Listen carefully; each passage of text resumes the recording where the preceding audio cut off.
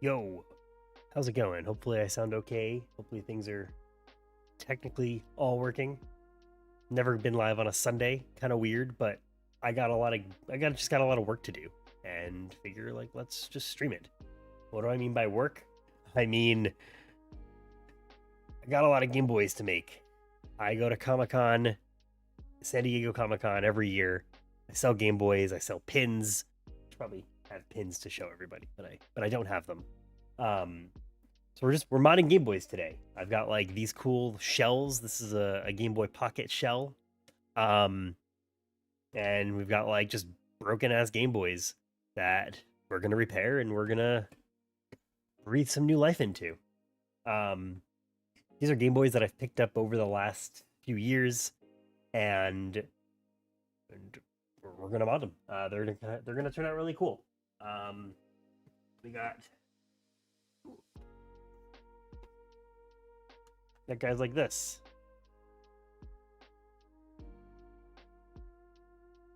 A cool backlight screen. You could tap around somewhere and change the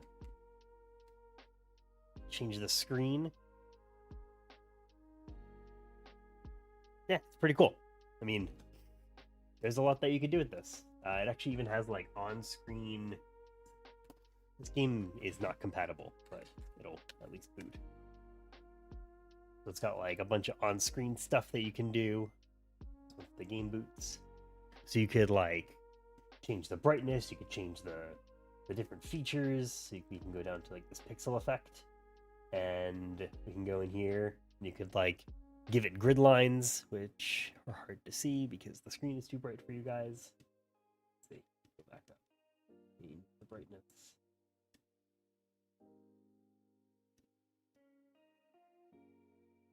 There, that looks pretty good for you guys. And this is only 5 brightness. This thing gets so insanely bright. Here, I'll bring up the brightness all the way, even though it gets blown out.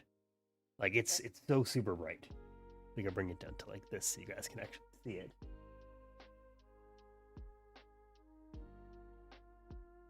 Plastic isn't helping. So yeah, you could change this like pixel effect. So if we go down to pixel effect and go into here, you can do like interlaced. You can do this like pixel effect that gives you the grid lines, or you just do non-normal, which makes it like super bright and super vivid, which is pretty cool. So, and then you could go into here, you could adjust all the colors just like I did with this thing. Where is it? Oh, you know what? There. That worked.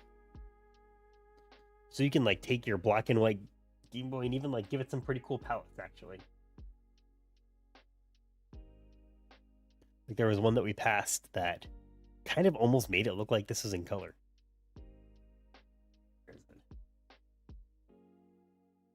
There's also like a ton. I think there's like 34 or something like that. There, like that almost looks like it's in color. So it's pretty cool. So yeah, that's what we're doing today. I'm just gonna be building Game Boys and hanging out. I don't really have a new video planned, which is not good. I should have a new video planned. Should turn this light on too. There we go. Now we have more even lighting. I should have more stuff planned for videos, but I do not. It's been a busy week. Been getting ready for Comic-Con. This year I'll be selling these Game Boys. I'll be selling pins, and I'll also be selling these cool 3D printed cartridge holders in the shape of Game Boys that I've been working on. So we could take a look at those later as well. But yeah, there's not a whole lot else to specifically say. I really just want to, get into making some Game Boys. Good chat. I'm curious if anyone has played Donkey Kong yet. I have not. My plan is to start playing it pretty soon, but I didn't want to get too distracted. So, yeah. Where are we gonna start? I wanted to start with this Game Boy because the keys are like a little sticky, and like it actually does work. It's almost impossible to see. Change the contrast a little bit, but it doesn't even really matter. It's really hard to see, and but it does work. So I wanted to kind of just like make a hack together when I've got this half Game Boy Pocket. Whoa, throwing power buttons around. We've got this like half Game Boy Pocket, and I wanted to just kind of like combine these two together to see if we get a fully working Game Boy out of it.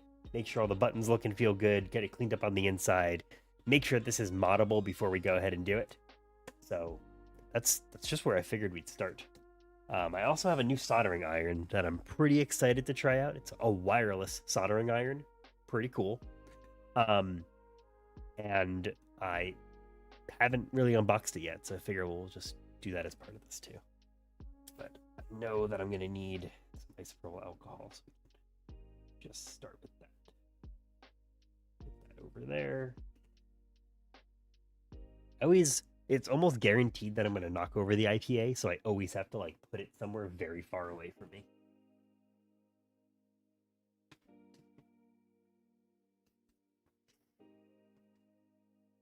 Like, it's not the end of the world if you spill IPA, but I don't want to spill IPA.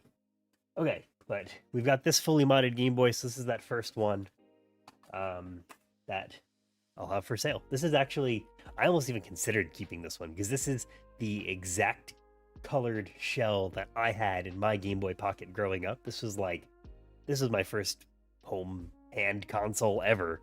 So this just making this Game Boy was super nostalgic. I almost was gonna keep it, but I won't. I will not hoard all of my Game Boys. I will share them with the world.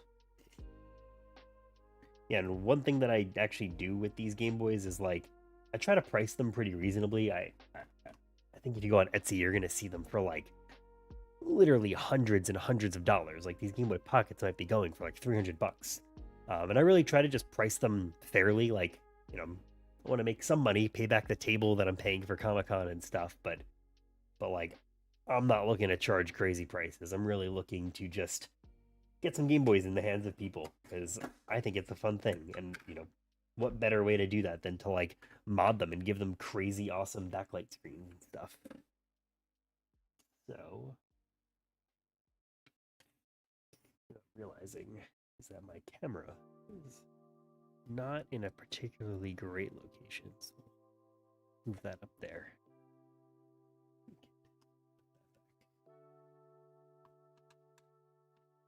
One thing also is that it is very easy to strip these screws.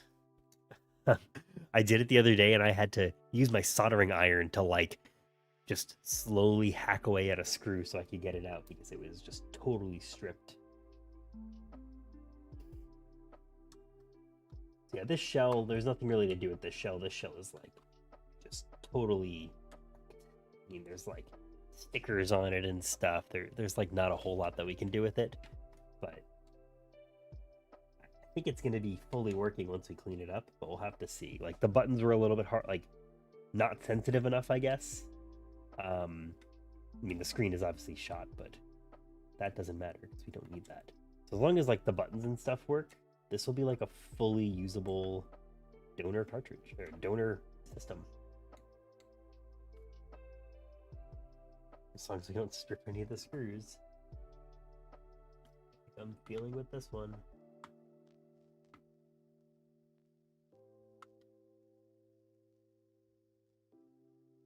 It's the right screwdriver. Like, why can't I get this out? Come back to it. It's like this one's coming out fine.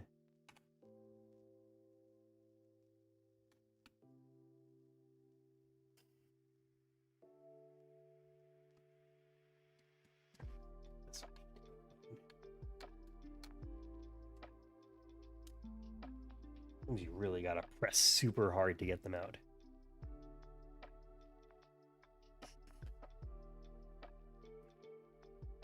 I really should be doing this on like, you know, like a mat for like, that has like an area for the screws and stuff, but honestly, I have no idea where mine is.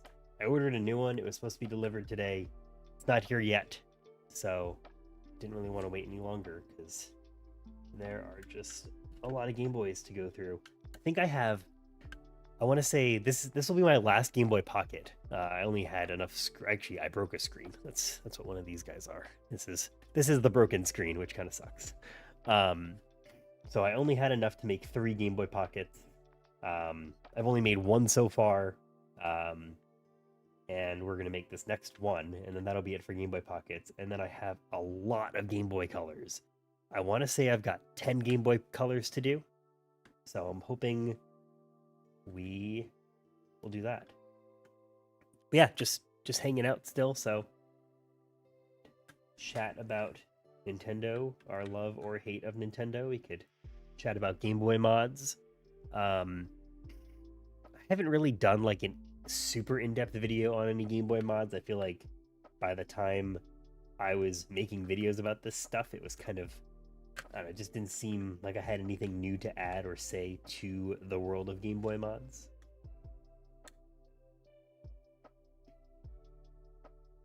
I think that this stripped.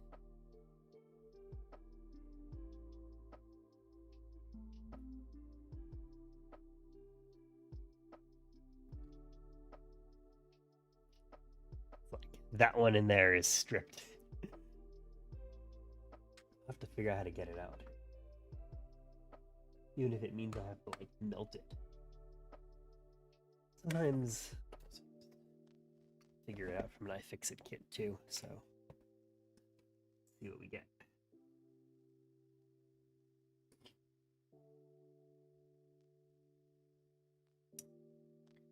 Yeah, this is kind of like doing these Game Boy mods is like it's my barrier to starting Donkey Kong. Like I haven't even bought it yet because I know that if I bought the game, I would not be here live doing Game Boy mods. And really got to get these done. Oh, got it. Okay. So yeah, sometimes just switching screwdrivers, different size heads will make all the difference. The iFixit kit is great though. I don't know if you can even see it fully, but like this has like a whole setup in here. I use like each one of these pieces all the time. I use these guys, these tweezers all the time. It is so super helpful. All right. So everything actually looks really good back here. Get green ribbon cable out of here. It's totally screwed up anyway, so it doesn't really matter.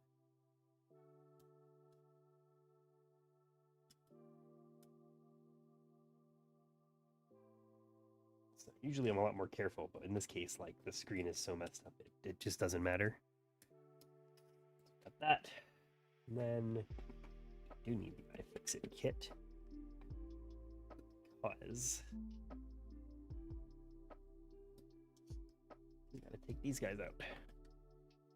So once you take off the shell, there's a screw here, a screw here, and a screw there. And that's pretty much all that's holding in this Game Boy together. Zoom out a bit. Yeah, so 1, 2, 3. That's all we're gonna take out.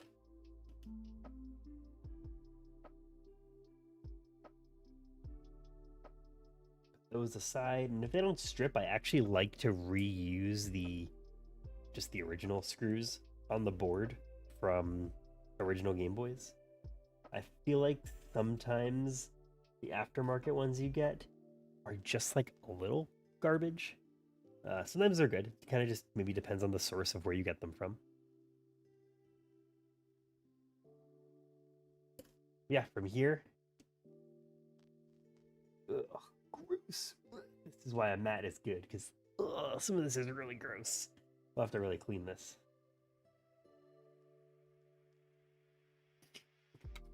This here.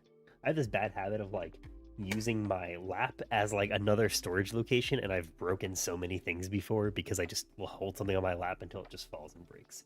So yeah, this is the front of the board. This is the back of the board. This is our speaker right here.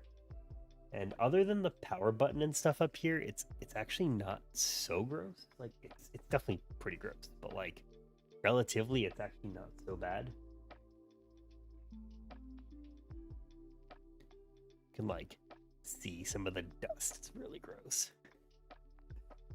But we'll put this aside.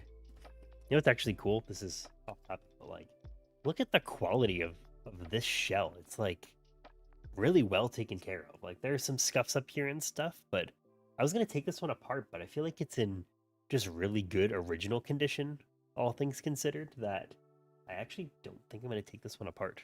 At least not today.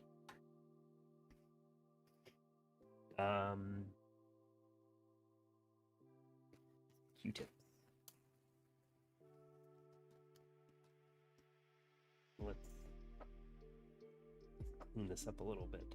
I'm not going to put a ton of time into cleaning the whole thing up because I don't even know if it's going to work. Like, we still got to put a new screen. We got to put a different Game Boy Pocket screen on it.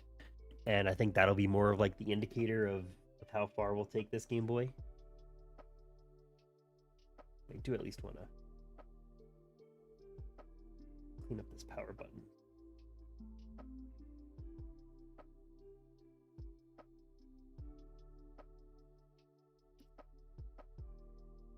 I usually just like to just drop some IPA in there and then this back and forth a little bit. So like just by doing this, trying to get it like to be a little bit smoother, helps kind of clean it a bit. It is like, yeah, there we go. It's a little bit better.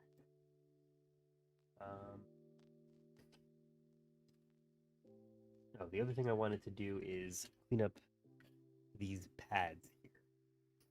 Oh, I need to.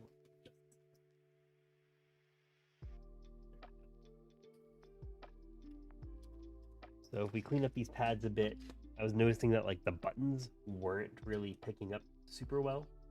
Hopefully cleaning up these pads will help.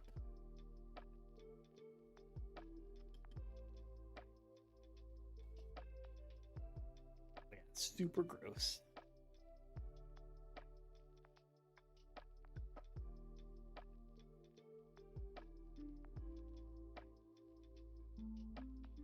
And if this board is good, we'll do a lot of soldering to it too. So it's definitely good to okay. So like I said, the goal of this was actually just to do a shell swap on an original Pocket, so we can just make sure that it's all functional before we go through all of the effort to just mod it and stuff. So if we swap these so you can actually see what I'm doing.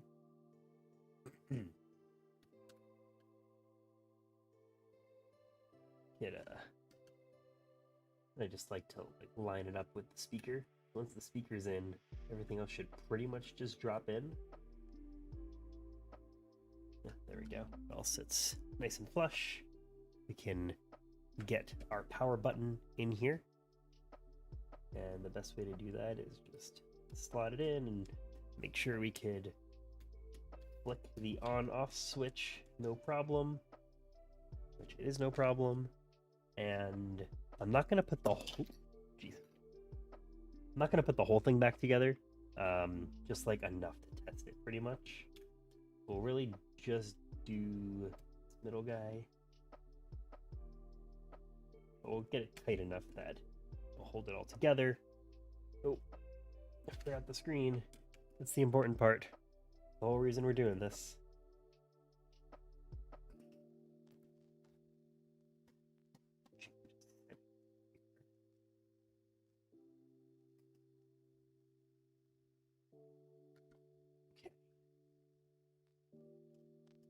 That aside, screen, that.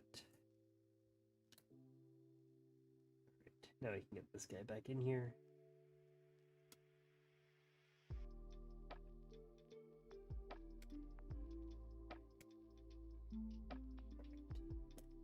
So, just need to slot this ribbon cable in here. What's up, Phil? how's it going? We're doing something different today. We're modifying Game Boys. Right now I'm currently seeing if this Game Boy actually works. This is a Game Boy Pocket. I'm actually hoping to do this shell swap to it. Also give it an IPS backlight screen. I just thought this shell was cool. I feel like people would like the look and feel of this, so I figured why not try it.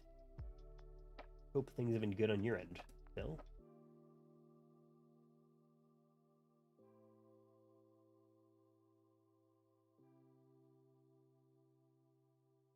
This is where the tweezers are super helpful.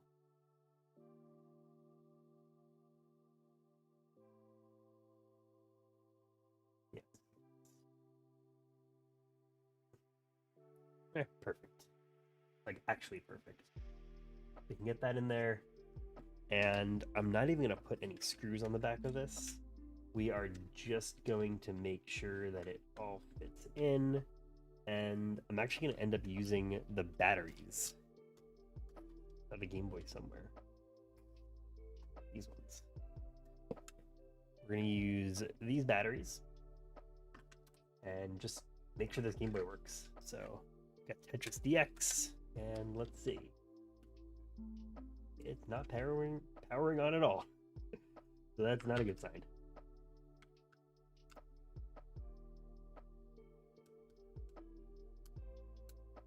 You know what?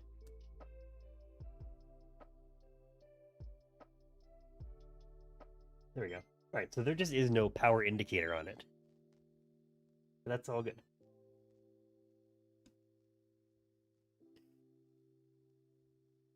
Keep going, pal. You're doing a great job. Thank you. Thank you very much.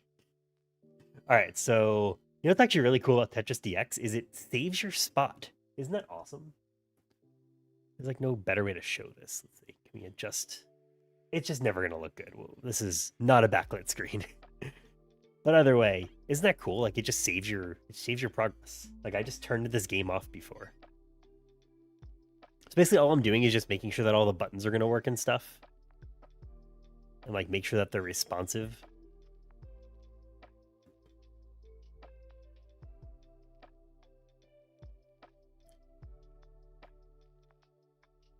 Which I feel like they do feel pretty good.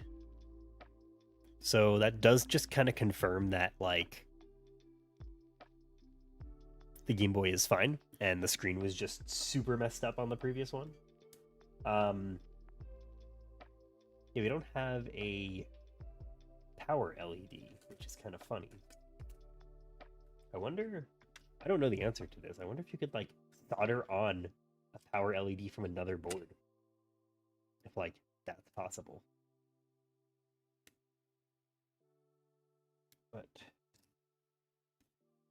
that again is a good sign. It means that this board is good to go. So now we can actually start modding this guy. Yeah, it's funny. There's just no power LED. Okay. So this is our board.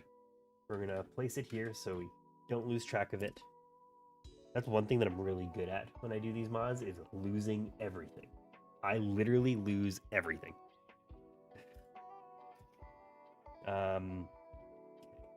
We can put this Game Boy back together.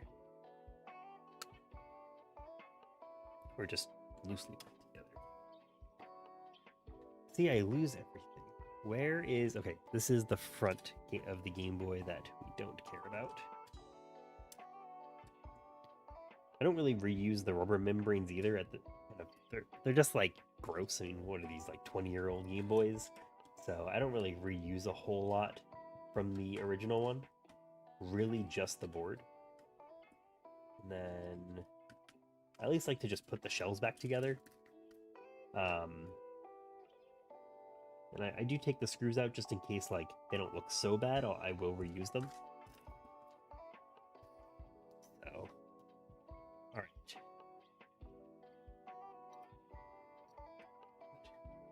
There. All right.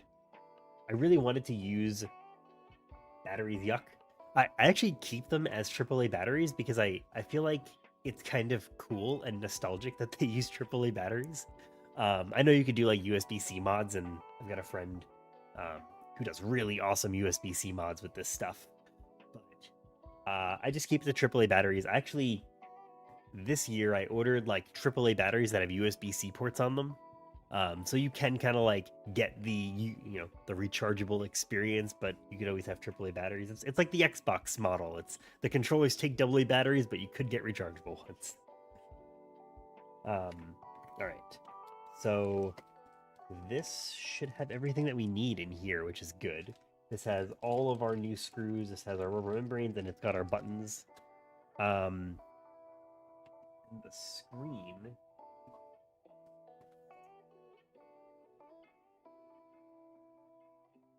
What this is?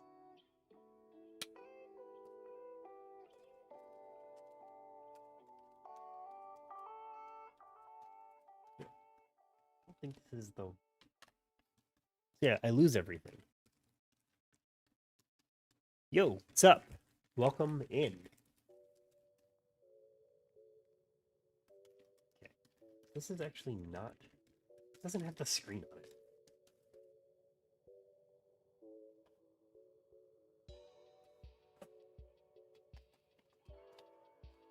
We got a lot of Game Boy mods to do today. We have a lot of stuff I just have to sort through. So I bought almost all this stuff to do these Game Boy mods right around when like all of the US tariff stuff was pretty like just unknown at the time. So I just bought a ton of parts. And I have a lot of parts just like over there, like off camera. So we'll have to grab those too. Make sure that we've got everything set. Yeah, see, this is the problem I'm having. Oh, here. Okay. Here we go. This is the screen mod that we're doing. So that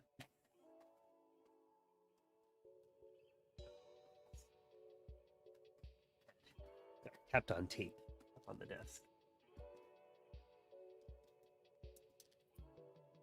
All right. So in here is everything for the mod that we will need. Carefully take it out. This is the screen and the kind of processor board or whatever, like the intermediary board. This pretty much is like what does all of the work for the screen. Um, so it takes the original ribbon cable connection here, and this is what the screen is connected to. And these two guys are touch sensors. One is for brightness, and one is for like the screen color stuff that we were looking at before. And that's it. That's the screen. Um, have I disassembled any electronics before? Yeah, I do these Game Boy mods. I've been doing these for like I want to say 3 or 4 years now. Um, I take all these Game Boy mods that I've been doing and I uh, make sure that they all work great, and then I'll sell them at Comic Con. So I'll be at San Diego Comic Con this year. This is like I think my third or fourth year with a table. I've been doing the Game Boys I think for 2 or 3 years now. I was doing iPod modded iPods before that, but then DankPods made iPods very expensive. um, so I'm not like the you know the professional electronics person or something, but I know how to get my way around a Game Boy. This is my first year doing Game Boy Pockets, so Game Boy Colors is really like I could almost do those with my eyes closed. Um, but Game Boy Pockets were newer for me, so um, this is actually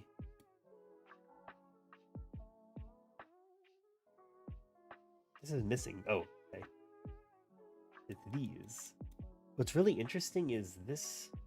Okay.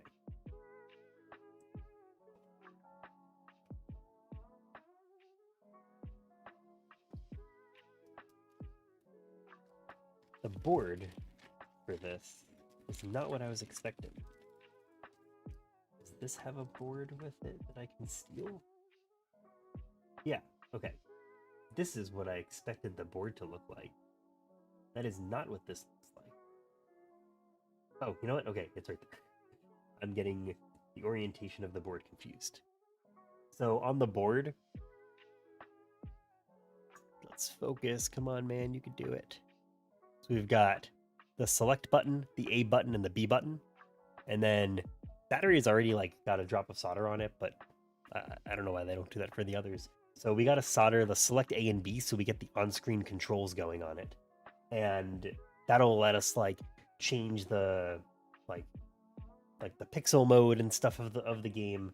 And it's worthwhile. I mean, you don't technically have to do this stuff because you get these touch controls, but what I end up actually doing is I set it up with these touch controls, and then I disable the touch controls after I get all the soldering in.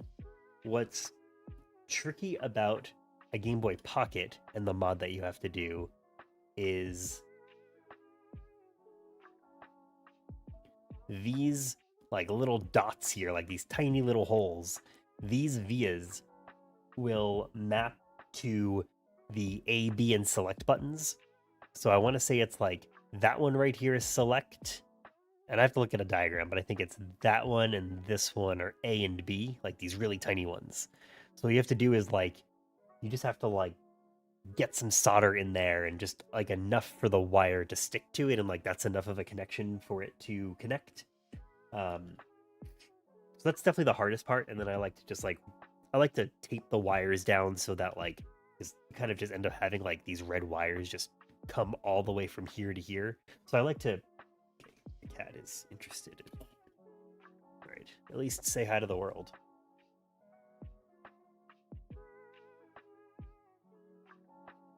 Look at the camera. Say hello. Okay. Okay. So we actually are good. We have everything that we need. I can put this stuff back. Yeah, I think my biggest downfall of all of this electronics modding stuff is I'm not as organized as I should be. Really like PCB stuff. Yeah, PCBs are awesome. Like, it's crazy that all these just like little microchips all come together and like do something in hardware. Like, I don't know how it works at all. I'm definitely more of a software guy. That's like my background is like programming. But I feel like this is like a nice kind of, it's a good way to get into it and like start to learn about it and how it all works and comes together. Like, my understanding for PCBs have changed dramatically since doing all this Game Boy mod stuff. You know, like I feel like the iPods were actually a really good intro to it, like a very good like, here's a brief understanding of like, here are the things you need to connect on a ribbon cable, and like there's no actual soldering involved with iPod mods, that at least the ones that I've done. I'm sure that there's mods you can do. And then this is like the next step of like, oh hey, you could like put one drop of solder somewhere and make a really cool Game Boy. I think the Game Boy Pockets are still a little bit more difficult than like one drop of solder. I think the original DMGs, like the original like fat Game Boys, which I think we will do at least one of those today.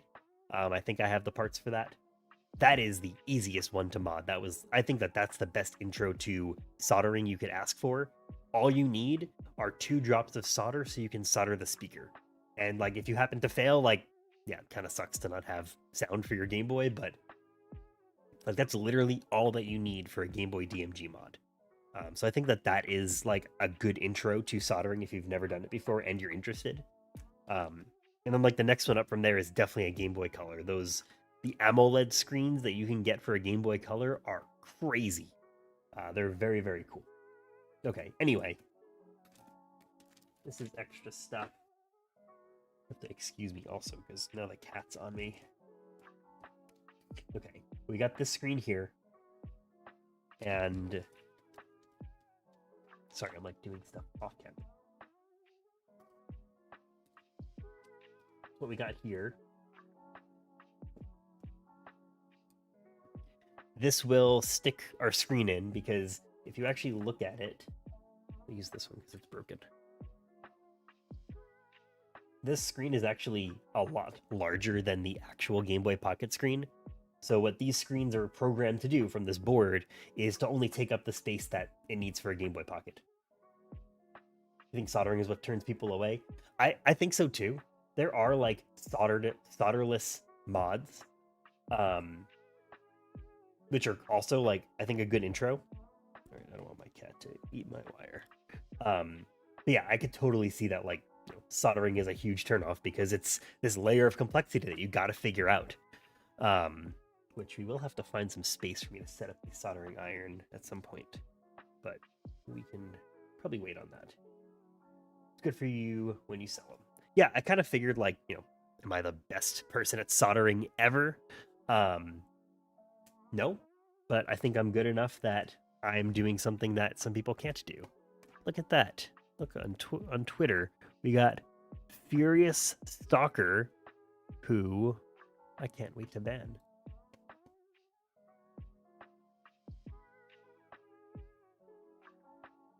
Well, that's that, and move on.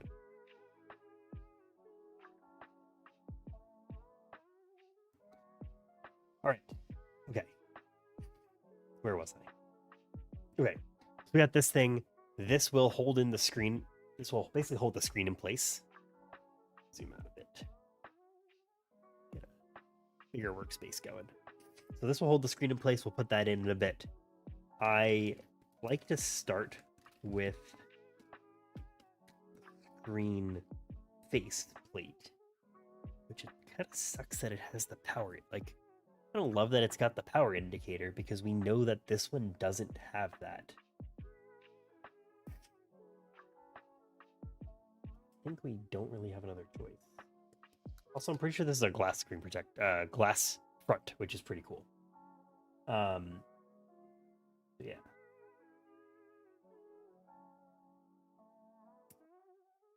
Experienced soldering before and it really wasn't pleasant. I'm starting with breadboards for now. Yeah, I actually had started with that. That was my plan. I was like, all right, I'm gonna get good at soldering. I'm gonna start with breadboards and stuff. And then I kind of was just like, you know what? The best way, at least for me to figure it out, was just like, let me be in this real scenario of like, I want to be able to, ship a Game Boy. I want to like sell a Game Boy. I want people to like, I want there to be a result for my soldering. So I said like, hey, I'm just gonna start with Game Boys. That's where like I started with the DMGs, and like I said, they are really easy, which is really nice.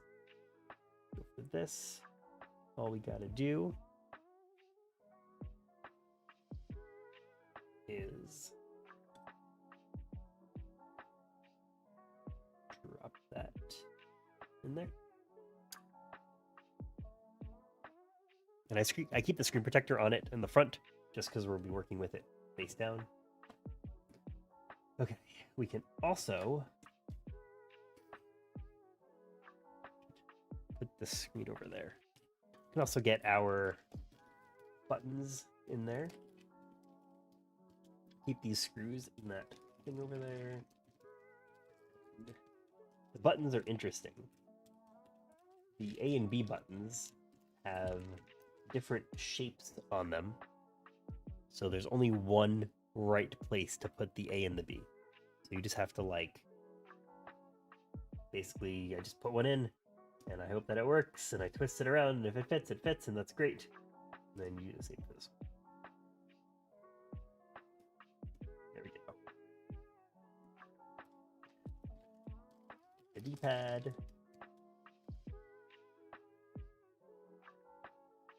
I do think like soldering definitely is something that like gets easier, or you become more confident in doing it just with the experience. Like even now, like I wouldn't say that I'm amazing at soldering or anything like that. But like I said, I feel like by doing it and like by having to just do it and figure it out, and like worst case, you just unsolder something and you try again. I've had some just good experience doing it that way. We got our membrane for the D-pad here, and this. I think the way that the screen actually comes down is it comes down to the rubber membrane, so I probably will have to like take it apart again. But I like to put the membranes on now because I won't lose them. Every decision that I'm making here, whether it's like the best practice or not, they're decisions that I make so I don't lose anything, because there are so many parts that you end up having to deal with. Get those all nice in there. There, we don't need our mouse. Okay.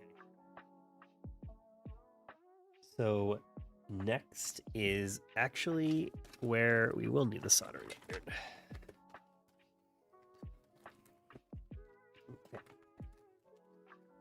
This is like a soldering starter kit that I got on Amazon. I want to say it was like $20, and it's served me really well for the last 4 or 5 years. I have a new wireless soldering iron that maybe will break out for the Game Boy Color. But for now, we got this. Cleans the soldering tips. Put that here. And we've got this contraption. You can see like this is all of the soldering mess that I've accumulated over the years. You are supposed to have like a little like sponge here to like clean it, but I honestly didn't know about that. So I've just been like burning this metal with my soldering tip to clean it off, which is obviously very much not good practice. Oh god. What? Just a screwdriver. Alright, so we do this thing and we put this here.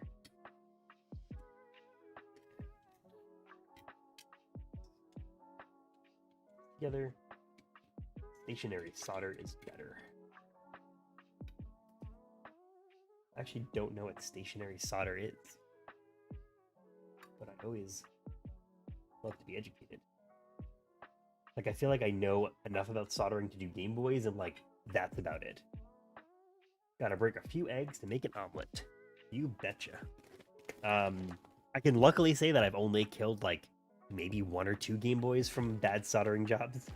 I've broken like some of the IPS screens before and stuff, which that really sucks, but all right. Yeah, this, gotta figure out where I'm gonna route these wires to. We also have a flux pen. These guys are great. Makes the solder sticky, basically, is I feel like how I'd sum it up. Use a lot of that. We've got our actual solder itself. I don't think I need anything else from here. There are these other solder tips that I never really considered swapping out. So I got all these like different solder iron tips that I think I actually will swap out.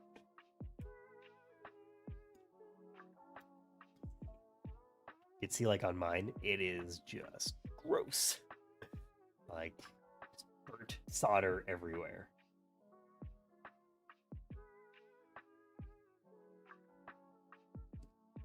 Never actually taken this apart, so I don't even really know what I'm doing.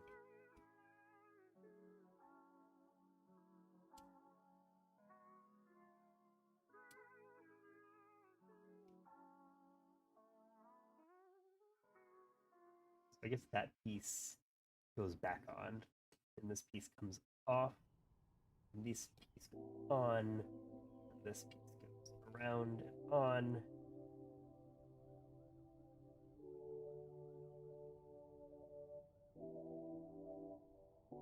Not catching the thread. There we go.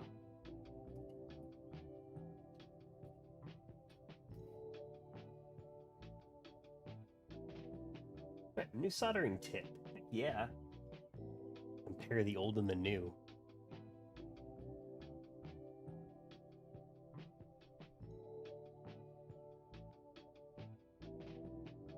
Maybe a little bit hard to see on camera, but this one is dirty and this one is nice and new. So, in here so we don't lose it.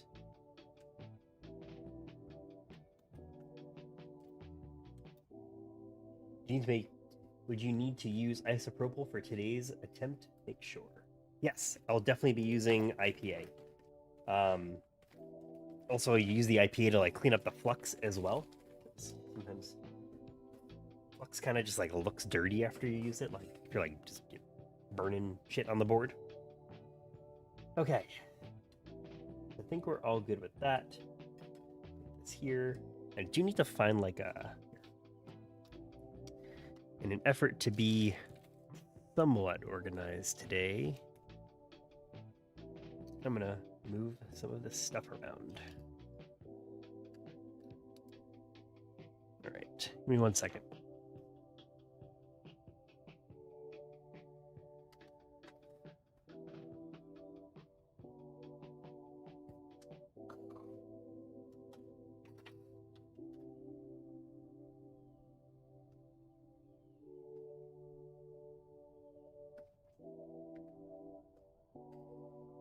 What's your favorite device that you've modded?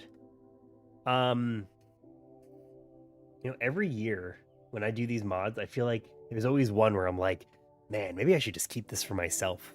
I think one of my favorite ones was actually a DMG. I did the regular mod, and then there's somebody, she's like on YouTube and Twitter and stuff, Natalie the Nerd.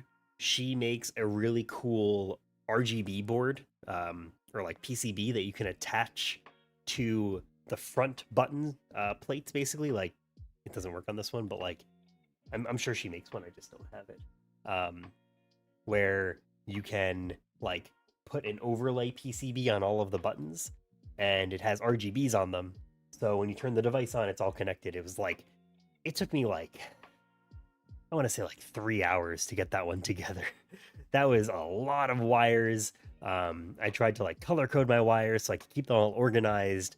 That was a really in-depth one, and I think that was my favorite one, how that came out. Even though it wasn't like a color Game Boy, I just feel like it looked really cool on the DMG. It like made the DMG awesome. So I think that was my favorite one. Probably have a picture of it on Twitter somewhere. Okay. So, board, screen, shell. Let's move the soldering iron here, which I know kind of makes it off camera. But you know what? We're not using the right side of the stream very much. That is the wrong thing. Let's move this guy here. Okay. Got a much better look now, I think. I don't know. If you guys prefer camera chat anywhere else, just let me know. I'll move stuff around. Okay. Just put this desk-mounted clamp thing on my desk for power outlets. Which I thought was kind of cool. Okay, there we go. All right. Yeah, definitely like working with more space is probably necessary, but I think for like the sake of the stream, this is the best location to do it. What am I doing? I was putting this photo up here because I've got like a screen on my headset, and it's just like it's got a weird refresh rate on it, I guess, and it like makes the camera flash. Okay. I also am really bad at keeping my iFixit screwdriver straight, so I try to keep that just like, even though I'm going to be using it a lot, I always end up disconnecting it just to be sure. Put the power button in here.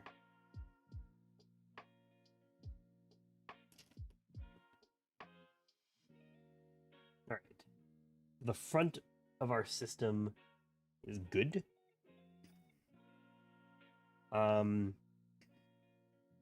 We will solder some wires next. So move these guys out of the way. Put that there. Got our IPA right there. Got U-tips right there. Our batteries here. And I'm saying this out loud, so if I forget, someone could be like, "Oh, this is where you go." MJ's TX, sup? How are you doing? How you doing over on Twitch? It has been a long time. I'm doing pretty well. We're modding some Game Boys. How could I not be doing well? This is fun. This is like tons of fun.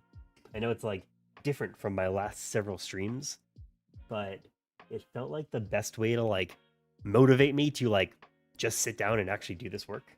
Turn on our soldering iron so it heats up. Okay.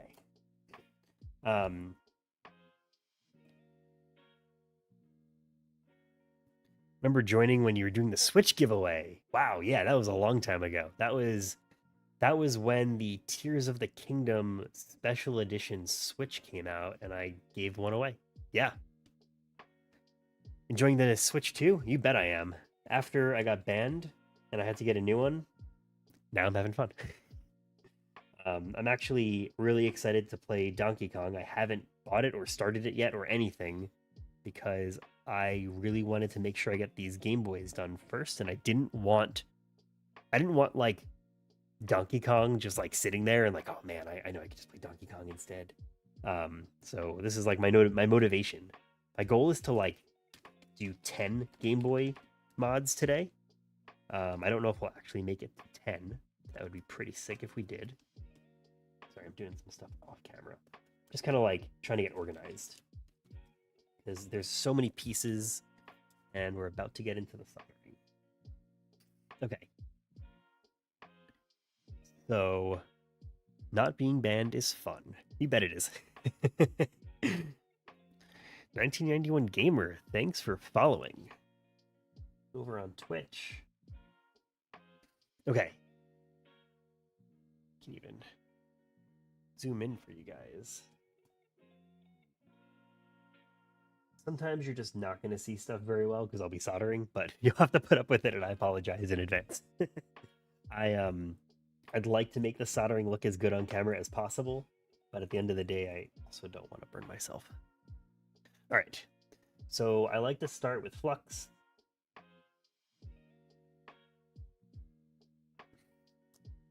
And pretty much, I'll do a close-up what I'm doing first. I've never modded Game Boys before, so what are you doing to it? Yeah, so basically right now what I'm waiting for is the soldering iron to warm up. And we have to solder, there's these 3 points right here. We have to put some solder on them, and we have to get some wires on into that point. And then there's a battery point here, which is how the screen gets powered, which I'll show you what that is in a second. And that will power the screen. And what it turns into is the batteries in it, so I can show it. I bet it does. Okay, I lost the Game Boy game. Where was Tetris? Oh, here it is. See, I'm telling you, I lose everything when I'm doing these mods. All right, so this is a Game Boy that I've already modded, and this is basically what we're going to do, 1991 Gamer. So this is a real Game Boy, real hardware, you know, even for nostalgic purposes, it takes AAA batteries. And I don't know if you remember what a Game Boy Pocket used to look like, but now it's got a crazy bright backlit screen. This is an IPS screen. You could ignore that it like kind of looks funky. It's just got like a little screen peel on it. So when I sell it, you know, somebody gets like a brand new screen. They don't have to like look at it for fingerprints. Like it'll be perfect. And yeah, you could do like cool stuff like you could change the color scheme on it. So that's what I'm doing up here. There's a little tap sensor to change the color scheme on it. Because like it's just a black and white Game Boy essentially. And then yeah, you could go in and you could play some Tetris. Yeah, I've seen it. You know, it'll play whatever Game Boy games you throw at it. Anything that is a Game Boy game, not a Game Boy Color game. So like Pokemon games are great. Metroid 2 is great. Super Mario Land 2. Well, you've done PlayStation consoles. That's cool. What have you done with PlayStation consoles? And MJ, to answer your question about the banned Switch, I'm actually just holding on to it. I figure if one day there's like a mod that comes out, I will be the first one there to do it. You know, custom firmware or whatever it is. So also one thing that I do like to do, just because we're working with solder, I actually like to disconnect the screen, which just latches onto this guy here. So that way I'm not like putting a lot of pressure on the actual screen, and I just like to set it aside. And like I said, we're just gonna solder like these 3 points here and then solder 4 wires. And in the kit, it actually does come with wires. So there's these like longer ones that I'll put down. So these are the 3 for the buttons. These are for the A, B, and select. And then this shorter one is actually this is like, it's actually even longer than you need, but it's actually just for the power. So what you end up having to do for the power is, so you, like I said, you solder it into the battery right there, that point, and then you have to solder it onto the second like the second area. Let's see if I can point at it. So basically, we have to solder a wire onto this one right here. So there's like 1, 2, 3, 4 solder points. 1, 2, 3, 4. And it's that second one right here. So like the leftmost one of this bunch, we have to solder a wire onto that so that the screen can get power. Just to make the non-fat PS3 play PS2 and allow games to be saved directly to the drive. That's pretty cool. I didn't know that you could do that through like mod chips, I guess. I kind of thought that you had to have the PS3 with the PS2 chip inside. So that's pretty awesome. Yeah, definitely 1991 gamer. Definitely better to have a longer wire than not. And I'll use a lot of Kapton tape to like seal everything up and like make the wires kind of just run a little bit nicer, especially on this one because this mod that we're doing is on a transparent shell. So I'm a lot more like aware of where wires are ending up basically. But yeah, let's see. I think we are probably heated up enough that we could do some solder.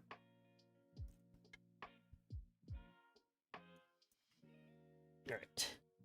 So we got our solder here.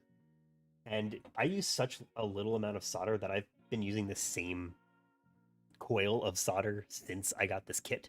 Like I said, I think this kit was like $20. It was probably the best money I could have ever spent, especially just wanting to get into trying soldering projects out. So it's kind of like you use this like a whiteout pen. I just shake it and kind of just like dab all over, and there's like a lot that comes out, but you can't really ever use too much flux. So what I like to do is start with my wires are cut everywhere. And the soldering iron is extraordinarily hot. I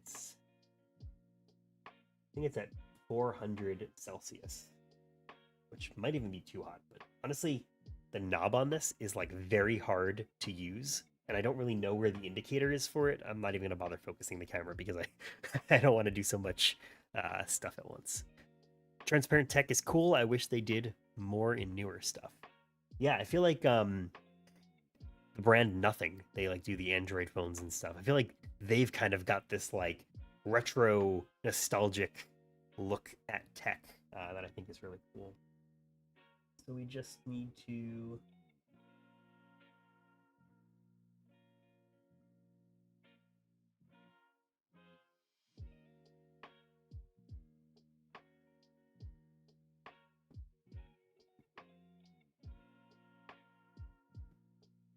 this soldering pen that I just this tip that I just switched it out to, huge difference. I should have been using it the whole time. Or a solder blob. I think I don't like that. As long as it's not touching anything else. Yeah, man, these soldering points just came out really well. I'm really happy with how that came out. Again, I think the A solder blob is like a little bit too big for my taste, but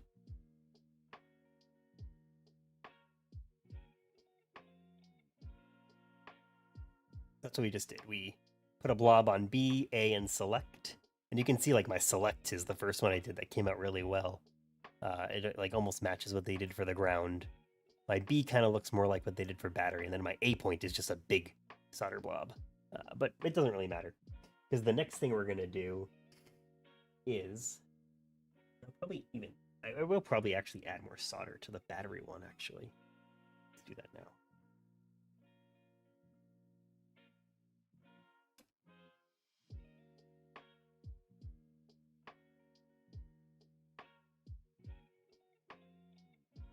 There we go.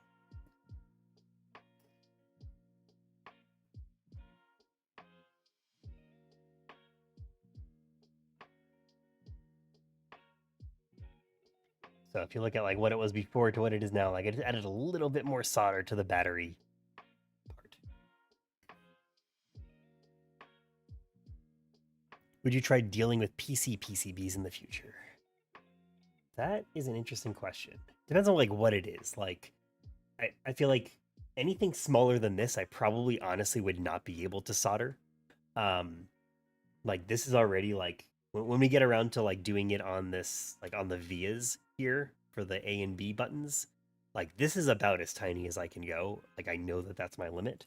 But like if there's a cool project and it requires soldering, like it's probably not gonna steer me away unless I see that it's like crazy, like if you have to do like the sweep soldering, like to like solder on like chips and stuff. I don't know if I'd be able to do that. You only do handhelds. Yeah, right now I've really only done Game Boy, Game Boy Color, Game Boy Advance. I've done a little bit of Game Boy SP mods. This is the first time I'm doing Game Boy Pockets, which they're really not all that different compared to the others. But um, I did one of the first things I tried was the Game Boy Pocket after I did a Game Boy DMG, and I very much messed up. I really messed up that Game Boy Pocket. Um, I like ended up soldering things really poorly, and I was like, all right, I'll do pockets another day. And now here we are 3 years later, and I'm comfortable enough to do a Game Boy Pocket again. Okay, so we have to connect some wires, and the way that I do this is I'll show you kind of what I will do because I don't know if you'll be able to see it.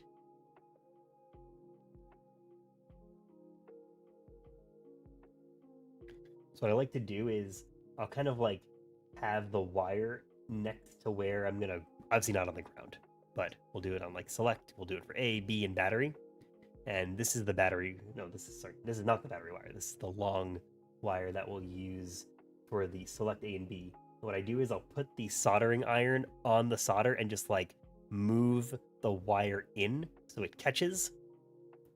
And once it catches, it'll just like the, I guess the cooling point for solder is extremely low, high. It cools very fast. So like once you just insert the wire in there and like the solder catches it, it'll just like hold it in place. And you know the wire is already stripped a little bit, so you get the connection going, and that's pretty much all you need to do. So I'll actually do it this way, maybe. Yeah, I'll do it this way so I can hold the soldering iron with my hand, my right hand. That feeling when you realize you messed up your device. Yes. um, yes, that is not fun. I've also like messed up some iPods before that really sucked. But we try not to talk about that too much. No, I'm kidding. I don't really care. All right. So we'll do B.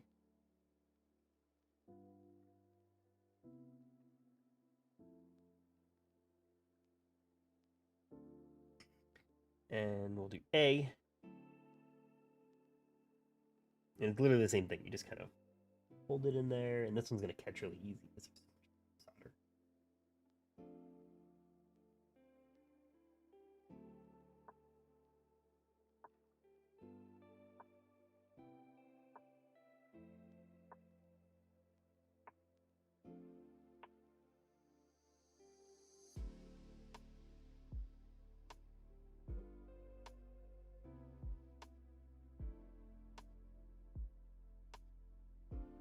There we go. I actually ended up taking off that big blob of solder in the end, which I'm happy with. You could actually see it's on like the tip of the pen. You can see the blob, which we will clean the tip of it. Okay. One more for the buttons. This is the select that we're doing.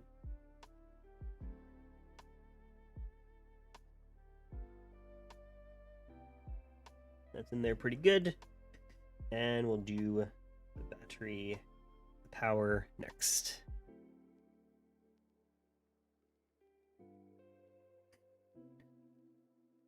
I have to do soldering on my PS4 for modding.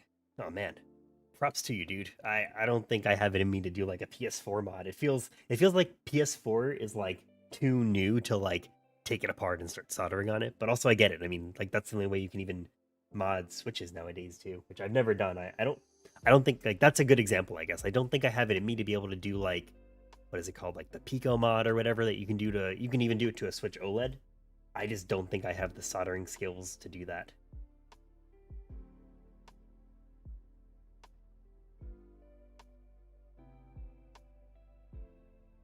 That's it. It like you just tap it for a second with the soldering iron and then it gets stuck in there. So what I try to make sure I do is once I've got all the wires attached, I won't like pull very hard. Like it's, they're gonna come out if you pull hard, but I will at least like give them a little bit of a tug just to make sure they're in there and they're not coming out, which is all good, a good sign. Which means, and I kind of change up the order every time. I'm never really exactly sure which order I want to do this stuff in, but to me it at least means that we can go ahead and put this guy. So this is a sticker that helps the screen sit in place.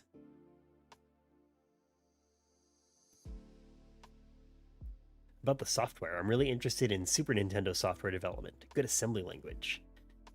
I like went to school for computer science for a few years, and we did talk a lot about the MIPS processor because that's what was used on the NES. So MIPS assembly language is what I learned in school. Like very briefly, it wasn't like I didn't have to like make a game or something crazy. I don't think I could do that. But it was really cool to just kind of see that there's some practical use case to what we were doing. So what we got here is take this whole thing out. And what we end up left with is just the outline that goes around the outside of the PCB. And again, because this is transparent, I'm like trying to be very careful with all this inside stuff. Like usually like, as long as it's sticky, I'm good with wherever this goes. But this time around, I do want to make sure like I get this in there right. So also like when I get this like stickers and stuff, I actually like to keep them around just in case I need it for anything, and then I throw it out later. But about the Super Nintendo development, that's pretty cool. I wonder if like starting with like ROM hacks is a good way to like understand how to manipulate an existing game, and then like is it from there you go off and like build like a Hello World or something like that. I don't know anything about game development. I'm definitely more of like a CSS, HTML, front end, React, JavaScript guy. Okay, so we just have to get this just around all these things, and it's pre-cut for us. So we just do this, and we can take out the power button slot, even though this one doesn't have a power button. Do that there. Then we just have to fit this nicely around.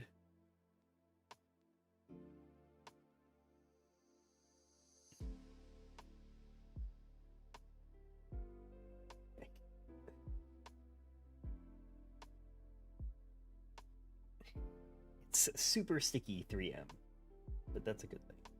So basically what we're doing is like we're putting on this double-sided tape, and that's going to hold the screen in place. Just because the screen is larger than the area for the cutout for the screen.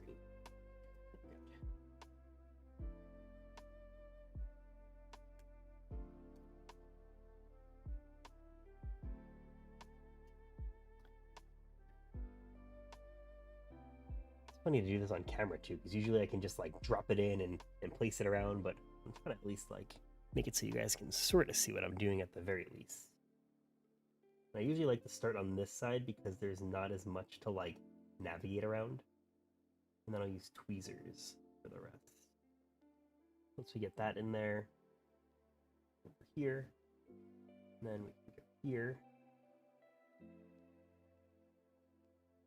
Like as long as it like sticks down, like it doesn't, as long as it like won't like, overlap where the screen is going to show up, like that's also fine with me.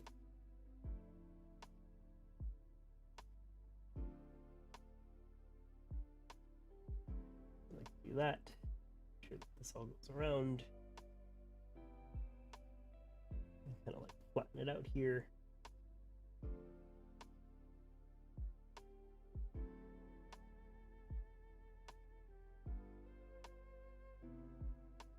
There's this like little bit here that we can do in. There we go. That in. There we go. That fits pretty well. Sticker kind of reminded me of the stickers that they use for the LCD screens and these kinds of stuff. Yeah, it's probably, not too dissimilar from that. I mean, the only reason to even stick it in here is just to keep the screen aligned. There are like settings on the on-screen display where you could adjust it if you need to.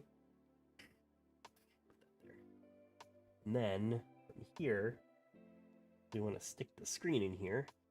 Just need to like score it a bit so I can pull out double-sided tape.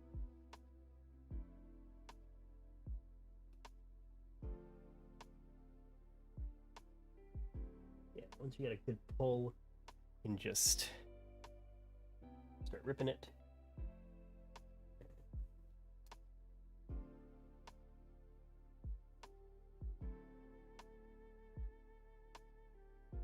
There we go. All right.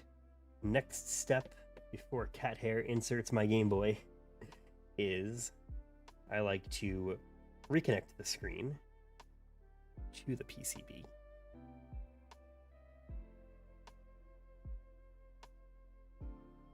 Except I like to try to not press against the screen when I reconnect it. I like to try to just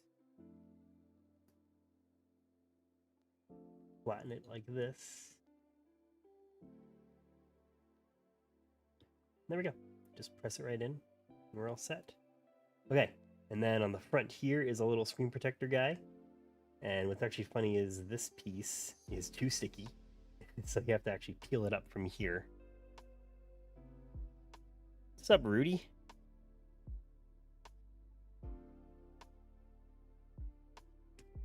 All right. And then we very carefully place the screen right here. So for this, what I like to do is I like to just use like the top of the Game Boy basically as my guide. And we actually need to take off this rubber membrane because, like I said, the screen size of this is way too big for the actual Game Boy Pocket, but this chip handles the screen size.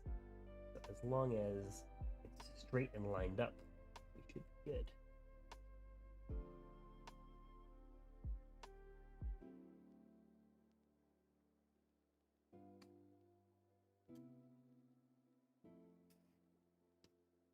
That's what we got as my buttons fall out, but got the screen in there.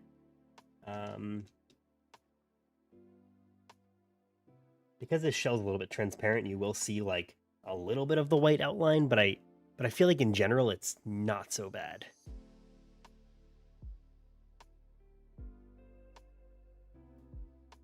You're behind? All good, Rudy.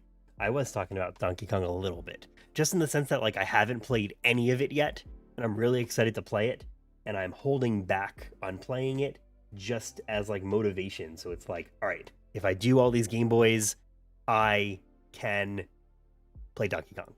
You weren't live? That's all good. You'll find me talking to you eventually.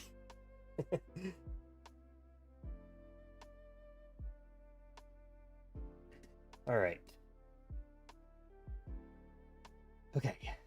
So, I don't usually do this next, but I think it's going to make the most sense. We're going to put some Kapton tape just across this. Yesterday I did one Game Boy and like the on-screen display stuff wasn't working, and once I put Kapton tape on this, like it must have like been causing a short or something at some point. So definitely need Kapton tape here. And this is like a huge roll. Like I can't imagine going through this in like a lifetime. And what I like to do is I don't perfectly cut it to size. I just like want to get some overlap. And then on the side of my desk here, you actually can't see the side of my desk, but I just have like strips of Kapton tape that I can always reuse. So I like to straighten it out, and I'll probably cover up more of it before we seal it all up. But I like to just do a little bit. Like give it some adhesion to the screen, but I'm mostly doing it to protect the electronics. That's what we got. And it's very important to not cover up this ribbon cable area because you're gonna need it. So don't cover it up. Okay. Next. I'm gonna put this aside. I want to clean up a little bit of the board. And I already cleaned up the D-pad and the A and B and the start select, but I wanted to clean up the contacts for the batteries a little bit. So whoever said it before, this is our IPA coming in. And even here, I'll just kind of just like do it everywhere. Like it just can't hurt to clean up the board a little bit. But my main focus, like you can actually see, it's like fucking disgusting. It doesn't even need to be in focus for you to see how gross this is. So I do like to just, clean up the points, just especially the speaker also. That's a good one to just kind of gross. James, what's up? Welcome back. How are you? And we'll do it to the back also. Just, cleaning up electronics from like 20 years ago. That's pretty gross. Do another Q-tip. Did you know that Q-tips are like not supposed to be used in your ears? I feel like Q-tips exist because of my ears. And then a doctor was like, yo, stop using Q-tips. I'm like, oh man, I wasn't prepared for that. Oh, the other thing I like to do, I'll put some dabs of IPA on the wheels to clean those up a bit. Just give them a twirl. And we got two things here. That.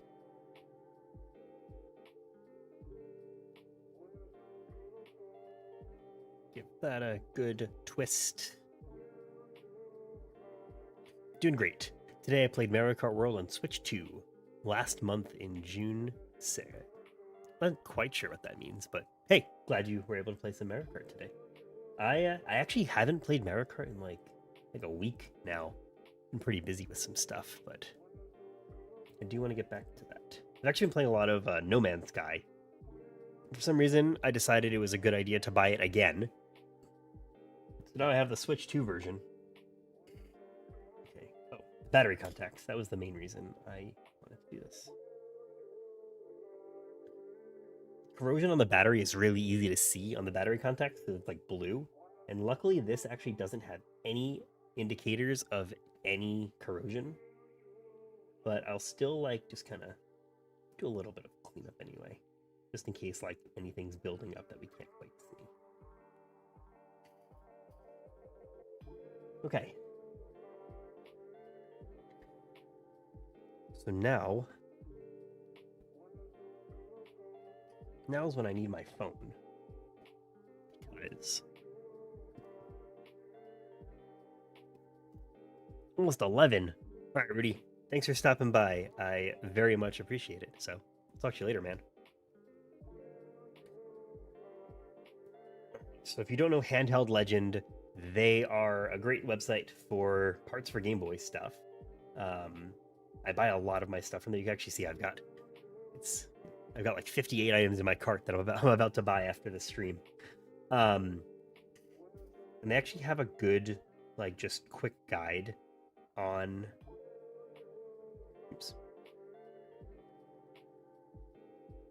their site. Install guide. You can watch the video also, but I like the guide as just like a quick reference point. So this is what I'm talking about. We have to solder A and B and select. but you can't solder it to like the buttons. You got to do it to like these vias. So this is kind of like my reference. This is how I like make sure that I'm soldering the right pieces. So what we'll do is, so I look at it.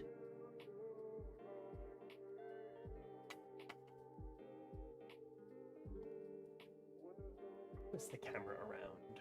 And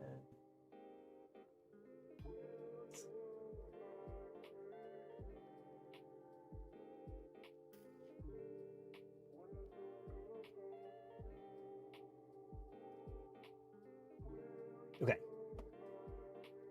So I'm actually looking at the wrong side. So there's these like indicators here. So like here on the iPhone, we've got this P15 mark.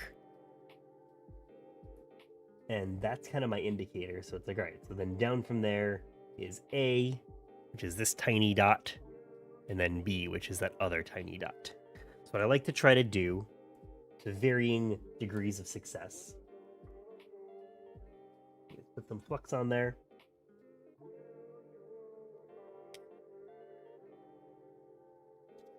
Put this out of the way. And I'm going to try to get some solder in there. And it works to like varying degrees of success. And I try to just get like a little bit of solder at least. But that's what we're going to do right now.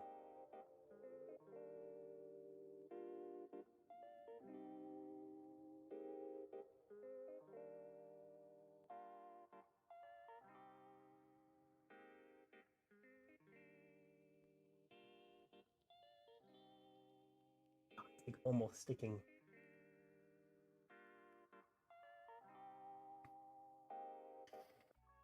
This is by far the hardest part of doing the Pocket mods, is getting these vias going.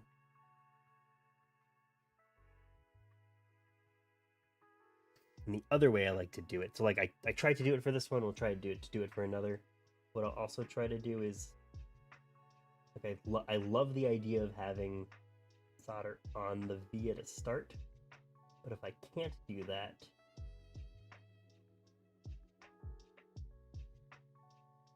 I'll try to like, because it's a hole, right? So I could just like insert the wire a little bit and like use that to my advantage. So we will try to do that next. So basically, move this out of the way since I know the points that I gotta solder, at least for now. And then got this. We got this. Because it goes this way and this way, I think that all looks and works right. Wonder what the color of the Game Boy would look like. It looks really sick. Let me show you really quick. Also, because struggling with vias makes me want to quit. So this is what we're gonna create. And what you could do is you could tap up here. There's a little tap sensor. And even though this is a Game Boy, so it's a Game Boy Pocket, it only plays Game Boy games in like black and white. You can change the color palette on it. So Tetris DX has like a color version. If you put it into a Game Boy Color, it'll be in color, obviously. But if you put it into a Game Boy Pocket, it doesn't have any color, but you could change all the color schemes and stuff. So just regular Tetris. So you could like kind of make your game like have some sort of color palette to it, which is kind of cool. Like, you know, if you want to play, I don't know, Pokemon Blue, you can give your Game Boy game a blue tint, or however you want to do it. Okay, so from here, so the battery wire is the short one. We'll do that last, so I'll just put that aside. And A is here. No, B is here. A is here, and select is here. So we're gonna do A first. So A is this top one here. You can kind of see like it's kind of like burnt a little bit, but that's okay. That's just like from the solder, from the flux, I mean. So what we'll do is I'll kind of just like try to insert in here.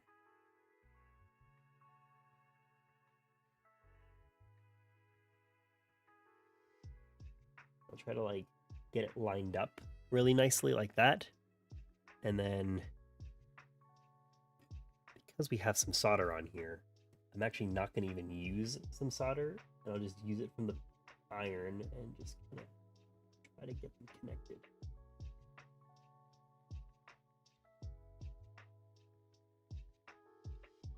Which the wire actually heats up like a lot, so it gets pretty hot.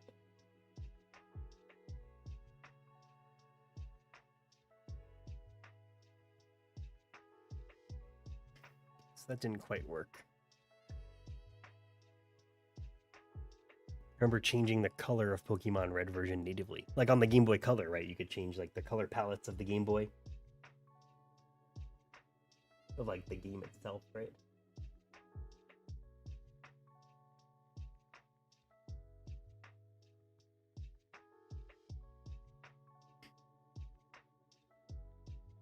Yesterday, when I was doing this Game Boy, I had the perfect vias soldered. Like it just looked great. There was no like off color or anything. It was like a perfect piece of silver right on the point. It was great.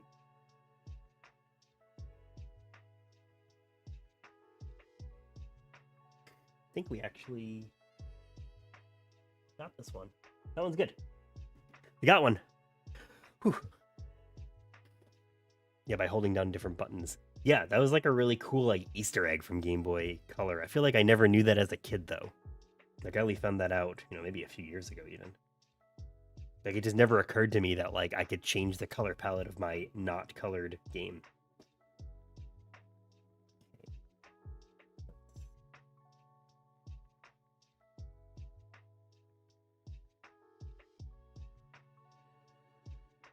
Try to get a solder blob on this point a little bit.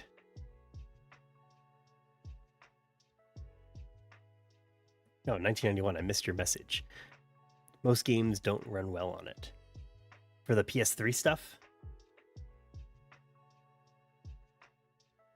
Yeah, wonder like what is like that maybe it's like a cool video. What is like the ultimate PlayStation, right? Like, is there a way to make a place like to find a some way so that you can have PS5 all the way down to PS1, every single game? Like what is the ultimate PlayStation? How would you make that? How would we get that to happen?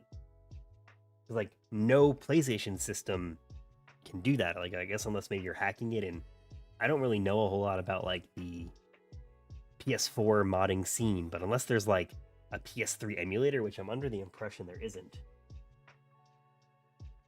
we just solder the B instead of the A? Yeah, we did.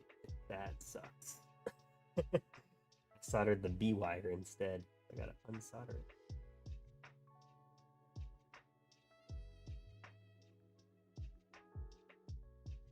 Okay. That actually worked really well for the B. I just got the B in there. And this is A. We're gonna do A. Whew. Someone at school probably told me that's how mostly you get the Easter eggs back then. Yeah, or Nintendo Power, which I was never lucky enough to have any of those gaming magazines, but I had friends who did, and they would tell me about it.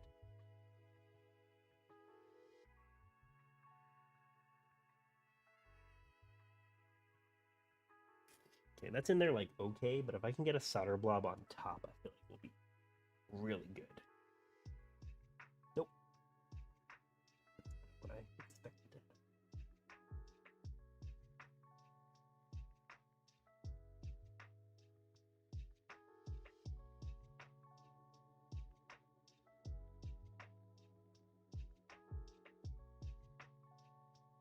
Oh yeah, that's good. I think if I try to put some solder on top, I might desolder.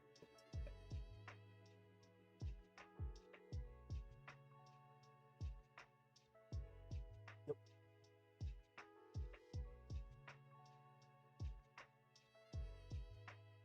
Move this up so you guys can see something. It's amazing how the PCB doesn't burn. Yeah. Let me tell you, I am lucky that it doesn't burn.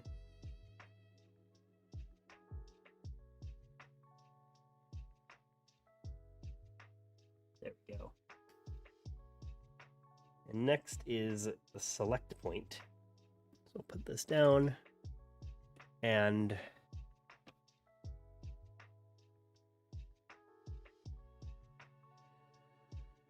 All right, so our select is this one right there.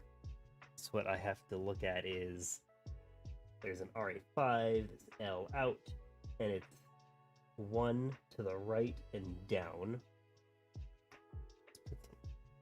What?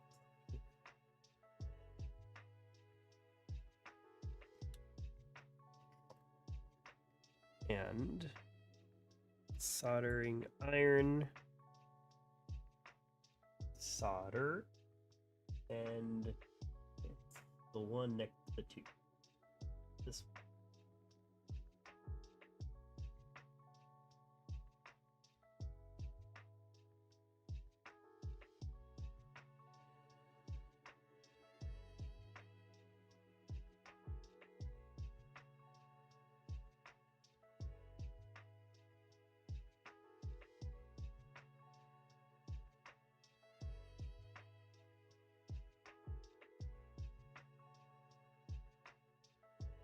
I think we got like a tiny, maybe a little bit of solder, or at least we like scorched some of the edges a little bit.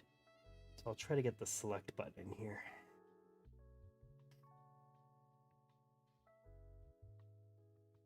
Let's also move my phone. Don't want to set my phone on fire. That would suck. And let's do this.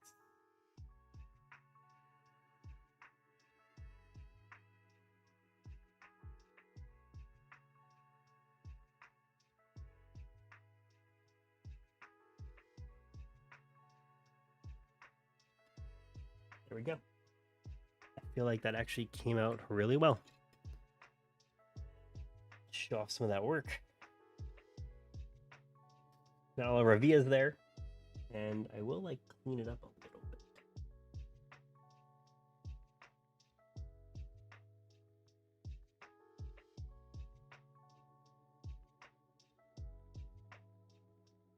There we go.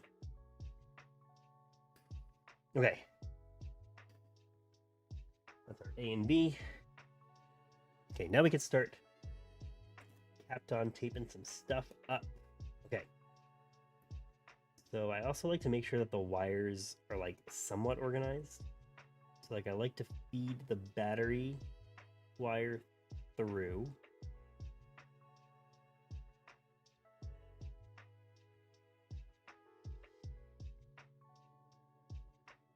So it'll just be hanging out over there.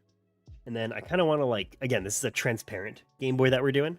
So I'm putting a lot more care and attention into like the organization of the wires too, because I feel like it just look nicer on a transparent guy. And what I want to do is kind of group these guys together,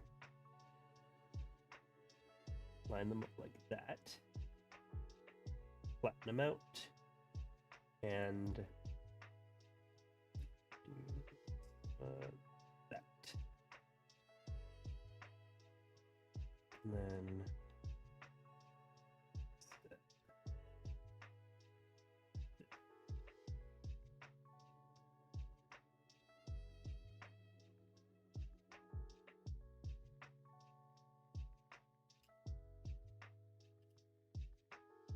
And then I also misplaced my Kapton tape. Somebody tell me where my Kapton tape went. Oh, here it is. Got it. Let's go. All right. So for this, I just need like tiny, tiny pieces. All I want to do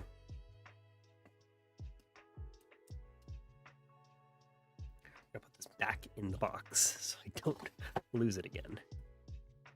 And like I said, we just need tiny, tiny pieces because all I want to do is cover up these exposed wires a little bit.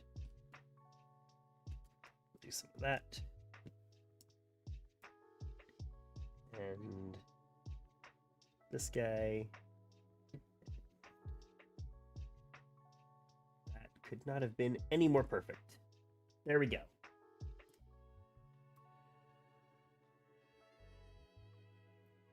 Okay.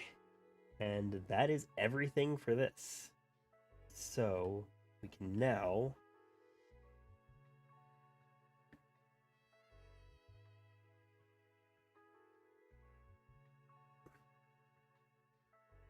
gonna start assembling this guy. I'm also like just making an assumption that this is gonna work. If it doesn't work, we'll have to like take the whole thing apart. That is a tomorrow problem for me, or more of a later problem for me, I guess. So I'm gonna try to like group these wires up there, and I use the speaker insert in the shell as like my guide. So once that goes in, I kind of know that the whole rest of the system will go in pretty well, no problems.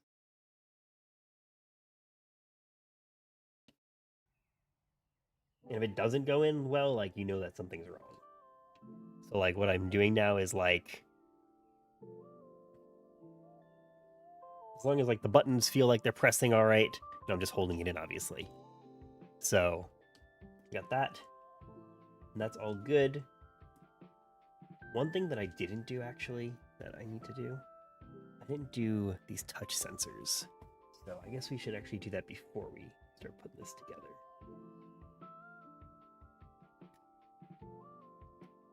So the touch sensors are honestly kind of annoying.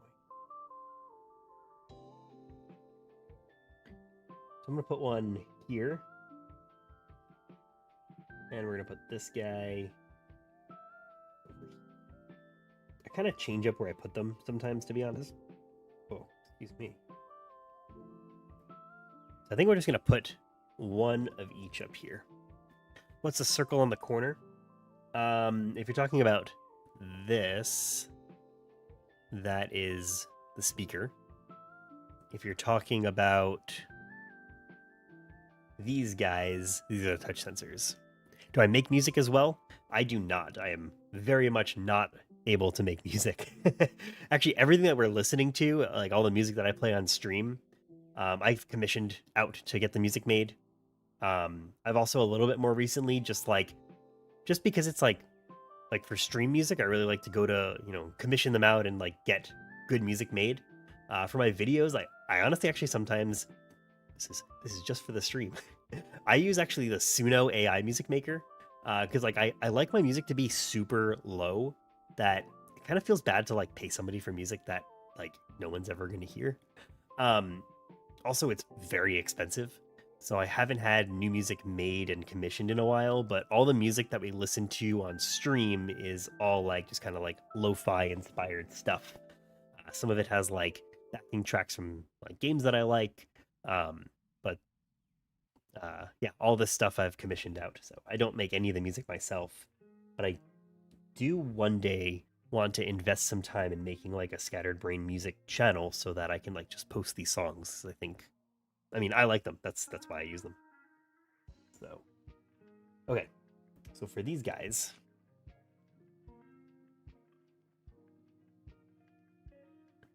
move stuff out of the way.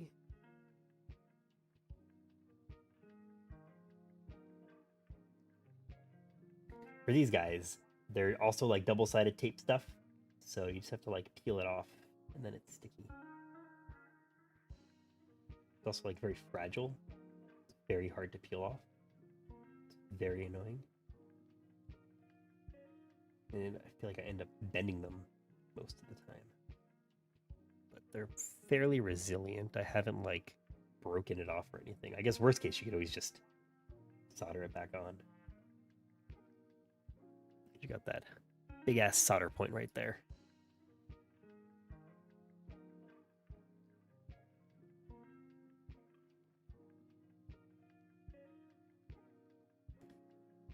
Also, doesn't help that I'm a nail biter, so I never have the nails to do this.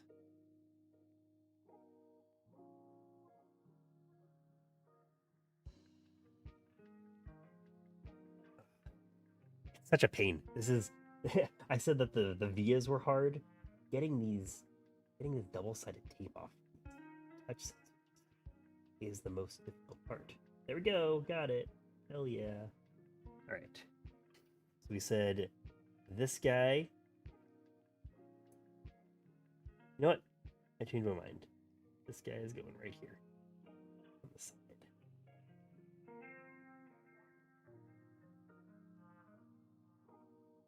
right in there. And you know what? It's a transparent Game Boy, so it'll be very obvious where it is.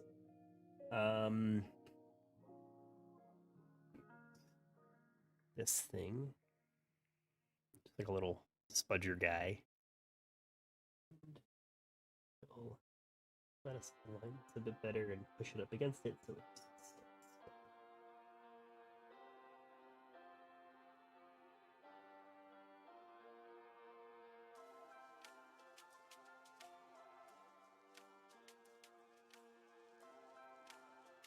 Perfect. Okay. There we go, right in there. And then this wire can kind of just stick right in here.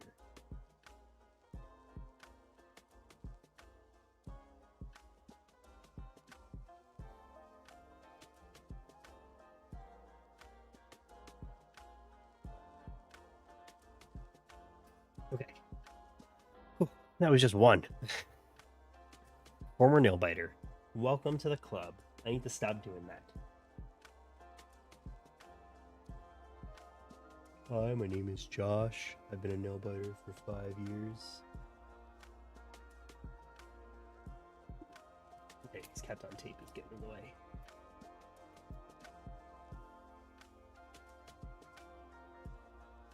This is the next guy I'm trying to get the double-sided tape off of.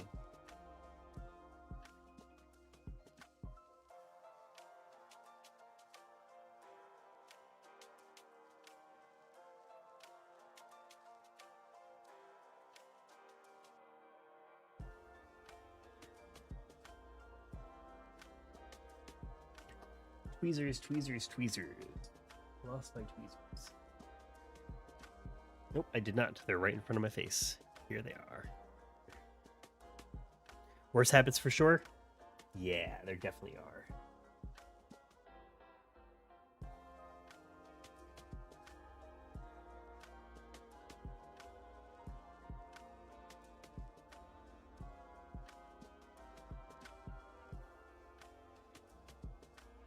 Man. Almost got this one.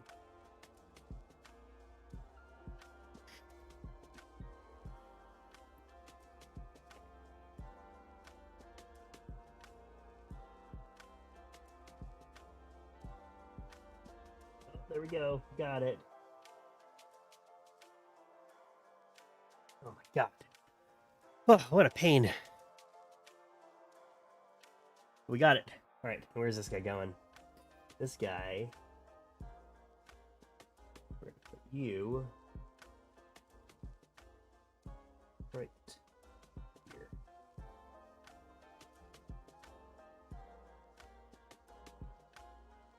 Next to the power button.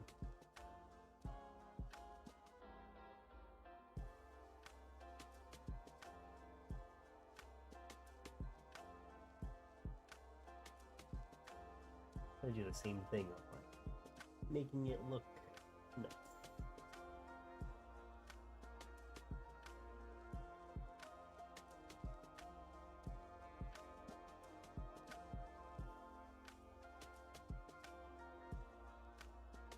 There, that is pretty good. Get stuck in there. Alright, that's perfect. And then we'll hide the wire a little bit.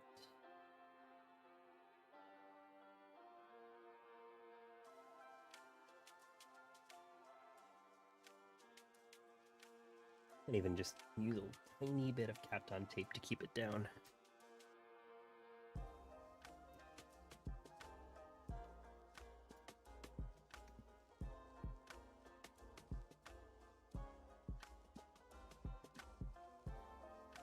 Yeah, and try not to cover up that ribbon cable. Okay. Next. Do this battery. So the battery should feed this.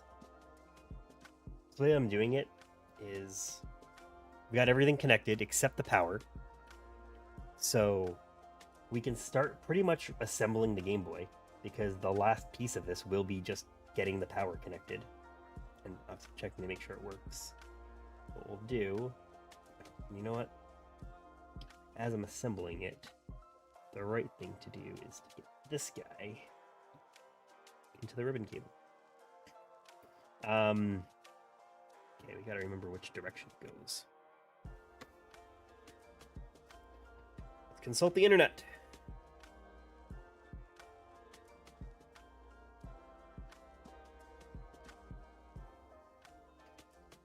Okay.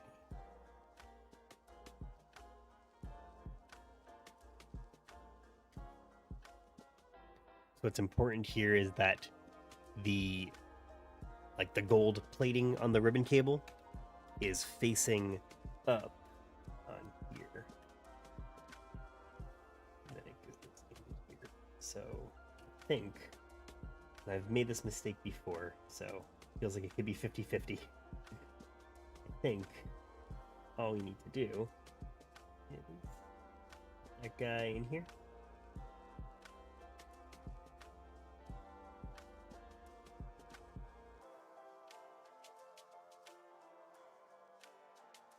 Close that up. When that flips over, that will be the right way. So this is our power. We can flip this guy like this and get all of our wires all grouped up. What I'm kind of doing is just like bunching them all together and using the speaker to line it all up and then placing it in. Where did we end up? We good? Yep, clicked in. We good. And actually, I'm gonna go as far as putting the middle screw in here.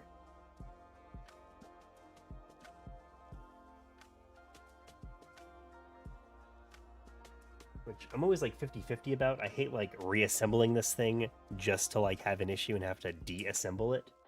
But in this case, I think it just makes sense.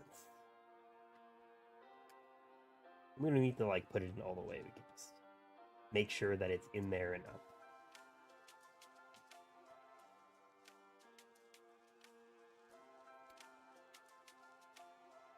That's fine for now. What I'll also do is I'll put the ribbon cable in for the screen. That just goes in like that. And then there's these little button tabs. Push the button tabs in.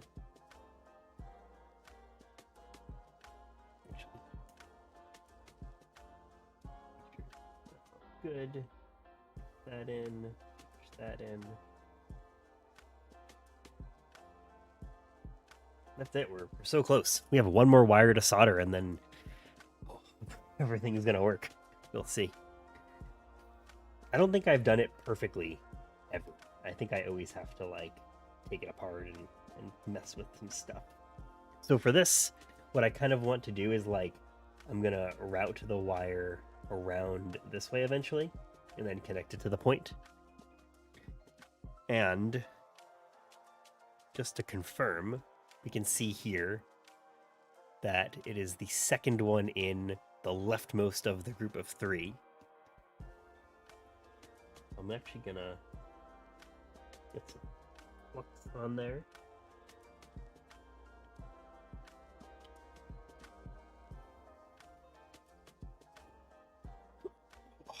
Just stretching. Grab some water. This is my least favorite soldering point to do, even more so than the vias, I think.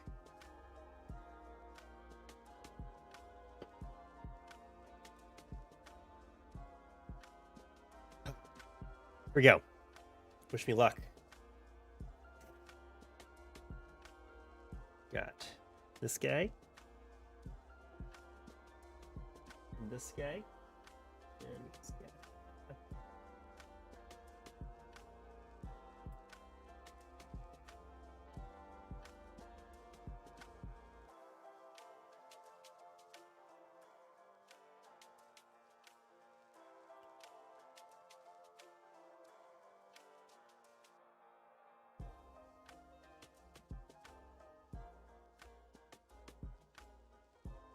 This is why a wireless soldering iron is going to be awesome. And we'll probably have to do that next.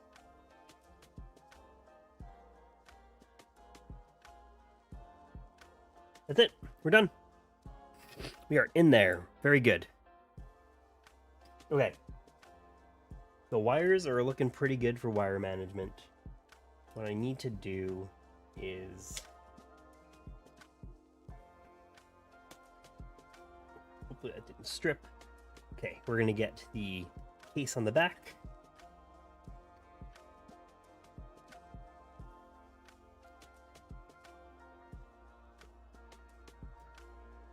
Just like always a little finicky.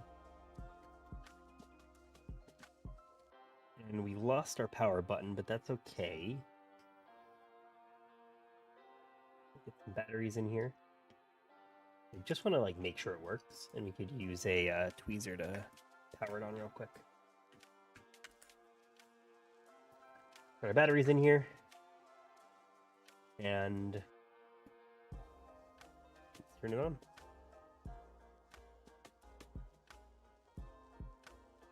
Look at that! Whew. We did it! And of course, there's no point in calling victory unless it boots a game.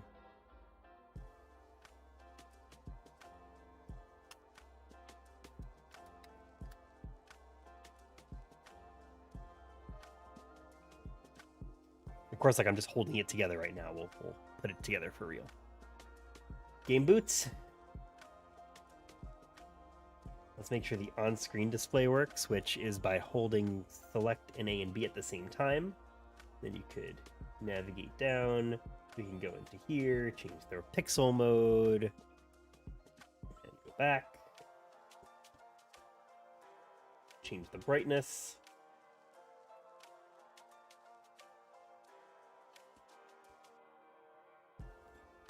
Look at that. We are good. This looks great.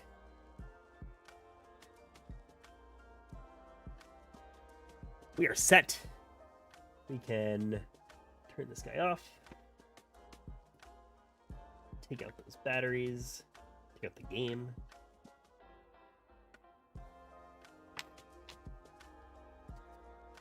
All right. So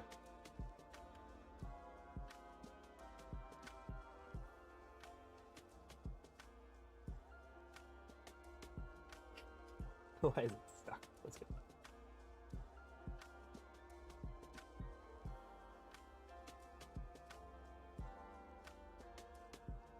Having a hard time. I think I really see now why you say it's easy on Game Boy. Yeah, I mean, this is, we've been streaming for about 2 hours, but I've been like showing it along the way, like being a little bit more, even a little bit more careful just because it's a transparent one, and I know it's all gonna, like my work is gonna show. There we go. Okay, so there were a few last minute things to clean up. I will reuse the same screws because they're not stripped.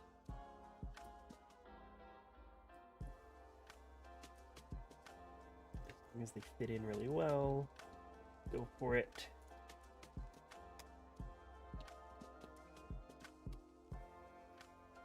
All right, and get one more screw. There's a bag of screws. Take one from here because I don't know where the other one went.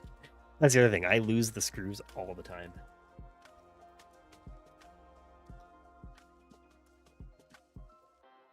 Okay. These are the old guys. Put those aside. Put the new guys on top of here.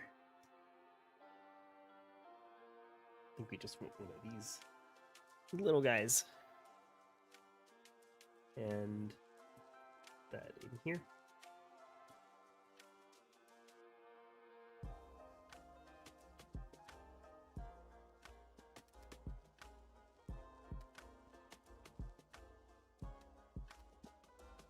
All right.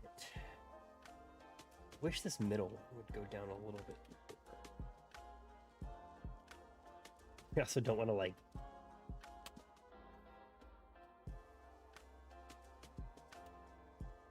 think that's about as good as we're gonna get. Maybe I should even try replacing this screw. Who's this guy? What I'm never sure is on these new shells if the holes are already threaded. Oh yeah, this one went in way better. That was a better choice for sure. All right. And then lastly, with some of our leftover Kapton tape, we can make a nice little run for our wire.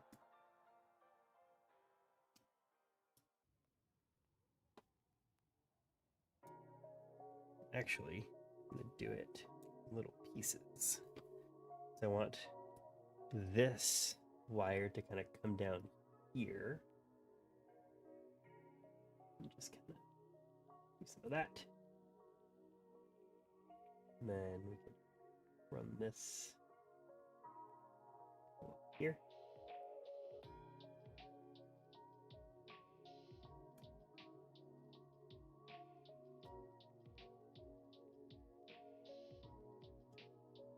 And then a tiny little bit over here. And we're all done.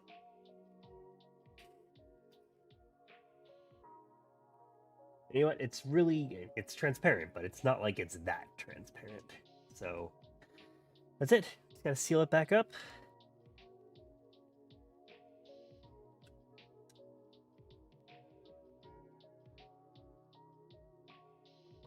One thing I like about these kits is that the screws that you put back in are just Phillips head screws, so you don't need the Y screwdriver.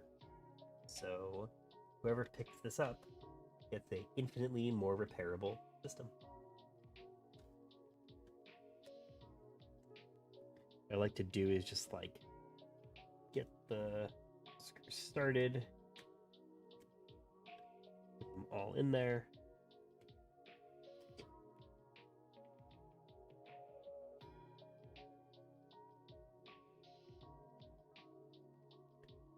Ready to work for NVIDIA? Thank you. I think they would laugh at my soldering skills, though.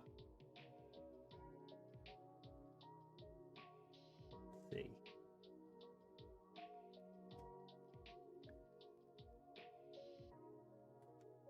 Start that one.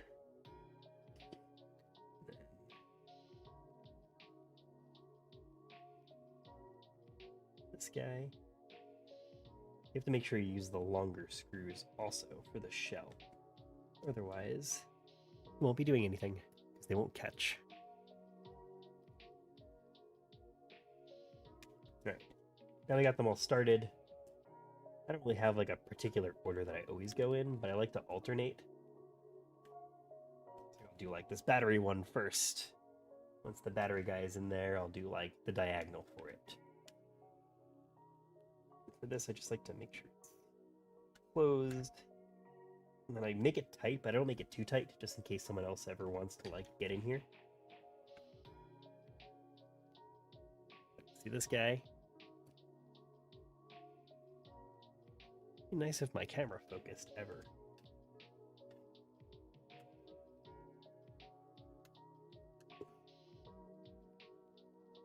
So we got these guys. Now we gotta do these middle guys. Middle guy.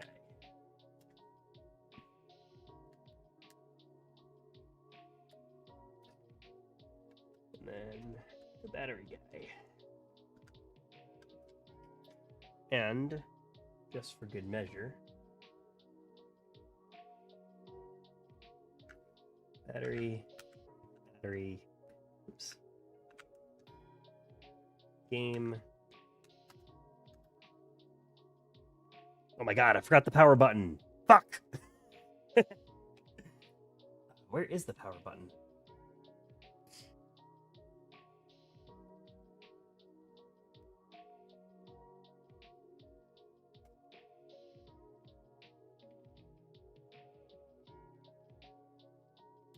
This is not the power button I want to use.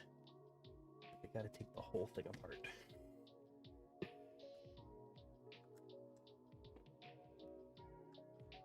Alright, we'll find the power button later. We gotta the whole thing apart though.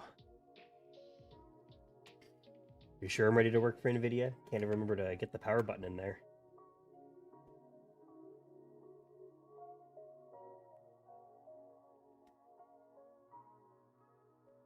Wait, I'm gonna cheat a little bit. I'm not gonna take out all of the screws. I mean, I am, but I'm not gonna like totally remove them. I'm gonna keep them in the shell.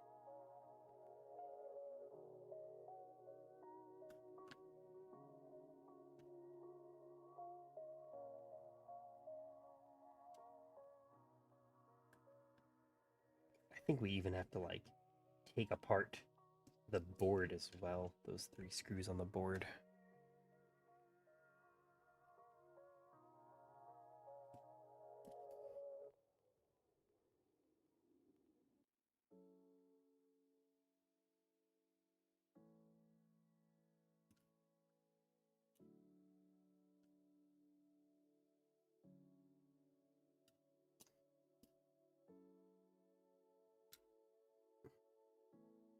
We don't have to actually take apart the board. We just need to find my power button. That's what we gotta do. Because I don't really want to use this one. I could use the one on the other Game Boy at least, but I'd prefer to use the same, like, make, mold, whatever you want to call it.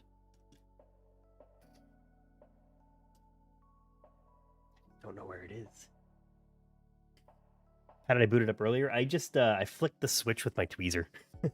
I like knew that I was like missing the power button then, but I totally forgot about it now. I guess we're gonna have to take an old power button. I think that's okay. I just don't want to use this one because it's kind of gross. It's like put a sticker on it or something. I feel like that's not a good one to include.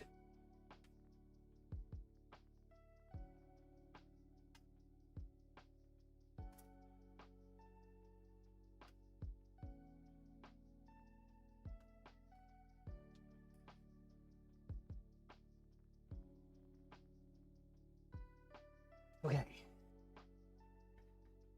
Make room for another Game Boy disassembly. This one will be easier. Oh, I didn't even put the screws back in. Take the power button right out. Over there. Get this power button in here. When I put the power button in, I like to make sure that it hooks in, of course. And it has to be like the right way, right? So we have to make sure it's this way. You can actually see like the board kind of isn't sitting perfectly flush, but as long as when we attach it all, it does. These screws are in there pretty good.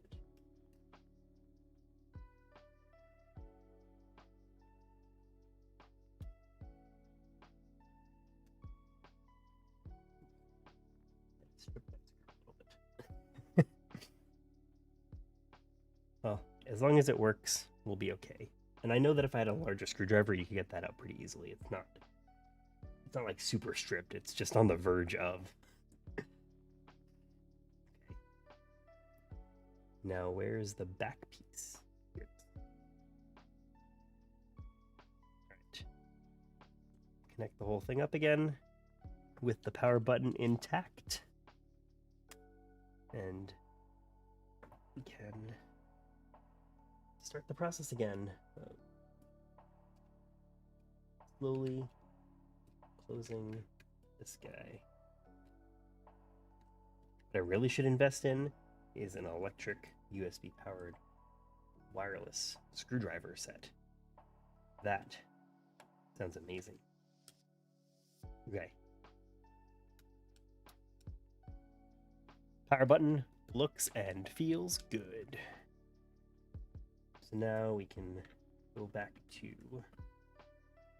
making sure these are in there fairly tight.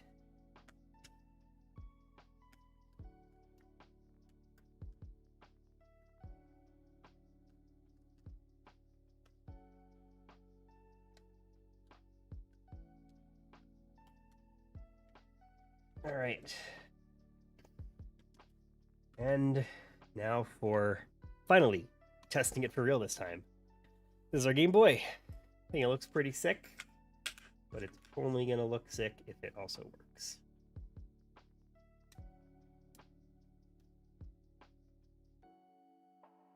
There we go. Power button is all good. It's not like toggle it a little bit. It's not fidgety. It works extremely well. Okay, that's it. We did a Game Boy. Where did I get this shell? That's a good question. Probably off AliExpress, to be honest. Okay. Do this. Battery. You know what? I can actually keep these batteries in here because that's the last of our pockets. I don't have any more screens to do any more Game Boy Pocket mods. So this is what I'll have for sale in San Diego starting on Wednesday. We'll have my nostalgic for me blue Game Boy Pocket, and we'll have this cool illustrated little Pokemon guy. Oh, we're missing sticker.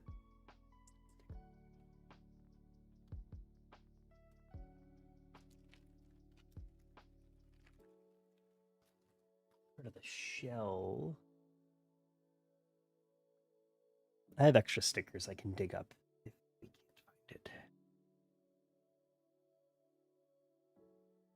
But we are at a point where I can start throwing some stuff out.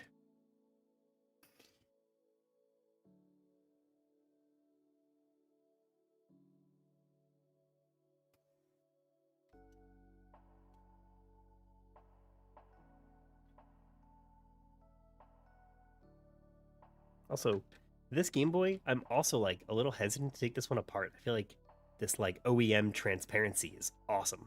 So I might not do a mod for this one. I might just try to like clean it up. Maybe I need to get like a new transparent back shell or something, but I kind of love that it's just OEM like this.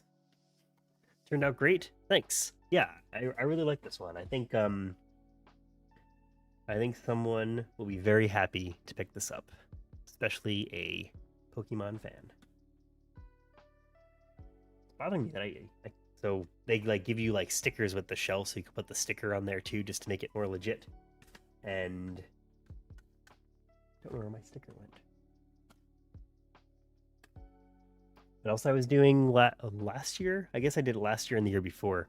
I bought a bunch of cartridges, and I made these like just fake cartridges. I mean, they're real. They've got like real games on them. But what I was doing is just like putting random ROMs on them and just like including them with the purchase. I feel like they look pretty cool. They were fun to make. So I did those for a few years. Not doing those this year though, because like the tariffs, man, really messed things up. I really didn't get a chance to like prepare like I would normally want to for Comic-Con, because there just wasn't a lot of stuff you could do. Strange question. Is it possible to make a console running Game Boy system? If you're talking about like something that is running Game Boy cartridges natively but not officially Nintendo, the answer is yes. But I'm not sure if that's exactly what you're asking. But if it is, I got something cool to show you. So I haven't made a video on this yet. I don't know if I ever will, to be honest. I actually wrote a whole script. I went on a whole adventure to find this thing.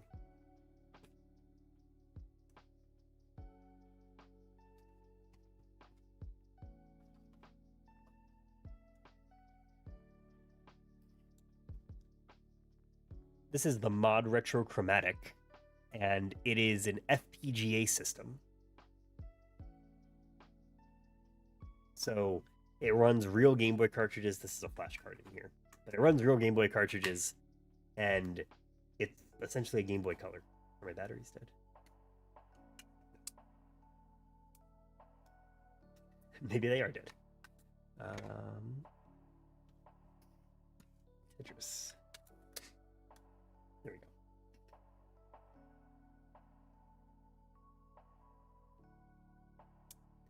It wouldn't surprise me if these batteries are dead because I have not changed them since I got the console back in like December.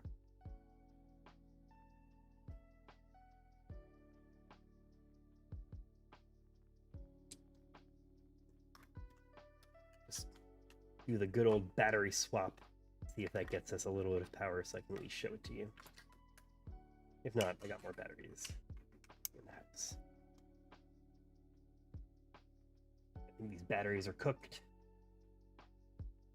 But anyway, this is a Game Boy device, despite it not being official Nintendo, and despite none of the parts inside being official Nintendo.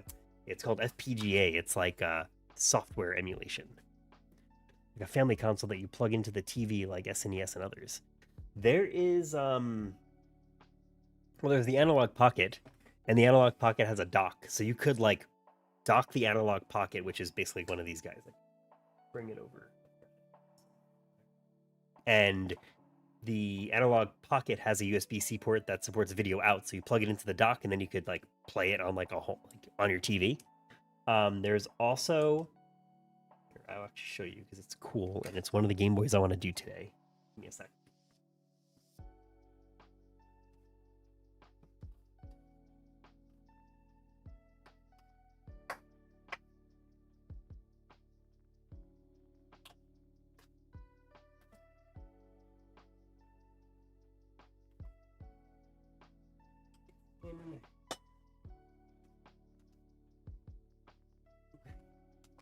This package contains my address.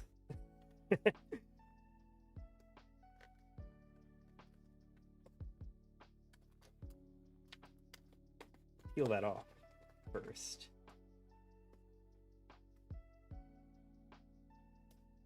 Okay. No, it doesn't have my address. What's in here is really cool. This Game Boy shell supports HDMI out. So this whole kit, which I think you guys are going to appreciate because the shell is going to be really cool.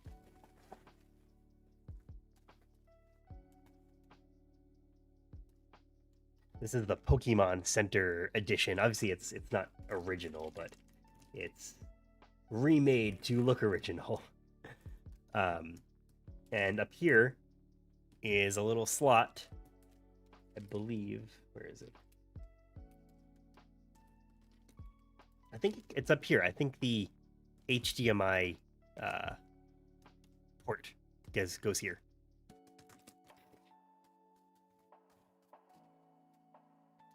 So that is something I definitely want to do.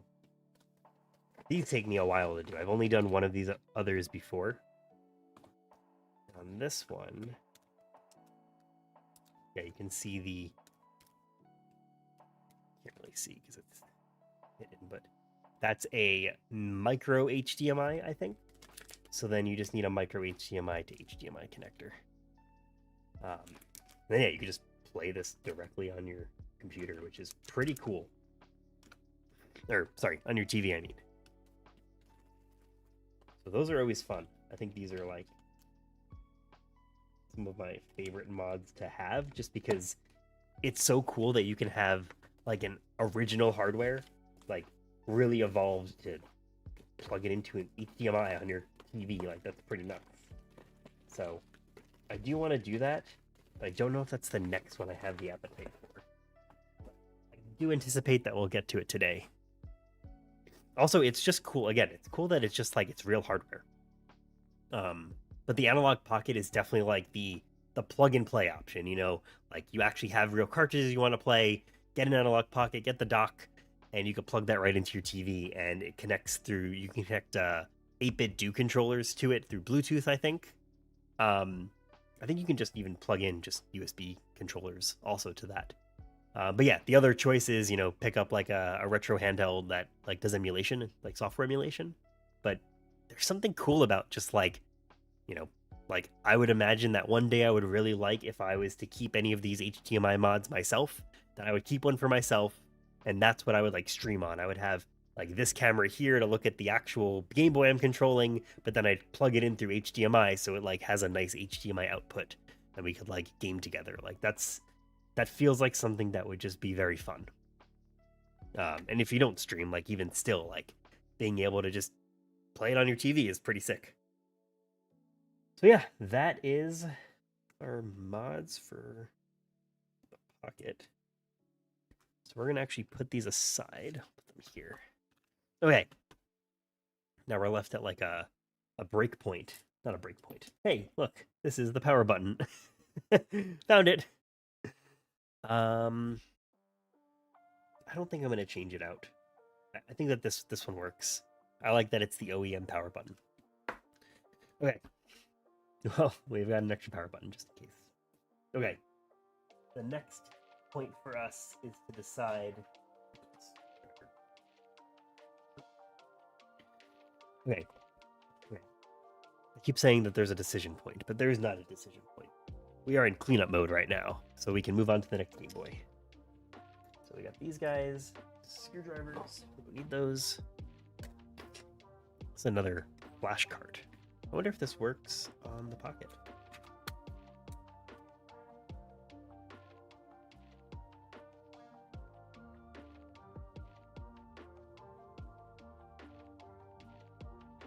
Yeah, look at that.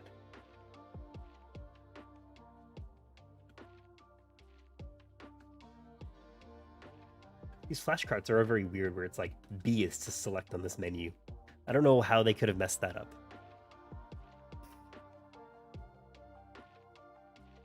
Look at that. Even flashcards work. Flashmaster ED Pro.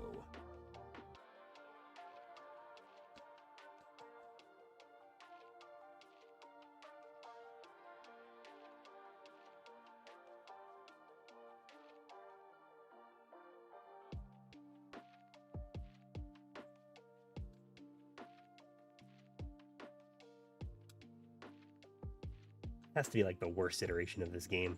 I know some people prefer the Super Nintendo version, but man, the only real Aladdin is the Genesis version. This game is running at like 2 frames a second.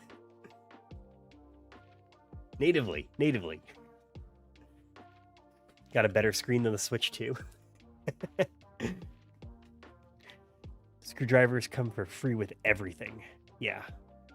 I have a million of those red screwdrivers because every time I buy one of these screen kits off AliExpress, it comes with the screwdrivers. I wish I could opt out of the screwdrivers and just like give me like a $2 refund or something. Okay. So we don't have any more pockets to do. So I'm going to move these pockets out of the way. But I was prepared to do a lot of pockets. I just forgot that I ran out of screen. Okay.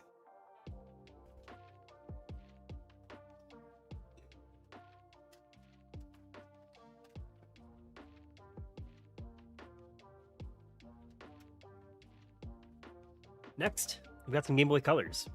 I do have to find parts, though, and like figure out which parts we're going to use. So give me 30 seconds, and I will go get batteries. Well, we could actually chill for a sec. I do want to like just jump into a Game Boy, but I gotta remind myself that being organized is important. So let's do this. Let's put all these guys back. Clean up the iFixit kit. We got this Game Boy that we will do next. We got this power button that I don't want. Toss it. Tap up the solder. We got all these screws that I don't really need, but I hate throwing screws out, so I collect them anyway.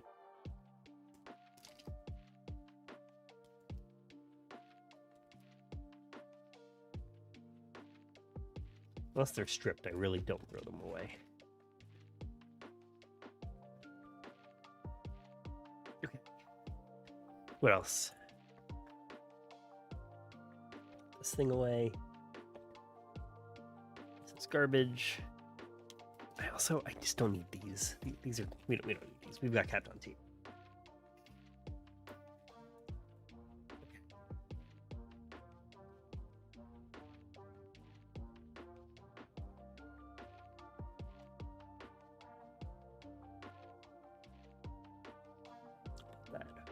over there.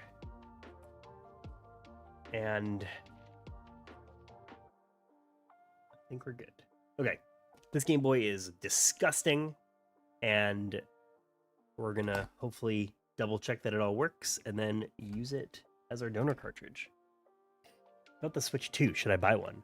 My last experience with Nintendo was with Wii, and I'm recently interested in Nintendo. So, I think I had like a similar trajectory to you, except for the Switch. I hadn't had a Nintendo product since I guess also the Wii. And over COVID, I think that's when the 3DS was like officially like severely discounted, and I picked up a 3DS and I was like, this is cool. And I was like, but you know what? I think I want a Switch. So I picked up a Switch over COVID, and that like reignited my desire to play Nintendo stuff again. And I think the Switch 2 is like the natural next piece of that. I know that there's negative things to say about the Switch and the Switch 2 and stuff, but I think without a doubt, the Switch 2 is better than the Switch 1. Like, there are things you're giving up, right? Like, Switch 1, the battery is definitely way better. Like, I played No Man's Sky on my Switch 2, and after like an hour, it was at 50%. Like, the Switch 2 just requires more power, and that does suck. But Mario Kart World is amazing. I'm really excited to play Donkey Kong. I couldn't imagine playing Metroid Prime 4 on the Switch 1, even though it's going to be it's a cross release. Like, it's just a Switch 2 game in my mind now.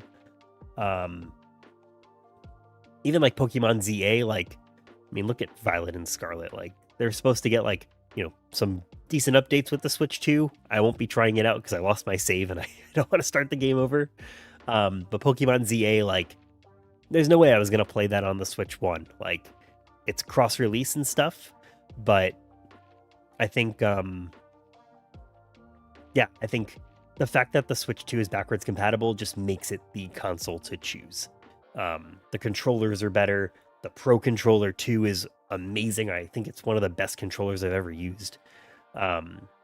So also, the other thing to consider with the Switch 2, and one of the biggest reasons to buy it now, is if you like Mario Kart even a little bit, I don't see any rationale to spend $80 on it when you can get it right now, bundled in with the Switch 2 for $50. What's up, Tim? The fun never ends.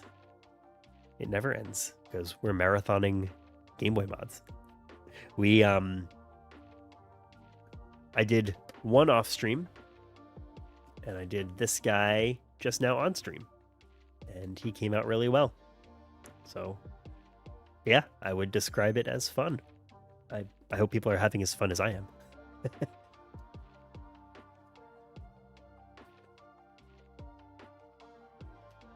Okay, I think I'm cleaned up enough where I can go grab some batteries. I can go grab just some of the Game Boy parts that I've got flying around. You can also see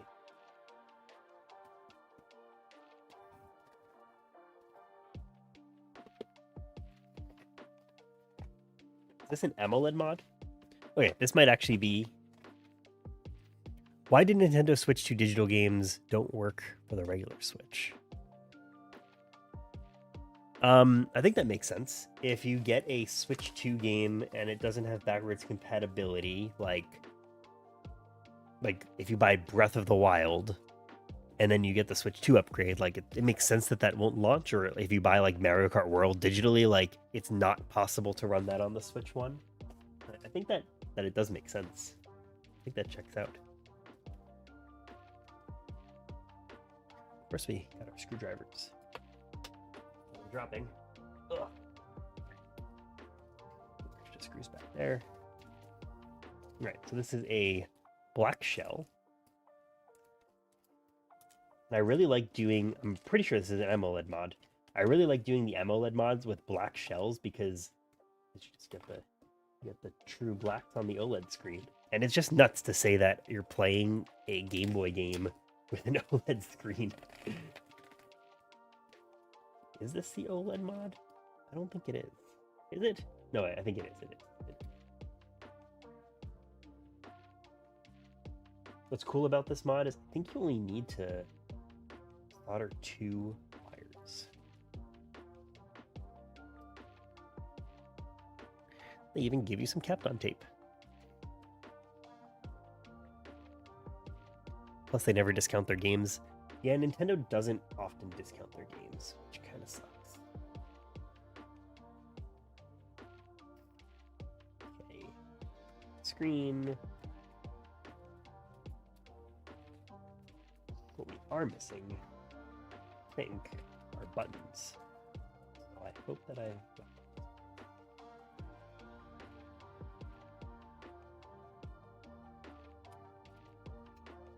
Unless there's buttons in here.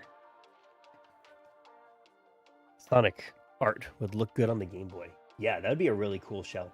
I'm definitely interested in that. Oh, cool. We get buttons also. So this will just be like a full black Game Boy. I think this is going to look really nice and sleek. But we got to get some batteries first to make sure that everything is working before we take apart the Game Boy. So I'll be back in a sec.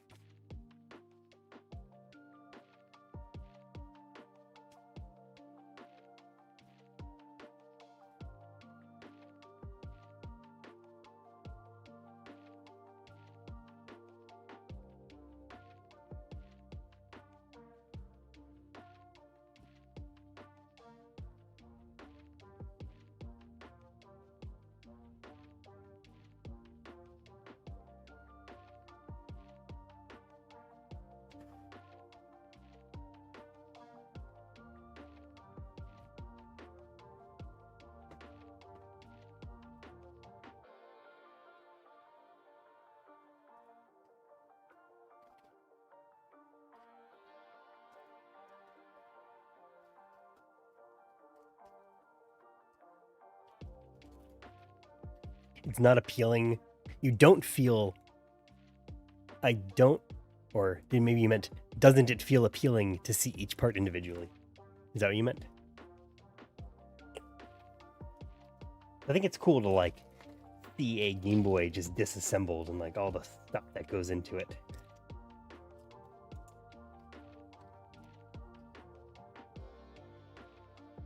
Alright, so we know that this screen is, like, totally borked. I'm hoping to just get confirmation.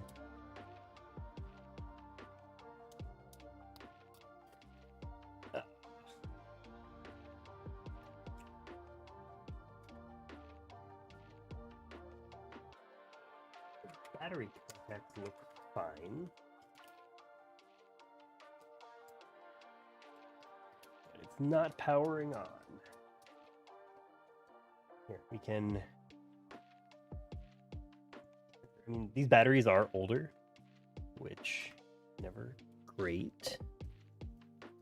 But another set.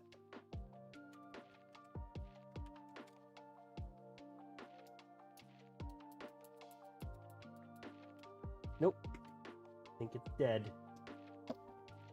Okay. Don't think I have it in me to, like, fix it entirely, like, not powering on Game Boy. So we're gonna move on.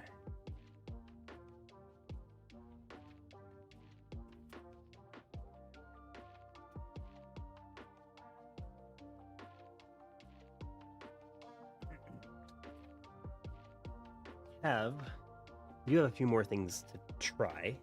I've got a bunch of Game Boys. Got more Game Boys. So let's see. Battery, and nothing. This volume wheel is actually... There we go. This one's wrecked.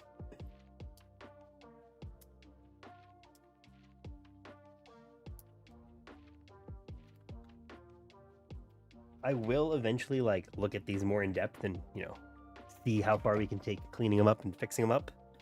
But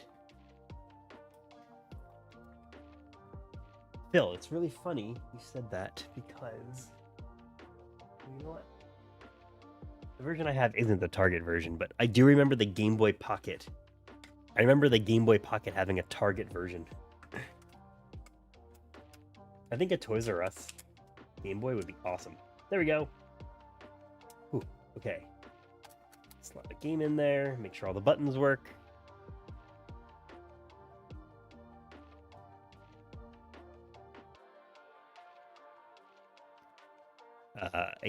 A Toys R Us Game Boy or a Target Game Boy is like the HP iPods.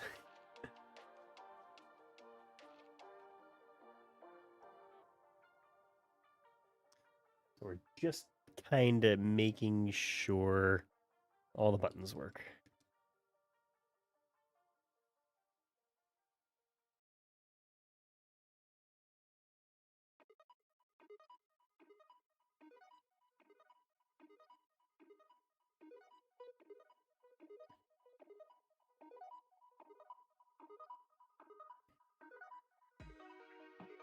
I think we're good. All right. We got our donor.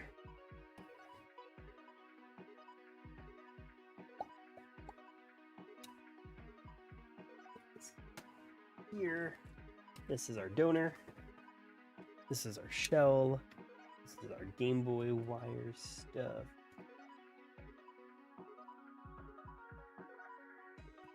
I need to look up an AMOLED guide.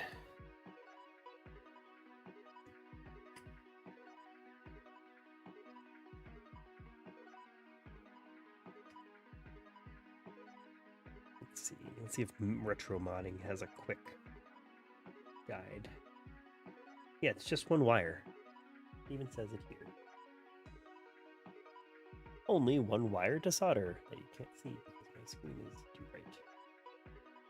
Only one wire to solder. Very cool. Yay.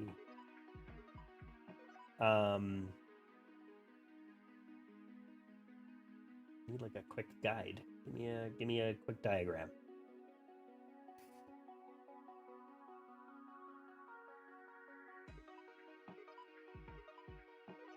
This is why I always end up back at Handheld Legends, because they have install guides.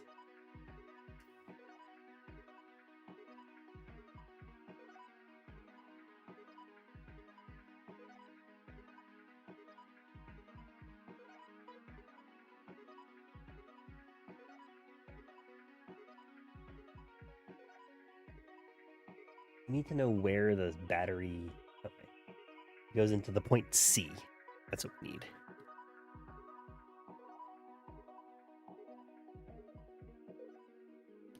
So we got to go from battery to C. That's it. Which should be pretty straightforward.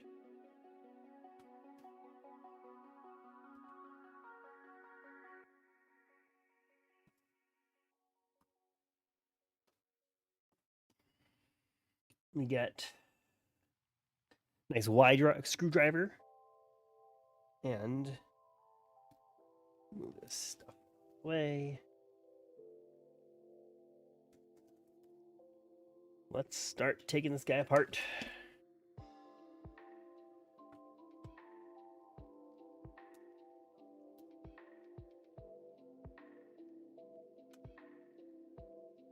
Worst part of this is the fear of like, what if I strip the screw before I even open up the Game Boy?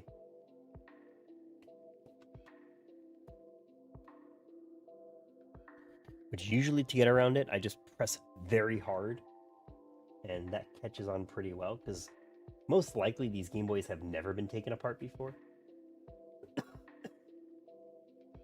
So just press in super hard, and you get them out. And if they don't come out, we've got our iFixit kit. That should help us at least a little bit.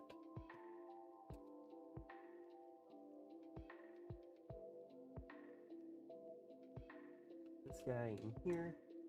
Our battery's out. We did not.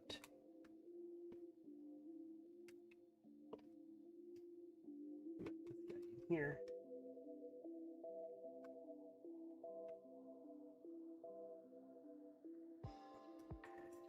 We gotta use screwdriver from the iFixit kit.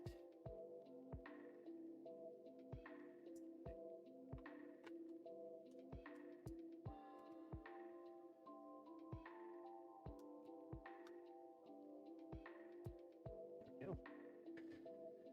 Whew, we got it.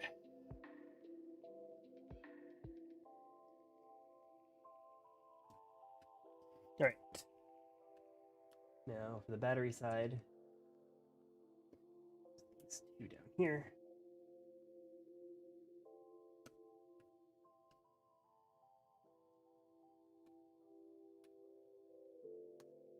The board for the Pocket, if I'm remembering correct, is actually, it feels like maybe the Game Boy Pocket was like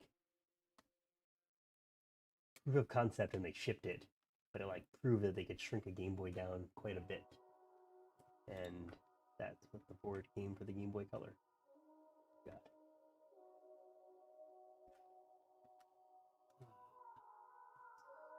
screw is strip.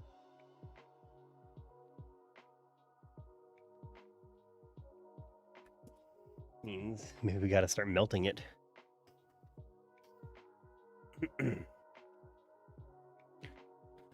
Whew, okay.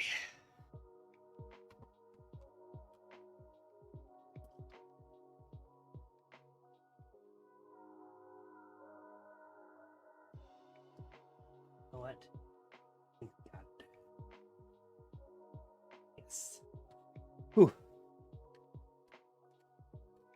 Still in there, but close.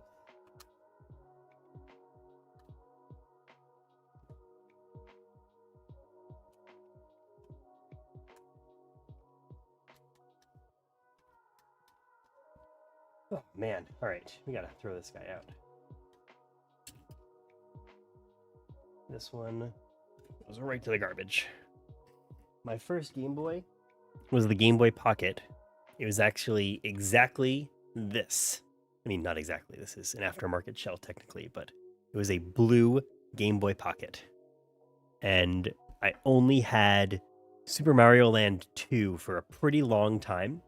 I think the very next game I got after that, though, was Pokemon Red, Blue, and Yellow. But I got those like separately. Yeah, it's funny. Like, we had the 3 screws for the Pocket, and now we have the 3 screws for the Color. It's like there's really like a lot of similarities here. It's kind of funny. Here, this guy out.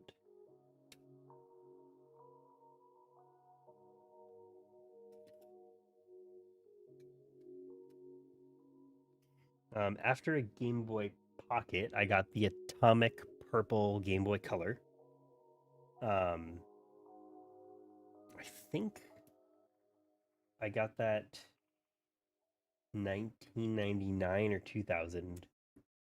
And then I had that for a bit. I think the gold coins one. Yeah, that's the Super Mario Land 2 that I had. The gold coin one.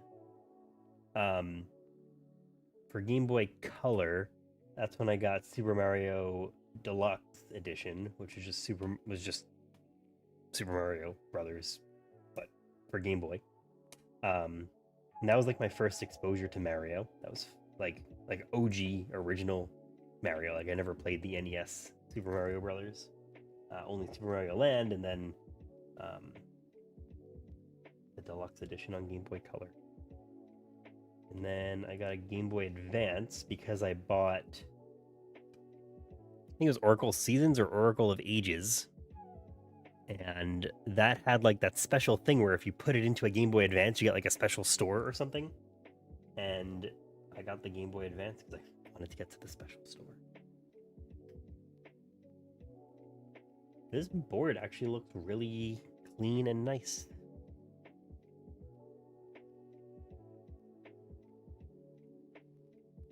We'll definitely still give it some IPA love, but it looks really good. Like I'll still, dip it into the power button, make sure that slides nicely. But first Game Boy, the Pocket that we took apart, that power button was really gross and disgusting.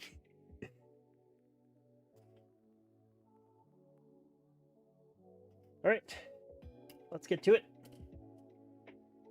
We'll put that away, put that aside. Okay, we don't need anything from here anymore.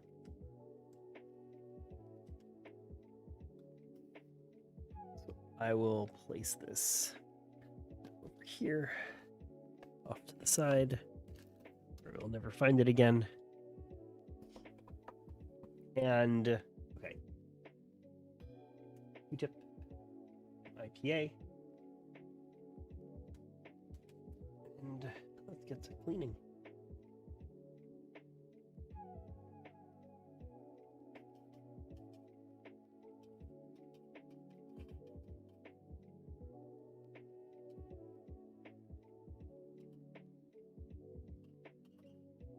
Yeah, nothing's even like coming off. Like that first Game Boy when we were cleaning off the pads, they're really dirty, but this looks very clean.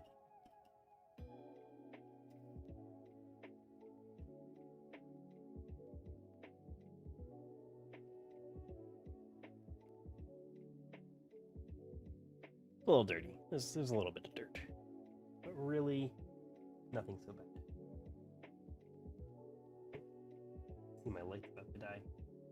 We'll take care of that in a sec.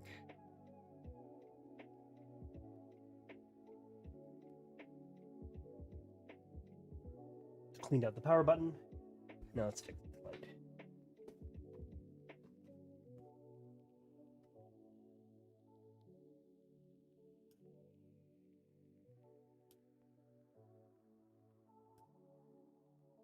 Well, we'll just have some, I guess the lack of lighting sometimes is mood lighting, so that's what we've got.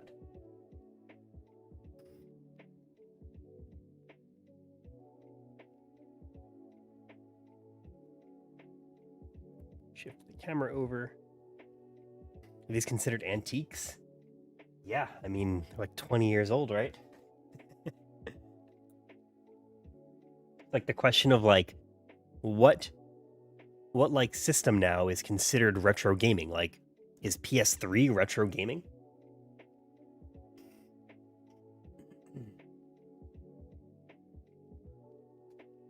Okay.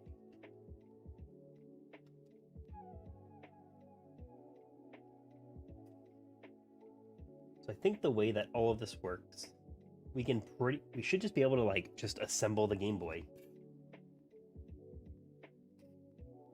So let's do just that. So this should just sit in here. I like to also test the insert because there's different shell cuts depending on the screen and stuff, the mod that you're doing. So this will just sit in there, and that's back there, and kind of like it's basically just a dry run, right? Like I just try to make sure that I've got it all accounted for. So this board needs to face outwards, which means you have to feed this through here and then connect it, but it should probably be like this, so you can feed it through and latch it over. So basically, the way that it should all come together is feed this through here.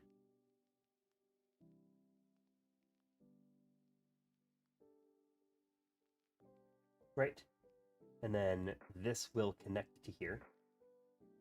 Which I guess we can even just do that now, because why not? So, gotta just connect this ribbon cable to this connector.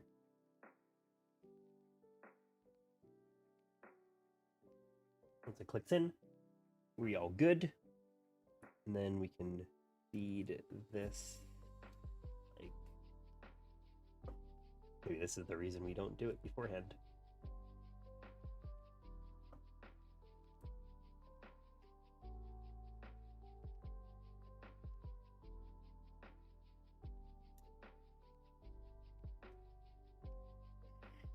Right. Try it again.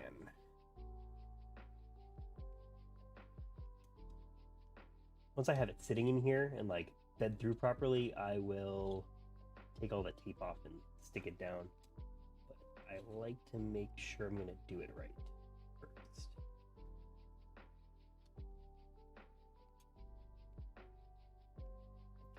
You know what? This confirms that I am wrong, and we'll just take this apart and we will feed that through later because we have tweezers. Okay. We can take all this tape stuff off.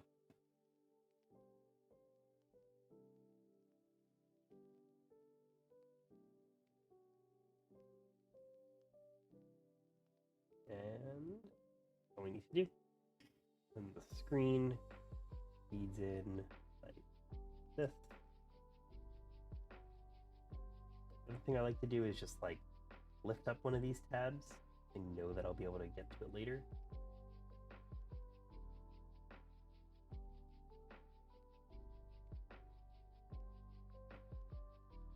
Be all good with that.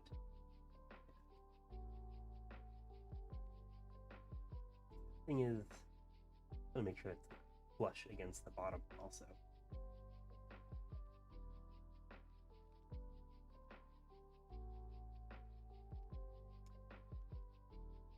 There we go. Got our screen inserted perfectly. All right. That brings us to here. Very easy to do now. So we inserted the board. We use this.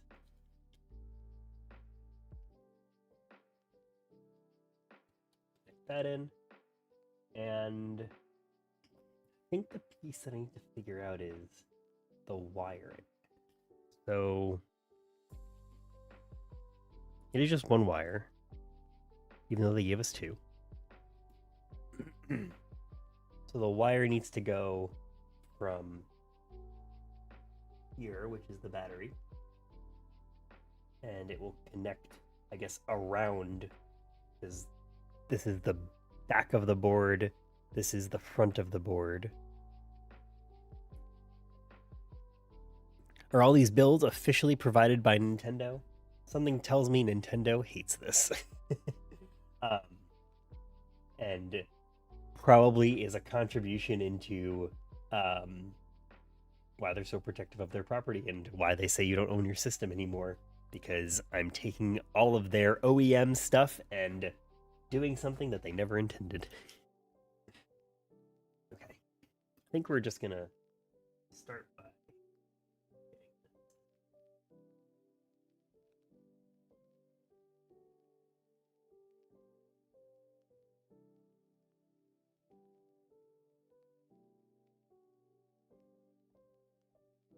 perfect.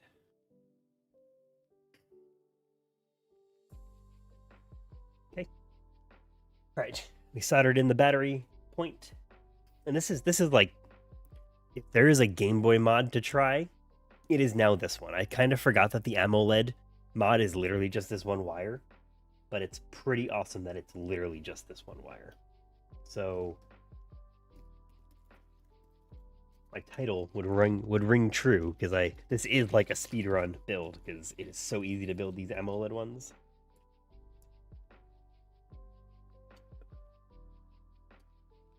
D-pad. Not gonna lose the power button. We got our button. Button. This is IR sensor.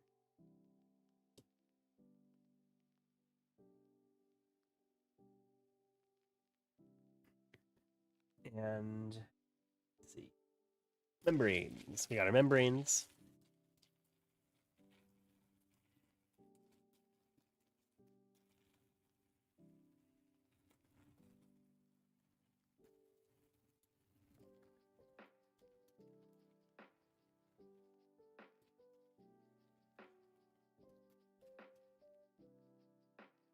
We'll start and select right in there. D-pad right here. And A and B right Easy, easy, easy.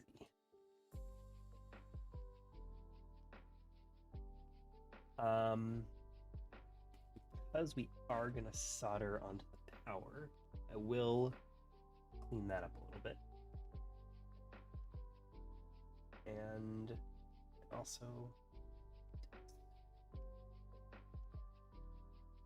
do like the volume wheel. Do that. Then give it a spin. Clean the inside there. And you know, it's crazy that that's it, but that's it. Like, that's literally all we got to do pretty much. Again, I want these lines to like look nice. And they gave us Kapton tape, but I'm going to use my own. Because I'd like to just like put like just a piece across just to get this to be stuck against there, just so it doesn't move. I think it'll be better. The only other thing I could think to do that I don't think I normally do it, I can't remember because I haven't made these Game Boys since last year. I think I will actually disconnect this.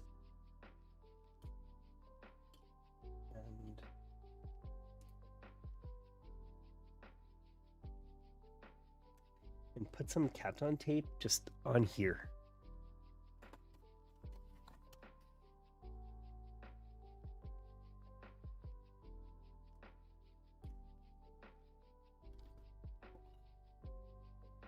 Zoom out a bit.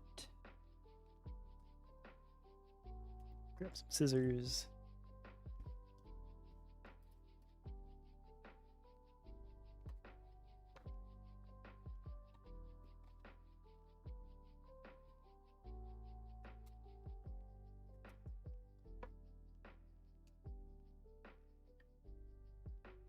Cut it in half, I guess. And it's even like a little bit too tall. And like this time, like before I like use the Kapton tape to kind of also act as an adhesive to just keep the board in place. But for this, I just want to overlay it. It's already stuck in there, so.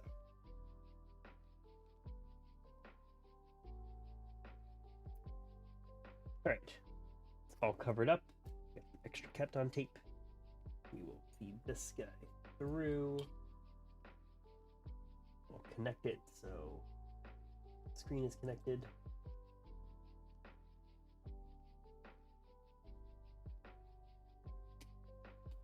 Snapped in, clicked in, and now another piece. So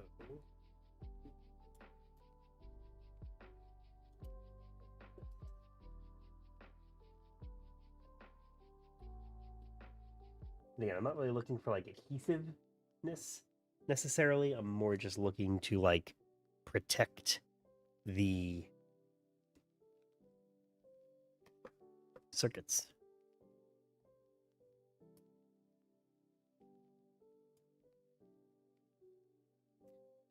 And little guy over here.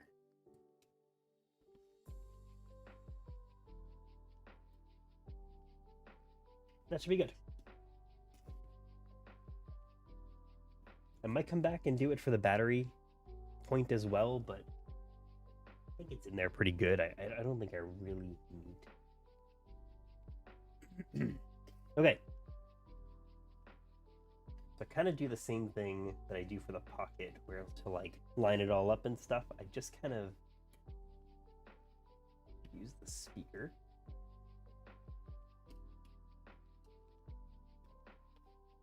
It's all in there and good. And it's in there and good.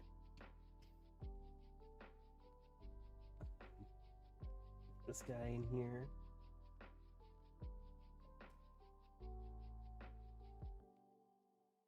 I think having a hair dryer or something to dry the IPA quickly just to be safe.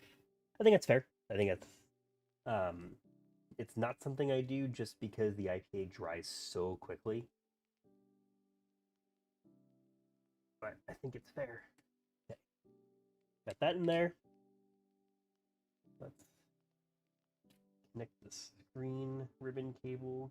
Hopefully I've got enough slack to do it.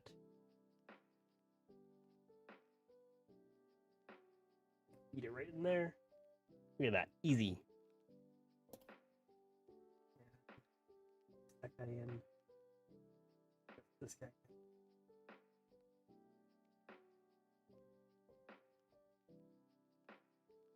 Perfect fit.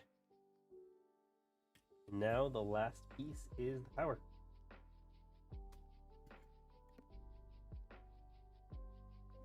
Sorry. Okay.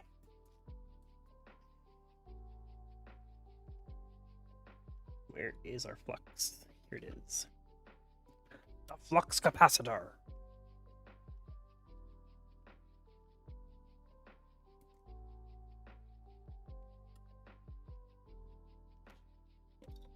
All right.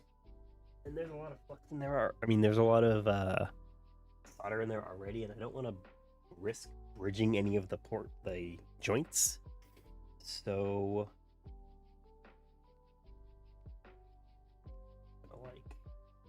basically, the wire's pretty long, and I want to make sure I can run it well and tape it down and stuff.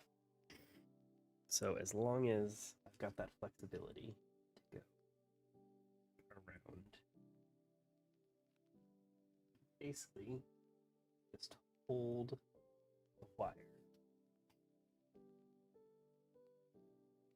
Maybe some tweezers.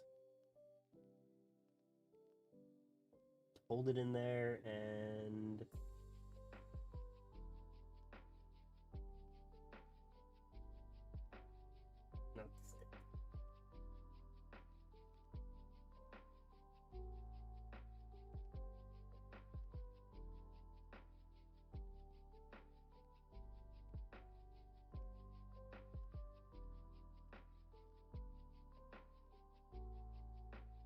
that's perfect.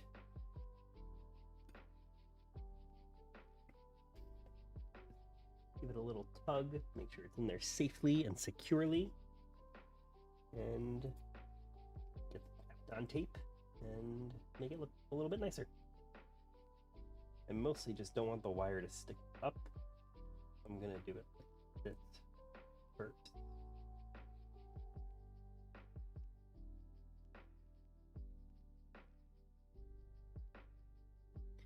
Then, you know what? I will use some of their pre-made Kapton, pre-cut Kapton. I think I really only need a very little bit, so I'm just gonna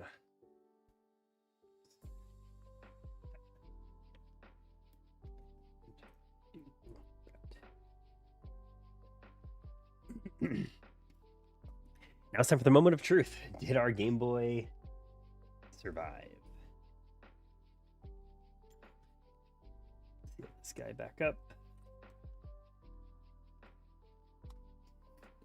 Batteries in there. Just make sure we're all good. Oh, we forgot the power button. Fuck me.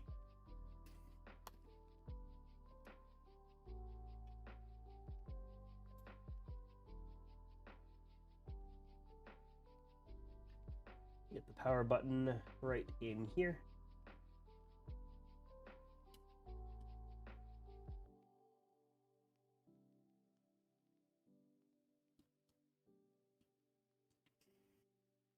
And get this guy in. Get these batteries in here.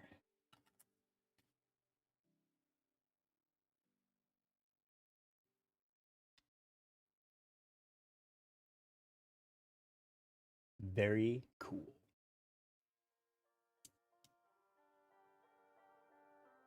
Awesome. Done. We are done. See, was that quick or what?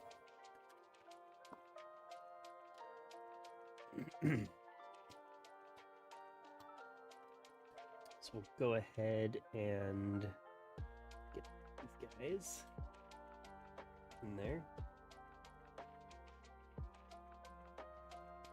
This is that screw right there.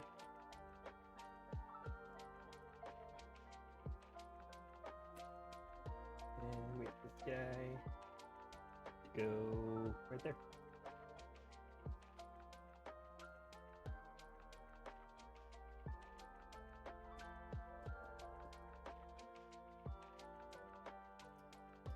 And that fit super nicely. Tabs are down. They are. And let's continue sealing it up. I'm going to use the new guys. Oh, Game Boy Color. That's for later. There should be one for the Game Boy Pocket. Misplaced it.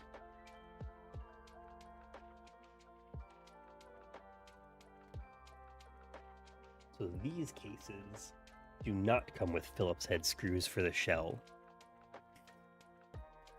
Just asked ChatGPT how much RAM was in the Game Boy Pocket. 8 kilobytes. And could you imagine that there are still like amazing games that were created with that limitation? And today we have like the requirement for like 32 gigabytes of RAM. Or like just games that are so unoptimized, or just games that are unfinished, really. Right? No day one patches for a Game Boy game.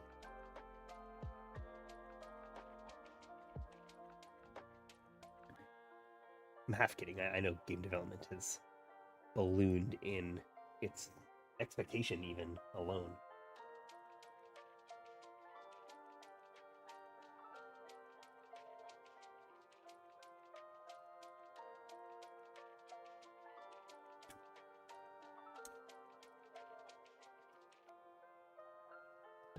Kind of do the same strategy where just like start to seal it up, but don't screw it in too tight yet, because I want to make sure the shell is fit well. These screws are not.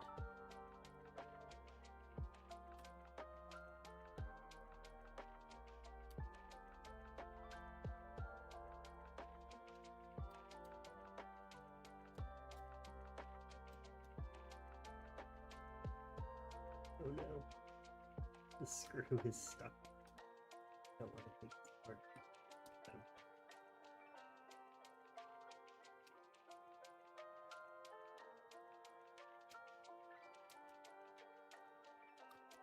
God damn it. The screw is in the little slot.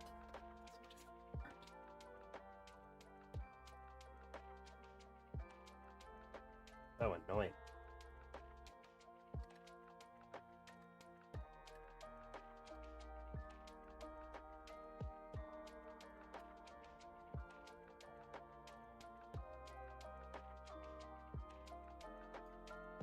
Okay.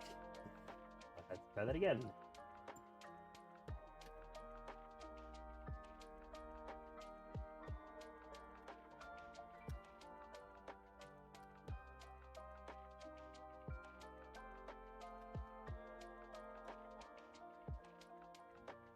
I feel like the screwdriver is not good.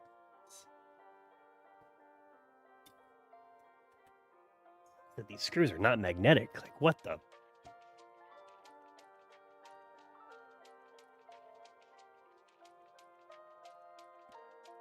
These are new screws. Like, you would think that they would make them magnetic.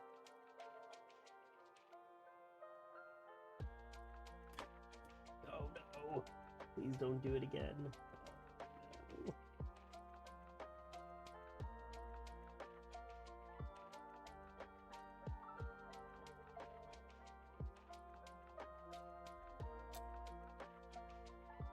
No. I almost permanently lost that one. Super annoying.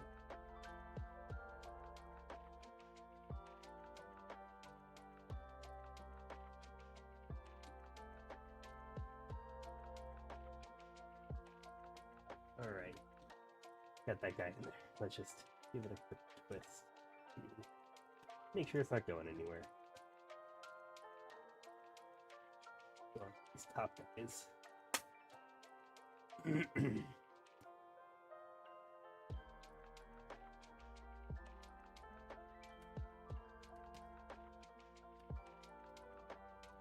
Again, just kind of slowly putting the whole thing together. I like to make sure it like evenly closes. I also try to like not force anything close. It should all close pretty easily. Like all the stuff we're adding to the Game Boy doesn't really make it any more difficult to close or anything like that. As easy as it came off, it should come back. I don't think this screwdriver is good. Yeah, I fix it one. Resource efficiency. Yeah. To like the most extreme level. Like it's pretty amazing what old systems were able to accomplish.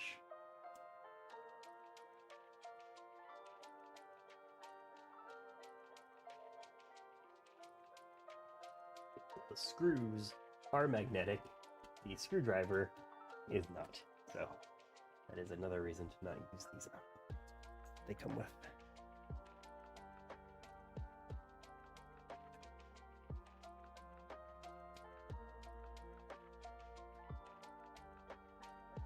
And that's all of them. We could start sealing this guy up.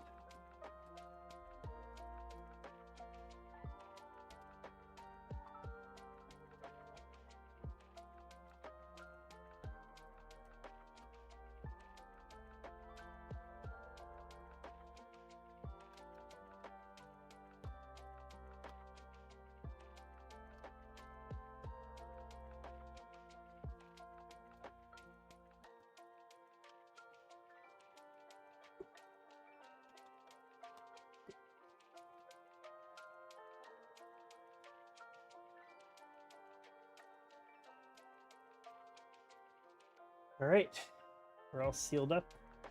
The gap looks good. Buttons feel good. Battery cover on. And then the finishing touch is the sticker.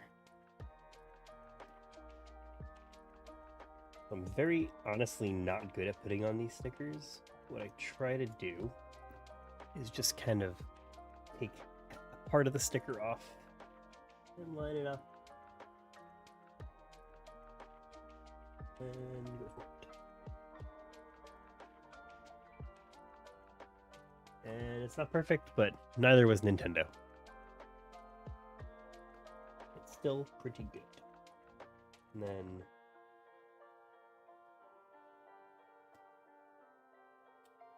take a quick look at it without a screen protector thing. But we'll quickly put it back on, so whoever is lucky enough to buy this doesn't have to worry about screen scratches. Man, I just feel like that looks so good. It's so bright. And the way you actually change the settings is it's a touch screen. I don't want to ruin the touch screen with my own fingerprints. So we won't be using that. That's just part of the screen. So if the screen turns on, it's all work. We can actually change the color of the Game Boy logo, which it's there. It's just very hard to see. And there's a light that shines through it, and you can change the color of the Game Boy logo, which we'll do it on the other ones because those are not AMOLED. But check this out. Like, I just feel like this looks amazing.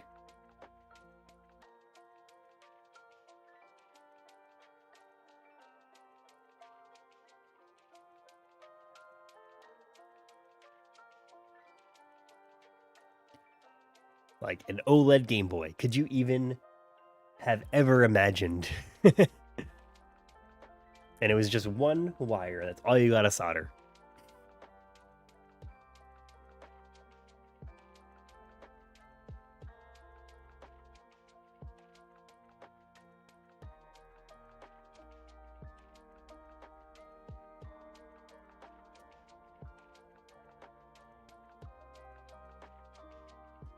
And there we go. That is our AMOLED Game Boy Color.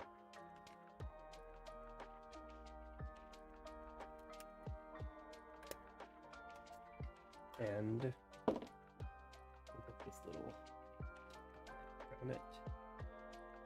Nice for the next guy. Go down and pick it up. And we're starting our collection here. We got 3 things ready to sell so far.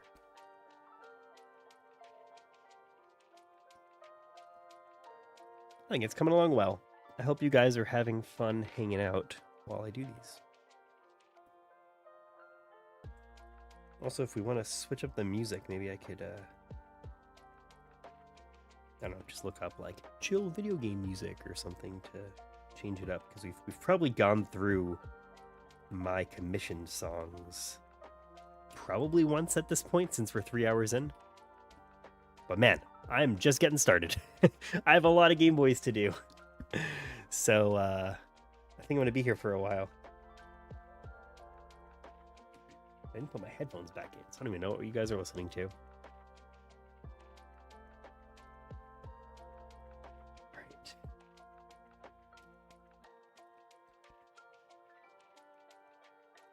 These screws are actually nice. They're nice and flat.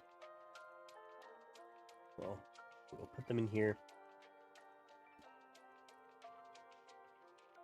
Don't really need this wire. I don't need it's capped on tape. I don't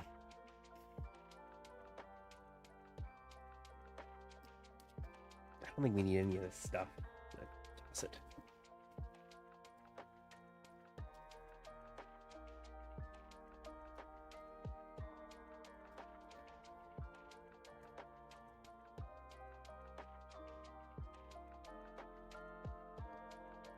From Ocarina of Time, right? This song? I don't think so. This is...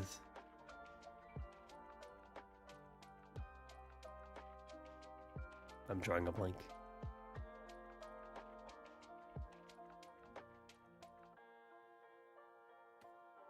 Can we even find out? Sure, we could find out.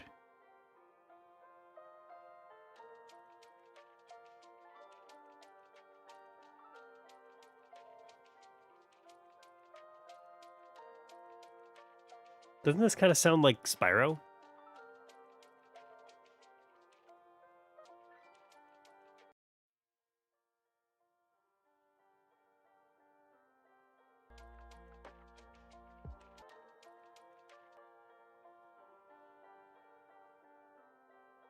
Wish I had like an indicator to tell me what was playing.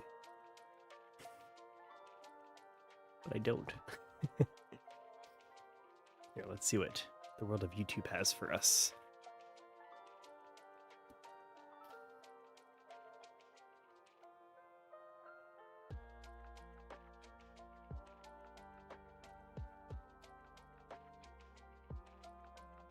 Chill, a video game of music.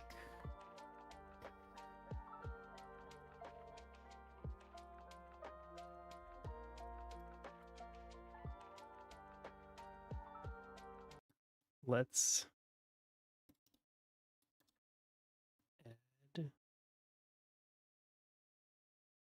We do audio input capture. Sure. And let's make it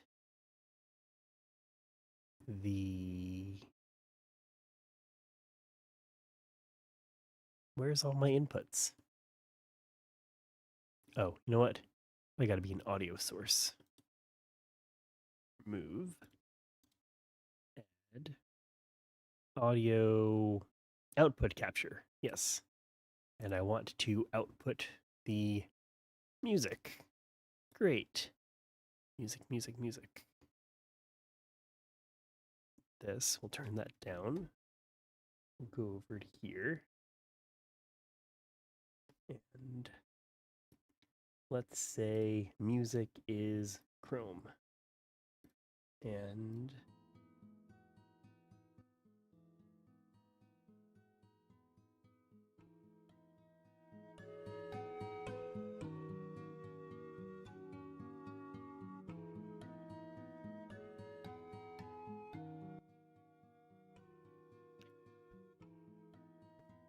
look up the fishing pond song and tell me it doesn't sound similar. Let's check it out.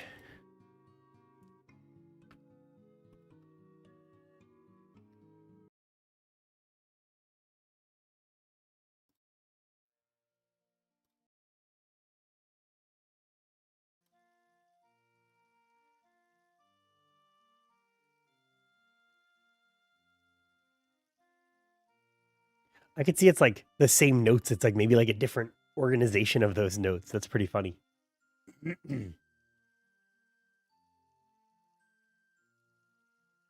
Now you're going to listen to this for 10 hours. No, I'm kidding.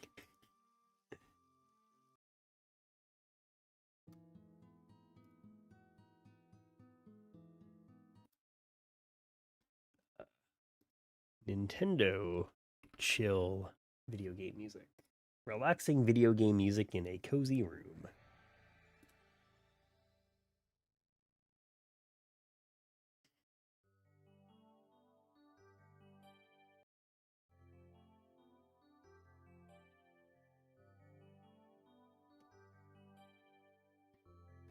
Okay.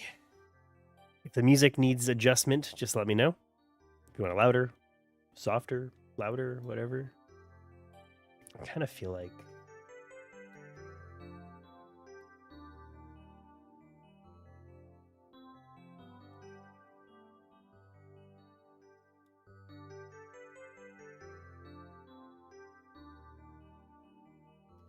okay. It's together.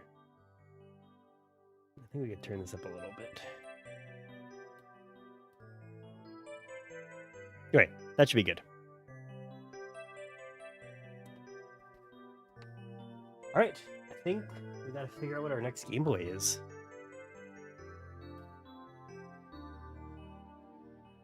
Let me put these aside and let me pick up some parts for us to parse through.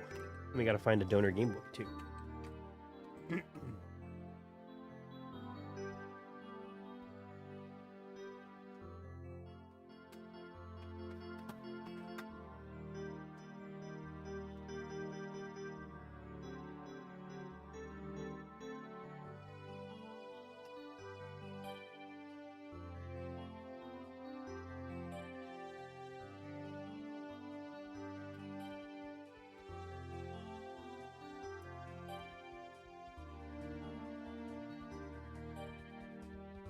All right, we got a lot of stuff to look at. Oh god.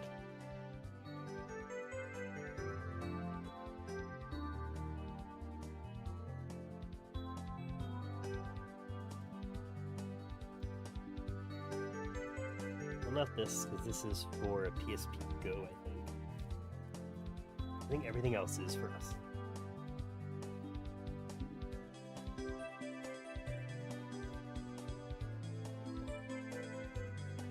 How many builds are we going to go through? It's a great question. I think I have, this is like almost all of the parts that I've got with me for the builds. And I think this should be enough for like another 5 or 6 Game Boys, if I'm correct.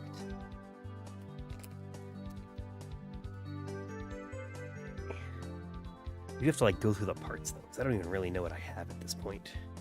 I bought all this stuff like right as tariffs were like becoming a thing or not a thing or whatever was going to happen, and I just went on AliExpress and I just bulk bought a ton of stuff just to make sure that I would have, which is good that I did because things were messy and confusing. Okay, I think these are all AMOLED.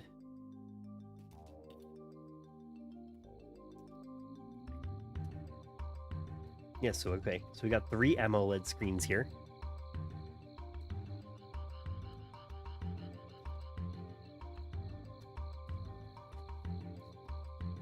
We got... Oh, cool. I didn't even know I ordered these. We got some Pokemon shells, which you cannot see because there's Game Boy stuff in the way. Got Pokemon shells.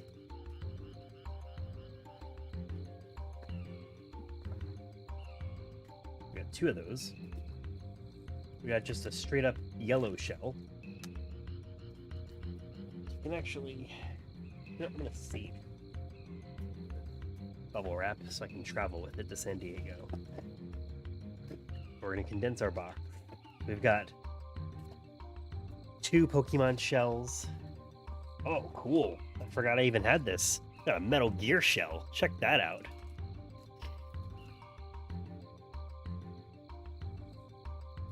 We've got... Oh, this looks awesome. Check out this screen. It's like OG Game Boy themed. Gotta get into the shot. It even says like the dot matrix sound on it. So that's a pretty cool screen that we'll make use of. And this is just laminated IPS. This is not OLED, but it's still gonna look sick. We're gonna desk, so we'll put this down. That down here. What else do we got? In this one is just a black IPS mod screen. And these will have the on-screen controls also, like with the buttons rather than the touchscreen. Oh, okay, so this is my intention, I guess. We're gonna use this like Famicom style screen we got going on here, and I guess we'll probably use the gray. I don't know if that'll work. That'll look good though. I need your guys' help. This is like two-tone Game Boy. It's got like the, it'll have like very like Famicom, NES vibes going on, and I don't know if I should use a black screen or that retro gray screen, or if maybe the retro gray screen would look really good in the Metal Gear Solid. So we'll have to figure that out.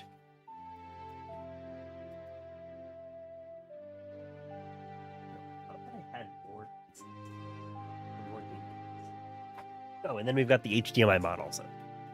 So we've got quite a lot of Game Boys that we can do. Let's get the buttons. These came with buttons. Oh, check this out. I didn't even remember that I got these. These are cool.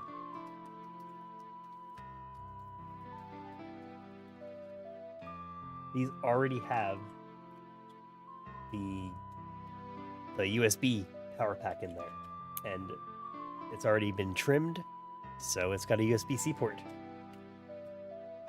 Pretty awesome. And that is actually also applying to these guys. So these Pokemon ones also have USB-C.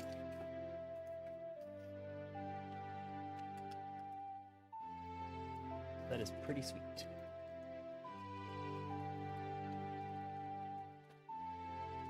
All right, I think this one's kind of stressing me out that I don't know which screen I'm going to want to use.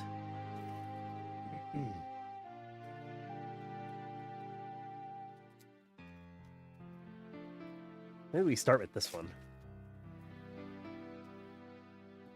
And let's like place a screen in there so we can see what it looks like, because the choices are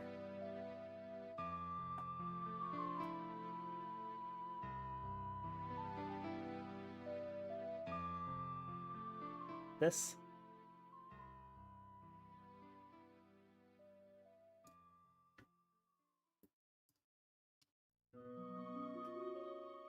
I think that looks pretty cool, actually.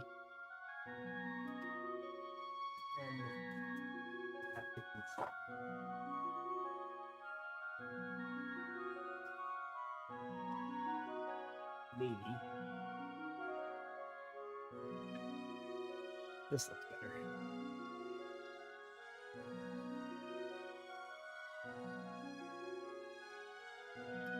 Might even just have the answer for us, because I don't think this screen fits in here.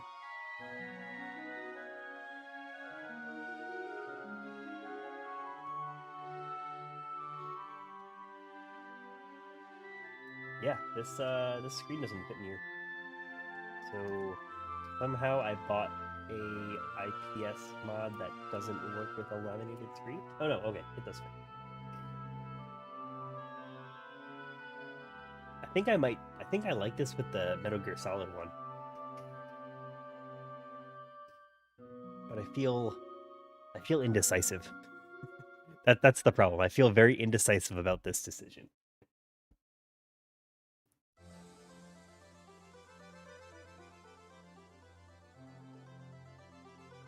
So I think it's gonna look good. I think this is gonna look good with a black screen.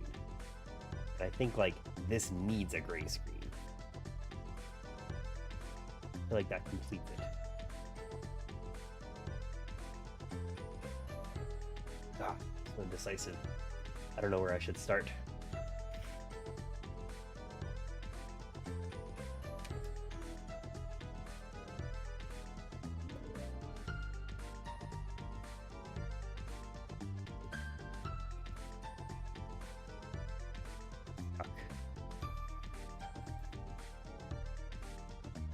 You know what? While we think about this decision, it's a very important Game Boy decision. I need to go find a donor Game Boy, and I want a snack. It's snack time.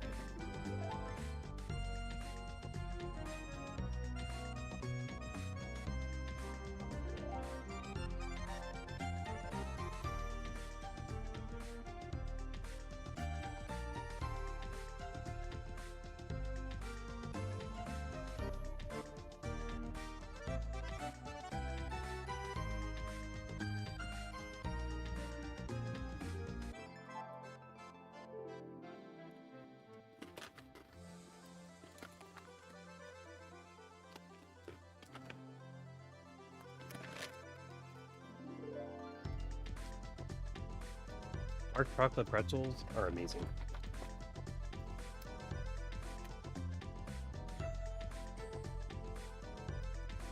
Bro saw the Switch 2 ban screen and said, yeah, I'm modding 100 Game Boys. Basically. Like, what would make Nintendo mad? This.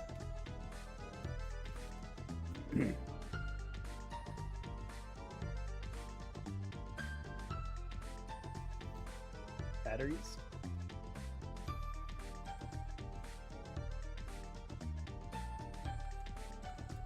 Let's see.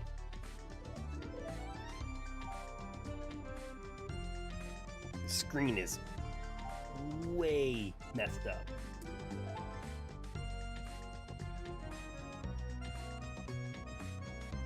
What, the speaker actually doesn't even work.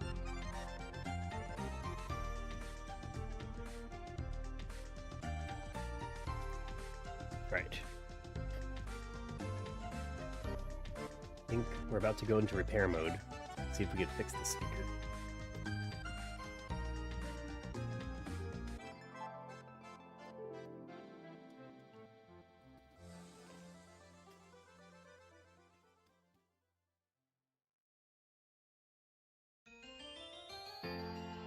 No, this is just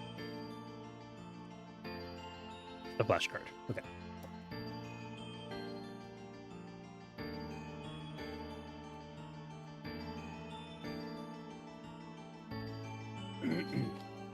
Okay.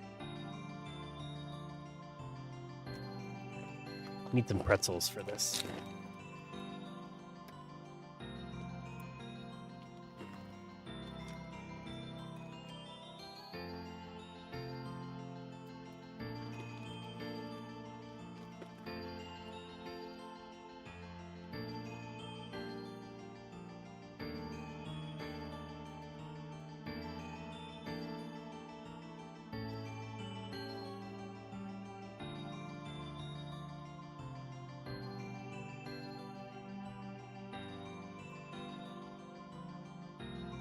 Okay. So our goal is to fix the sound on this guy.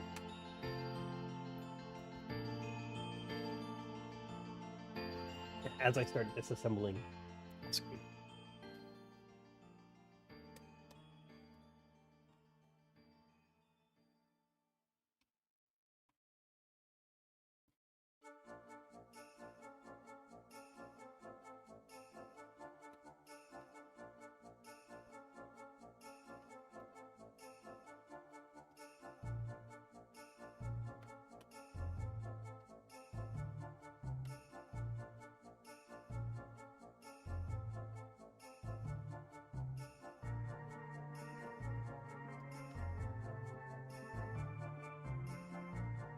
Maybe we should do one of the Pokemon Game Boys first, since those are just going to get regular old screens. We should be able to do AMOLED screens on those guys, which I think will look great.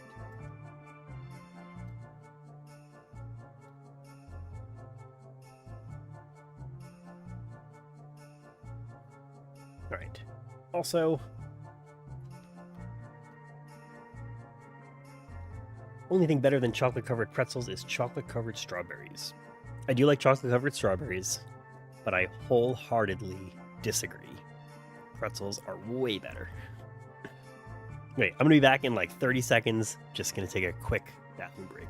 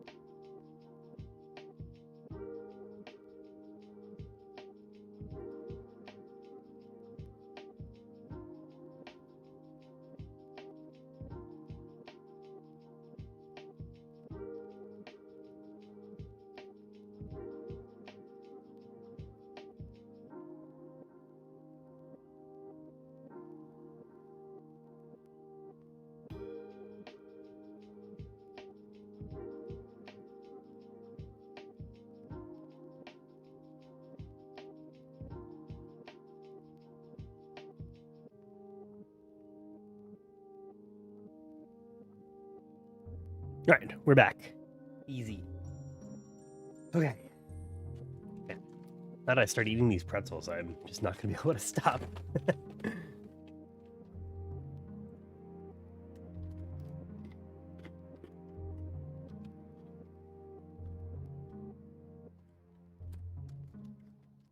I don't know what caused the sound to not work.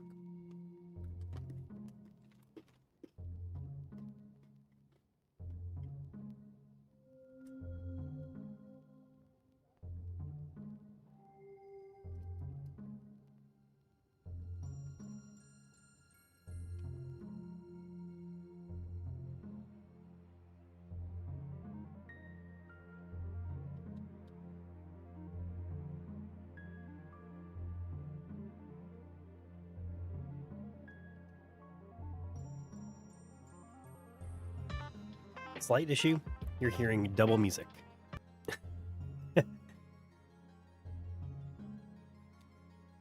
Sorry about that. That probably sounded awful.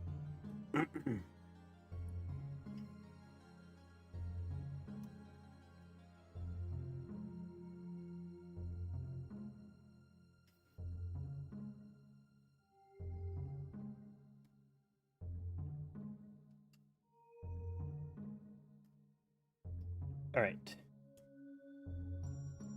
This board also looks really clean.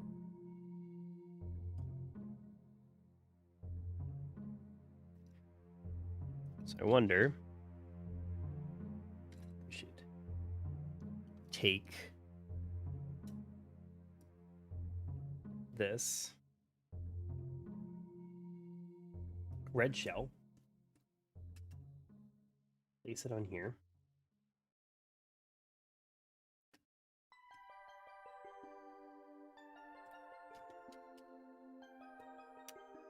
Like, I don't even really need to connect, I guess I will. I don't really need to connect the screen because it's not the problem that we're having. The problem I'm having right now is why doesn't this line up? There we go.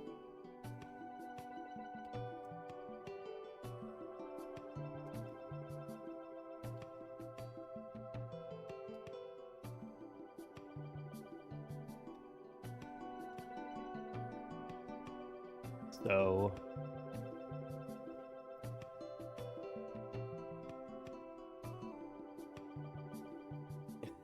the last time the internet disconnected on me was so long ago, I forgot the dino game existed. That's funny. I think I made this screen when like I did have my internet down, but I was also in the process of like wanting to make my stream overlays and stuff, and I was like, you know what? I'll just record me playing the game. That's what I just decided to use. I thought it'd be fun. All right, let's put this guy here. And I guess we'll take these guys out.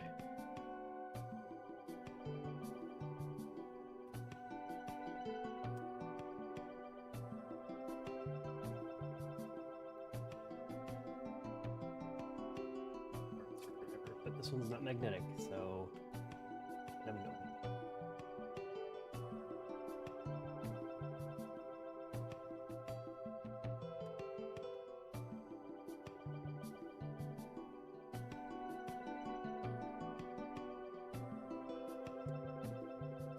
Whatever.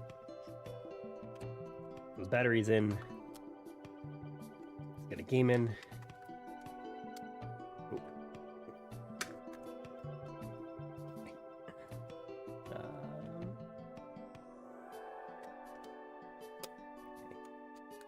That'll hold it all together. No sound.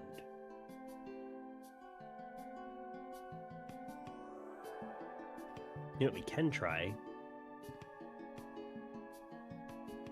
No, eating the whole bag of pretzels. That is also a problem. That is definitely a problem. Let's see. Do these headphones work? Oh, yeah. Okay. So the headphone jack works perfectly fine, but the speakers do not.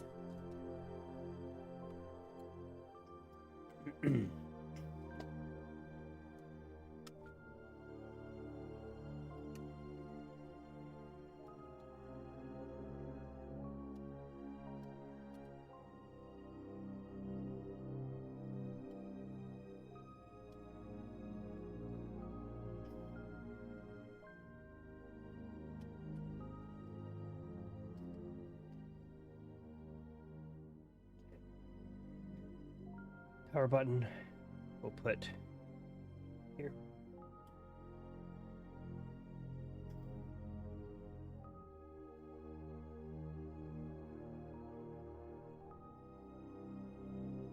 I just can't imagine like resoldering this will fix it.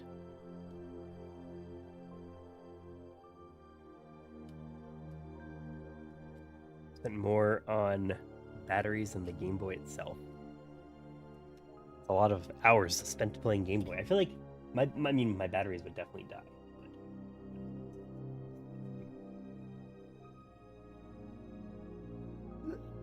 I won't be having any more pretzels. I'm touching this gross ass Game Boy. But I guess we could just try it at this point. Like, what's it hurt?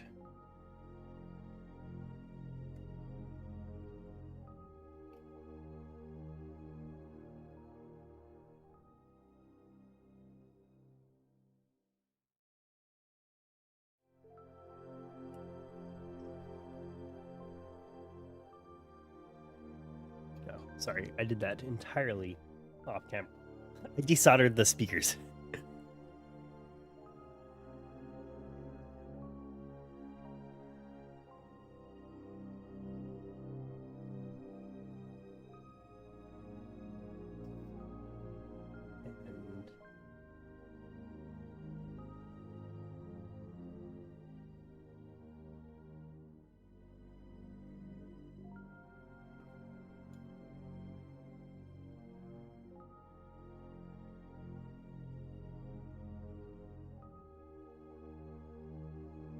I want to like put the speakers through. I've never done this before, by the way. I'm kind of just making it up.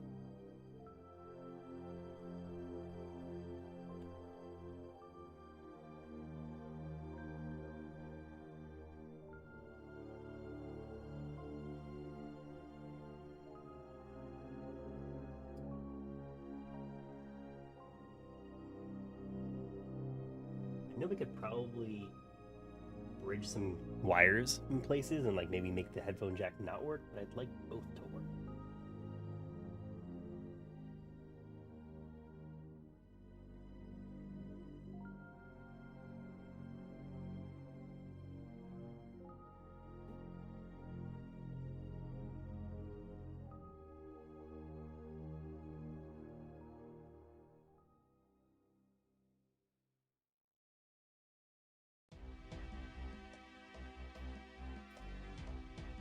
I wish I had something to hold these boards in place. That would be nice.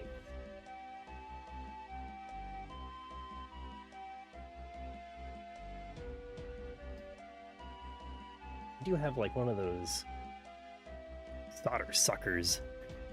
Craziest modification I did was swapping one of the batteries on my OnePlus 12, and it was terrified. Yeah, swapping batteries on anything that has a soldered-in battery is, I think it's just a bad time waiting to happen. Hopefully nothing bad happens. Soldering and batteries just, or even just like swapping out the battery, like even if it's not soldered in there, like you gotta like pry apart the phone. Like phones are not meant to be replaced like this anymore. So I think what this thing does is you press it in and then you do that and it sucks the solder out. I've never successfully used it. Let's see how it goes.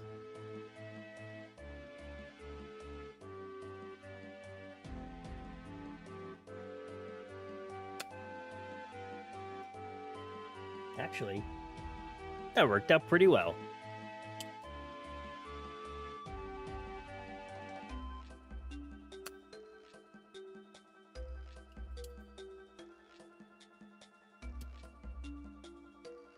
There we go.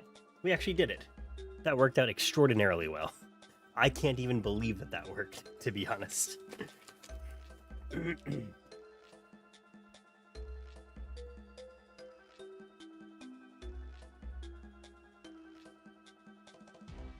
unfortunately just can't imagine that this is what would fix it.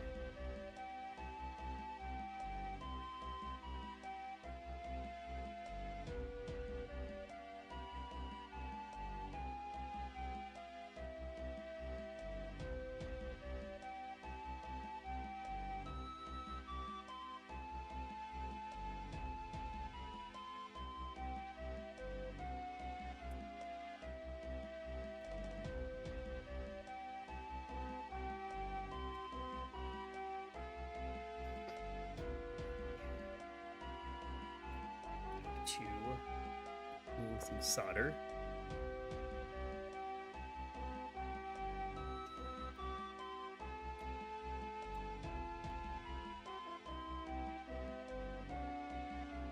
I can't believe we successfully used the solder sucker. Pretty fun. It's not what I had on my bingo card for my Sunday.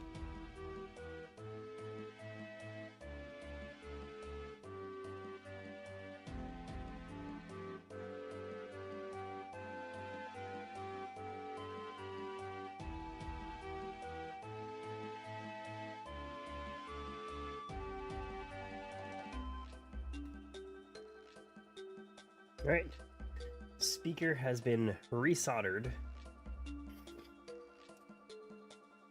See if that's made any difference. What the?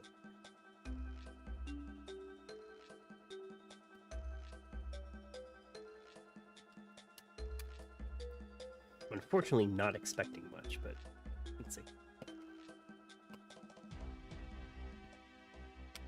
Again, I'm not even gonna connect the screen. I just want to test the power. The sound.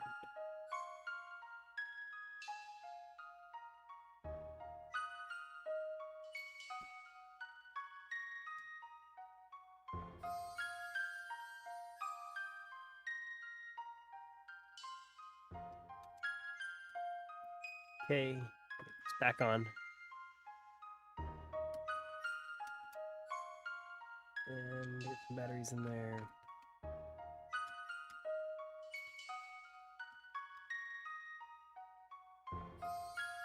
No sound. I think we're entering Tutorialville.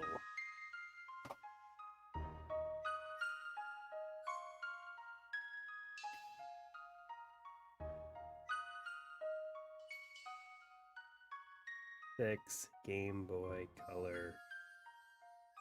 No sound.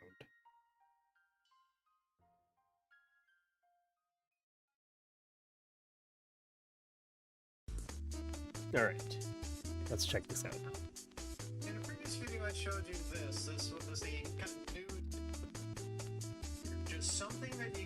test continuity. You're checking those 2 points in the jack. That means you have a problem with the jack itself. In my case, you're going to want to check continuity between these 2 points. The 2 points in that headphone jack are what makes the circuit so that the sound gets routed to the speaker when you don't have headphones plugged in. What we're testing by checking for continuity here is if that contact inside the headphone jack is either dirty or broken. If you don't get continuity when you're checking those 2 points in the jack, that means you have a problem with the jack itself. In my case, I'm getting continuity between those 2 points, which means that I'm having a problem with the speaker itself. And that is actually one of the most common problems with the Game Boy Color is the speaker itself. For some reason, they just tend to fail. Thankfully, there's an easy solution to it, and that you can go on places like eBay and buy replacement speakers very readily, and they're pretty inexpensive. The time I'm filming this, I'm seeing deals like 2 of them for $10 with free shipping. Now, I want to get this one fixed today, and also because of the fact that this is one of the limited Pokemon editions, I don't really want to stick an aftermarket part in it to repair it. I at least feel that there's going to be some that control of it. Thankfully, I had one on hand. I actually have 5 other Game Boy Colors on hand. Okay, let's try a new speaker. We have that Game Boy that doesn't power on at all, so let's steal the speaker from that.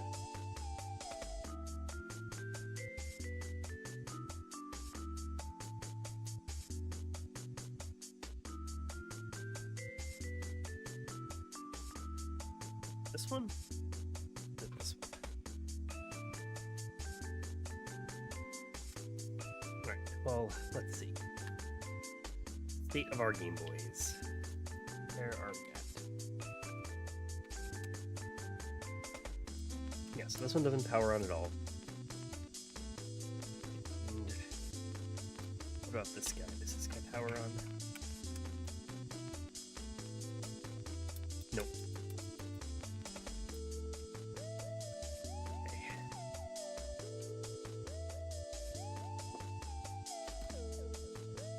Let's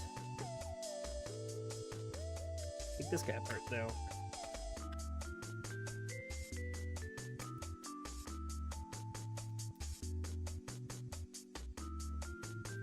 Are you even going to be able to take this Game Boy apart? That's the question. Song is a vibe. What is this? This is... looks like Bomberman? The YouTube video says.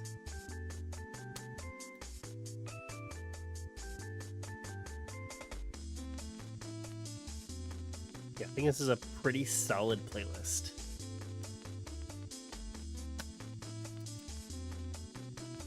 It's like 5 hours long, so we should have no repeat.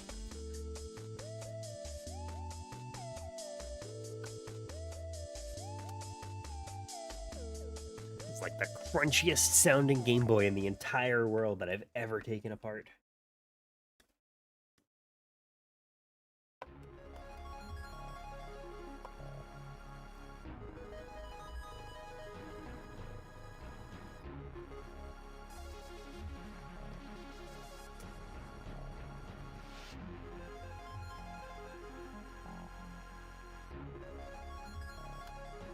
We're taking this one apart. I'm wondering if we'll be able to... we could get this to power on? I don't know. I really don't deal with like it not powering on very often, if at all.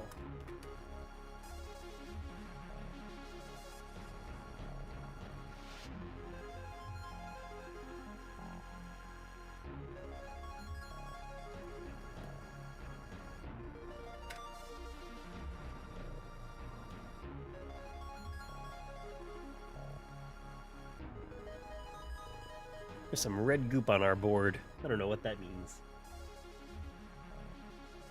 I wonder if somebody has been in here before. No matter, we just want your speaker.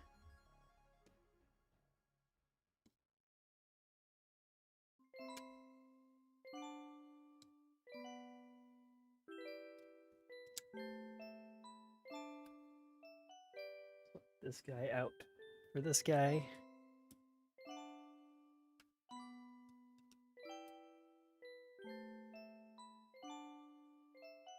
I don't think there was anything on Game Boys for like water damage indicators, as far as I know at least.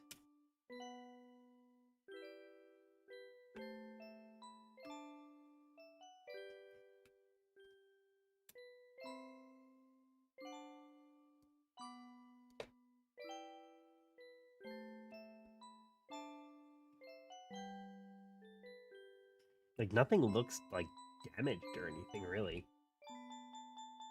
The power button is fucking disgusting. Holy shit, that is gross.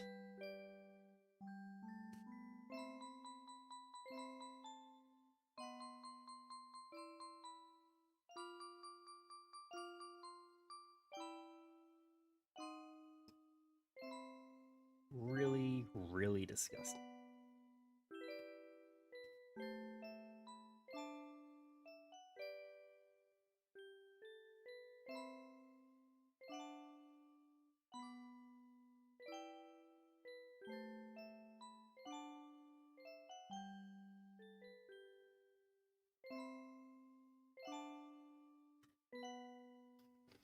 Let's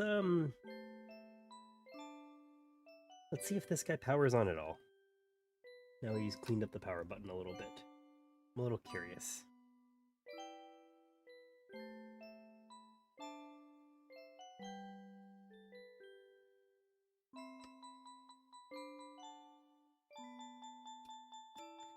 Let's get this guy back on here.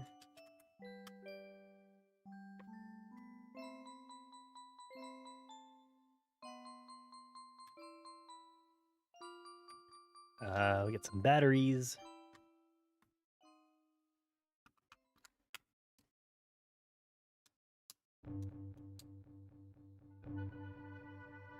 No luck. Well, that's fine. At least we tried for now. Now he's come back to it. But as of now, we just hopefully want a working speaker.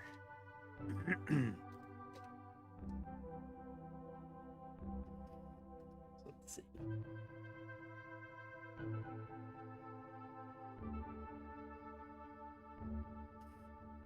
Just want these guys. So should just be able to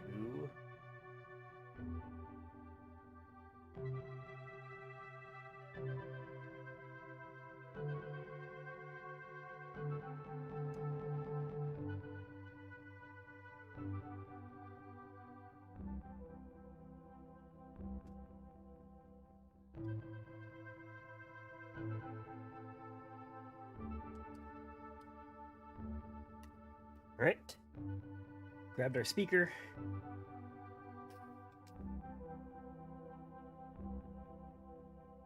Let's get this guy out.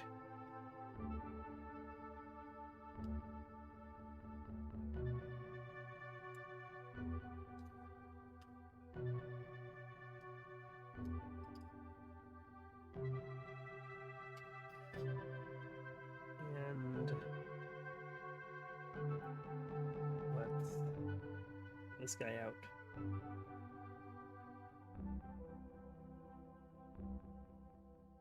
I know this is like not the best way to do it, but we're doing it this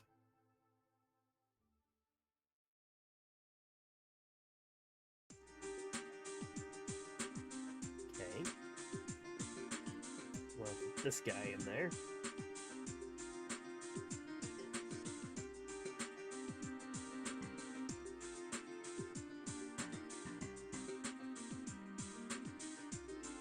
Need our solder sucker again.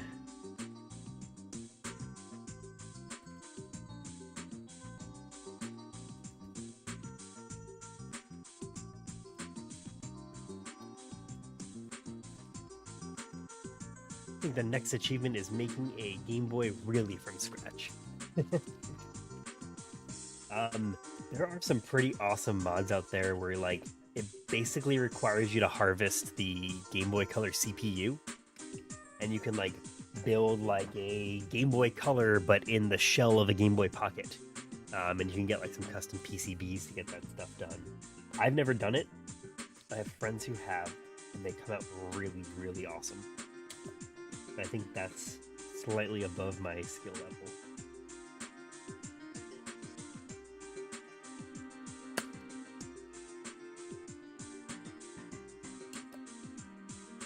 That worked out so well. I can't even believe this solder sucker. This piece of plastic just works. Amazing. Okay. I think we just gotta feed this through here. Feed this guy through here.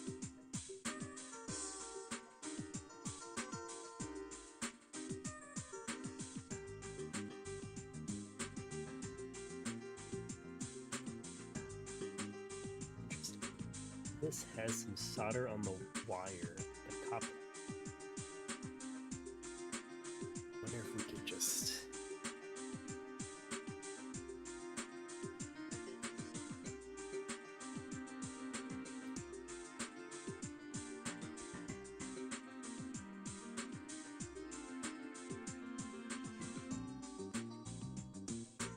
Yes.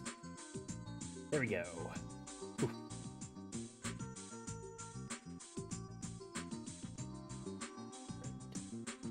That through. Push this through again.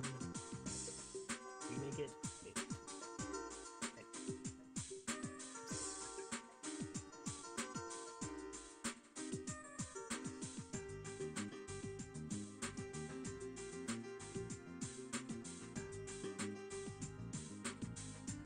So we got speaker wires pushed through.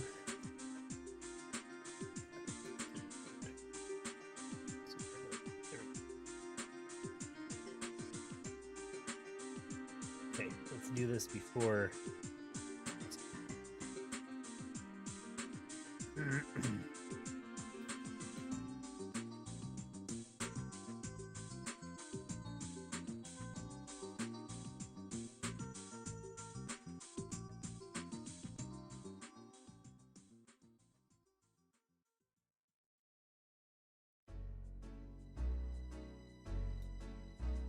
Solder on there. Always desolder it.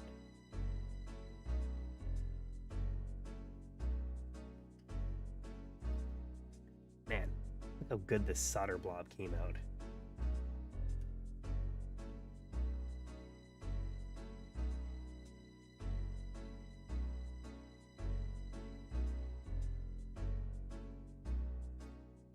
That one right there. You'd think that that came straight from Nintendo's factory, but it did not. It came from me. Okay. Let's see. We're using this screen.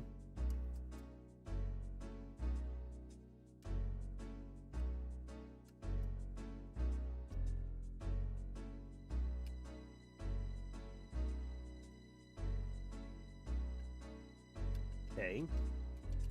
Got that in there. I'm not even gonna connect the... We'll connect the power button at least.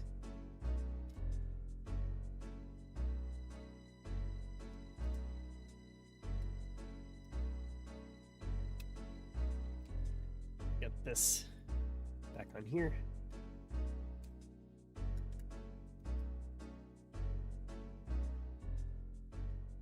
Put some batteries in there. And moment of truth. No sound.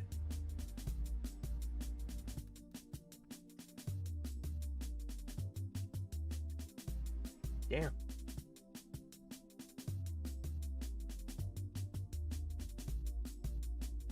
I don't really want to use this board if the sound doesn't work.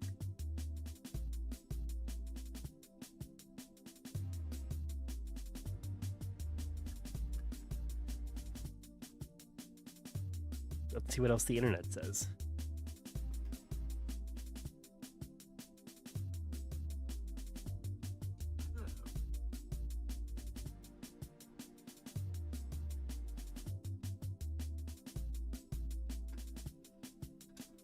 Right, so pop this one in. I'll get a bit of solder on that. That is in. Let's try that. No one's in. Did you hear that? Oh, how do you do that?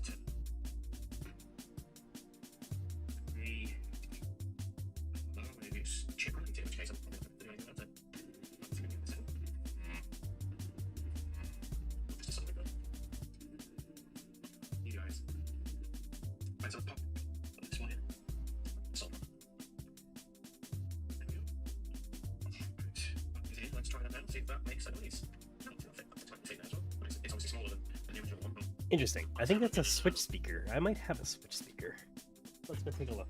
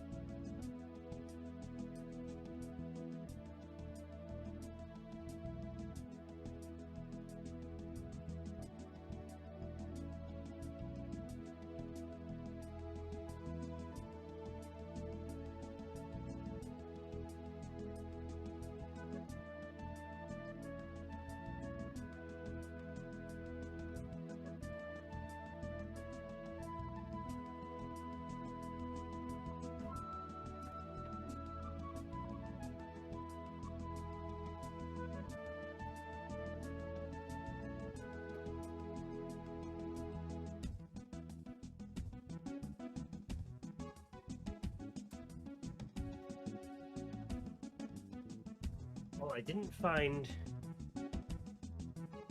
a working speaker or like a switch speaker like I thought I had. But I found more screens and I found more shells. So that's cool. We've got white IPS screens also. Check that out. Pretty cool, right?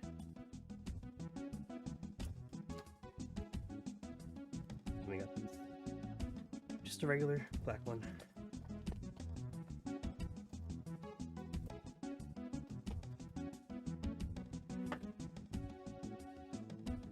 Compare it with the ones that are working. Yeah, I could go down that path.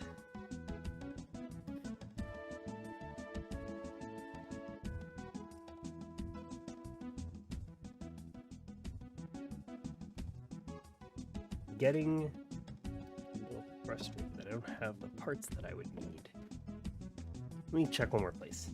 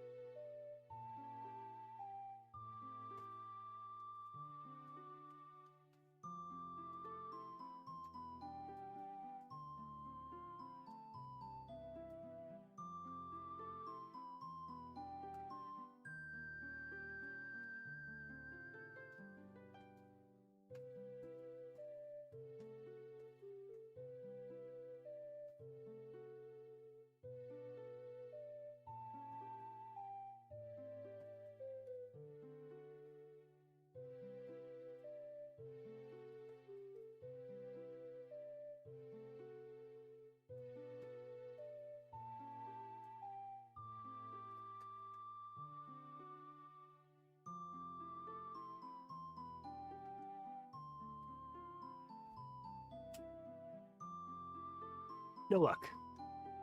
That's okay. I'm very curious what like these red things are. It's very weird.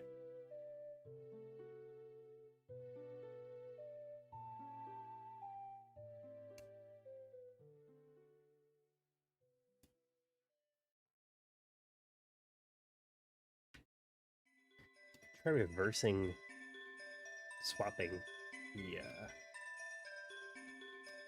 solder points, see if that makes a difference.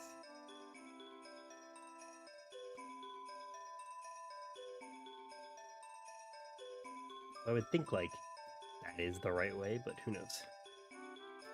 I do not.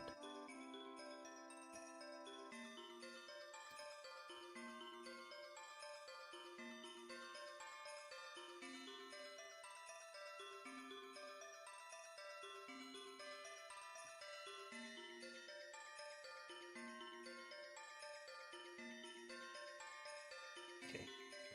Need to suck some solder again.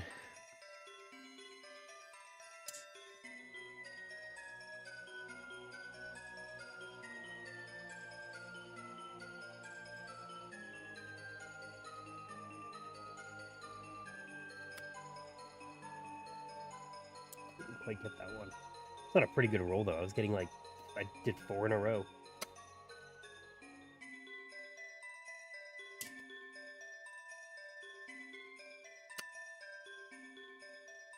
That one's okay. Better than it was. So we'll see. Nope.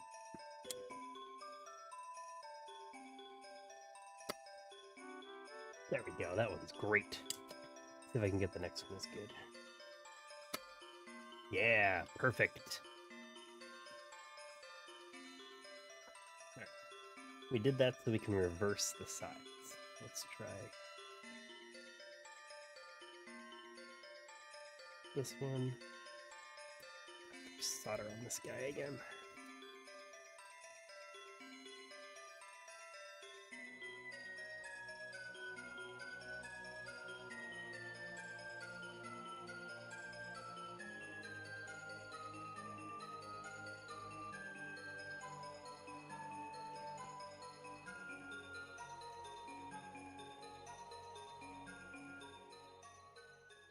So we'll try this one here.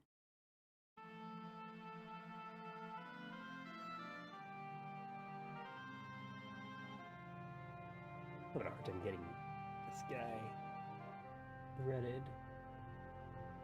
Oh, am I going the wrong way? No, I'm not.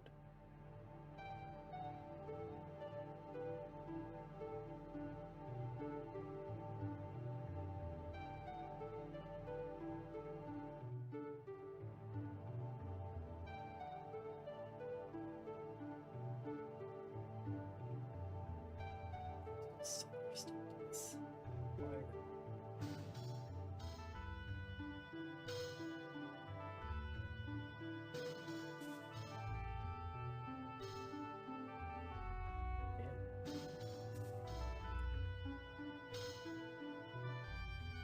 How many am I going to have at Comic-Con? That is all dependent on how many I get done today. Right now, we've just got the 3.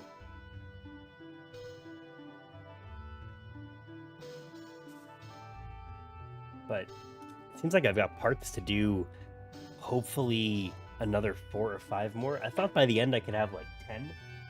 Because we've got these 2 Game Boys that I think we're just going to have to call not working for now and I'll have to fix later. We might end up with less.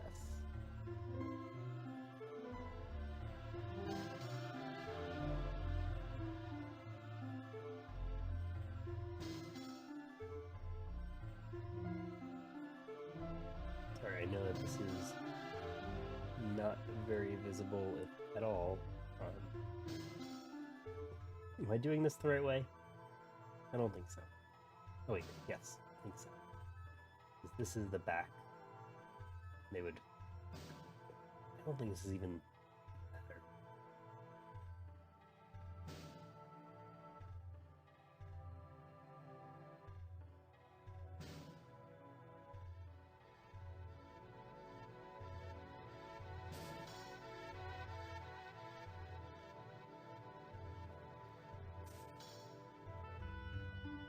Let's add some solder.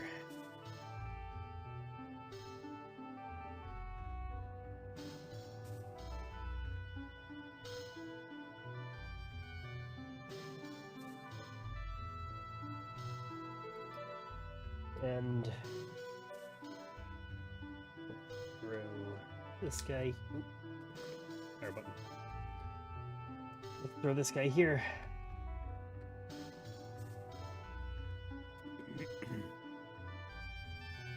And batteries.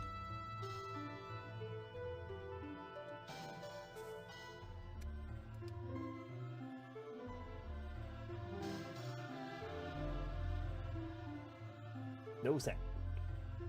But the sound here is going to work perfectly fine.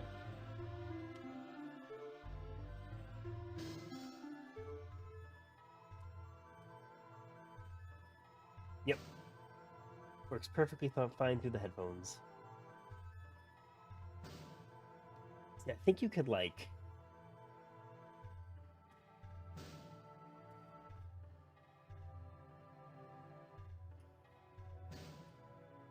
I have wire upstairs.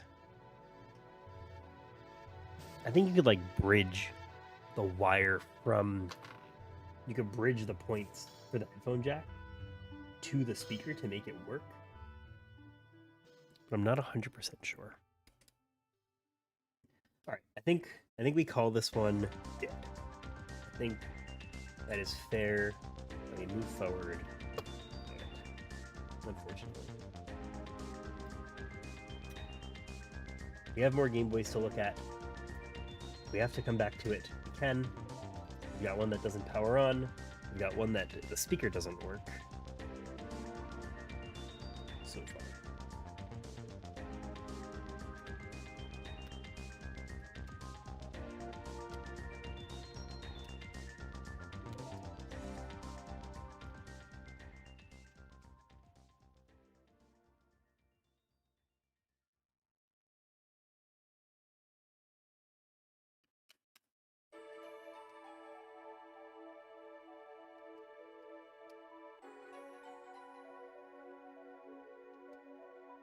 Put this Game Boy back together and it's just not fitting, which is kind of funny.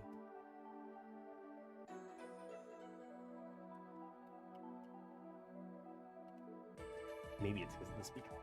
Oh, that's my isopropyl alcohol. Okay. Let's desolder one left.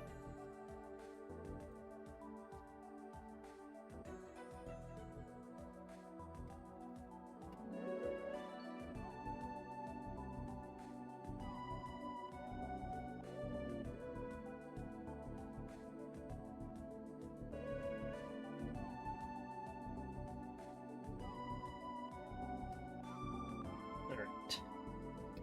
Maybe just for completeness, we solder suck one last time.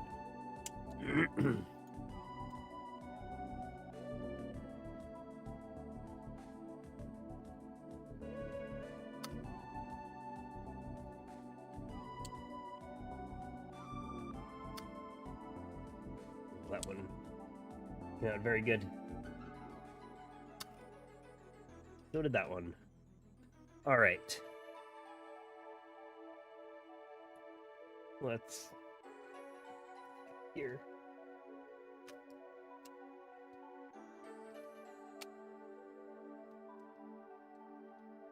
I could put these guys in here.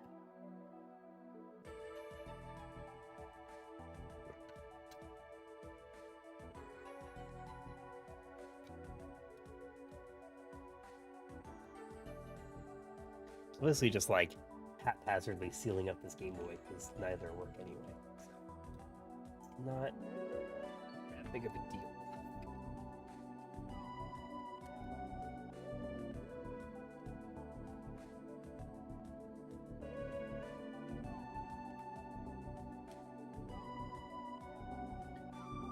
And Y screw. Will put. Maybe I should have put all the screws back. I'm very loosely going to put these screws back in here, though.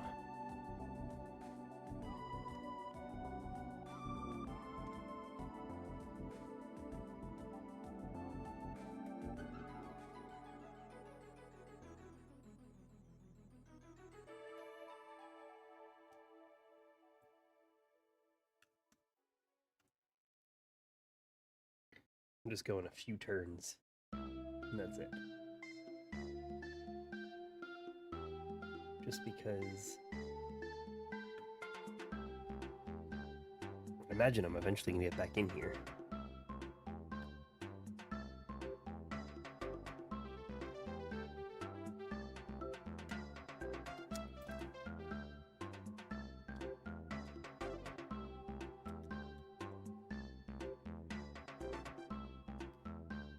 And the last one.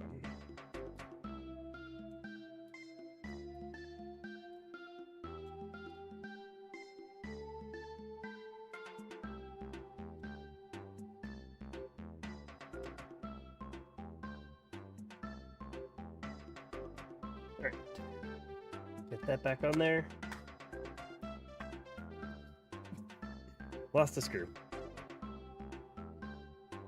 We will find that another day. And this guy doesn't work either. So we're 3 Game Boys down. You weren't kidding when you said marathon. I was not kidding. I have so many Game Boys to make. I really, really could not have made this such a last minute thing. But that's what happened. these speakers that I don't know if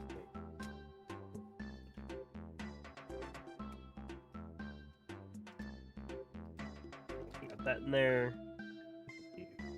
This.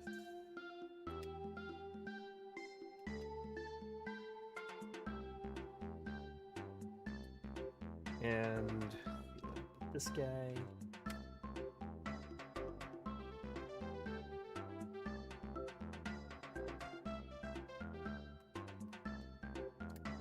Spent a lot of time not making a Game Boy, unfortunately.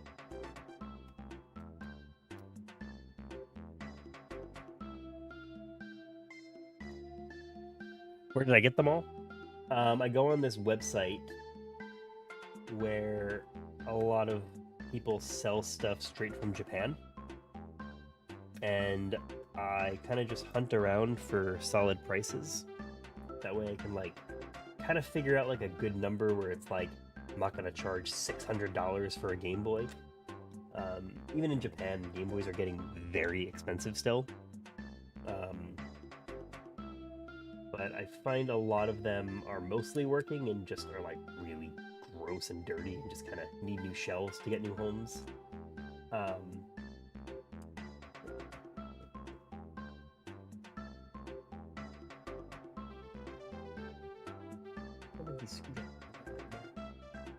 know what?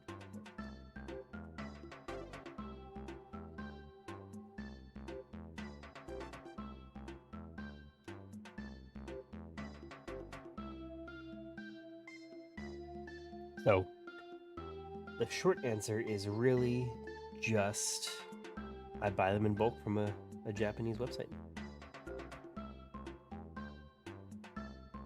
And I try to like make a huge order, so I just have to pay like the shipping and the fees and stuff just once.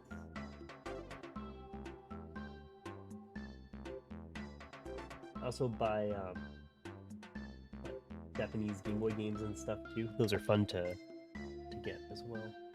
Do battery swaps on them so they have new batteries, so your Pokemon will always save. It's also a very cheap way to get Pokemon Crystal. It's just, obviously it's not in English. Okay. That was a lot of effort for no return. Guess the last piece, we might as well seal up this guy.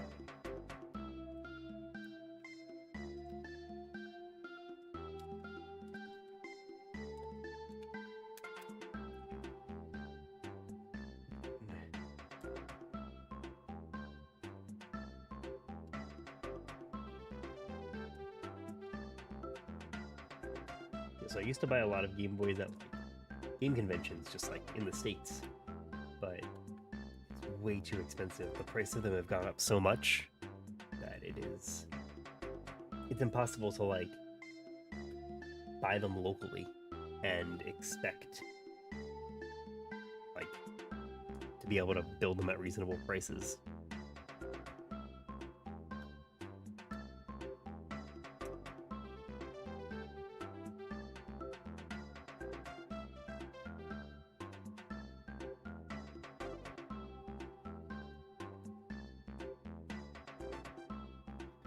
Okay, well, back on. All right, 3 broken Game Boys, 1 used.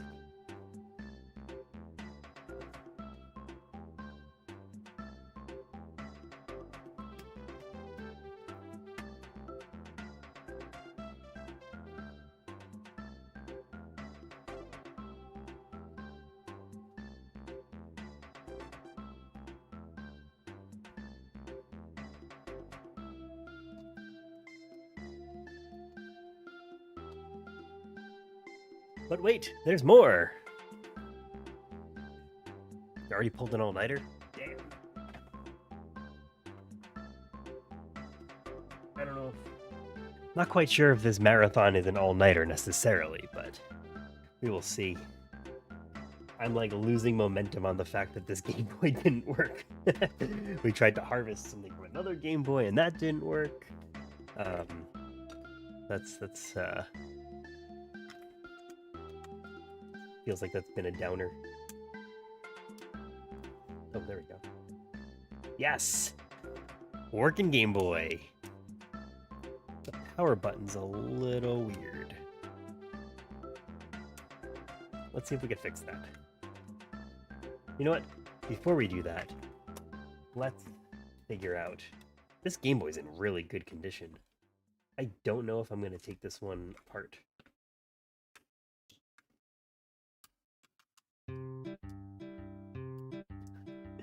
Really good condition. Doesn't turn on. Nope. All right. Great. That one does work. This looks like... Oh, this is an easy fix. This one just needs the battery contacts cleaned. If it's broken, I end up, just taking the loss. It's sorta, I mean, not really priced into, like, what I'm selling these guys at, but, like, I do make enough back that it's not the end of the world if a few don't work. Oh, hell yeah, look at this streak we're on with working Game Boys. But yeah, I kind of, like, technically have it factored in just in, like, you know, when I sell a Game Boy, I'll at least make my money back plus a little bit more. That probably covers the cost of a broken Game Boy. Man, all these Game Boys work. It's amazing. Which one was it that had the corroded battery? Let me get this. Let's put these guys aside. These are our next ones we'll take.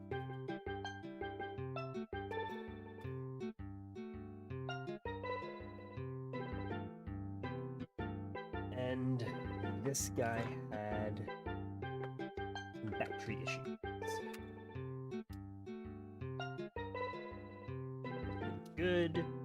Make sure all the buttons work. The buttons not working is usually like, if it isn't just cleaning the pads, it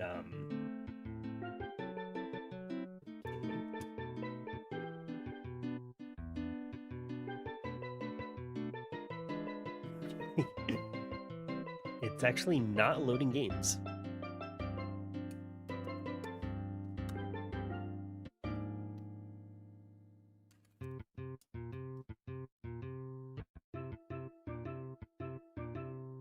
Oh, there we go.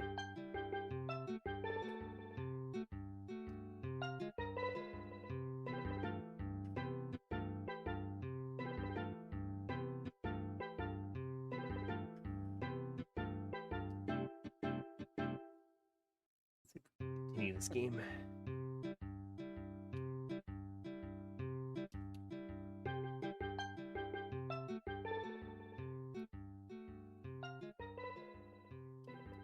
Interesting.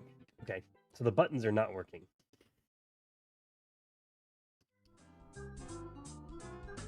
Let's see if we can do anything about that. Again, going down the rabbit hole of the Game Boy not working.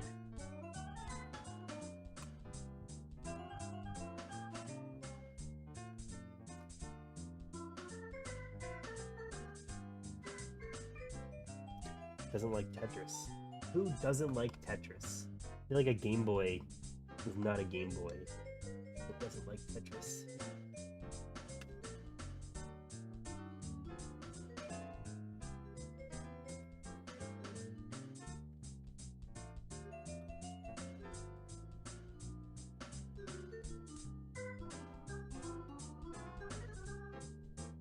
I remember the first time I ever saw a Game Boy Color, and it was funny because it wasn't like a friend that I saw the Game Boy Color from. Like, my friends also, I think, just had Game Boy Pockets. Like, none of us had Game Boy Colors at the time. It must have just come out. And my sister's friend's dad had the Game Boy Color, and I felt like so jealous that my Game Boy like couldn't display color, and he had Pokemon Silver for it, which, you know, starts to introduce like really nice color palettes for the Game Boy, and I felt just like I was missing out. Like, I couldn't believe that the whole time I've been playing a black and white Game Boy, that a color Game Boy existed. Obviously, it's like not exactly how it worked. I'm sure the Game Boy had like the Game Boy Color had like more recently come out or something. But in that moment as a kid, I was just like, I can't believe that this game is in color and my Pokemon can look like real Pokemon and not look like garbage.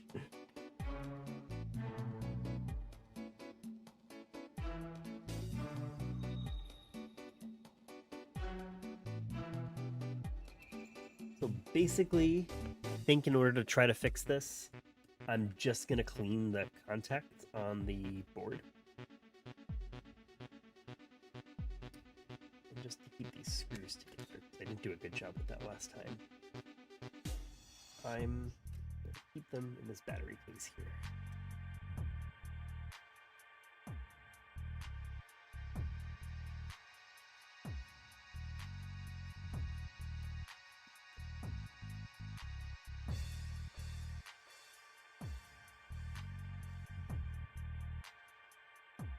Oh yeah, these are really dirty. That's a good sign, actually. I actually think that this is hopefully the best scenario because they look really, really bad, though. Hopefully you just clean it, but it's like a different color.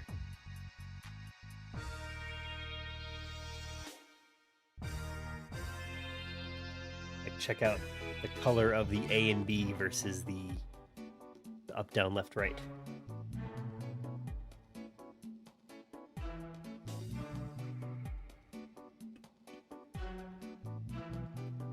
Let's see what we get.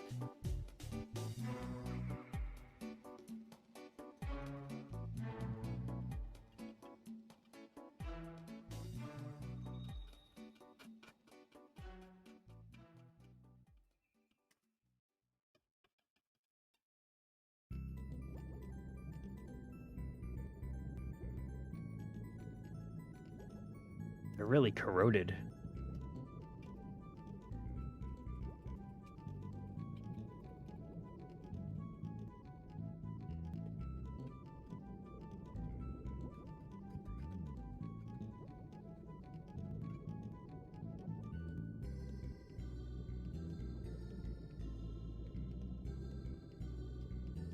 I'm not even sure what I could do with that. Childhood FOMO was insane. I remember literally begging my mom for a Game Boy Advance SP, and she came through. That's awesome.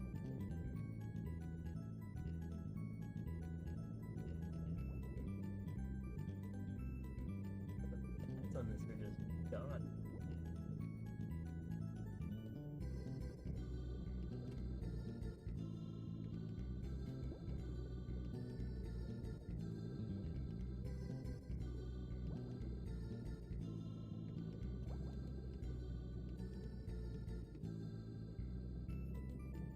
Hopefully that doesn't sound too awful for you guys.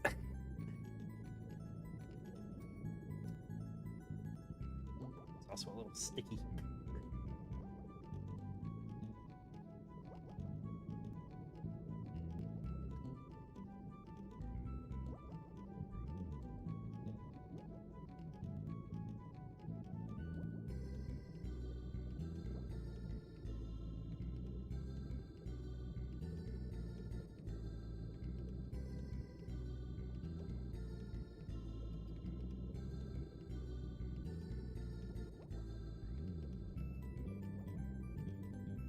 I don't even know if there's a way around this issue.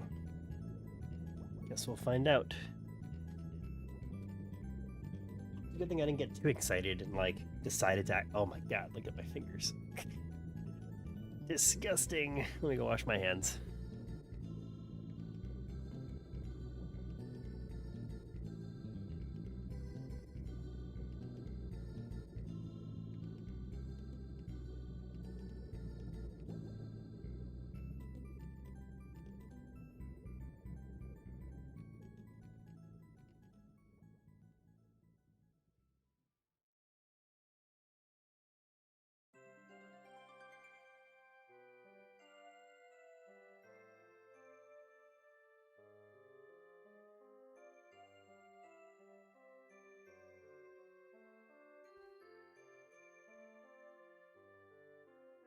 Okay.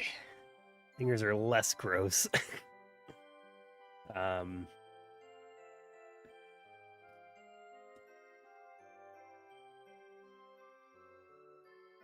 Yeah, let's see. I mean, I think this board is also probably cooked. But we'll give it a try. You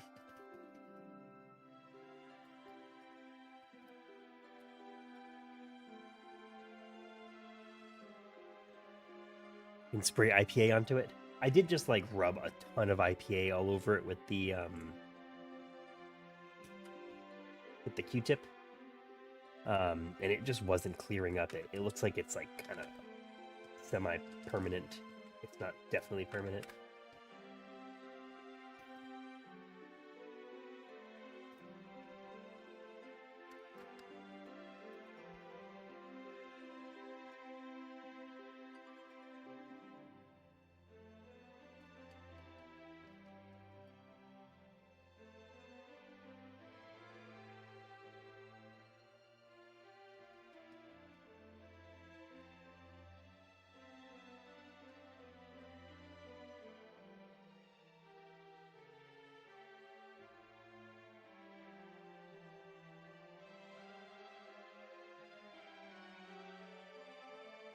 Yeah. All right. Well, reassemble this guy, I guess, and not lose the power button. Man, it's like the third Game Boy today. This one I don't think we can fix. The ones with the speaker issue, I feel like is probably something we could resolve, but I think we're gonna move on for now.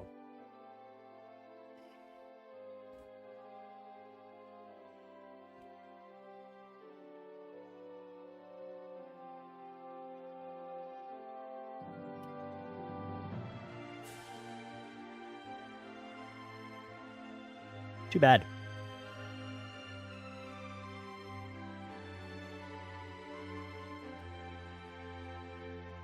That's the risk, though.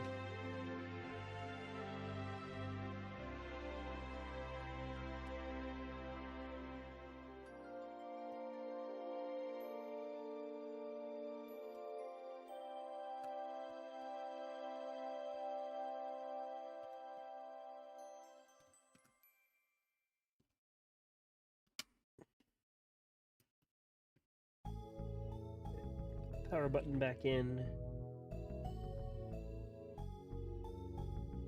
Like post-it notes or something so I could like keep track of all these issues that I'm finding. Mark them down.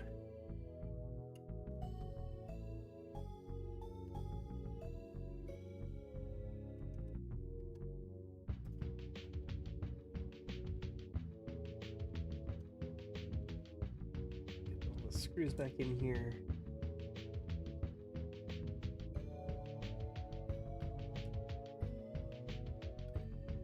Funny, I think this was the one that I was like, oh, this is such a great looking Game Boy. I feel like I shouldn't even take it apart.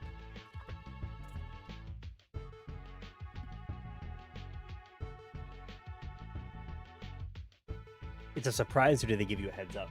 It is mostly just like a as is, like buy at your own risk. Most of the time the issues are very easy. Like the battery's contacts are a little corroded. Like it's usually very simple to fix. This is a string of bad luck, I think. The speaker shouldn't be too bad to fix either. I just don't have any spare ones. Or like, I'm sure we could like figure out some workarounds to get the speaker to work, but maybe at the expense of the headphone jack not working.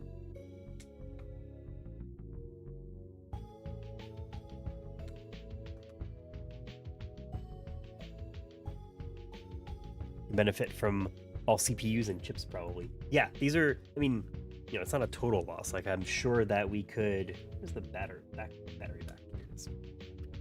Like, we could harvest the CPU from this, build like a Game Boy Pocket Color or something like that.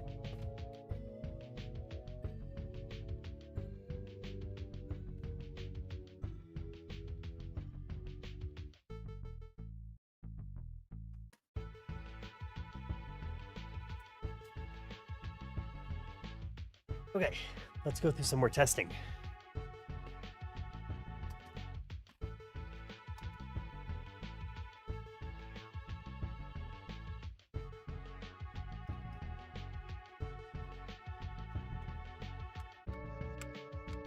Maybe that Game Boy is not worth fixing anyway. It doesn't like Tetris.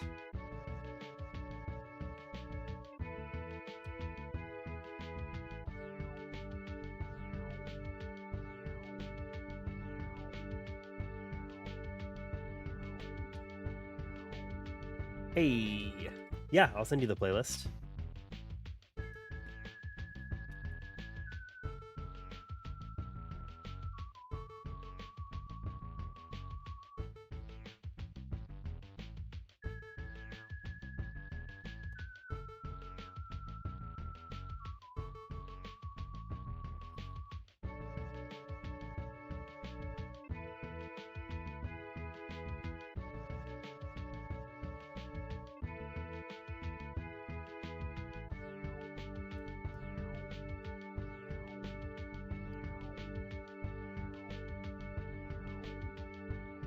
There you go.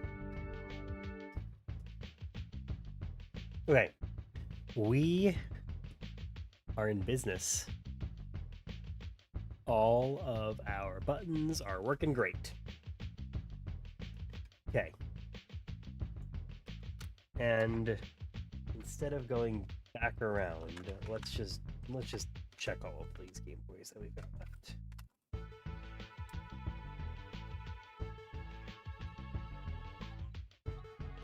Tetris works, that's a good sign.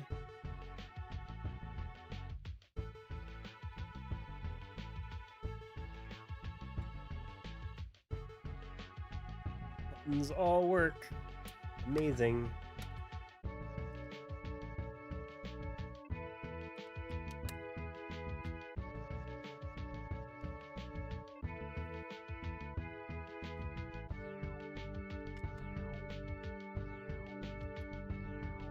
And this is our last one. I think I might have a few more upstairs, but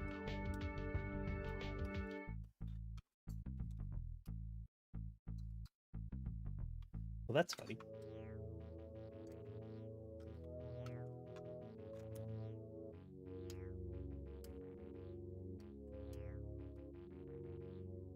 Okay, so a little bit of a funky power button. We'll take that into account. Super borked screen.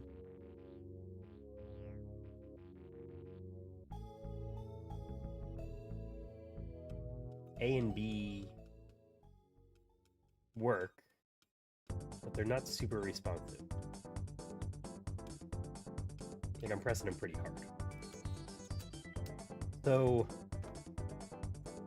in an effort to accomplish something, we're not going to do this one first. Let's I'm kind of curious about these guys. Because this has this USB-C mod built in. Like, I don't know what that is. I don't exactly know what that means. Like, do I have to do some more soldering? Is the piece that I'm not 100% sure about.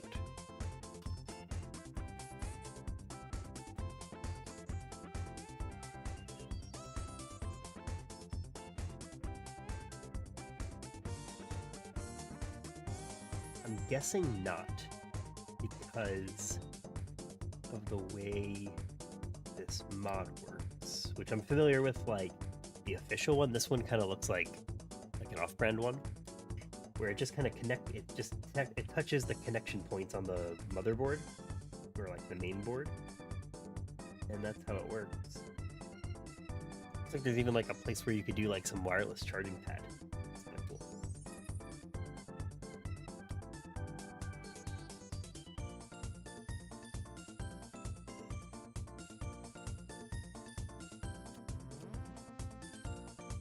Guess I shouldn't have taken this apart.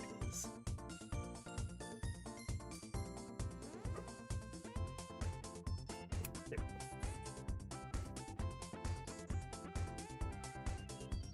Okay, well, I think this will be a fun one to do, so I think we should do it. like this blue stuff. I feel like there's a privacy sticker put into every screen. Yeah, it's a feature of the Game Boy for privacy. I feel like we can like take this blue stuff off, but maybe not.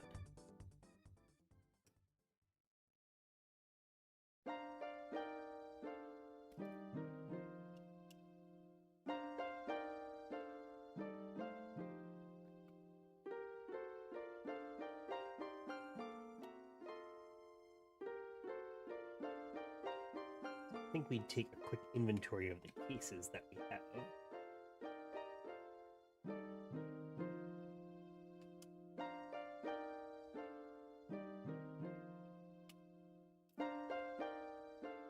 Or the screens that we have, I mean.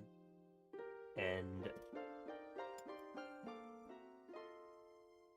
I think it would be fun to do an OLED on this if we have an OLED screen to do. Ooh, nice and shiny.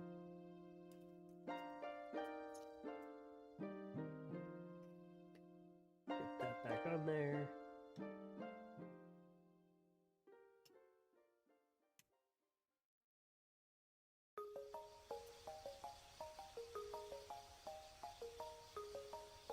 There's me losing everything again. Here we go.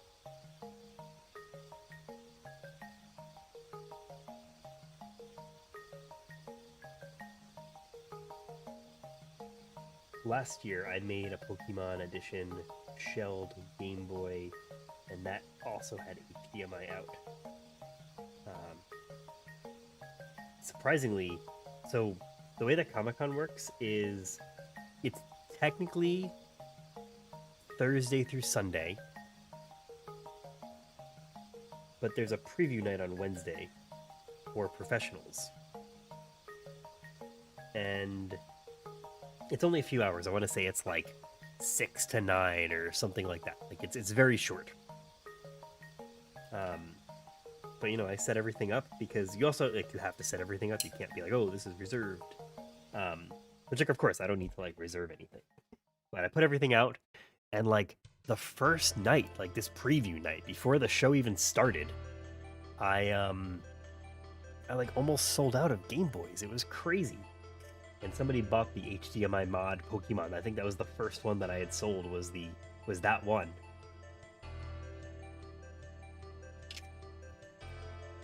Those are our buttons and stuff. Okay. Now let's pick out a screen. An easy choice actually. We've got OLED, or OLED.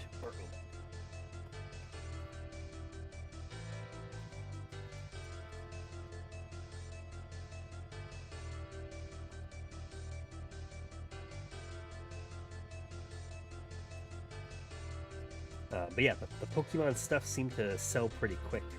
Last year I had a Gengar shell, I had a Psyduck shell, and a Snorlax shell. I think I did sell out of Game Boys entirely. Did I use a speaker wire? Not speaker wire.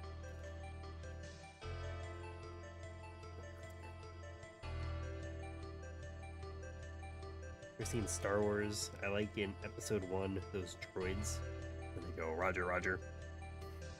I say that all the time, and I use that meme all the time. Roger, Roger. That over there.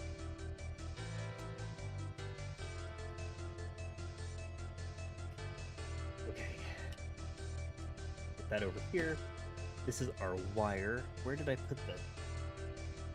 That's everything that we need. Let's start the disassembly. Selling like fentanyl. Yeah, I think I've been lucky that the past few years that nobody else has been selling modded Game Boys. So it really makes it stand out because, you know, Comic-Con obviously is like, it's very pop culture oriented, but it is mostly superheroes and movies and comic books. So they do always have like a small section for video games. but it's honestly usually nothing, nothing very interesting. Unfortunately, it's usually just boring. They usually have like Blizzard is usually there, like they're showing off World of Warcraft. Capcom is usually there with like a fighting game, which I'm like not a huge fighting game fan, so it doesn't really like do much for me.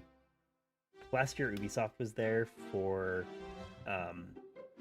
Star Wars Outlaws, but they were just like showing a video on a screen, which is kind of boring. That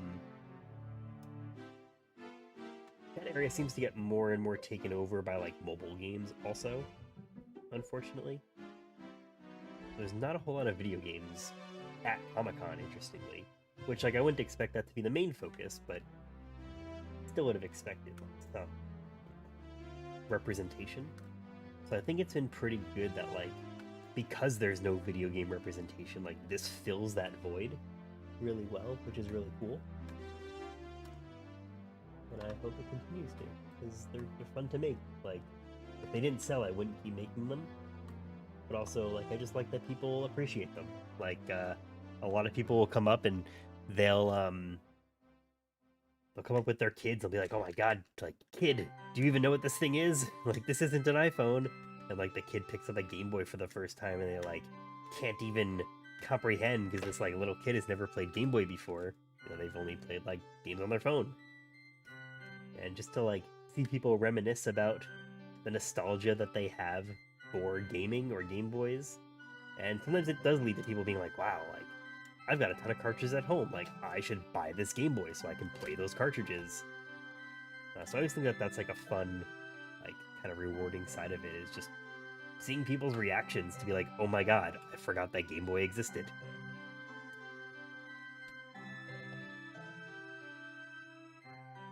I like the behind the scenes of episode 1 where he's showing Steven Spielberg the new droids for the first time. He's like, why are they so dangly? The best part about episode 1 is actually the behind the scenes documentary that they have. It like kind of just literally shows why the movie was really bad. Like there's a like what stood out the most to me about it, which like I've watched it a few times, but like a very long time ago at this point. But like the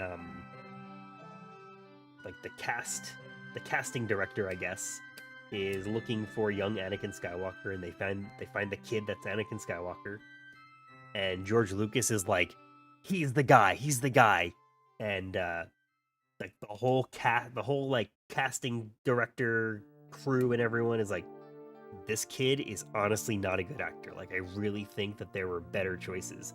And George Lucas is like so insistent. He's like, no, he's the guy. We're going through with it. And like, I feel like it kind of just showed that like maybe the reason why Empire Strikes Back is everyone's favorite is because George Lucas wasn't the director.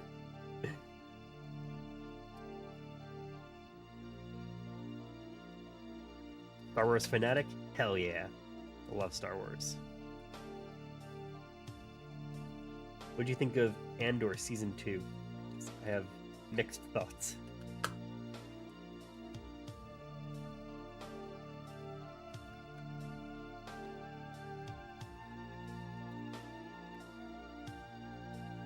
I thought Season 1 was okay. I thought Season 2 was one of the worst shows I've ever seen until like halfway through when they were like, oh, we actually do know how to make a TV show, and they made like all those episodes were like really thrilling and really fun and really well written and really well thought out. But I don't know what happened that like the whole show, like people are like, oh, it's a slow burn. It's like, it's not a slow burn. Like Season 2 is really bad, except there are a few episodes that are amazing. It definitely made me like Rogue One better, because I also don't like love Rogue One like I know a lot of people do. Like it's just loud. Like it just, you exclusively like George Lucas Star Wars, so you exclusively like uh, the trilogy, like the 1, 2, 3, and 4 and 6? Or do you just mean like, even though he didn't direct Empire Strikes Back, he was still obviously highly involved in it?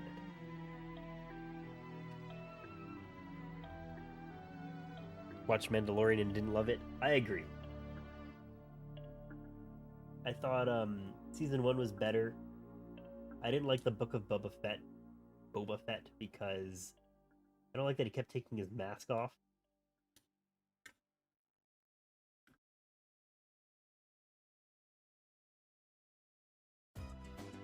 I really like The Force Awakens. I think The Force Awakens is like, it's like the order of Star Wars movies for me, of like my favorites is probably Empire Strikes Back and Force Awakens, like 1 and 2.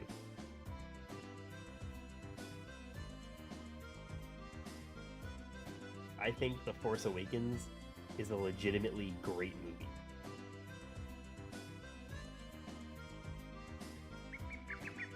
Let's freaking screw it.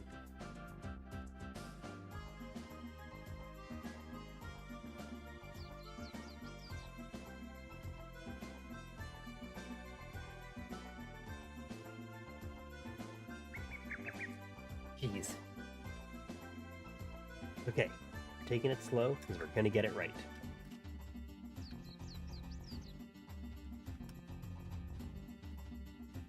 Thought it was really solid, but they ruined all the momentum by not having a plan. I liked the idea that they didn't have a plan. It just sucked that, and I like Rian Johnson, but it sucked that he was like, "Oh, you left all these like pieces and items that I could expand on. Screw that. I'm doing my own thing." Like, J.J. Abrams should have just been the trilogy director. Like they really, I think, messed up by just simply not having the right people involved. Like, why is C-3PO arms? Why is his arm red? That's all I want to know.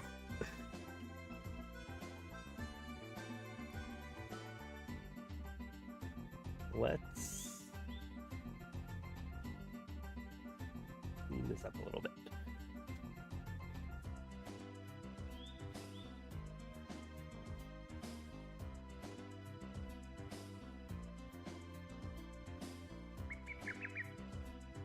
By the way, for reference,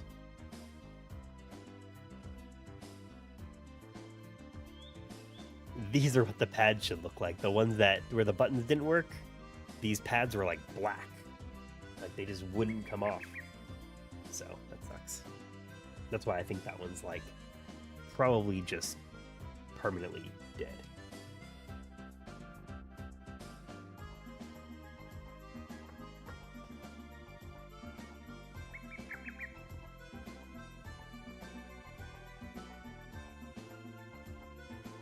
Sorry, I'm cleaning the wheel.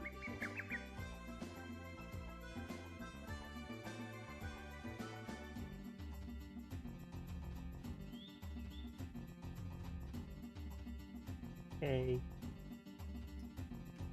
Have a battery contact. Like they could be cleaned a little bit.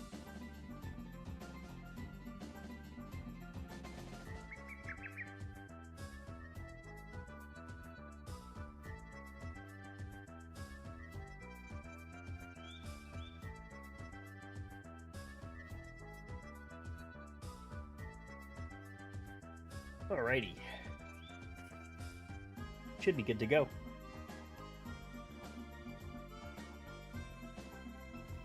Let's see. We need screen.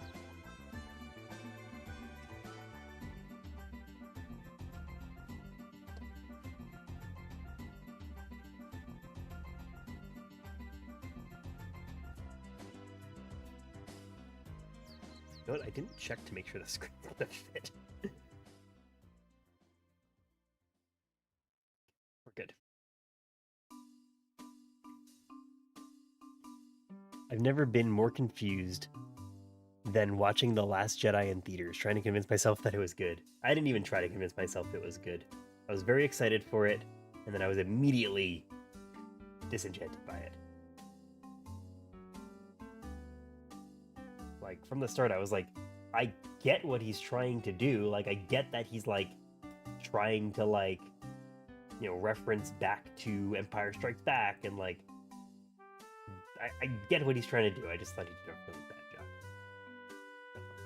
Does this screen not fit? Nope, it does. Good.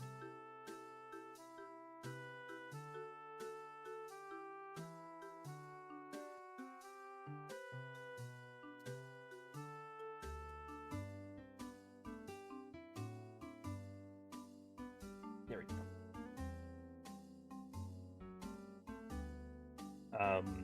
I think The Last Jedi is better than The Rise of Skywalker. I will admit that, even though I really don't like either of them, like I really highly dislike both of them, I think The Last Jedi is more entertaining. Granted, like I saw these movies in theaters like several times each. Definitely, I didn't see the other two as much as I watched Force Awakens. I think I saw that in theaters like 4 times. I loved it. And like it just like I always loved Star Wars, but it like reignited my love for Star Wars. And that was just really fun.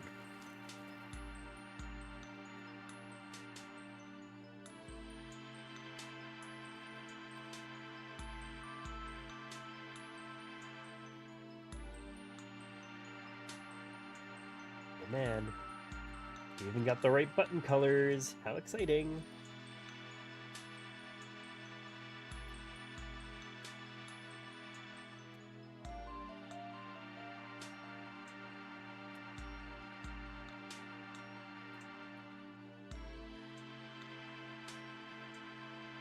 In there.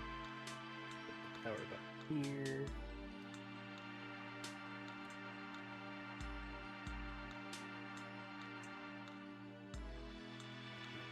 This Game Boy is gonna look so cool when it's done. Like, I might have to keep one for myself. I don't know. We'll see. I always say maybe the only way I keep one is like if the one doesn't sell. And I think I have to stick to that. Because I'm not gonna have as many Game Boys as I thought, since a lot of them are not working.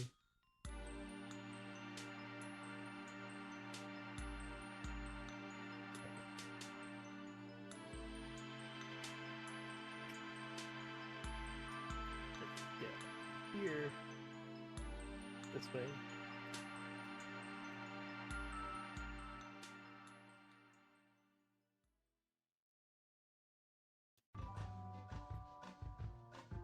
I just don't want to apply too much pressure. Screen.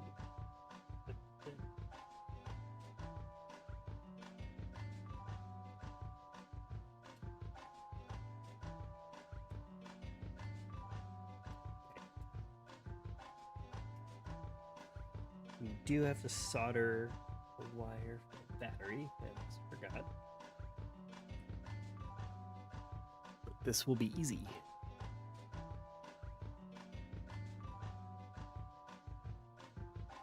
We're going from that guy to this guy. Not this one, because that's the ground. Very important that we don't do that one.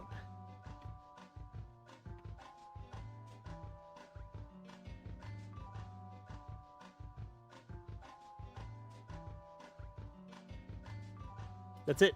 Easy. Done. Like, these Game Boy mods with the AMOLED screen could not be any easier. It's crazy how simple it is.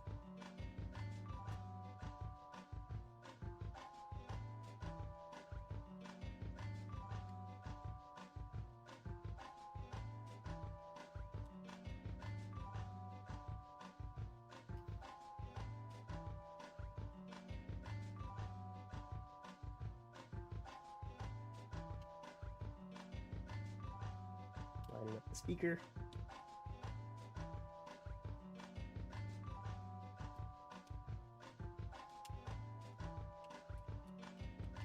Everything feels good.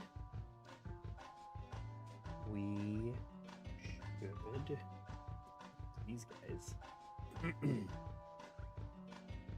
Oh, you know what? Dumb. Let's not do that quite yet. Let's use Kapton tape.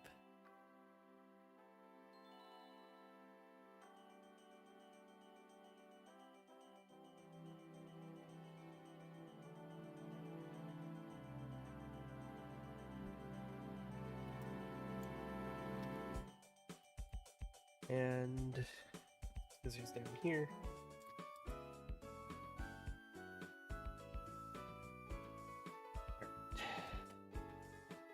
Just want to cover up pieces of the board.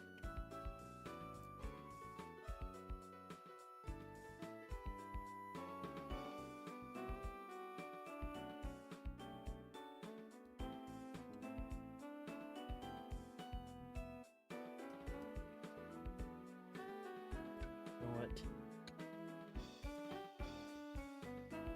Do it the same way I did it last time. I like that I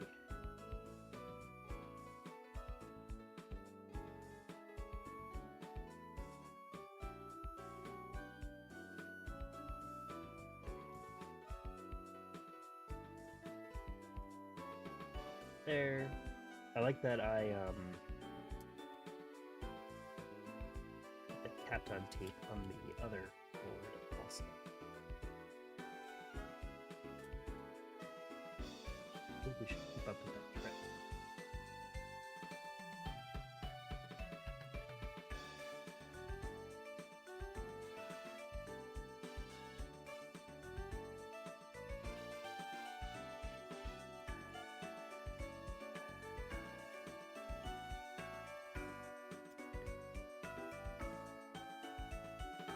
Dawn now. Yeah, what time zone are you in?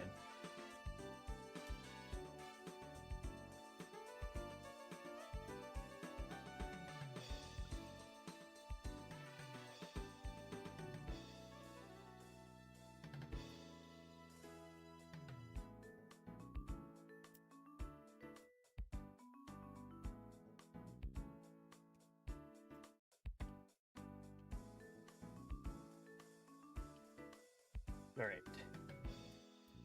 Tapped on tape on that guy. Let's go back.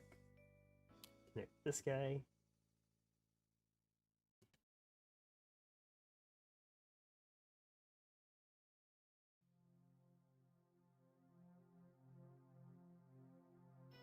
Okay. And let's clean this one up.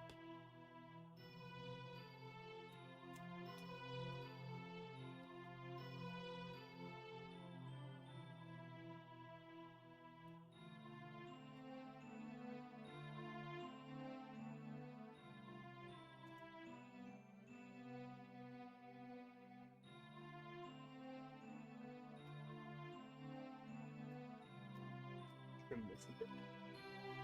Oops.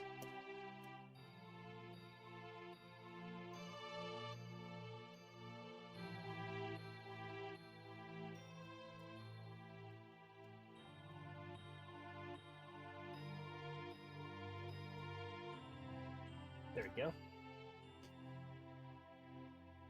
Middle East, 3 a.m. Wow. 3 a.m. and it's dawn. That's an early sunrise, isn't it?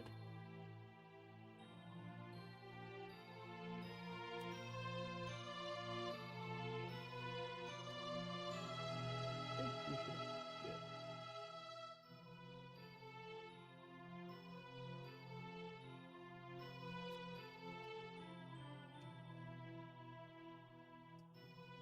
I guess we'll be complete. So this guy, and we'll correct these guys. Okay. Now we can connect the screen back up here.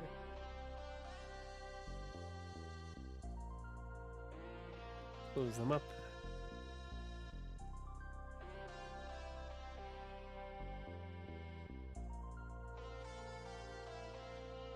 All right. This everything feels good.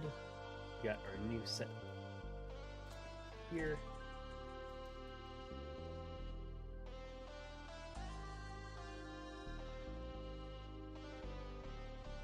And put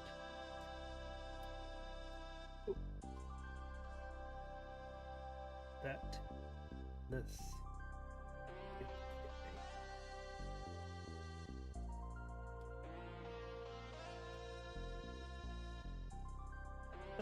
So nice that these are flat screws. I really like that. Good addition. Good enhancement. Okay.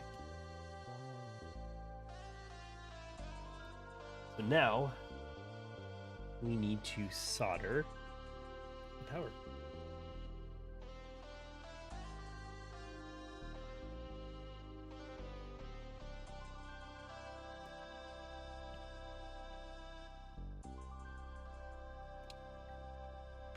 And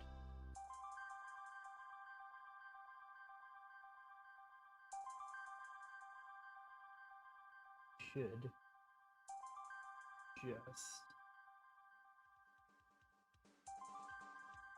catch it right there. Let's give it a try.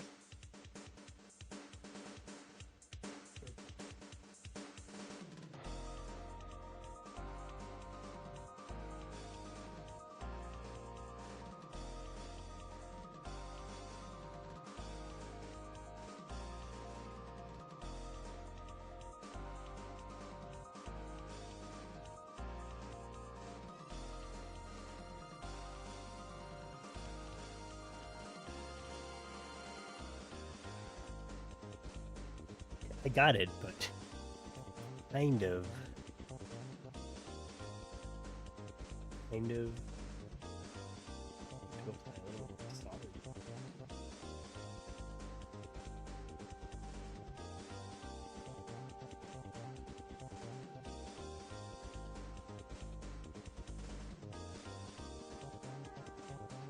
Burning some wire. No need to worry.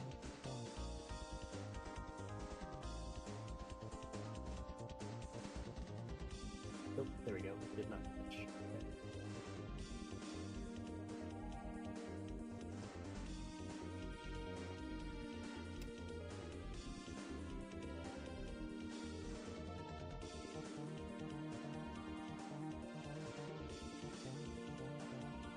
Need these tweezers.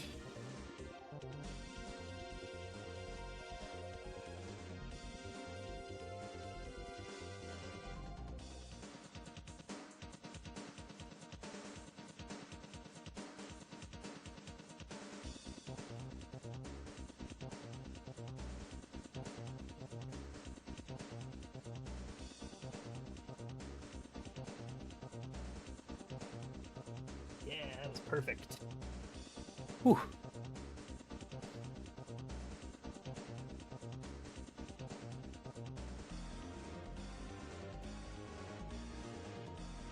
All right, let's fill it up real quick. Power's on.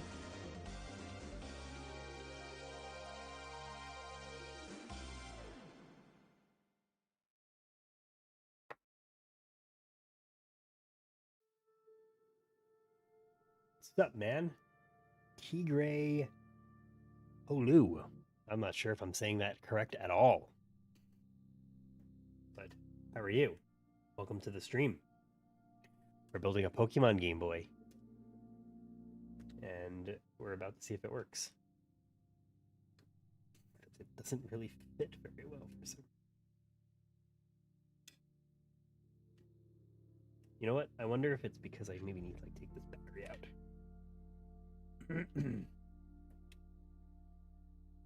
Yeah, we'll take this out. We'll fit it in afterwards.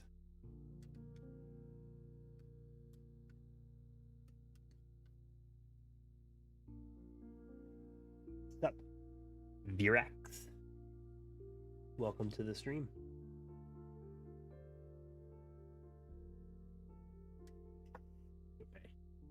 I don't want to install these. I don't want to install this because I would have to just take it apart. So let's just hope that this battery has some charge to it.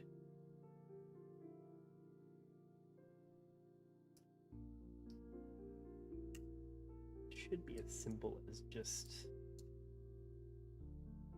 fitting it in here.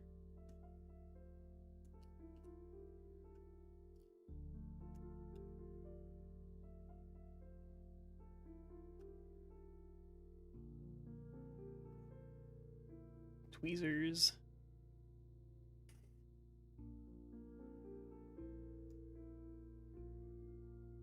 USB-C to line up a bit better.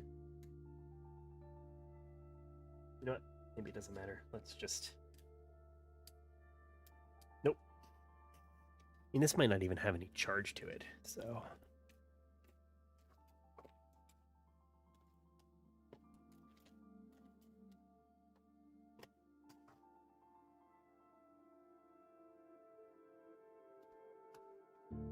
Let's try this USB-C cable.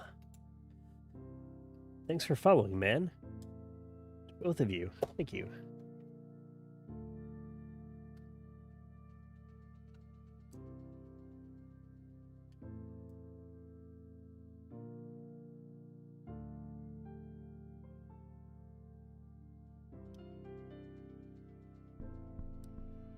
I feel like this isn't like making contact. Because it's not powering up, but I don't think that's a result of me. I feel like that's a result of this thing being weird.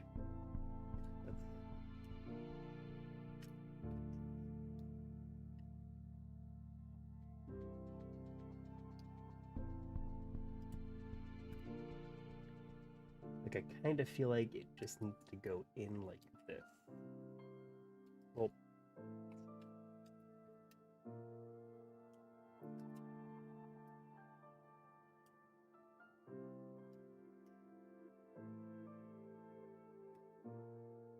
imagine discovering this video in 1999. Imagine being told that one day your Game Boy will be worth as much as it was when you bought it.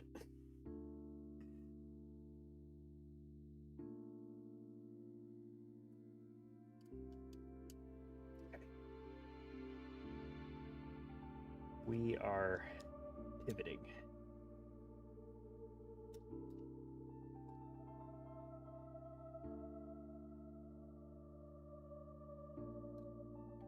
We're going to insert these guys, and we're just going to remove them if we need to.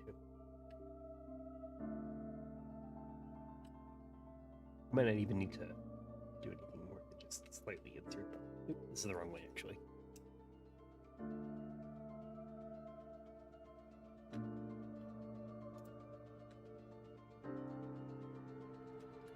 Just want to make sure it's going to power up. We're good. All right, we got to figure out this USB-C thing.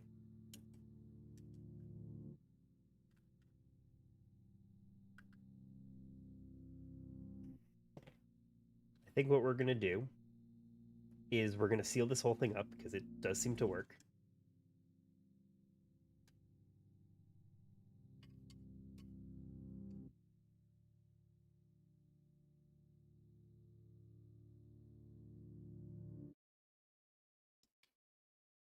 We're going to put this battery on the charger.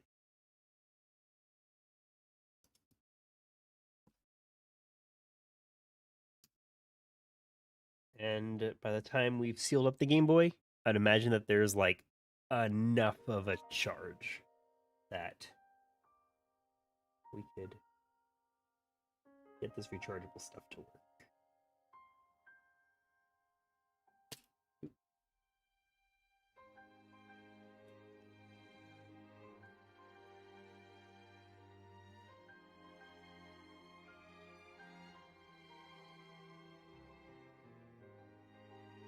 All right. In general, though, like this mod went pretty. We can also add some Kapton tape. Make sure our wire here is all good. Organized.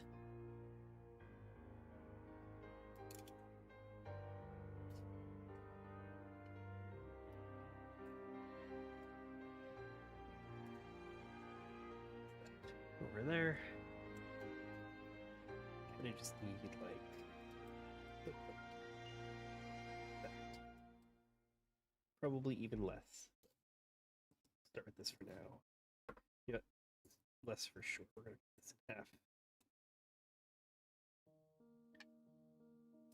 And I think this will look nice to do it. Here. These are way too big.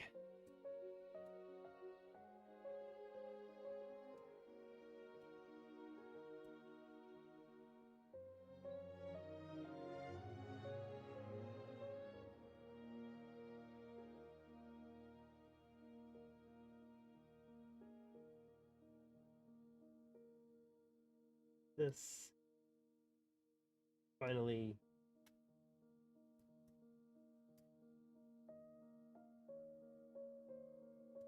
this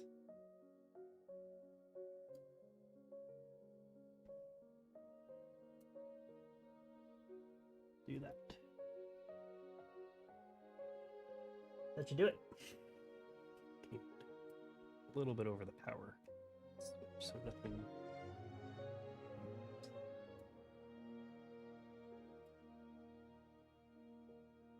All right. Be all good. Now, gyro sensor, got the power button. Right, we're all set.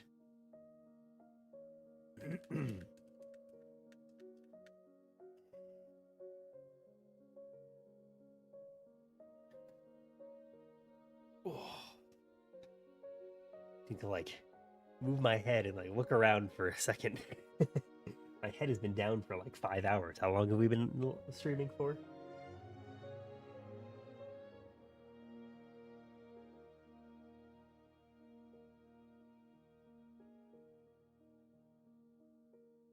All right.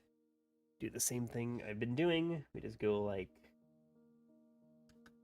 a few turns. Next one, a few turns.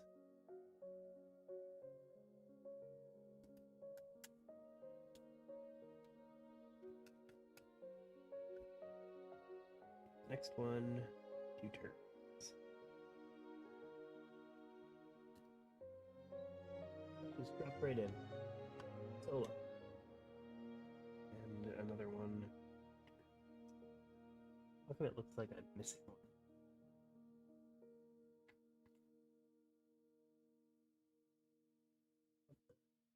Reuse one, I guess.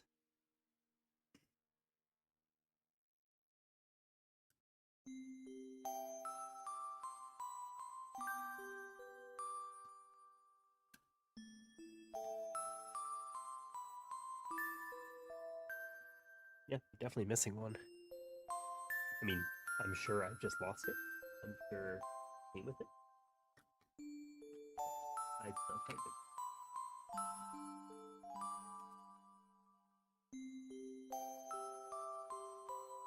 All for it.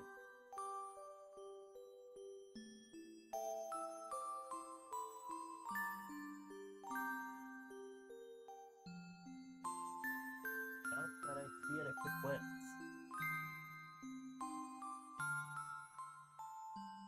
In 5 hours, time goes by fast. It does. At least in 5 hours, we have 3 Game Boys to show for it. Technically 4 total, but 3 from the stream.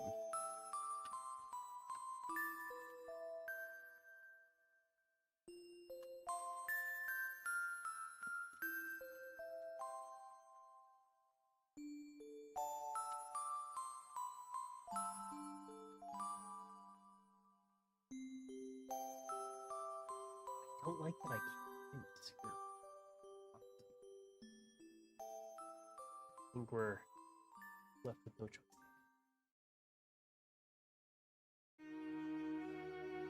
We'll steal one from here.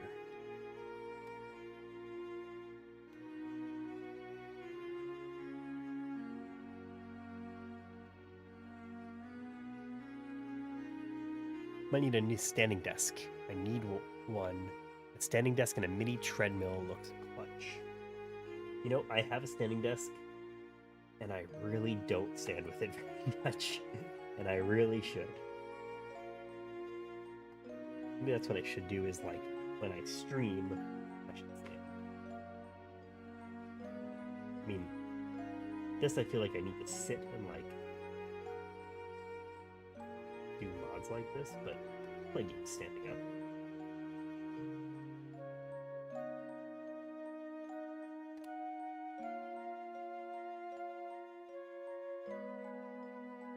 I'm really struggling getting this screw out.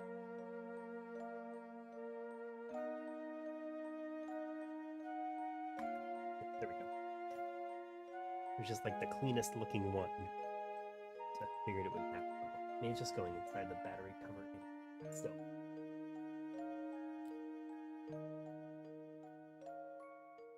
Whoever gets this Game Boy deserves the best.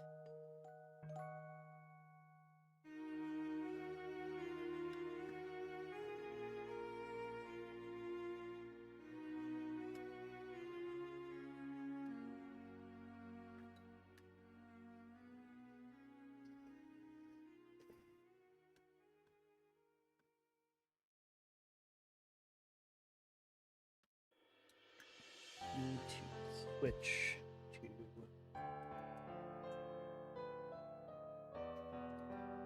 these free screwdrivers are just not doing it.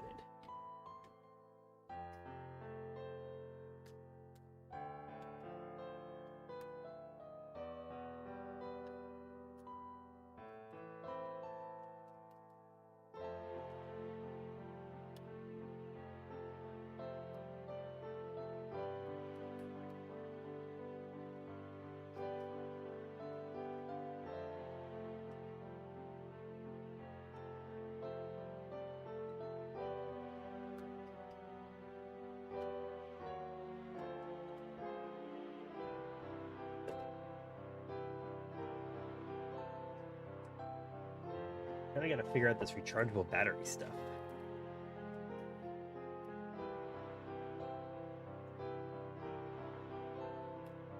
Like, I know it's finicky-ish, like, you know, you gotta make sure, like these things hook in right and stuff, but I don't know. I really thought that this would just, like, work.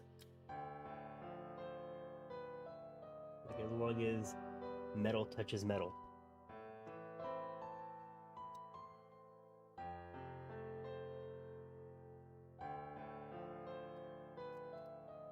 Nope. There we go. Great. That is good. So it works. It's a good sign.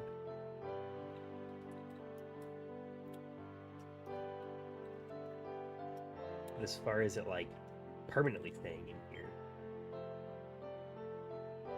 Oh, okay. And where's the battery cover?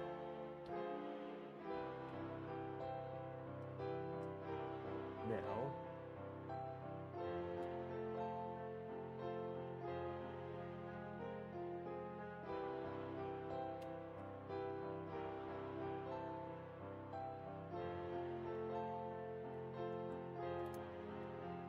Amazing! A USB-C Pokemon Game Boy. How sick. And just for good measure,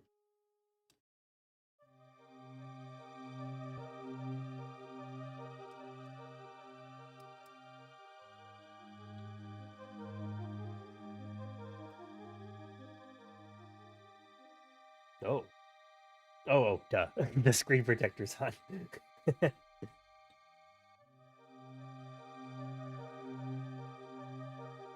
Oh man, I think that this is awesome.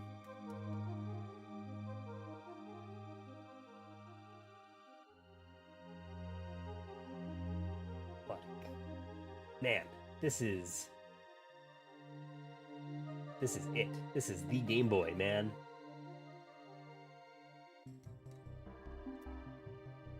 USB-C, OLED screen.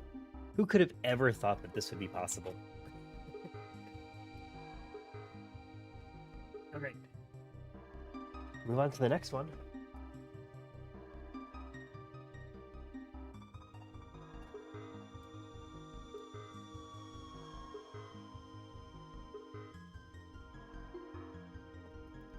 I feel like I should have a counter up here. Where's my mouse?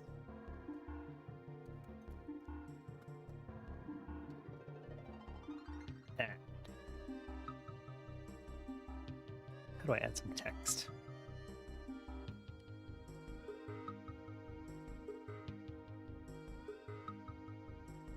Text.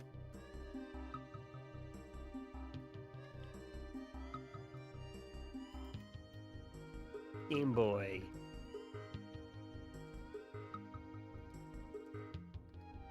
Got 4.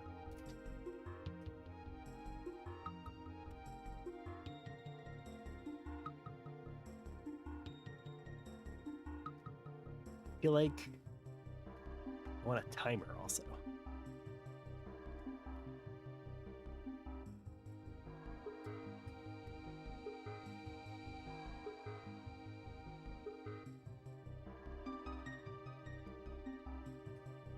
Not to count down, but I want to count up.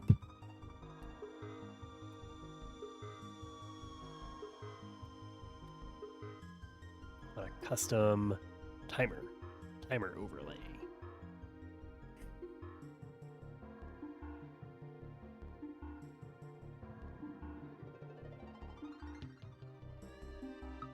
It's a count down again. I want to count up.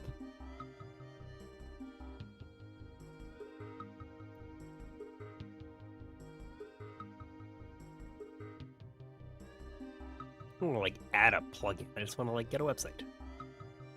Hey guys, my name is Scobie. Today I'm going to show you how to add a countdown and or a count placed by a digit. So complicated. Oh well. No timer for us. Like I've gone through enough that I want to like time. How long does it take me to do a Game Boy now?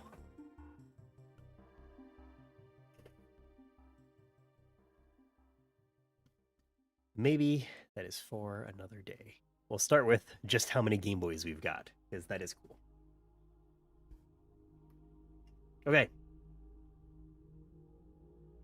We're done with that one. Oh, we are not. We forgot the sticker. Where's the sticker? Did it not come with a sticker? I have to finish the Game Boy in a certain amount of time or I give it away. I was considering if it would be fun to do a giveaway. That'll get me ready for Comic-Con. That will not get me ready for Comic-Con. That will result in no Game Boys for sale. All given away for free.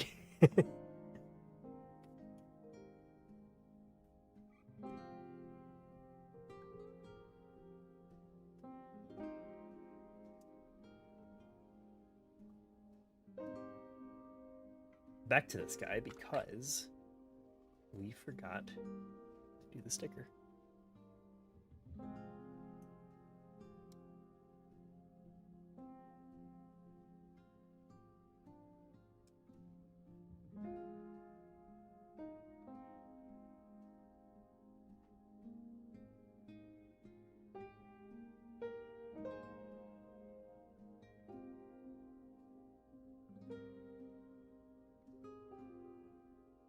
Ooh, that's a good placement sticker. It's better than Nintendo. They should hire me.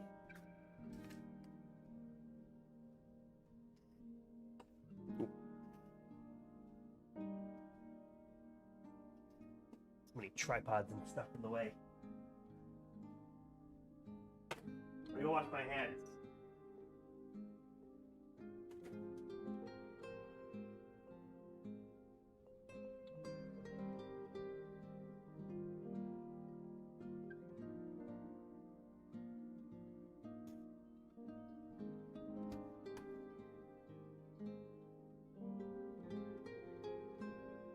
Oh, I think we could take like a 30-second break. What do you think?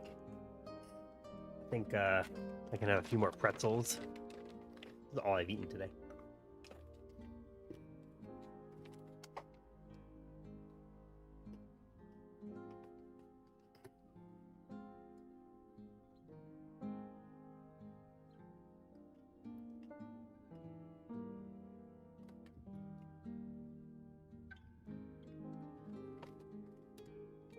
They're gonna fly out to the sweatshop. Yeah, they're gonna do that so that can't make any more videos about them anymore.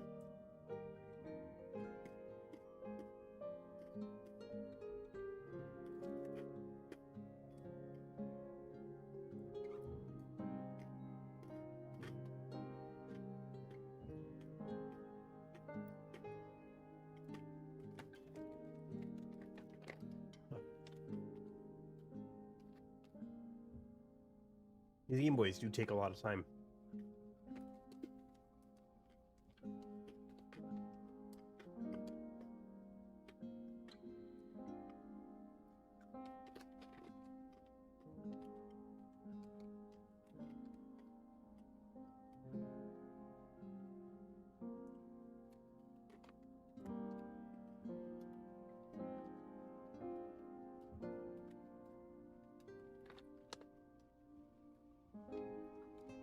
Okay.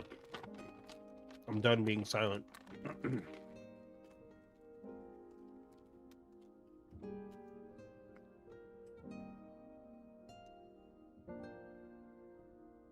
Let's do some cleanup.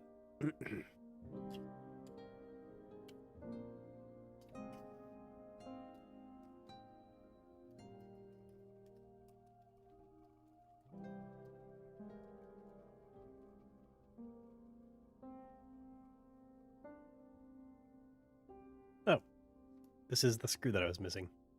I'll just put it in here.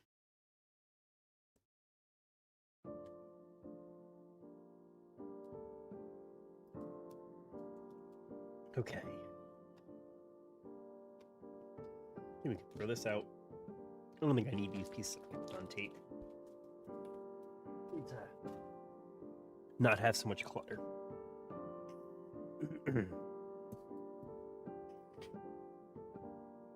Should just double check that. So.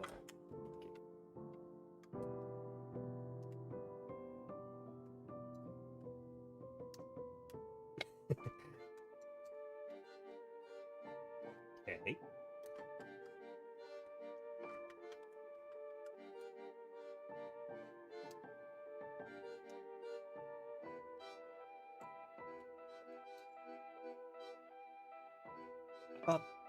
I thought this Game Boy worked. Am I crazy?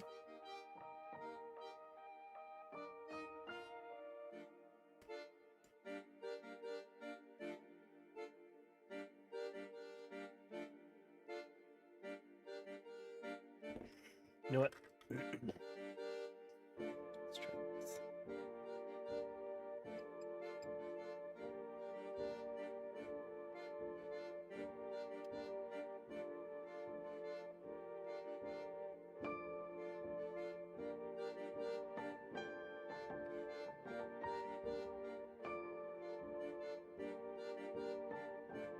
It's like a little bit of corrosion, but nothing that I would think would just like not work at all.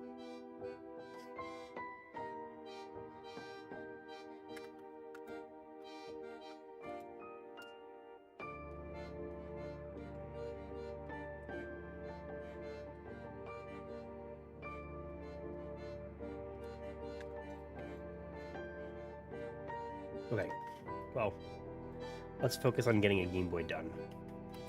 We can come back to this guy.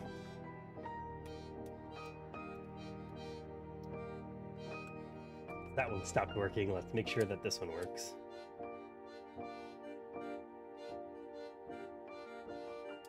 And I think we said all the buttons work, but might as well just be sure.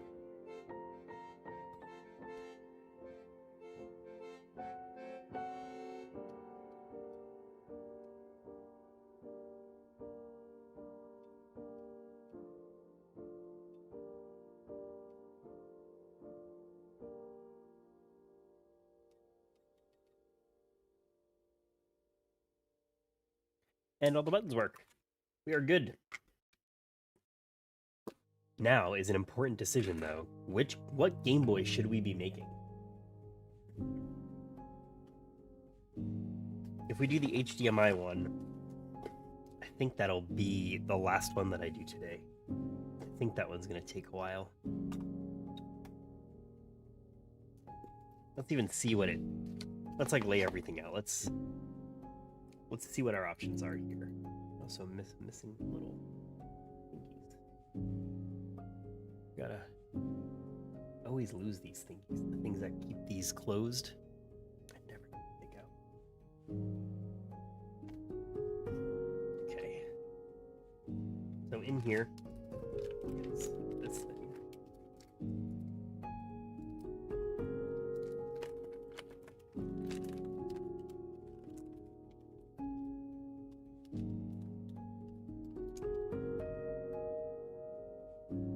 A lot of wires in here.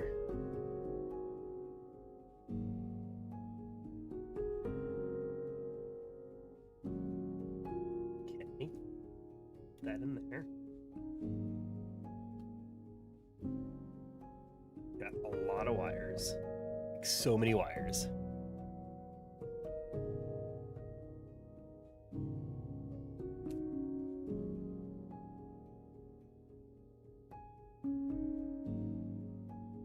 No, interesting. The Game Boy Color logo will change colors even though it's not laminated. That's cool. That's fun. We've got the HDMI thing that we're not going to need because we're building the Game Boy. Well, we will test to make sure it works. Like, just take this camera HDMI out and see it working. That's cool. Hang on to this bubble.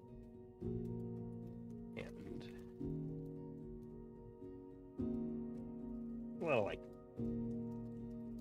just debris in this bag for some reason. I don't know why.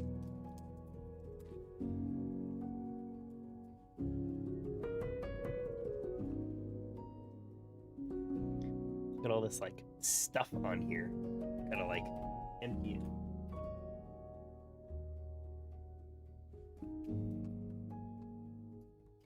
We'll just throw out the buttons.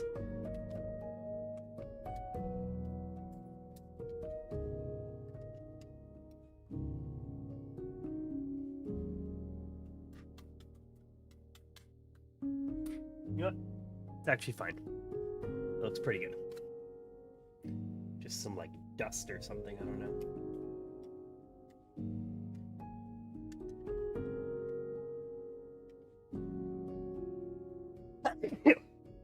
Sorry.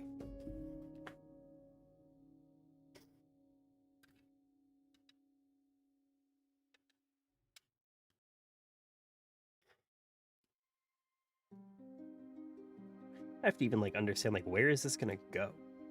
Like here? Because the screen is like this. No, it's like this. Okay, so it'll go through. That's the HDMI port then.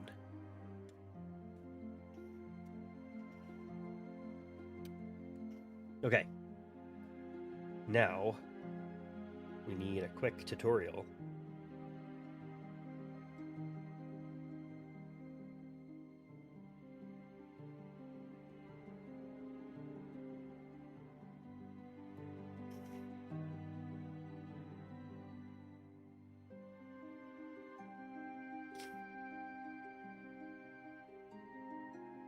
Game Boy Color HDMI.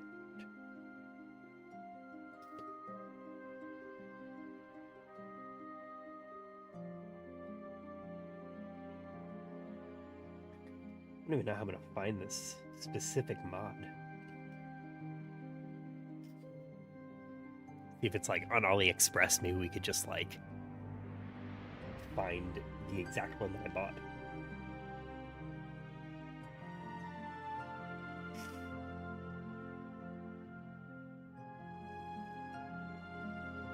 Nope.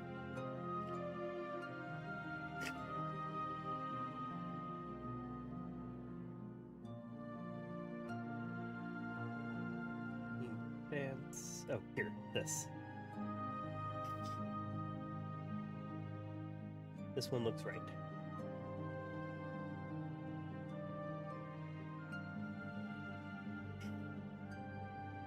Hopefully, there's some instructions somewhere.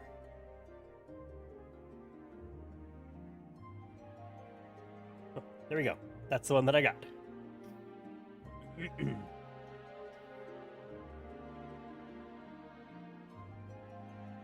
did not see a tutorial though.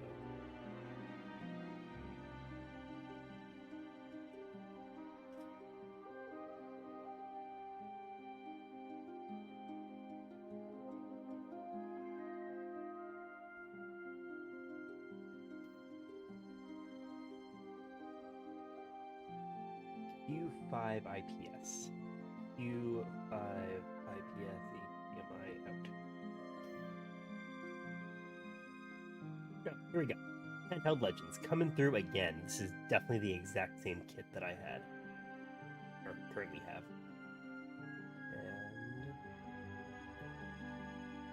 And install guide. Great.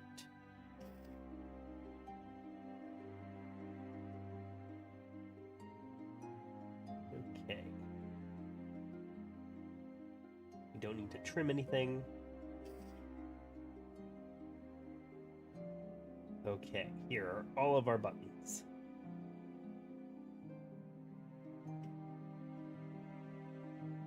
For this step, we recommend color-coded wires. I don't have that. Could have that. We're not going to have that.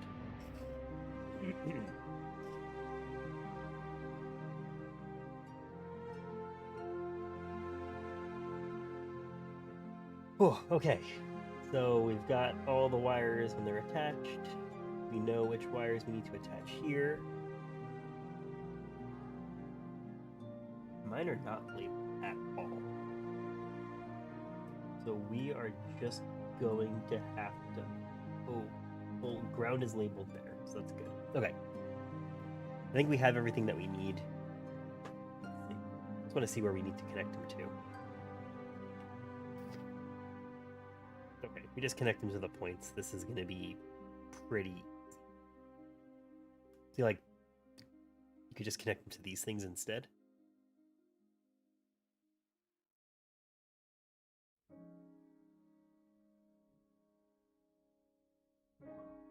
Okay, this is actually going to be really easy. We just have to get the wires right.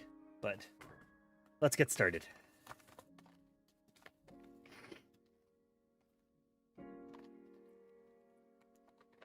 We're going to put everything in here because there's a lot that we need to do before we even get to the Game Boy. And yeah, I think this will do it. This is going to be like the Game Boy that ends the stream. So let's see. Hopefully we get through it without any hitches.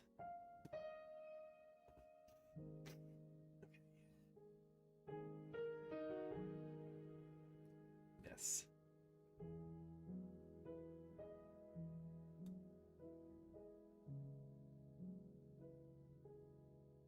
I think all of these except for the power should be the same length.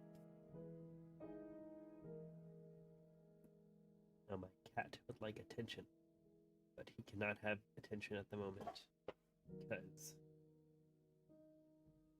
we're doing some tricky stuff. But now he's sad meowing.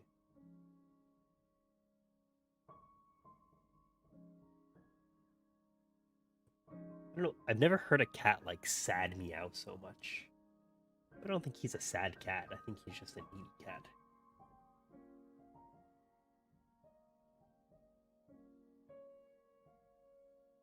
There are so many wires we have to solder for this kit. But I think it's going to be really cool. Hoping it turns out that it's worth it. Okay, this one's for the battery. Let's actually put all of our wires on top of the shell. And now we need this, and we need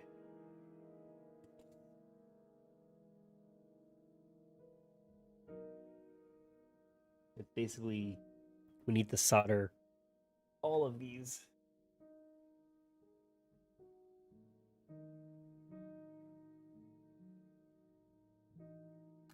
We can angle this to a place where you can see.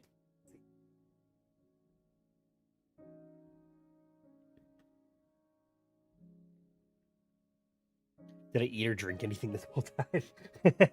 I do have my water bottle over there. I ate some pretzels, but I'm definitely gonna have to order some food. No time, man. Comic-Con is on Wednesday. I'm flying to LA on Tuesday.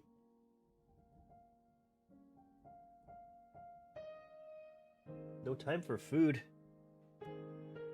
I'll make it up to myself and I'll like get in and out for a week. I don't eat until then.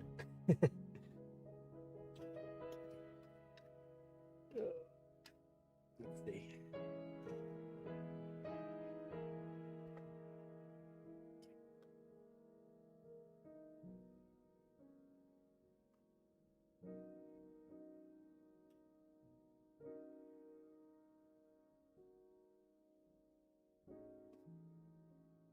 Before we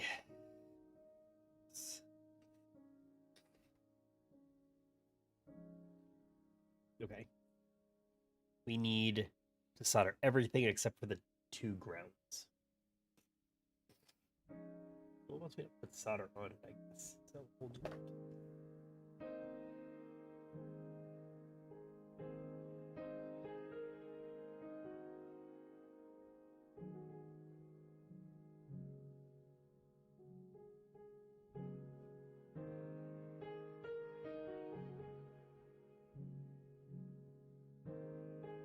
Man, I'm getting real good at this. This is a bit overkill, but okay. It is a little overkill. I don't disagree. Check out this. Those are some good ass solder points. Okay, so the top one is the battery. So let's just do that.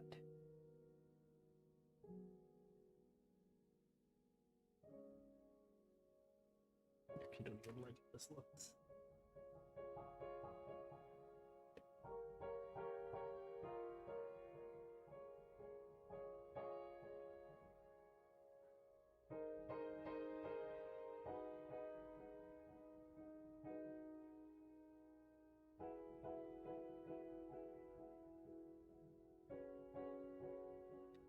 Go.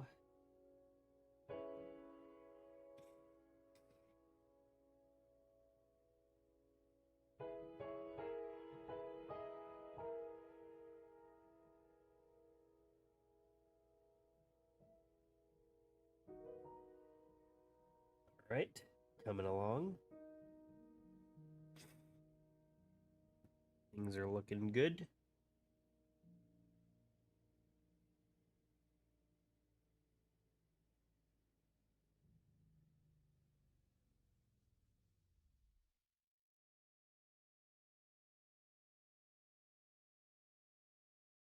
The wires are looking a little crooked, but nothing some Kapton tape can fix.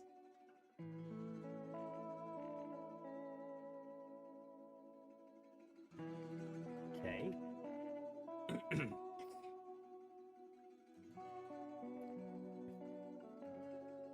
This guy.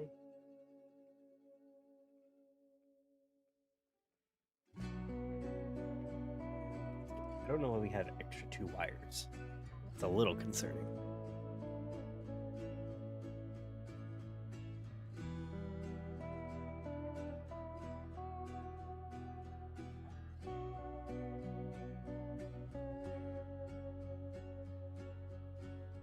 It'd be nice if the AliExpress kit did give you color-coded wires. Awesome.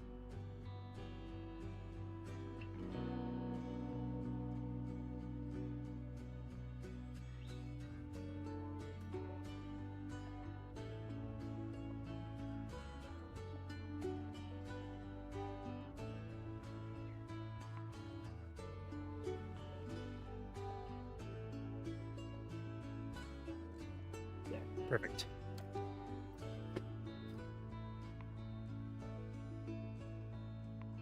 Got this nest of wires.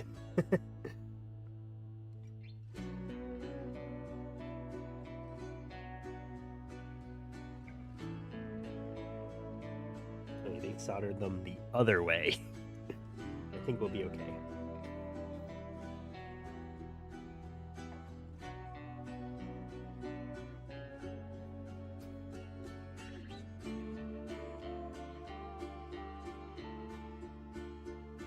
We didn't even take the Game Boy apart. Doing things all out of order.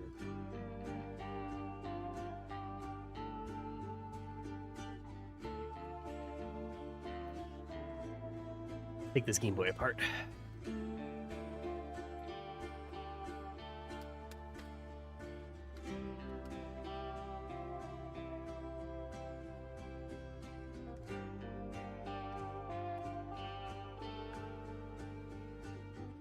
You guys can't see. There we go.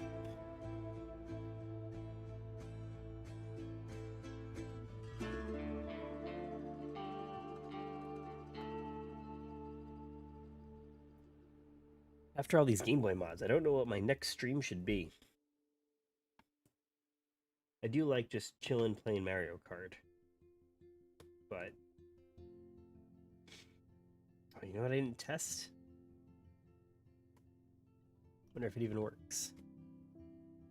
I have like such little room on my desk that this is the only space I could use for my mouse.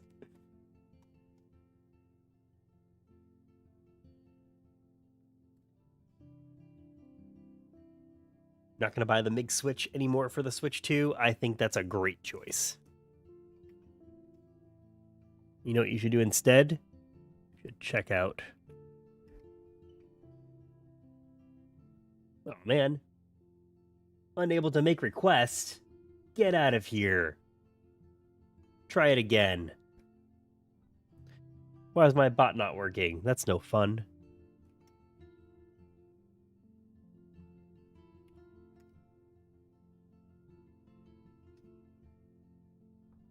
No! I broke my bot! I was going to send you a link to my Retroid Pocket Classic video, because it did very poorly. I don't have Donkey Kong yet, but I will. I'm actually probably going to buy it tonight. It's getting all these Game Boys done, that feels like a reasonable reward.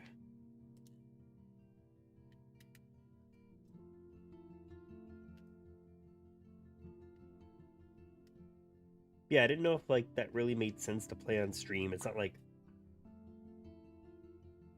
oh, I hope cats don't like screws. Yeah, I wasn't really considering playing it on stream just because like it's not like I'm playing it from day one.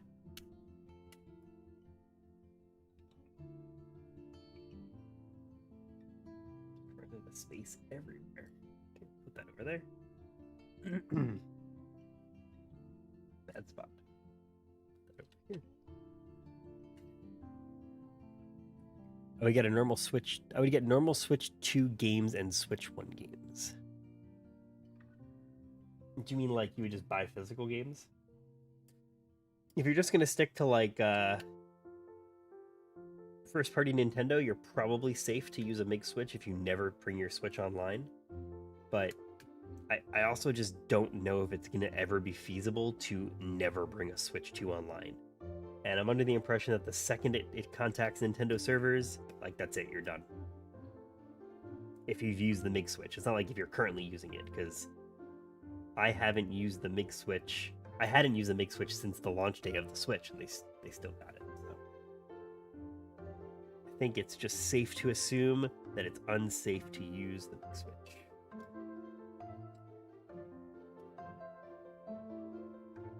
Even if like a new iteration came out, I don't even know if I would trust it ever again. I think Nintendo is now just extraordinarily aware of what they're dealing with.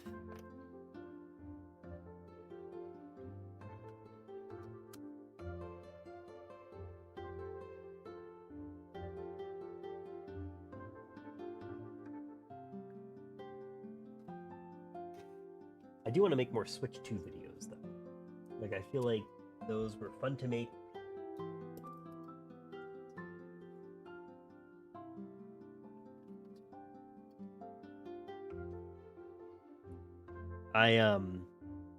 I want to make a video on the piranha plant camera. I think like that's kind of what I'm leaning towards as like the next thing I do.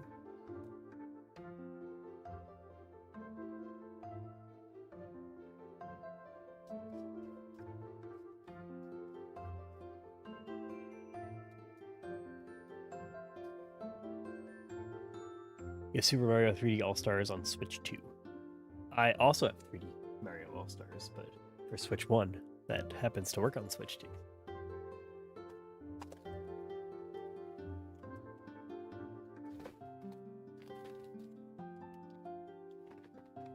Where are these buttons? Buttons.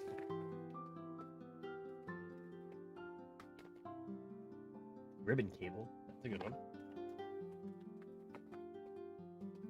And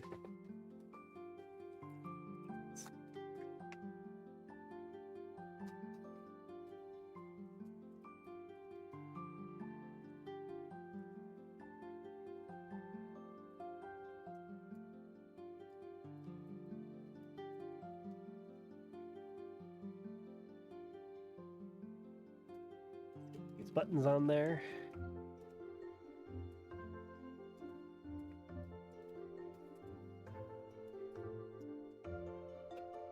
Oh no.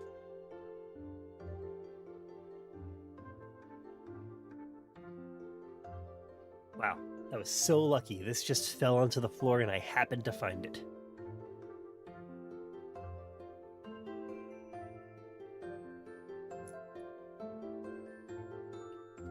I still can't believe that this bot doesn't work.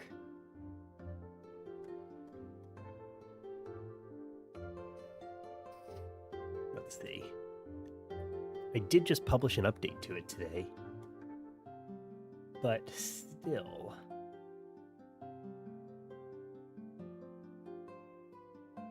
Yeah, it works. And then filter. Yeah, this totally works. What is going on? Let's update something.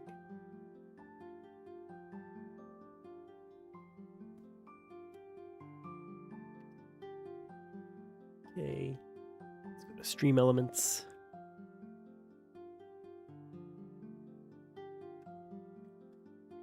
Let's update this bot. Chatbot, chat commands, custom command, video.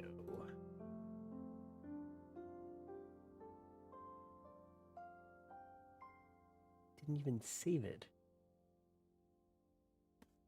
Paste. Save.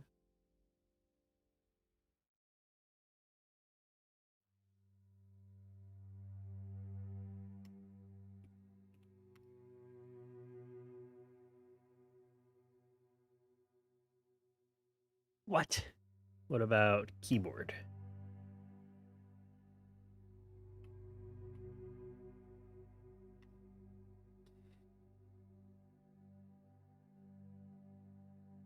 That one works. Unable to make requests. That's crazy.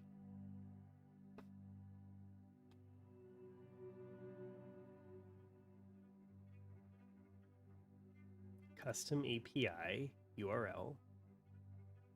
Okay. Here, let's try this.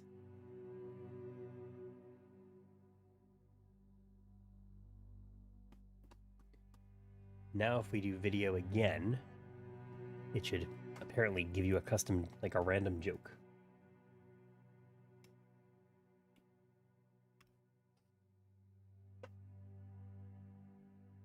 Unable to make requests. All right, their API must just be down. Because this random joke site does work. I mean, it prints something stupid, but...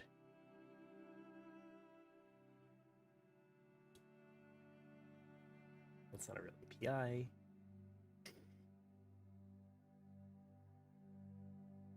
Only supports GET requests. Additionally, only 200 statuses will return a response.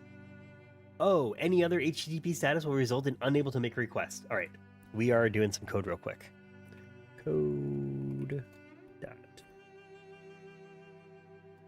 We need to return. Oh, it is returning status 200. Oh no, it's not. Res dot status 200 dot send res dot status 200 dot send. Okay, let's git add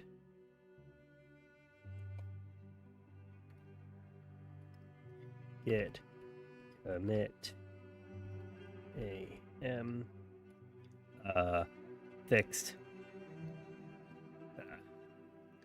changed responses to status 200 git push Heroku main.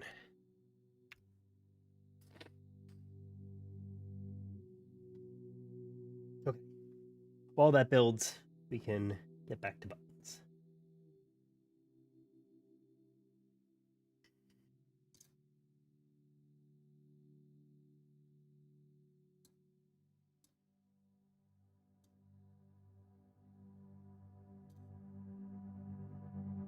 All right. Get membranes on. Get this guy on. Okay, we are deployed. I also need to git push origin main. Okay. And let's try it again. Video.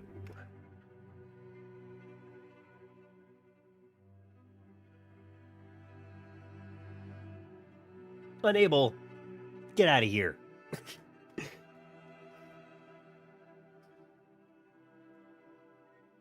Can I like monitor the request? No, not really.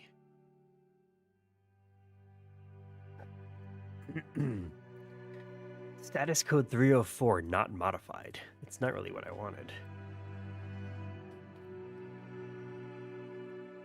Status 200.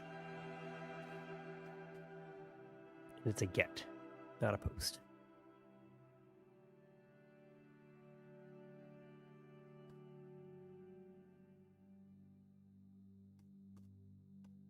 You know, this is very tangential. I would love for this command to work. I added a filter feature today so that it could filter out live streams. But it's not working, so I'll have to figure that out another day.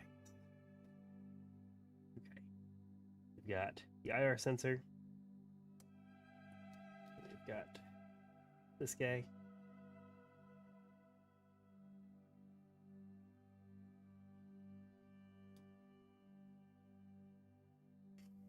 And then where is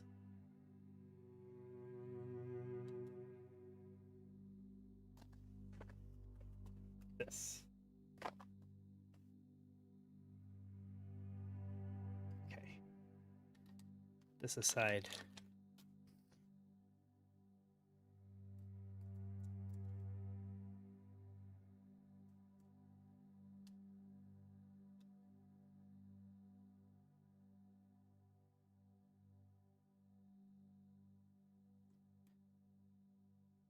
Yeah, I'm so disappointed about this bot. I really before I went live today, my goal was, okay, before I go live, I have to fix the bot. And I didn't actually test it in the chat. But it's returning status 200, so there really shouldn't be a problem. I put all these buttons in and I really probably shouldn't.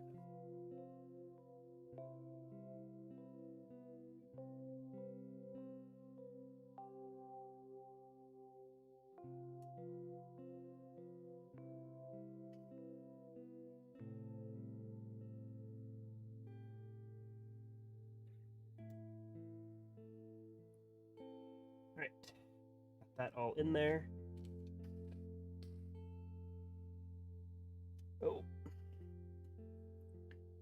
ribbon cable. Definitely needs to go this way.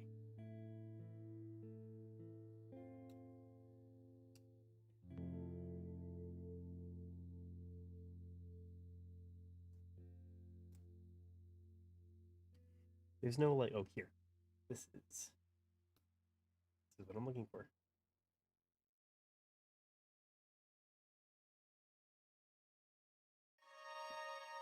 This is like similar to the other stuff. Used in the pocket.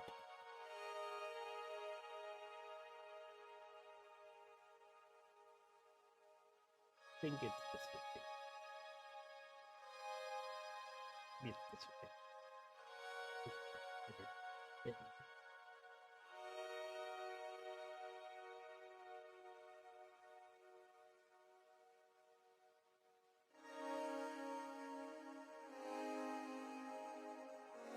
This one's like not as form-fitting.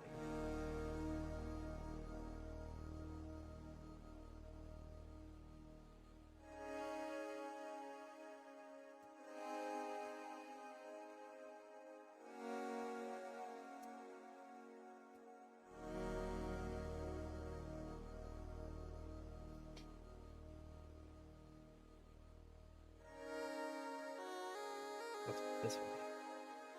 So many angles for this thing to go.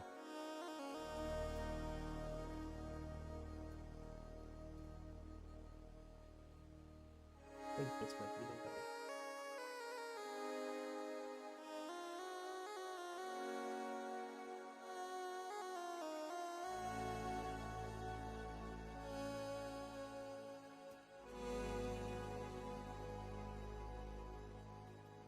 This is a hard sticker to get because who knows where it's supposed to really go. And this way, maybe.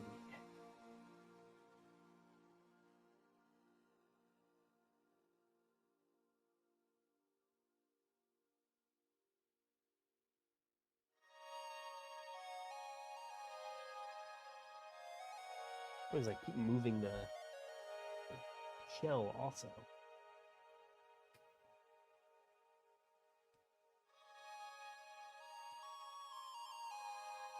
I think stickers are like the thing that I'm the worst at.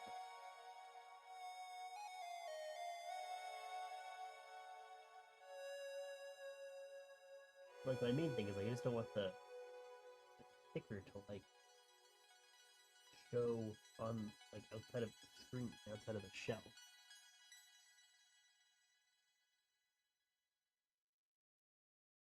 There, I think this is going.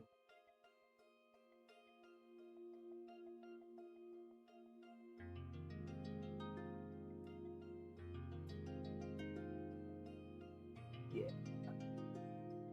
That is perfect. Okay.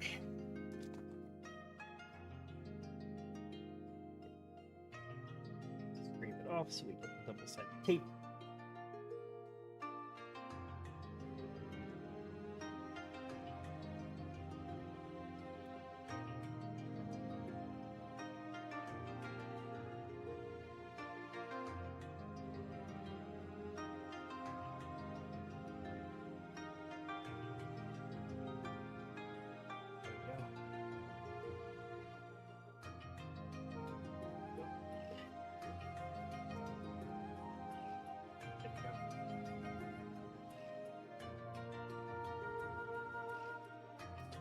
Perfect-ish. Perfect enough, we'll say.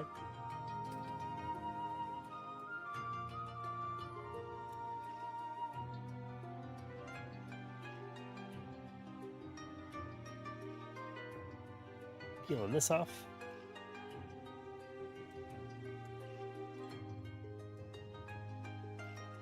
Stationary soldering is basically soldering iron connected to a machine-like station. I think you can even raise the temp even more. Oh, I've seen like, you know, it's like all the controls are somewhere else, right? And like the soldering iron is purely just the iron, right? I think I do know what you're talking about. I've never used one.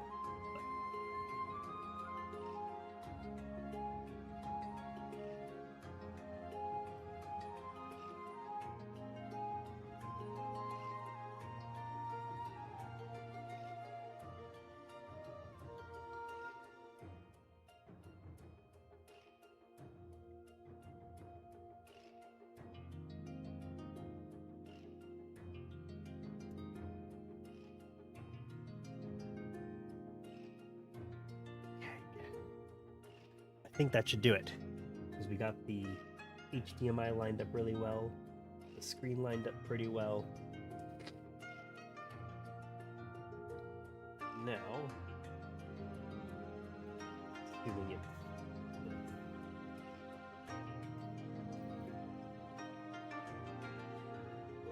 it's a very short cable.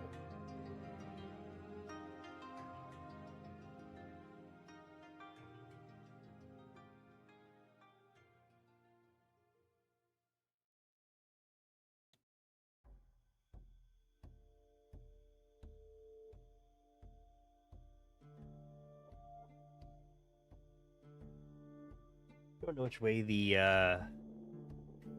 ribbon cable should go. Ribbon cable, dark side up. We are good. Good. Great. Need some Kapton tape.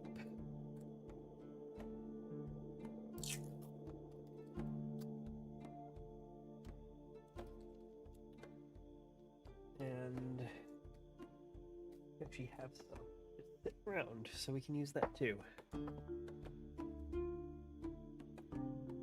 Vanilla ice cream cone. That sounds fantastic.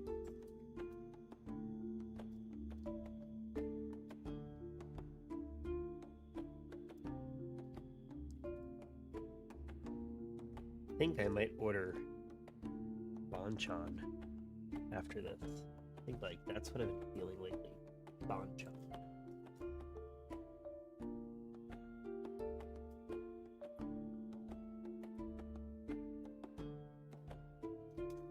God.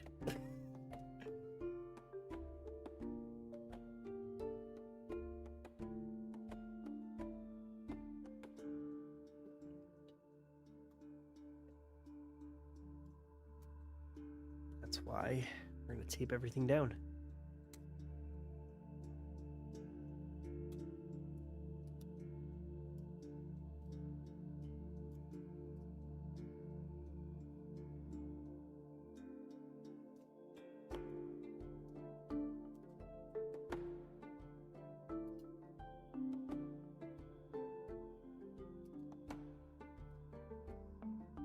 All right, we're all capped on down.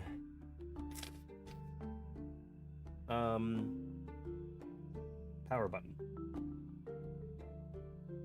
Don't want to lose that.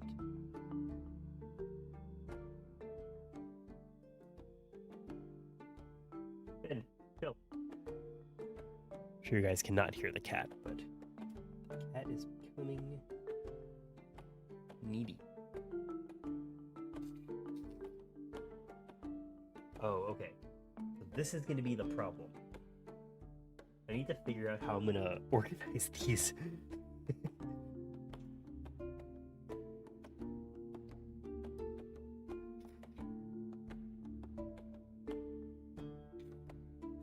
I remember I had an external drive with the Wii. It probably had more than 30 games and I only played 3 of them.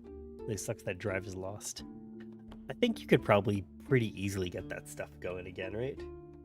Like I think you can find that stuff on the archive.org sites and stuff. I'm pretty sure.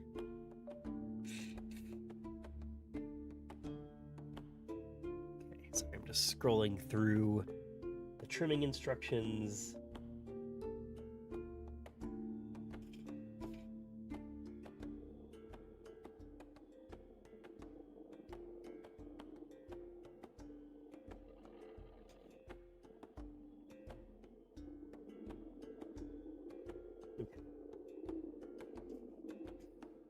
There are a lot of things we need to solder. And I think it'll be okay if we just sit the board.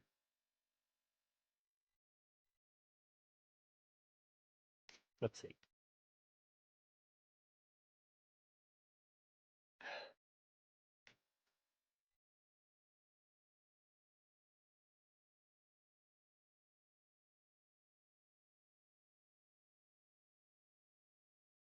I don't know what we're going to do about these touch sensors. But let's see. This is the side that we need to solder stuff to. It's going to sit flush against here. So I'm kind of doing it this.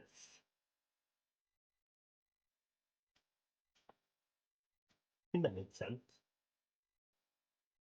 Okay.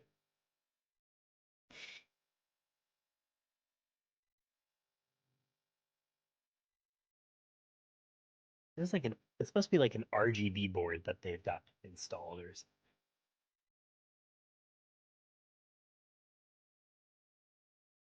Oh yeah, GVC RGB. Okay, so it's just that looks like it will make the connections a lot easier if you do it that way. That's what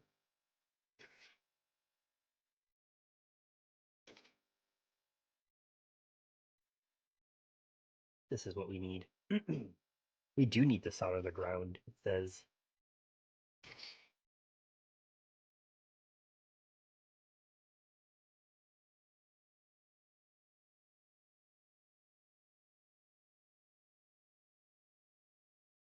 we don't need to solder the top ground, but we need to solder the bottom ground.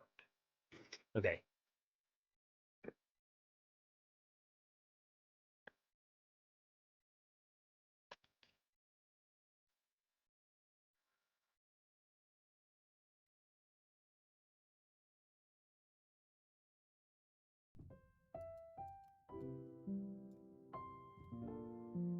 Quickly get in here and solder some stuff.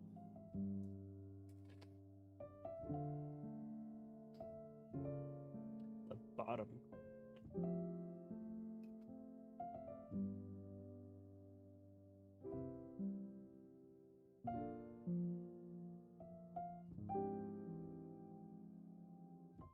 All right, we got it.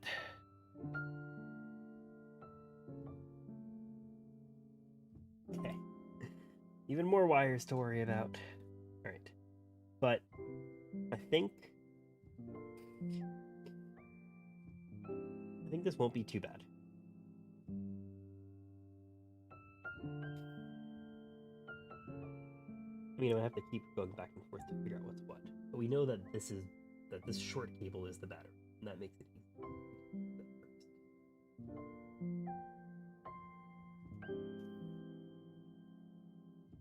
So that is the one above VCC.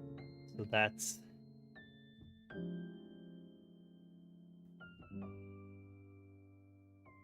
this one right here.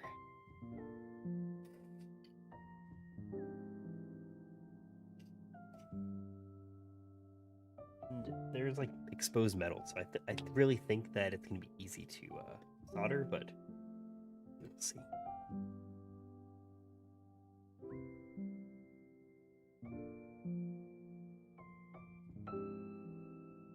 Oh, perfect. Wow, that couldn't be any more perfect. Amazing.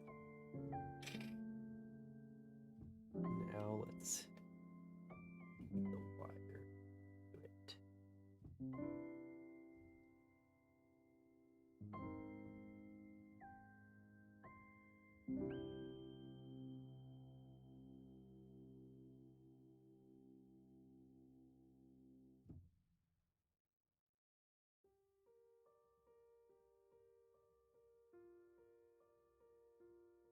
Nope. A hard time holding the wire.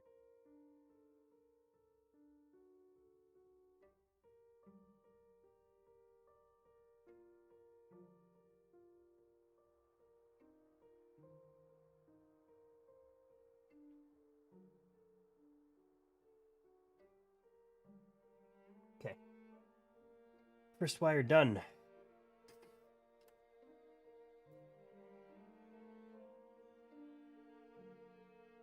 Let's do these right and left ones first. Ground, right, left. Ground, right, left. Remember that. Ground, right, left.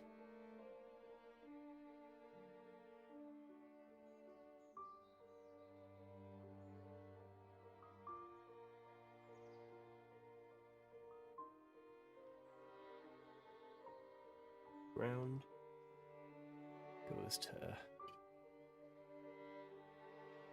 here. which is this big blobby guy.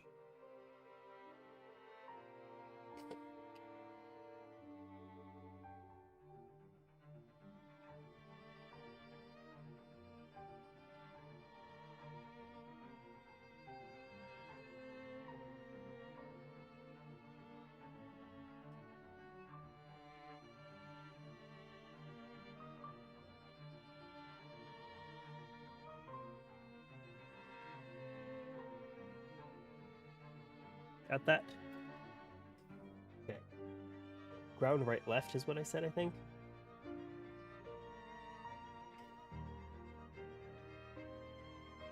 Next to Lynn and Rain are two little guys. Let's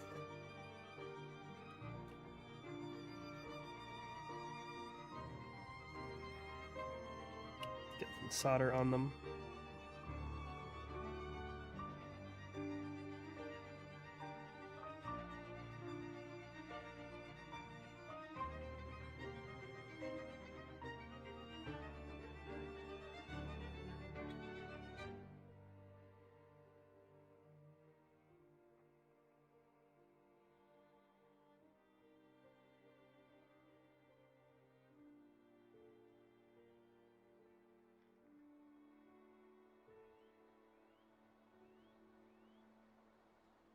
Pins are very close. I want them to bridge.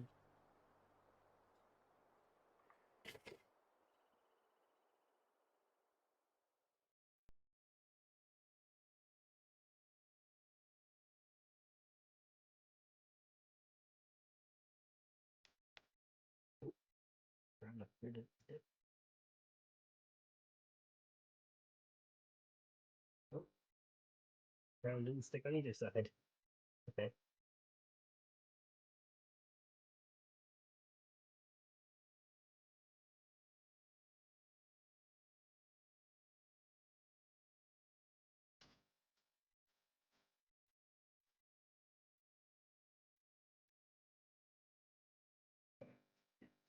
I'll have to redo the ground. Right.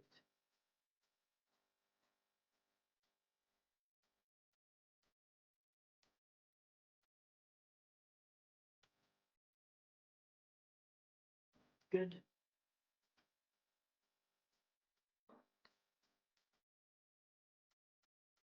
That's what I didn't really get. So, don't know. Let's go.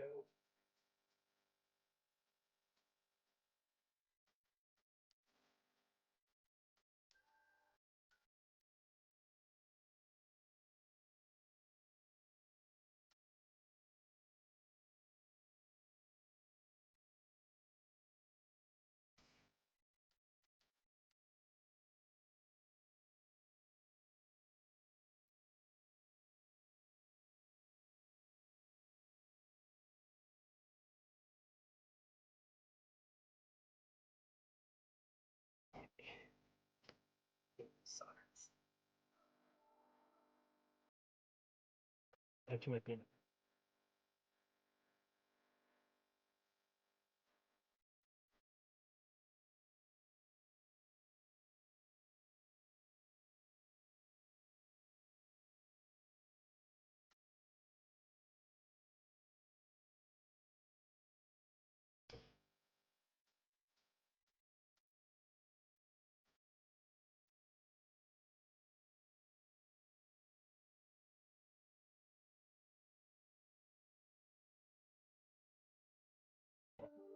This is very tough. One of the things I always soldered, I was afraid of pulling the wires even a little bit. Yeah, I feel like it's like I don't want to pull at the wires, but at the same time, if you don't pull at the wires, like it's probably not soldered well. So I feel like I just have to do it.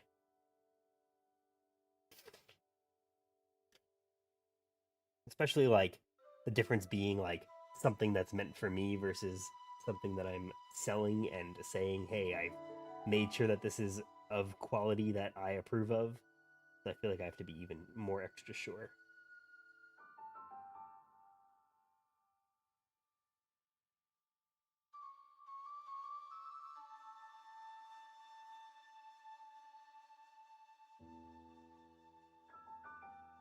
Problem is that the wire gets really hot when you're soldering it.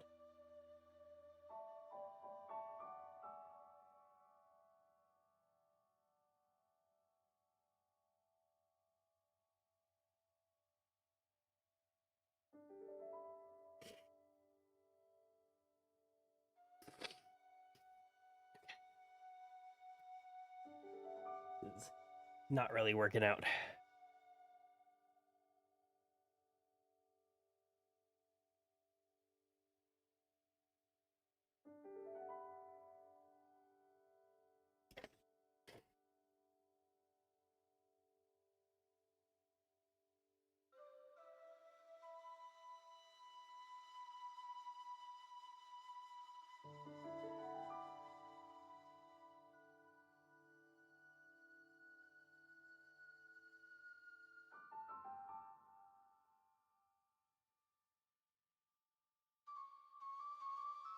Oh, I think we got it.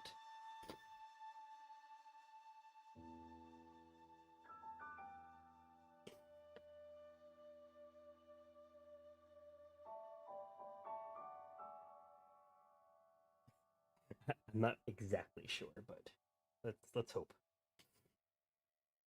We will soon find out, that's for sure.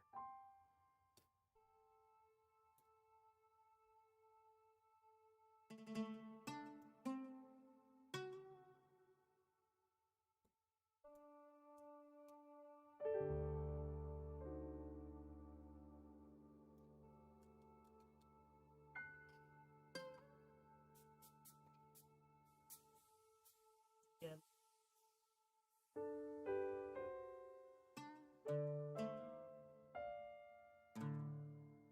That's perfect. Even the slightest of force and you can rip it off. Yeah.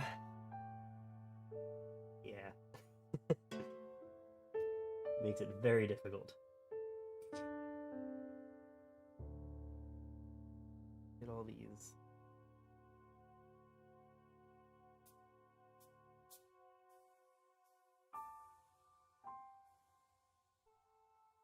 I don't know what wire management is gonna look like on this. I think I'm just gonna have to like twist the cables a lot and like do some like weird turns and stuff.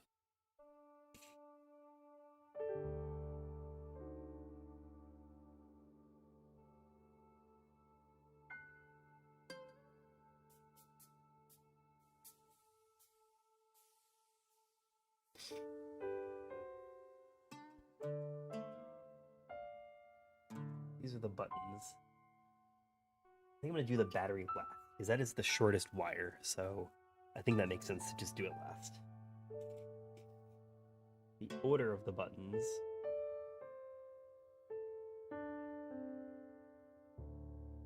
B A select. That's the order we're gonna do them in. B A select.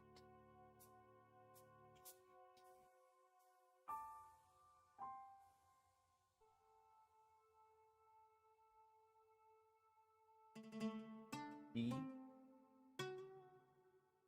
goes here. Okay.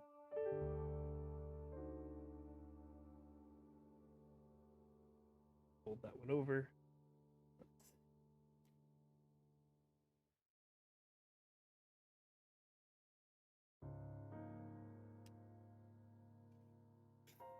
Let's get some solder on these guys.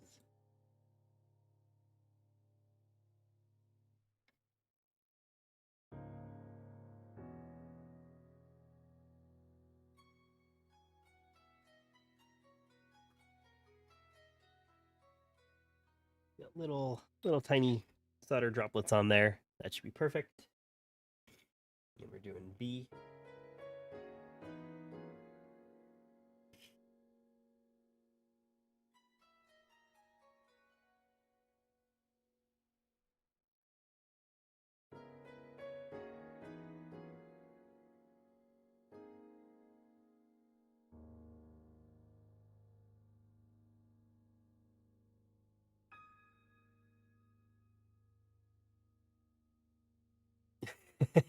So much maneuverability required.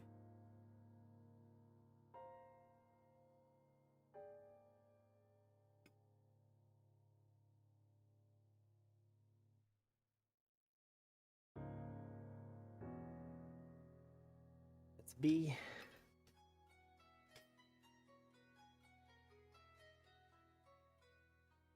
A. Okay.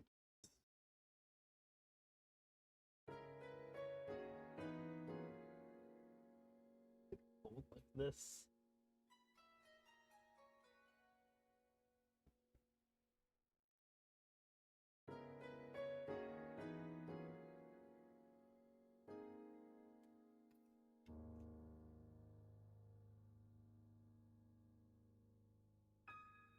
That's A. This is select.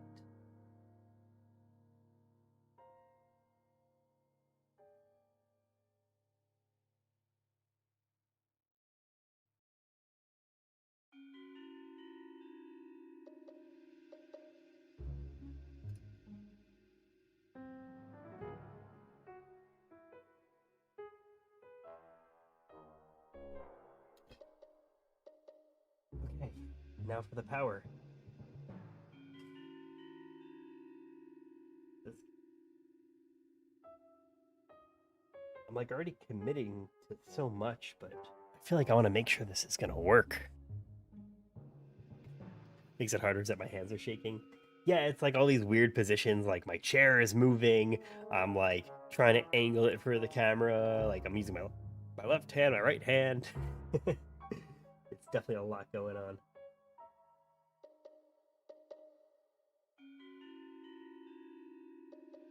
I think we're gonna go under all wires.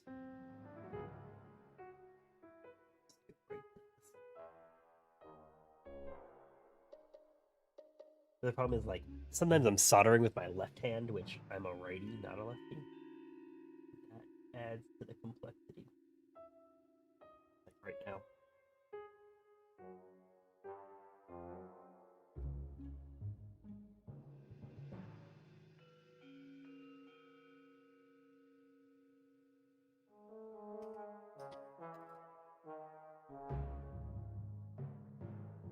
But we're good. We got it.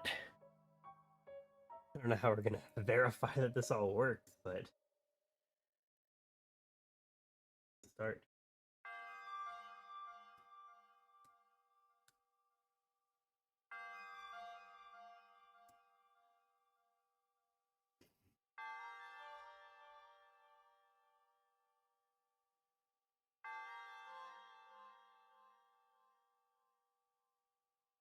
I don't want to. I don't want to like. I don't want to like finalize the wiring until we're sure that this fucking works. This is a lot to figure out. I could even just do it like this.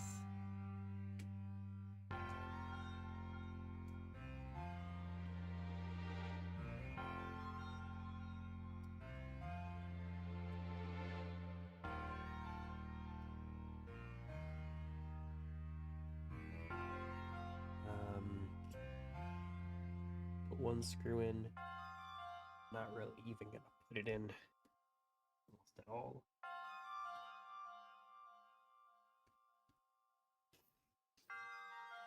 And then I'm gonna do this, but I really don't want to.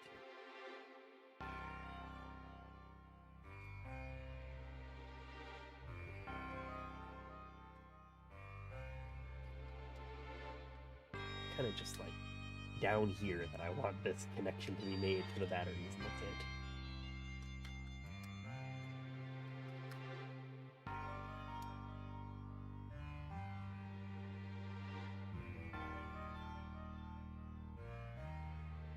Nope. Didn't work. Let's see. I didn't even connect this ribbon cable. So.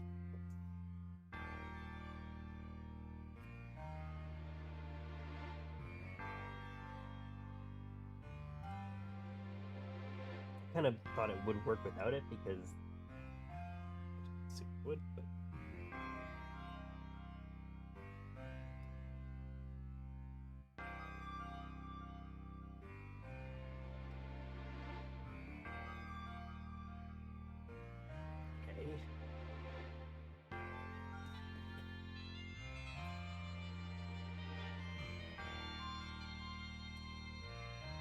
this power button?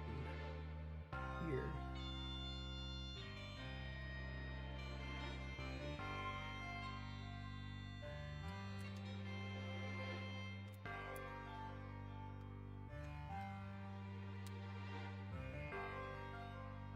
Okay, so the screen does not work. But let's see if the HDMI does at least.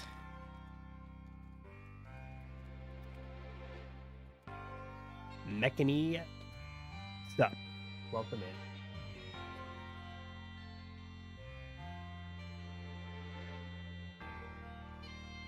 You're about to witness something cool, hopefully.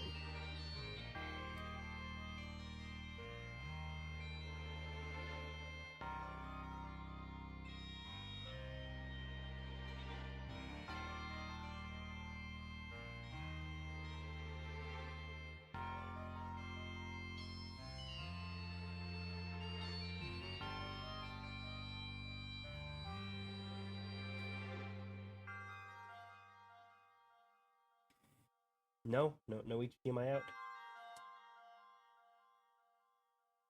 The sound works. All right. Let's troubleshoot a bit.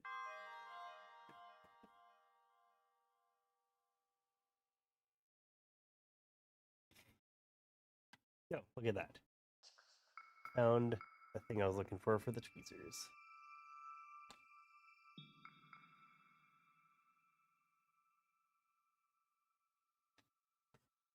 Okay.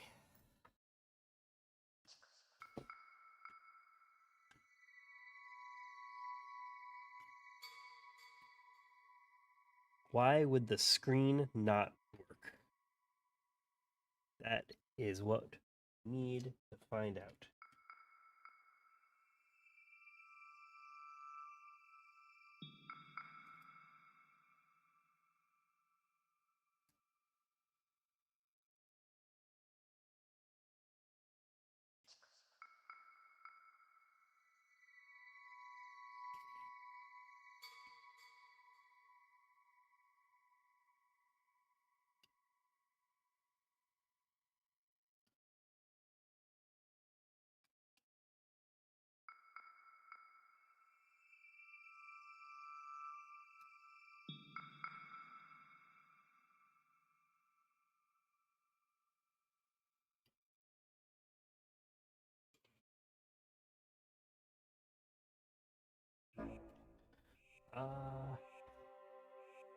Why is this not?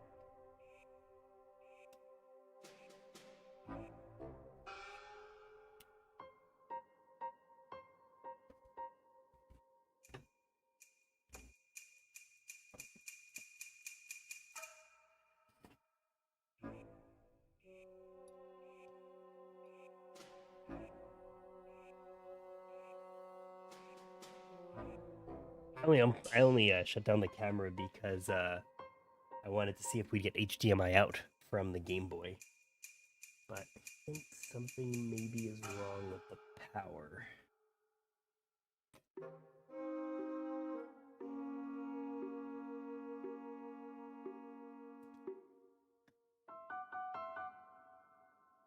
Here, look at this like nest of wires. This is a lot.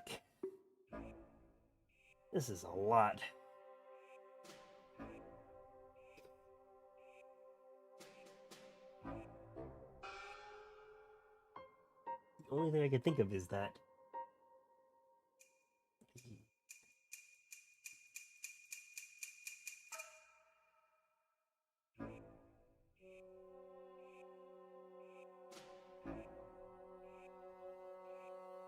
I guess I could always undo the tape if I do this, but it's gonna be annoying.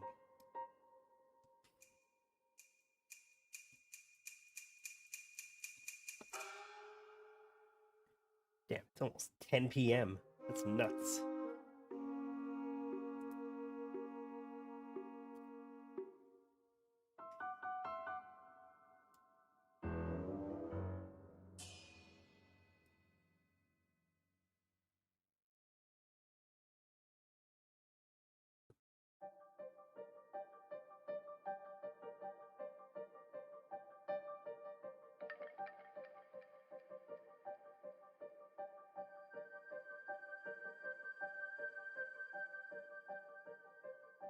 Okay. That's select.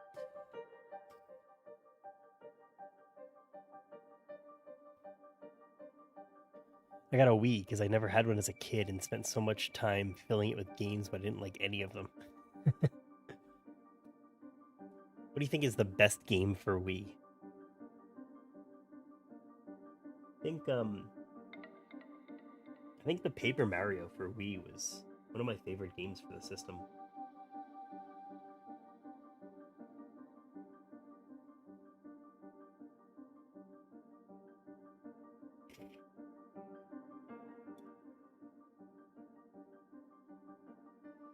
The wire management here is getting a little out of control.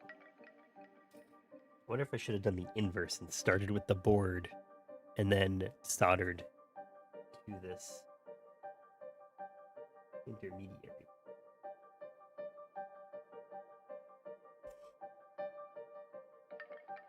This is out of control.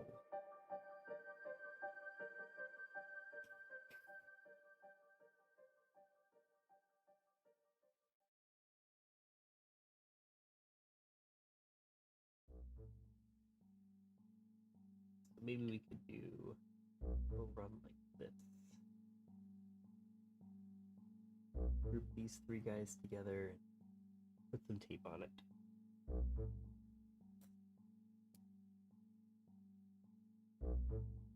Galaxy, you think is the best? I need to play Galaxy. I've never played it. I have a very large gap of just like Nintendo experience.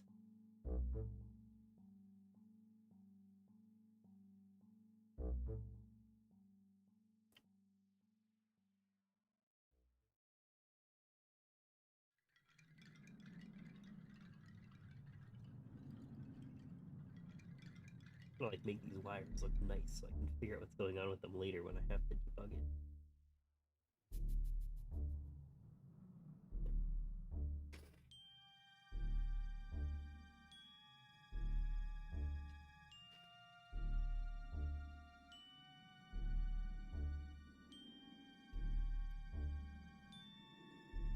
Controls made you mad. It's very reliant on motion controls, right?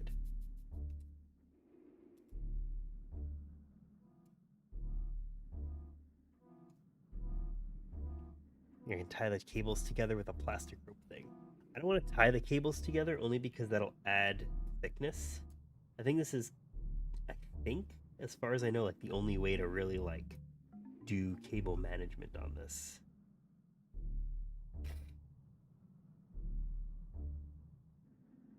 Do this.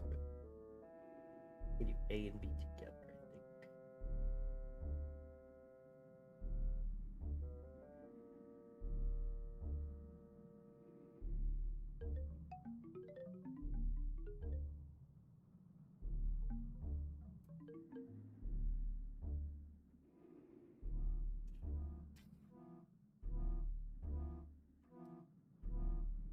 Right. At least I've got some organization here.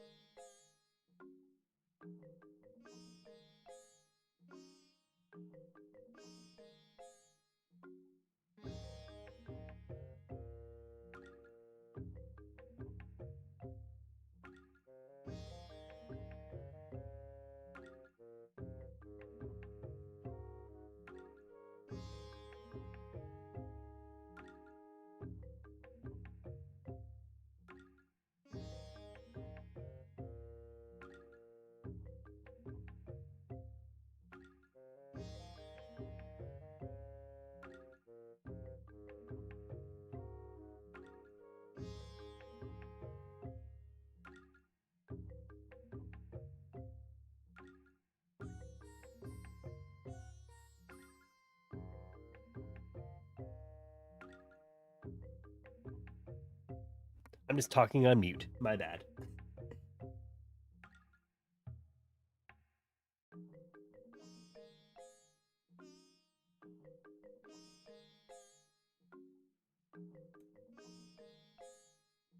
We're gonna try to resolder the battery, the power.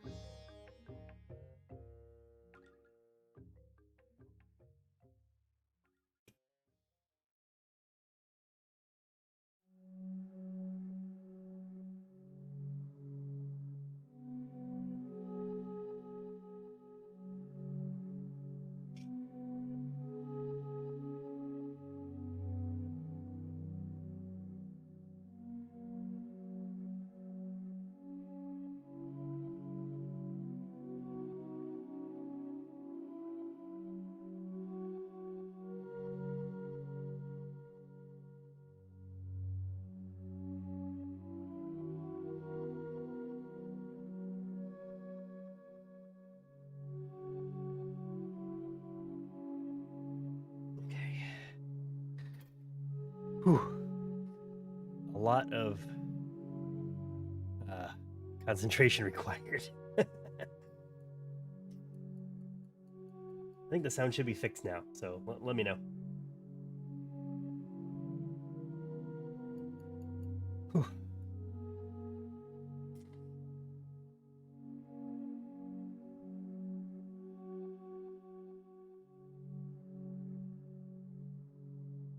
Now I got my cat screaming at me. She's got to go away. We got to figure this out. I think the battery's the only one I'm not gonna like add some Kapton tape to, because I just don't see. There's just not really a lot of room with the wiring.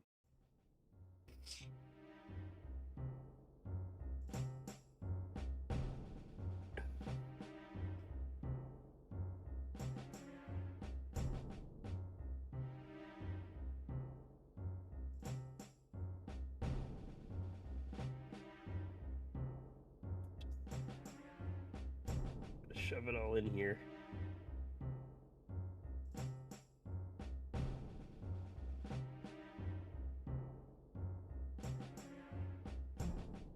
It's been fixed. Good. At least something's been fixed. I'm afraid this Game Boy will not be fixed.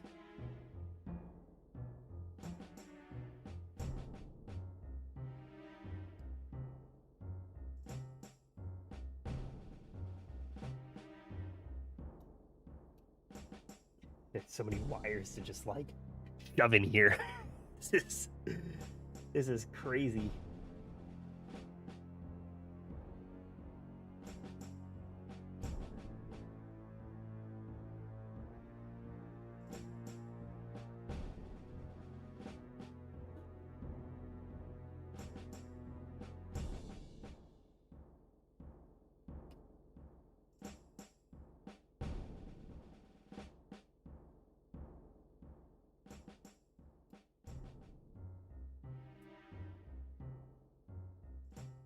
Sorry for the silence. There's a lot to figure out with this.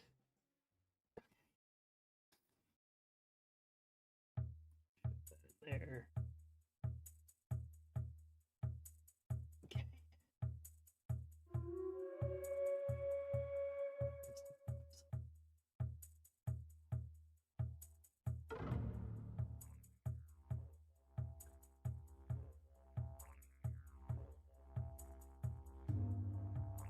Okay. It's not good, but it should be enough.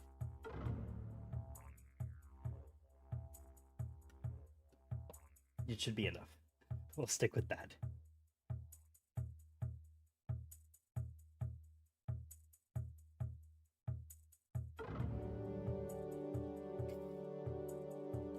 This to get screw in here so we can turn this thing on.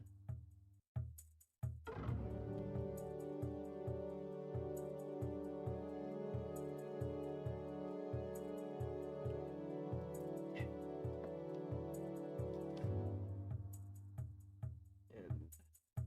wires it a little bit more so nothing gets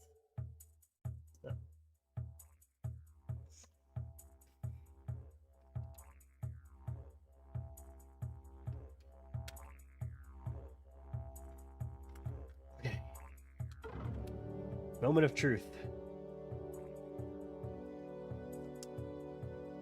No, it's even worse.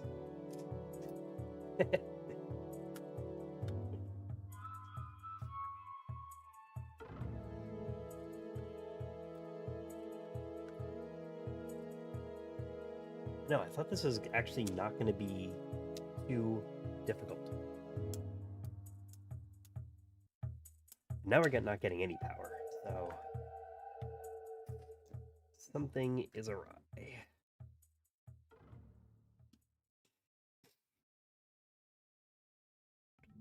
What?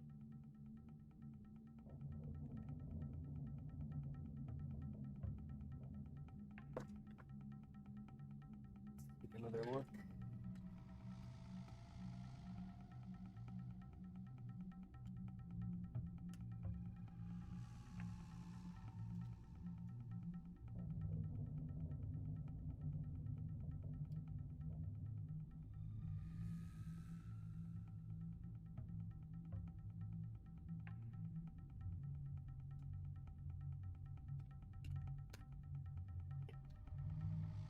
Is your head like the Hangover Alan math meme? Not yet.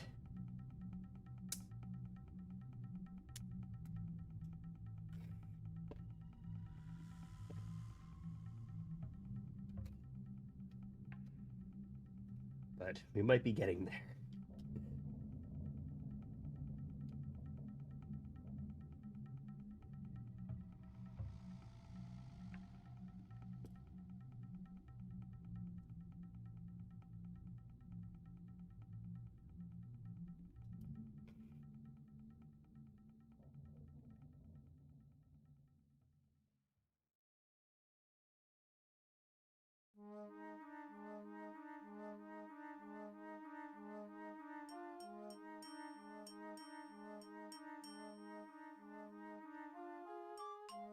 That out.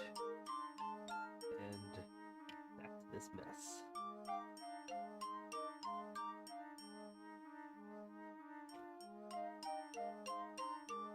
As long as this is the right place that I'm supposed to go. I was watching Cell Guide.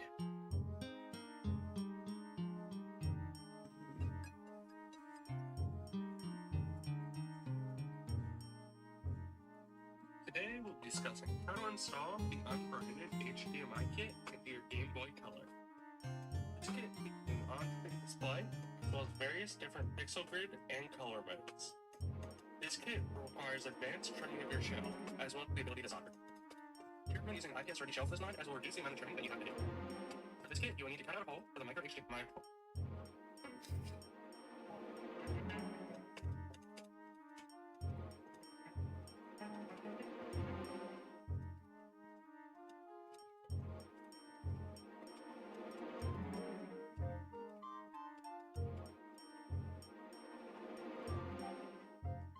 Oh, he doesn't have the ground soldered. Onto the actual soldering on the motherboard of the console.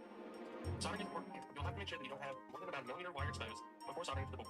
This will ensure that you don't have any shorts from exposed wires. Follow the diagram on screen for where to solder your wires to. Remember, it helps to keep your wires as short as possible, so be sure to cut them and restrip them as needed. The written guide, I think, is wrong. As if you don't, they may apply too much pressure on the screen. It can actually damage your screen. Once you've finished up the soldering, you can begin to put your console back together. Now onto the actual soldering on the motherboard of the console. They have the ground. The guide, the written guide has the ground somewhere else. I wonder if I shorted out the system.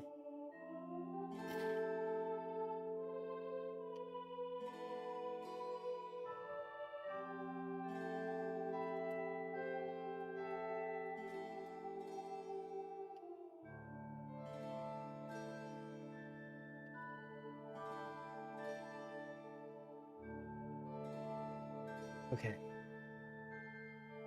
Nuts.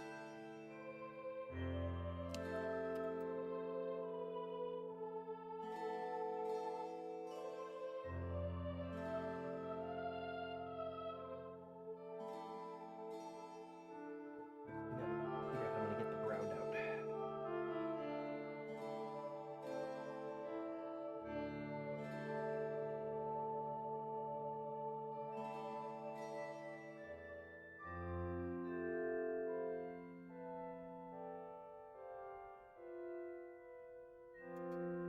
Let's give it a try.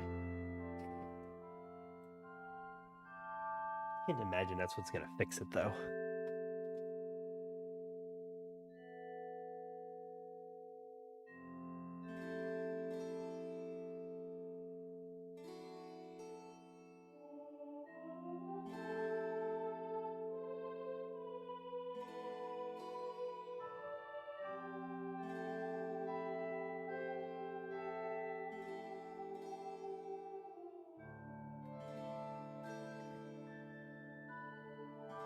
Slight detour because this guys.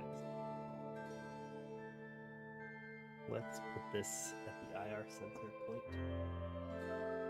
Oh, actually, it's not.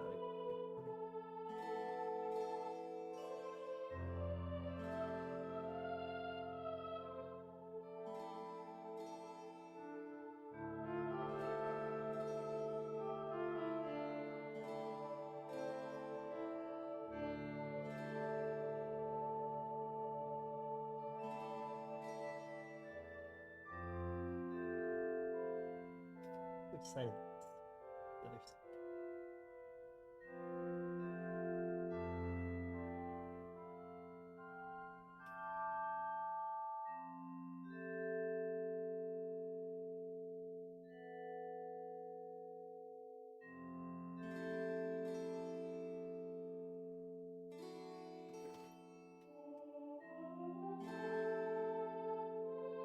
I think I might need to resolder all of the points on this board.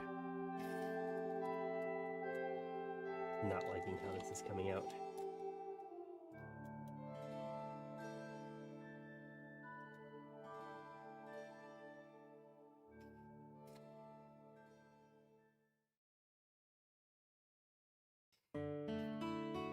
Okay. Then you go through the same steps for the previous Game Boys. This one is a lot different because there are a lot more points to solder. The other two Game Boy colors we did were also AMOLED screens. So they just required like different soldering points. This is more similar to the Game Boy Pocket that we did, but it's still pretty different because this is also handling like left-right channels for sound. So it feels like there's just more points of failure, unfortunately, that are possible.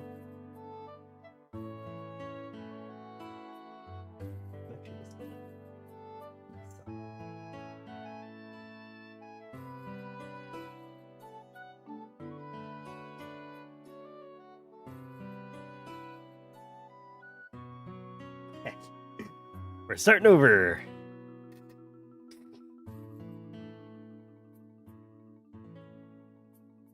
I think this is okay though because these wires are just such a mess anyway that I think it's just better to do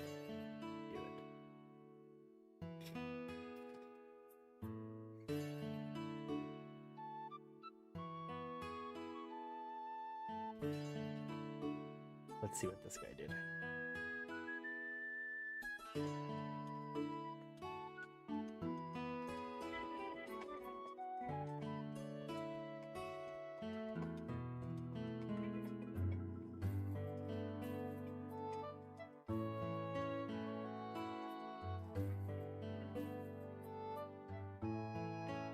Onto the actual soldering on the motherboard of the console. Your soldering is important here. You will have to make sure that you don't have more than about a millimeter of wire exposed before soldering to the board. This will ensure that you don't have any shorts from exposed wires. Follow the diagram on screen for where to solder your wires to. Remember, it helps to keep your wires as short as possible, so be sure to cut them and restrip them as needed. Make sure to trim the cartridge pins, as if you don't, they may apply too much pressure on the screen and can actually damage your screen. Once you've finished up the solder diagram on Not screen, the most where to helpful. solder your... I can't believe that the ground is wrong. Like, really not happy about that.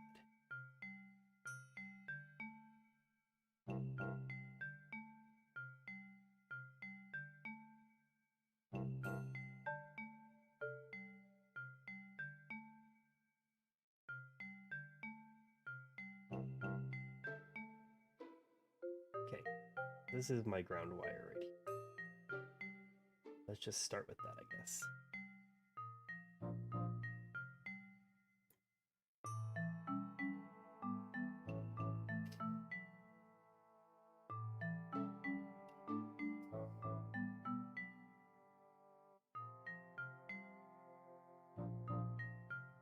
ground.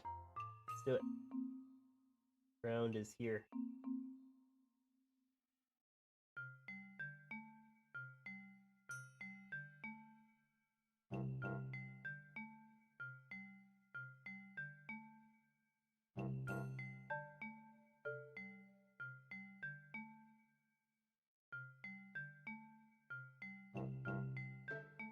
Okay.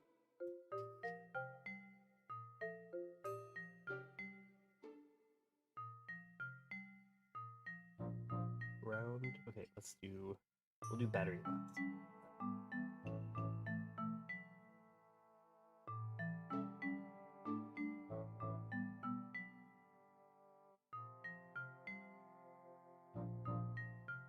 I guess let's just follow.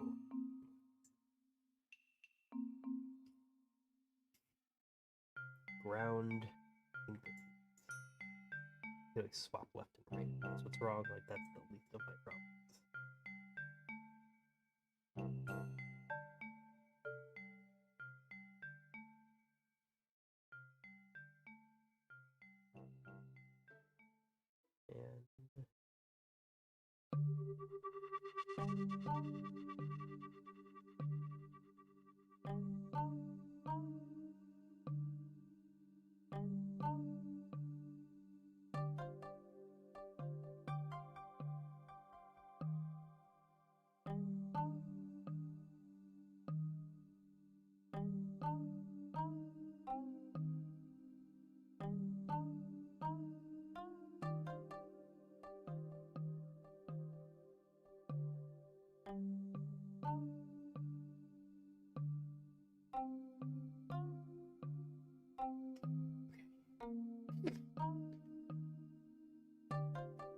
And when did you start getting into Android Windows handhelds? My first video on the channel ever was not related to handhelds, but my first handheld that I made a video on was the Retroid Pocket 2. 2? Yeah, 2. And I think that kind of started my Android thing. Although for a while, like, and I still look at the Linux ones as well, like the Anbernics. Like for a while, I was pretty exclusively not looking at Androids because Androids were like really bad at the time. But they evolved pretty quick. Things really like escalated, and the Android space got a lot better over just really like a year and a half even. I think the Retroid Pocket 3 was a pretty huge game changer for all of that space of things. Also the Odin. The Ein Odin. So what was that? That must have been 2022, I think. I think 2022.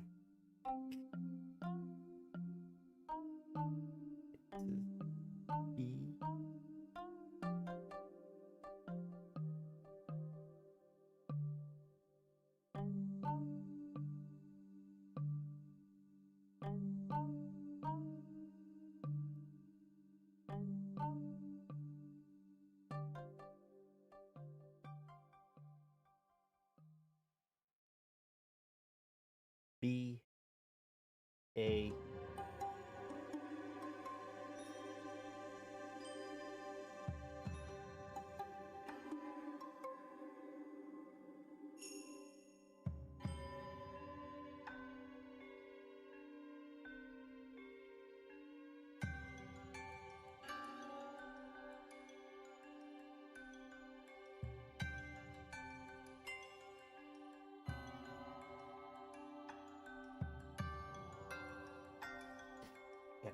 B A.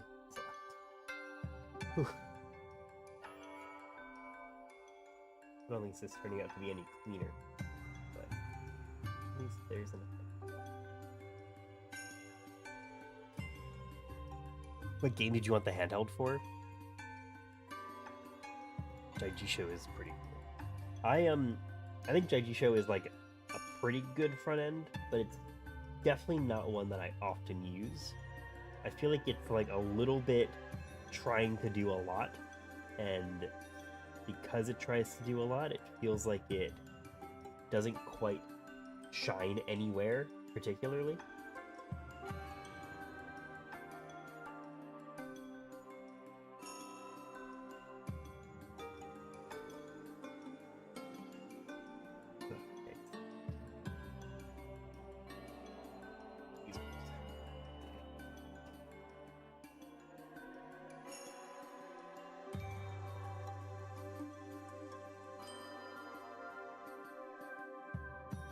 I think for me, the handheld stuff, I think at first it was just like a PlayStation 1 thing because like that's what I knew. Like I've been into handhelds since like the PSP. But as far as like reviewing them and stuff, like that didn't really come into the picture until I realized that there were so many coming to the market.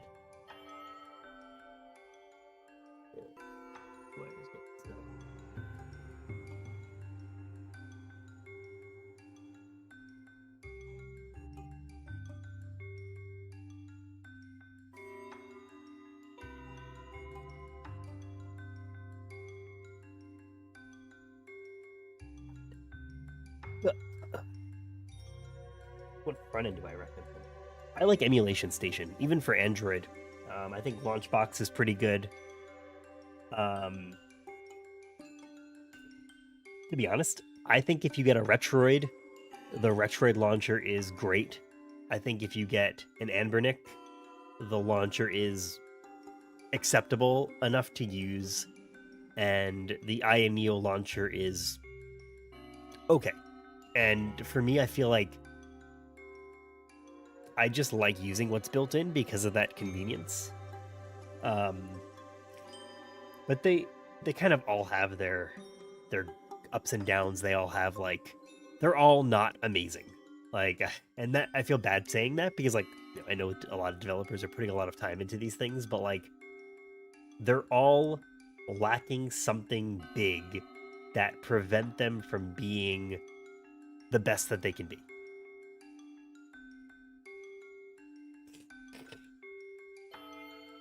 I think I can even just like leave it at that. Like that's essentially what it comes down to for me is like Emulation Station kind of has the best of everything, but it's still also like not as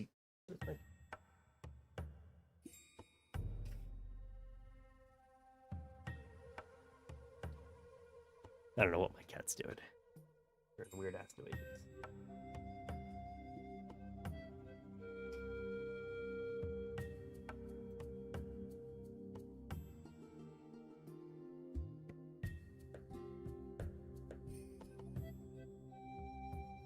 Okay. What is this one that we're missing?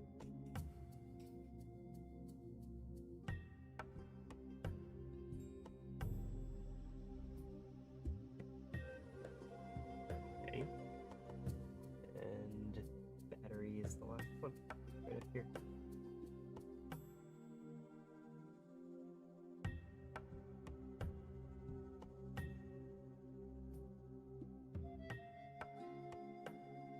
Okay.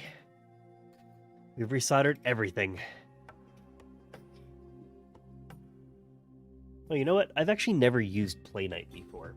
On Windows, by far my choice is Retrobat, which essentially is just like fancy emulation station. Like it is emulation station. It includes like all the cores you need. Like it is like it helps you get everything set up really quick.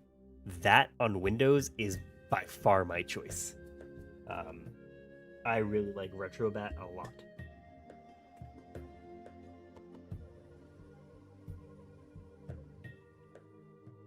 Where am I supposed to put this other sensor?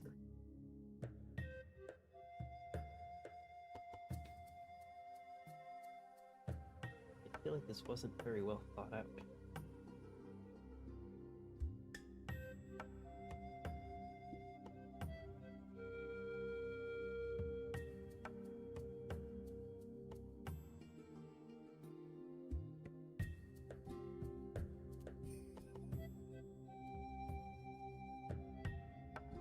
I'm also going to try this ribbon cable just to make sure it's in there.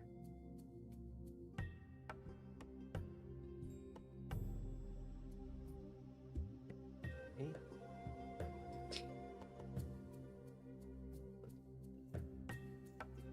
Also, well, look how easy these came off. That's great.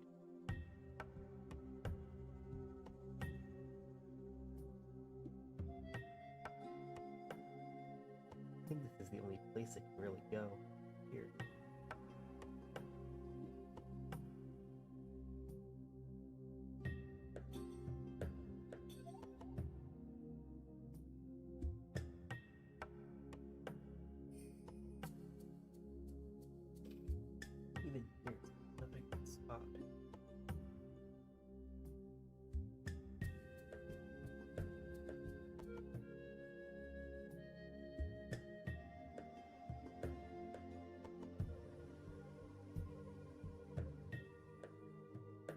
these wires are gonna get.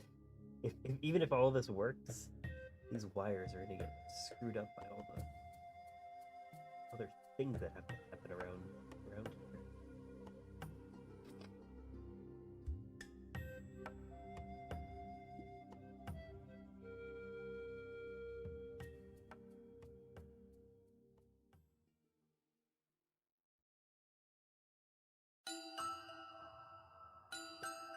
I think that's as good as we're gonna get for that.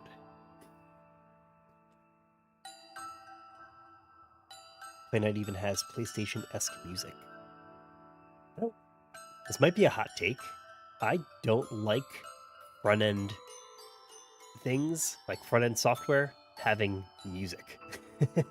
Like, I find it, like, I want that thing to be out of my way. I want it to be silent. I don't want any noise. I want it to boot up as fast as possible, and I want it to get me into a game as fast as possible. Like, that's the goal of a front end for me.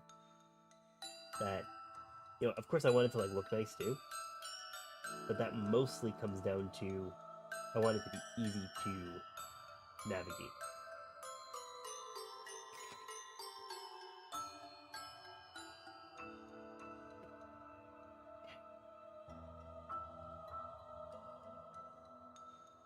Another mess of wires again.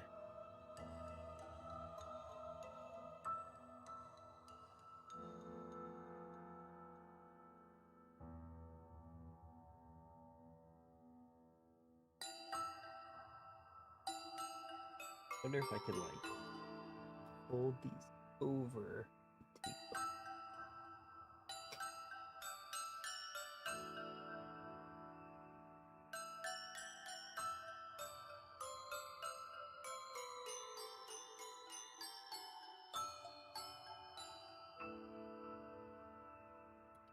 I think we're gonna try it like this. We can always undo it, but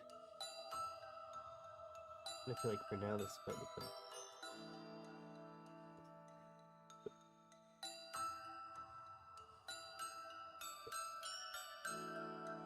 Even then, it still doesn't really hold.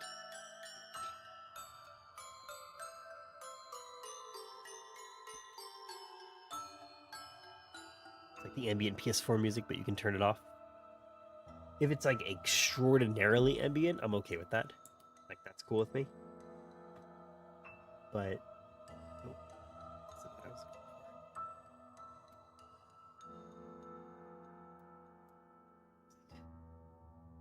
do this. It's messy, but we just need to make sure that this is even gonna work at all. What is this wire that is not connected to anything?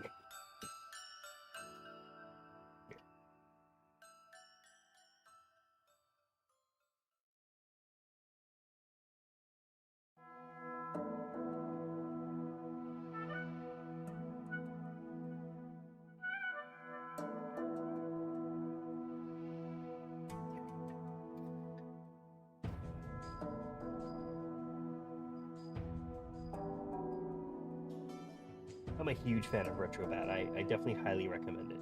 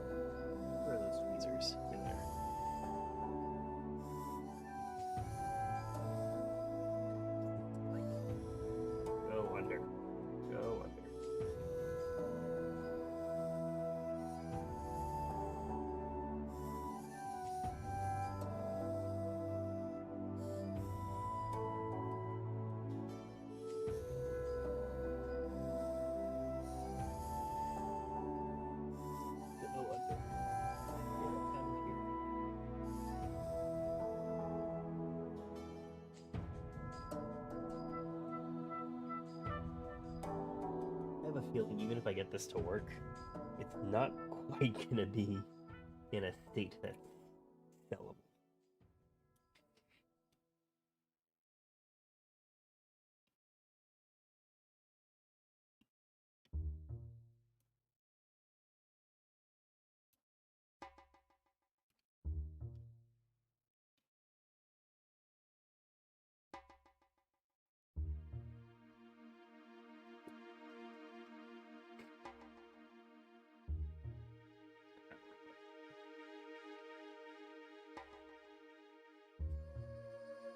This does work though.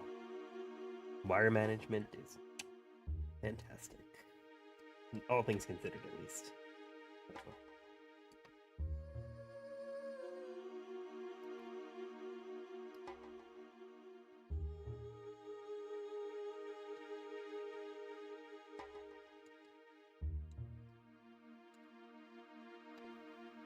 You know what? Fuck it. We don't need the power button. Just need this to turn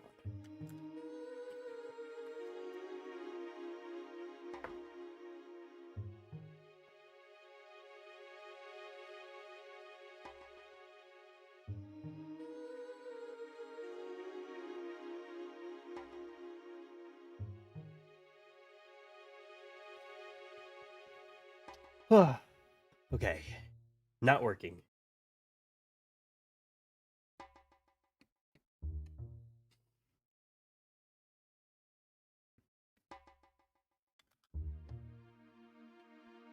Man, I was very confident that this one was not going to have like a problem like this. I thought it was going to take time for sure, but wasn't expecting problems.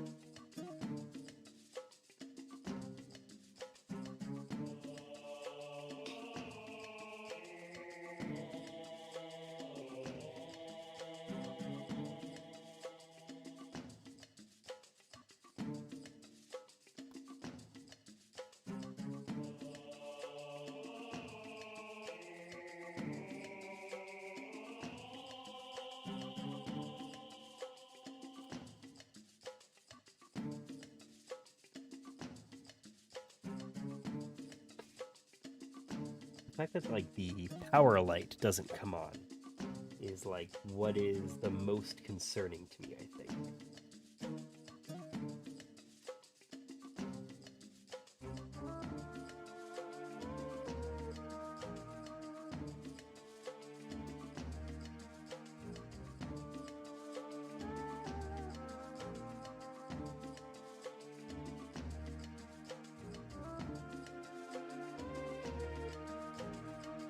Everything here looks good.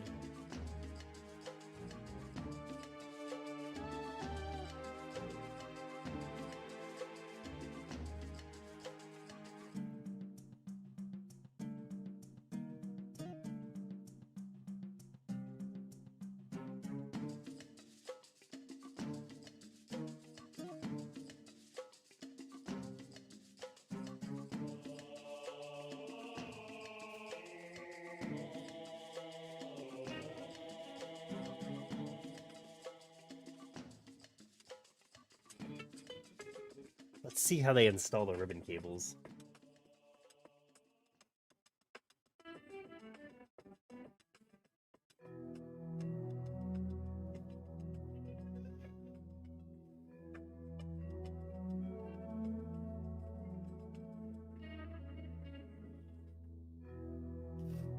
Now onto the actual soldering on the motherboard of the console. Your soldering is important here. You'll have to make sure that you don't have more than about a millimeter wire exposed before soldering to the board. This will ensure that you don't have any shorts from exposed wires. Follow the diagram on screen for where to solder your wires to. Remember, it helps to keep your wires as short as possible, so be sure to cut them and restrict them as needed. Make sure to turn the cartridge pins, as if you don't, they may apply too much pressure on screen, it can actually damage your screen. Once you've finished up the soldering, you can begin to put your console back together as normal. Just make sure that you didn't actually damage your screen. Turn the cartridge pins, as if you don't, they may apply too much pressure on the screen, it can actually damage the screen. No. Screen. No, no. It's like one pixel. It's like one frame that shows you what you need to see. Okay, they show pins up.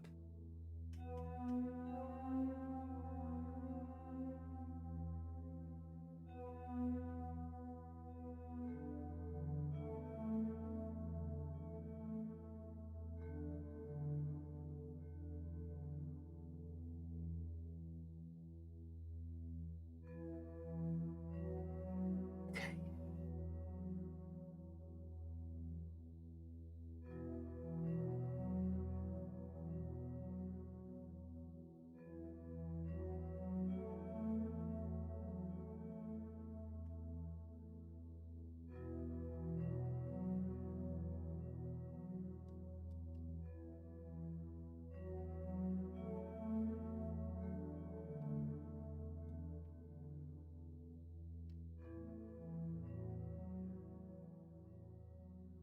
This is an adventure.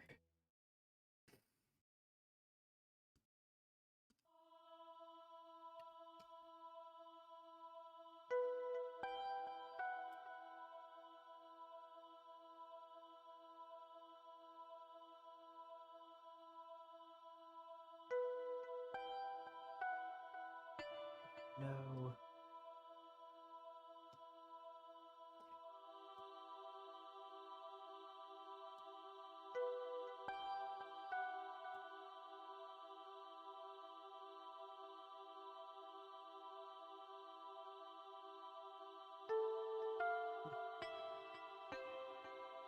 I feel like this board is on the edge of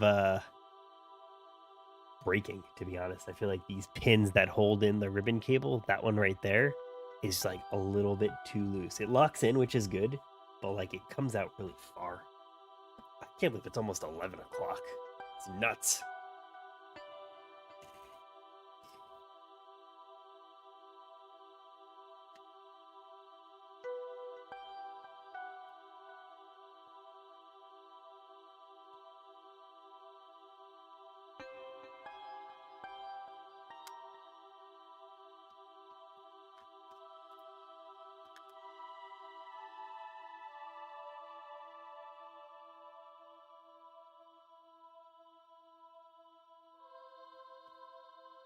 Nothing.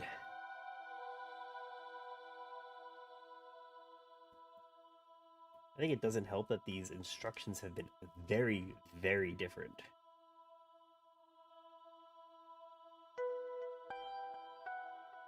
I can hear the speaker. It's not working though. But...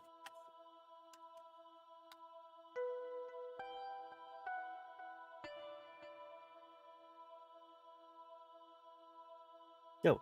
Okay. So the system works. The screen does not.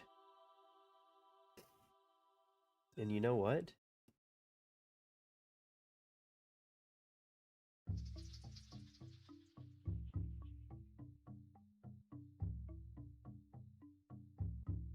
Actually,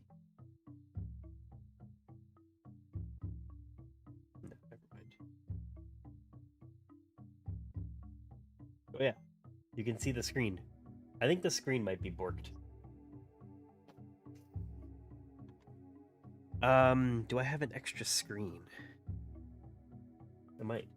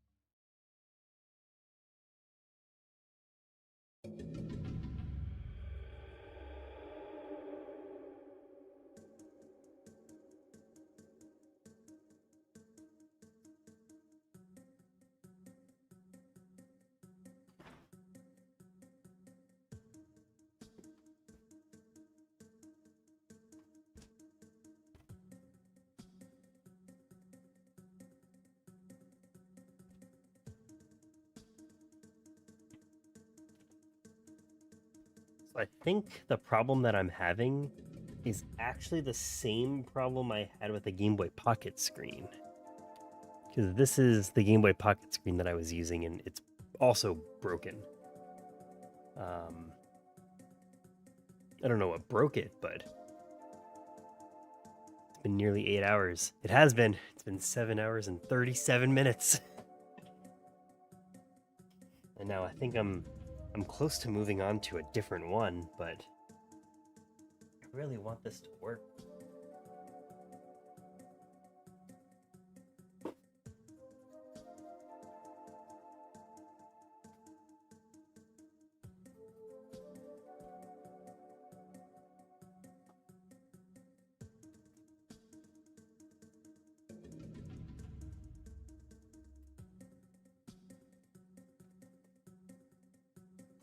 Going through the spare parts that I have. Oop, camera's moving a lot. Sorry. My tripod is in a funky area. My chair keeps hitting, which is kind of annoying.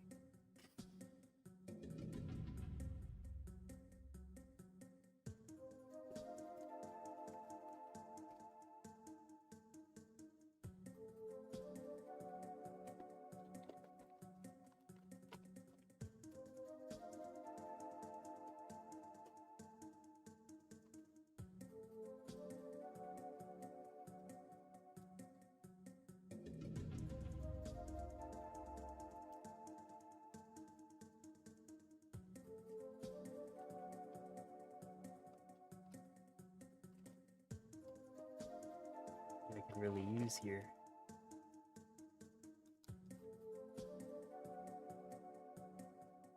This is not a laminated screen. That's the problem.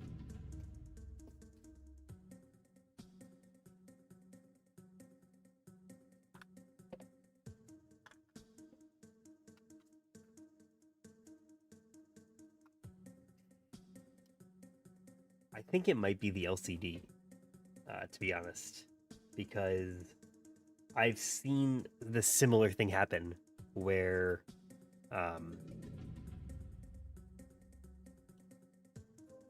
like the screen looks like it's turning on, but it's actually broken.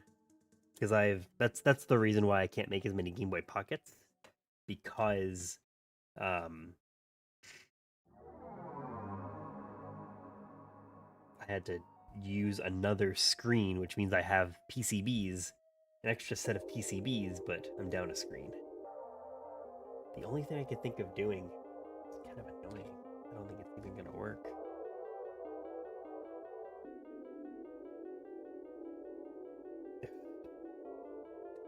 Take this apart.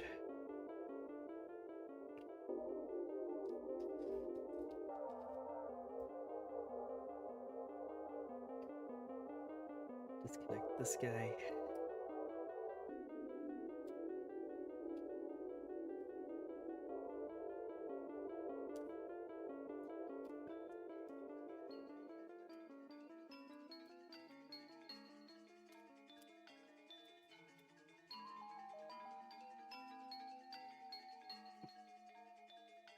The screen adhesive. So.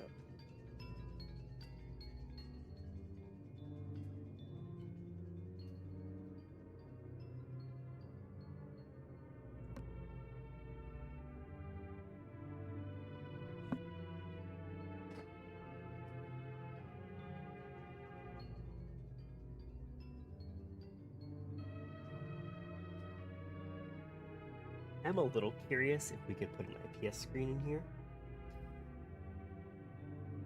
For now, I know that this one's broken, but just like to be certain.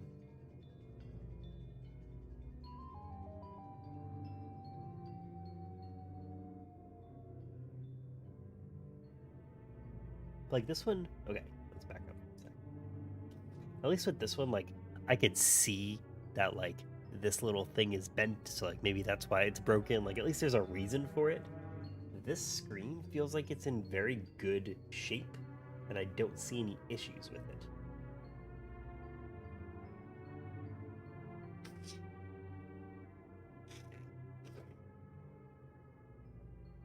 mean, I could like double down and start Kapton taping everything up again.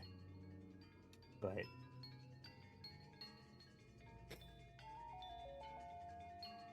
I'm also partially curious if I could just...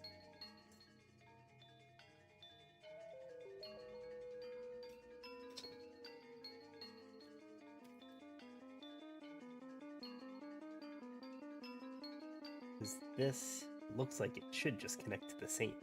So we kind of gonna be able to pop this out. There we go.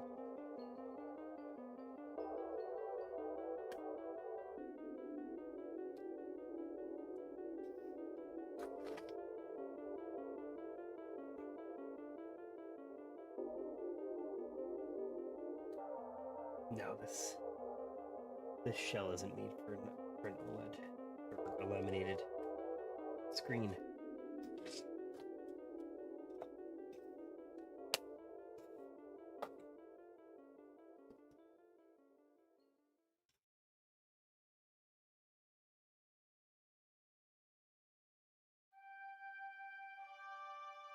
Does the music describe the situation? I've actually had my headphones unplugged for a little bit. I've just been like sitting in silence. I should also listen to music. I'm sure it's going to be more calming than what I'm going through.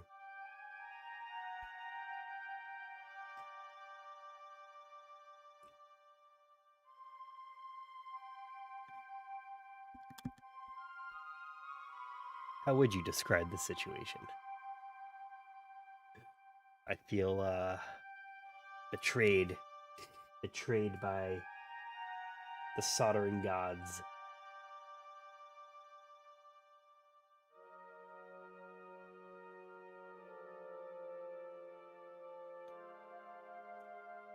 It's very ominous.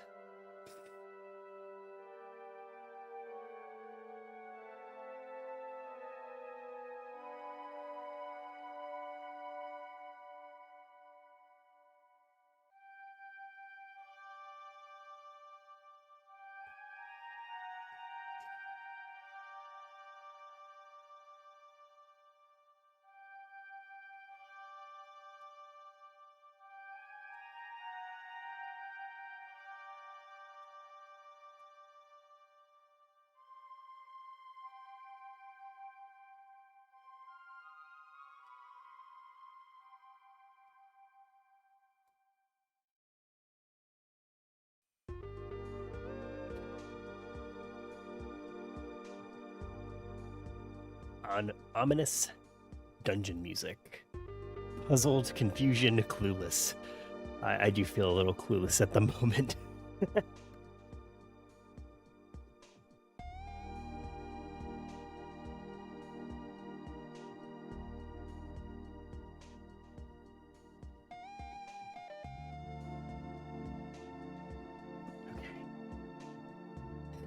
not quite ready to give up, but it might be something that I put aside and start another Game Boy mod and let this one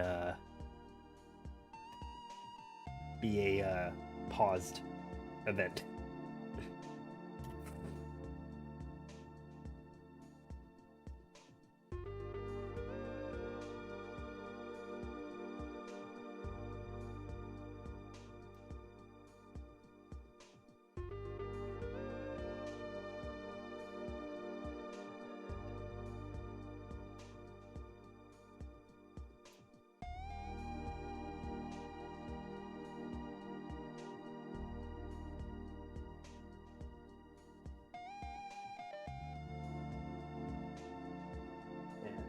This mod kind of sucks.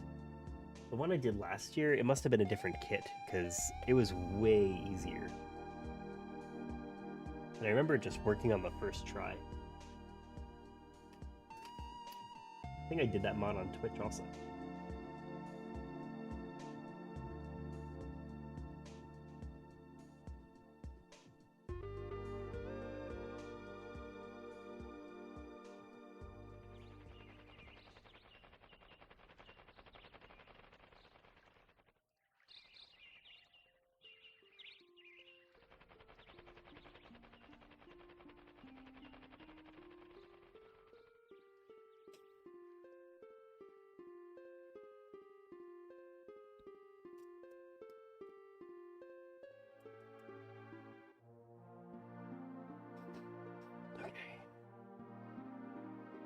Let's not put this.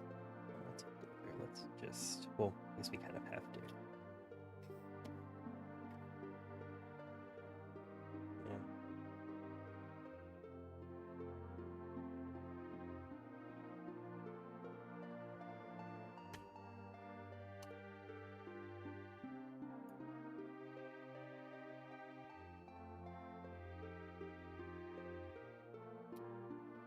Yeah, I think I just need another screen.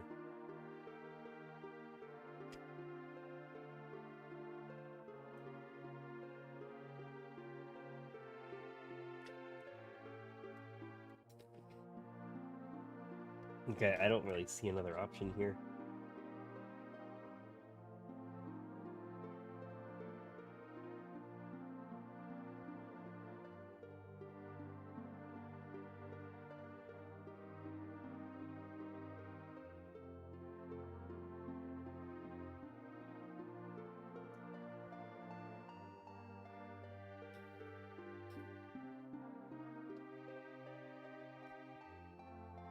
How long does it take to come in? If I put an order in today or tonight, it probably would arrive on Thursday, is my guess. But unfortunately, don't have that much time.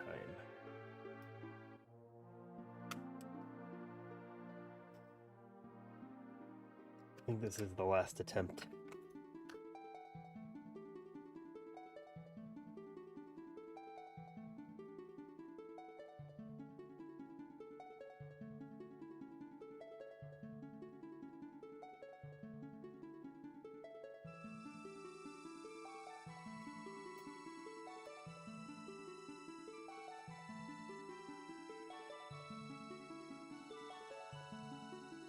Here, let's actually.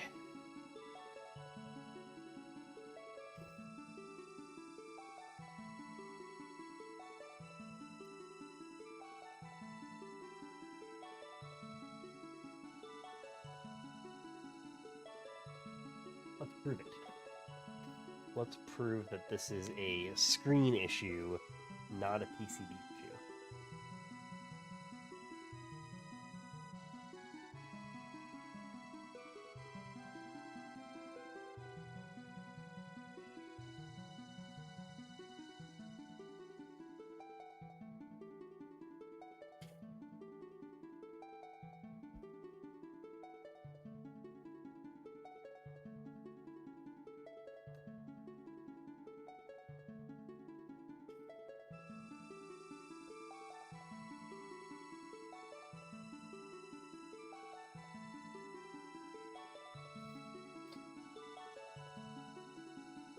This guy on YouTube show us how to use the HDMI mod.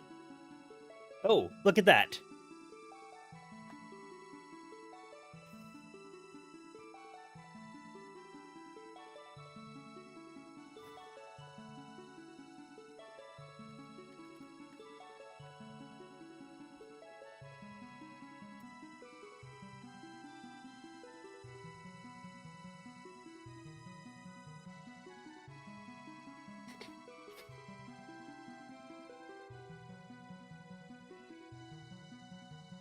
This is like a start, though. This is the indicator.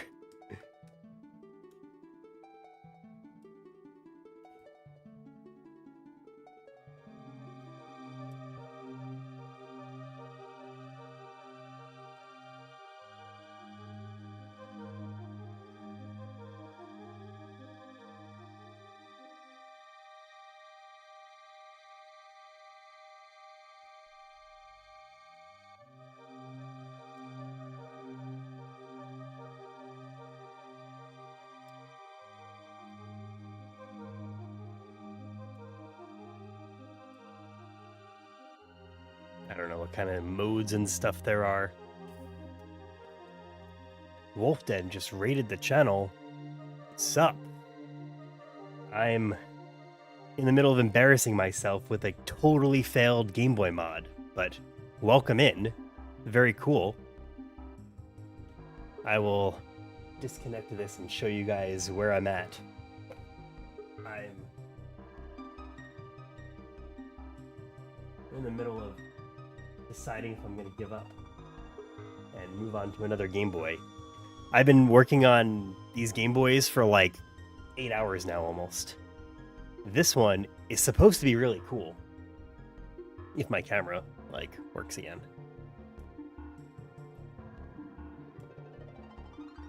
What were you guys doing? Anything fun? More success than me, than my 4 Game Boys that I've modded so far? Here, we'll at least show you what I've got so far. This one's supposed to be really cool though. This has HDMI out, and I did one last year, and it was super cool, but and it was really easy. Here, we're gonna do a deep dive into my problem. Look at all of these fucking wires.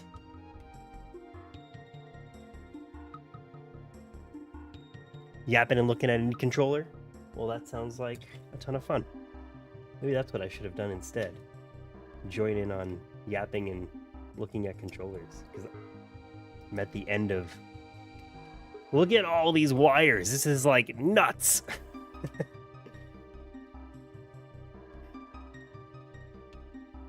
And I've actually resoldered it a few times, but I think the screen is basically dead. I think like that's what it comes down to, is I messed up probably when I installed the screen, because I get an HDMI out signal. It's messy, but it like hypothetically works.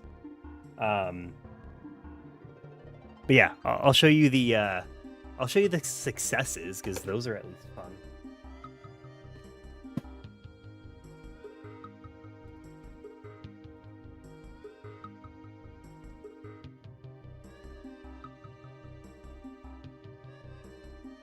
Someone should make a flex PCB for that shit. What's actually funny is the guide that I'm following, they don't talk about it, but they just show an RGB mod, and the RGB mod actually, I guess, has like the flex PCB set up so you could more easily solder all these solder points because of the RGB flex PCB. But I don't have a transparent shell, so like, whoa. That'd be such a waste. I mean, I guess I could have transparent buttons, but that would ruin the Pokemon vibe I got going on for it. But here, these are the cool ones. These are the ones that work. Where are my batteries? This one is sick because, also, I think I might give more of these out at Comic-Con this year. I haven't decided. I gotta make new labels. These are from 2023. This one is sick because it's a freaking OLED screen on a Game Boy. It's like unbelievable that that even exists. Yo, thanks for following. So that one was really cool. This is easy. This takes literally one wire to solder because it's actually a touch screen. But I didn't want to touch the screen because I'm gonna sell it to somebody and they don't want my dirty fingerprints all over it. But you hold down your finger on the screen, and that brings up the on-screen display. So this is like if you've never soldered anything before, I think this is like the best one to do. And then, what do we got next? Next one's really cool, because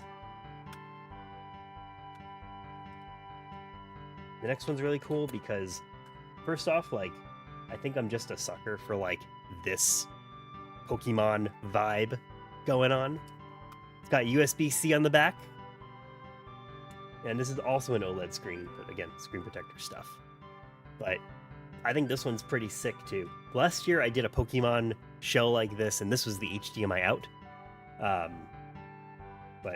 And I thought it was gonna be easy this year, but this is a different kit, I think. And what also really sucks is the guide on handheld legends showed soldering different points at different from the video, basically. So the guides are kind of all over the place, which really sucks. If I figured it out, maybe I would like help fix the guide, but this mess is nowhere near that ability. They have a very nostalgic look too. They got that Buy Me at Toys R Us vibe. They do. I actually don't even know like the history of like what this Pokemon Center one is, but it was just the HDMI mod that I bought.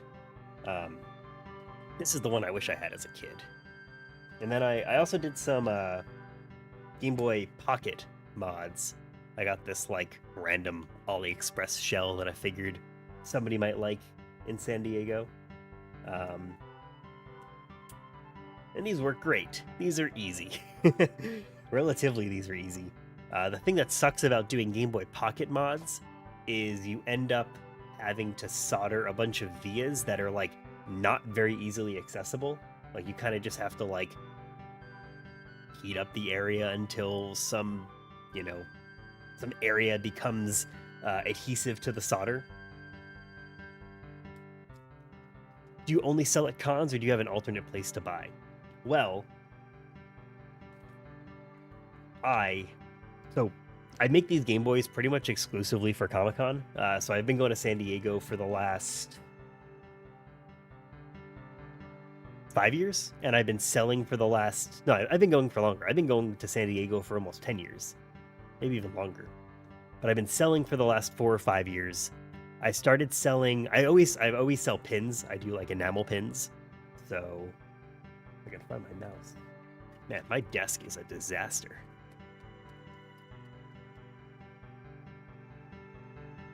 I think this command works. I don't know. All my commands are broken today. But basically what I'm getting at is I always sell enamel pins. That's something that I've been working on and selling and doing for probably 5 or 6 years, maybe even a little bit longer. And then I started selling modded iPods, but then DinkPods sent the price of used iPods like crazy. The market became crazy for them.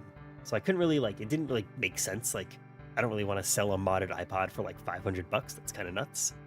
So I've been doing the Game Boy mods for the last 3 years now.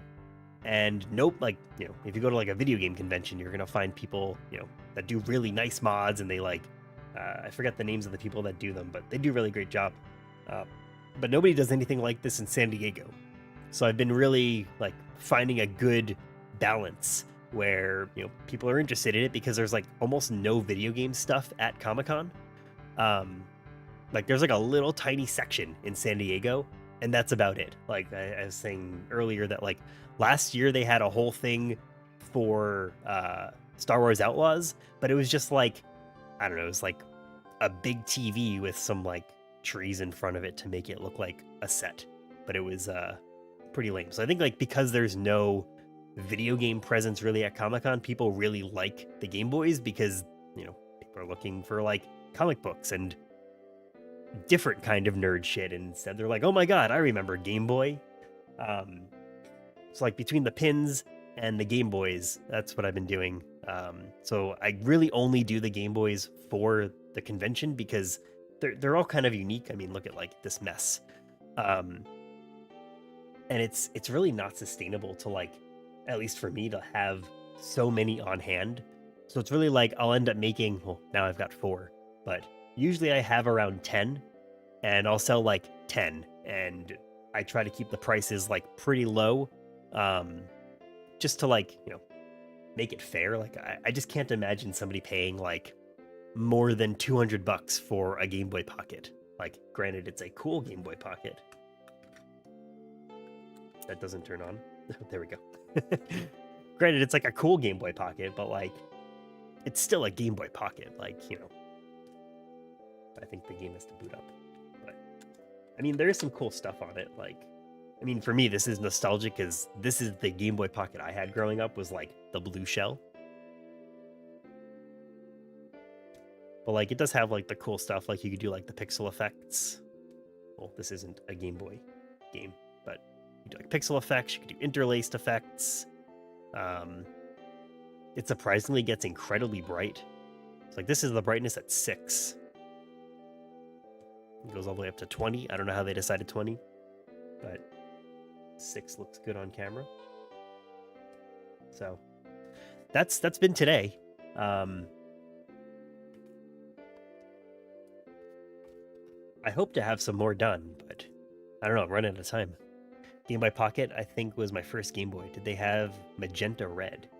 Yeah, actually, a few weeks ago, we probably had this one.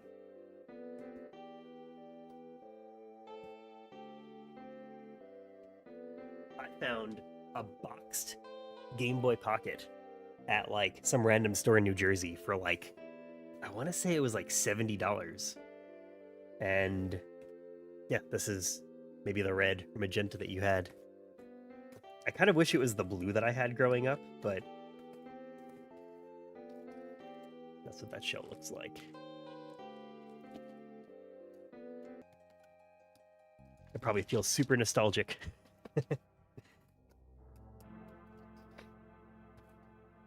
Yeah, I was pretty glad to find a box.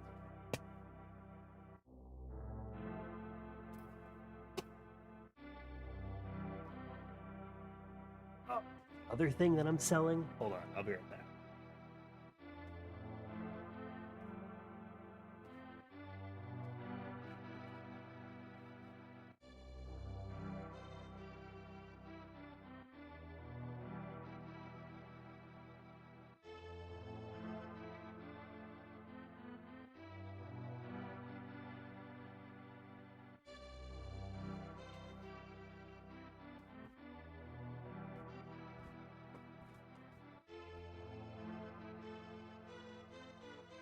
Because I didn't have enough Game Boys, and I've been like procrastinating with the Game Boys and caught up with like making YouTube videos and stuff, I kind of had this moment of like, oh my god, I don't know if I'm gonna like make my money back on this, table that I'm paying for. So I started printing out. Where's a cartridge? Here. I have a lot of Game Boy cartridges, but I have no way to like display them really, except to just stand them up. Here, we're just chatting. Let's just chat. So I made these guys. They are 3D printed, and they just fit your cartridge. And I just thought they were cool. So I feel like, and like this is like no shade to somebody if you do this, but like I felt like when I went to too many games and I looked at all the stuff that people were selling, and I saw a lot of 3D printed stuff, but then like all the stuff that they're 3D printing is just like somebody else's stuff that they 3D printed. So it kind of just got me thinking about like, what do I want? What could I design? What could I create that I could sell that is, quote unquote mine? Obviously, Game Boy is not mine. Nintendo probably would hate this, but yeah, I just thought they were cool. So they just kind of like could sit and be displayed. So I've got yellow, blue, and DMG. I also made a white one because I've got a friend who I don't split the table with, but he's the table next to me. So we thought it'd be cool if he like draw some art on it, and we could like, I don't know, just have like a more special edition one. Last year we did it with the Game Boy shells. We made a few white shelled Game Boys, and then he drew all over them, and we sold it as like more of like an art piece than something you'd actually play, and people really liked that, so that was fun. Love it, cool as fuck. Thank you, I appreciate it. I have no idea if anybody's ever gonna buy these, so I just made like, I don't know, like 15 of them. So I'll have like a plethora of things to sell this year. I've got cartridge holders, a few Game Boys at least, probably not this HDMI one, and yeah, Game Boys, pins. I didn't even get a chance to make new pins. The terrorists really fucked shit up. Like, really just made things difficult. But that's okay. We got tons of Game Boys to work on. I've been at this for 8 hours now. I want to do at least one more so that like I've got another success and we could up that counter to 5. But yeah, that's what's going on. Just trying to like rush and get as many of these done as I can, but also like, I got to make sure the quality is pretty good too. Yeah, basically I leave from the East Coast on Tuesday like evening, and I get to LA, and then like the thing that I do every year is like drive from LA to San Diego. So we do that. Wednesday is like a preview night, so it's like just for professionals, and then like official Comic-Con starts Thursday and Sunday. So it's going to be a lot. Um, I was also supposed to have like a whole video ready, but I don't. um, yeah, I mean, if you see my desk, you could see where my name comes from, just scattered everywhere. My desk is a disaster. But yeah, that's what's going on. Terrace fucked up my world too, and I'm an architect. I imagine that it messed up really almost everything. I mean, even though a lot of the tariffs didn't happen, some of them did happen. Like it's still very confusing. And even like I'm still selling pins, but I didn't reorder any pins that I'm out of stock on or low in stock on. So like I've got like a portal pin that does pretty well.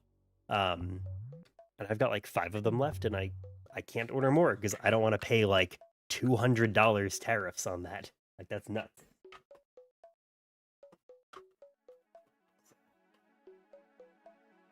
Let's see. Well, at least clean up a little bit. I think I'm gonna have to seal up this HDMI Game Boy and just like call it for this. I do want to do one more though. I feel like I want to do.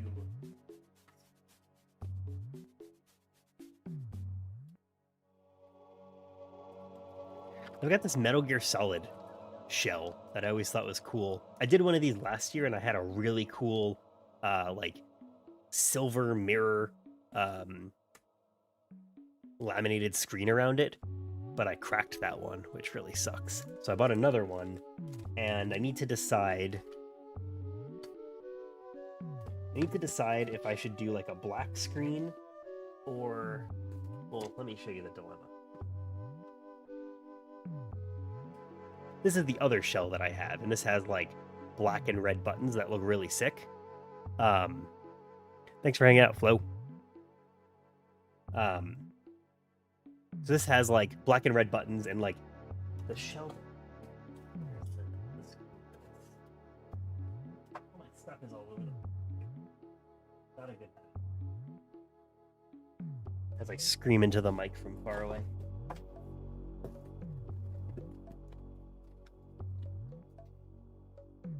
Game Boy Pocket. I have so many like Game Boy parts and stuff too.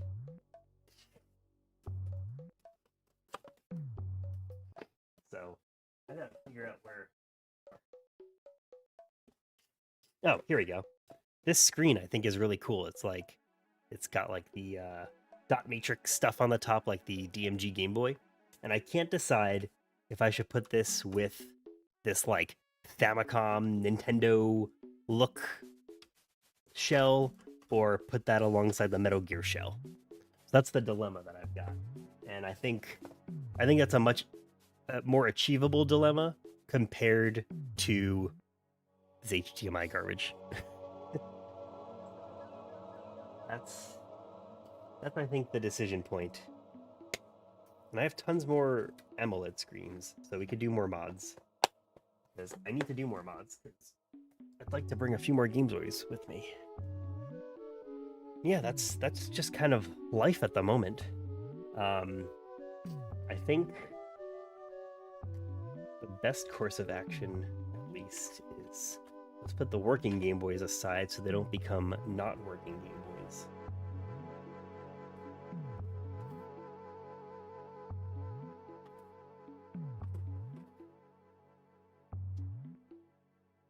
And then let's seal up this piece of trash.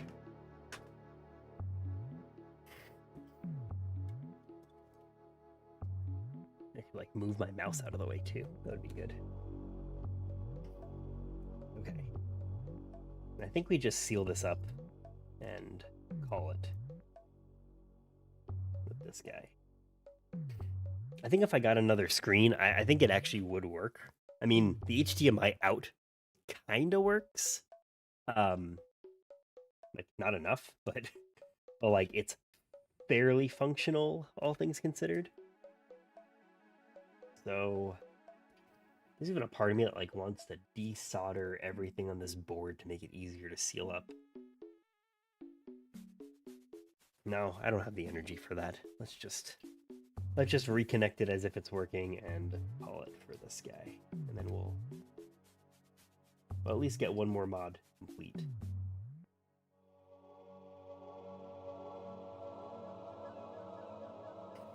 We do have to find my next working Game Boy Color, though, because I've come across a few that I thought we could fix and we weren't able to.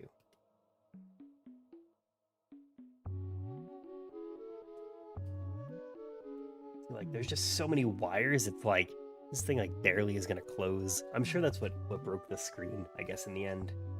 Like, I'm sure it was partially my fault. I like to use the speaker to like line things up. Like, if the speaker fits, usually everything else just kind of falls into place.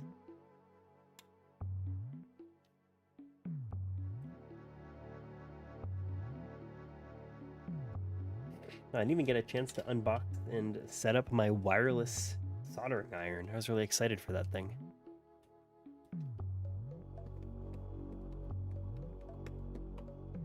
Okay, this is the back. I think in reality, I'm not even gonna fully seal it. I think we're just gonna...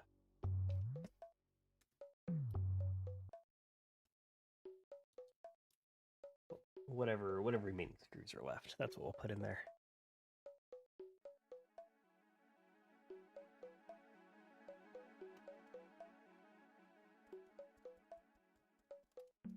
That one, what's this?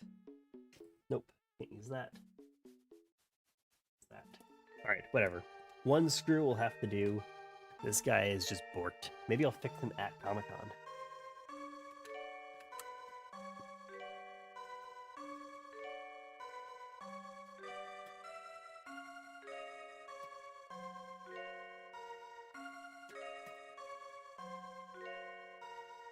Okay.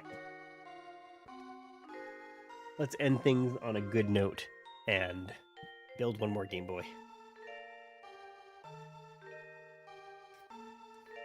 I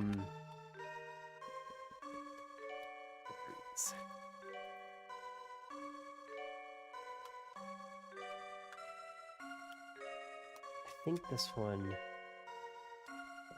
does work. What happened that this one doesn't work? I could have sworn I put this one aside because it did work.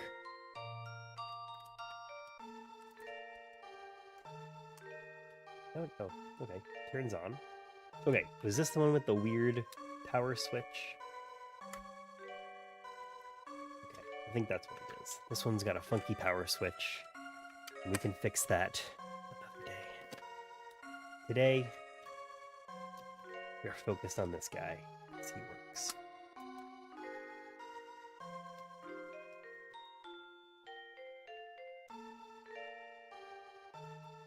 And even though I really like the Metal Gear Solid shell, just because it's Metal Gear, I don't like particularly like this art.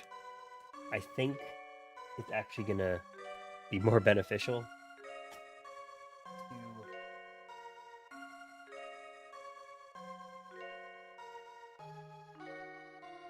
I think it'd be better to do this guy. I think it's just gonna attract more people to, think it's cool and wanna pick one up. So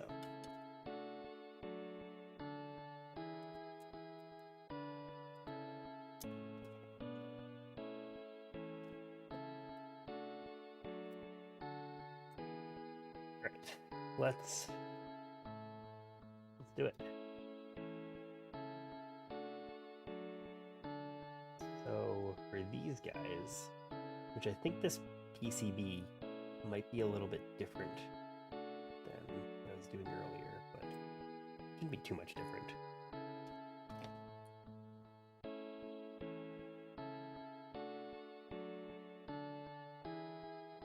That. And this guy off.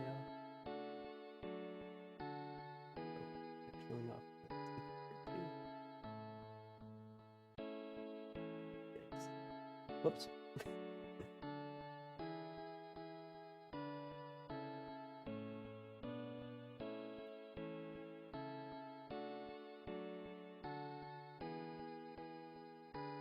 I get the this screen in. I have to go check on my cats because they're making weird ass noises. I think they may have gotten into some food they shouldn't be.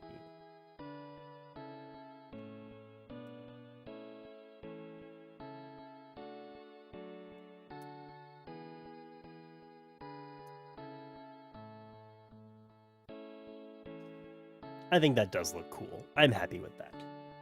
That is going to work just fine. Now, let me just go yell at my cats.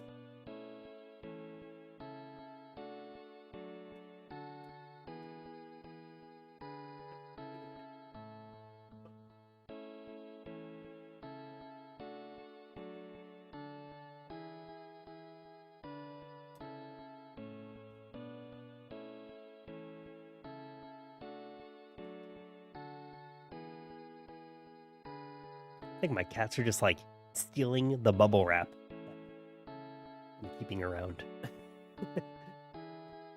My cats don't usually cause a lot of trouble, but when I don't pay attention to them, then they cause a lot of trouble.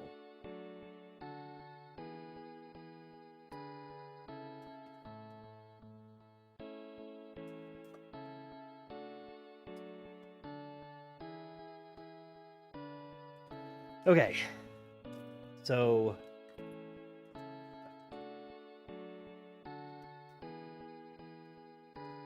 we got this, we got that. Got this fancy sticker.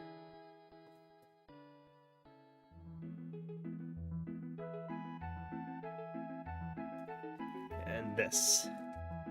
This is what we need for this. So if I'm remembering correctly, which I think I'm just gonna wing it. I think this connects to here.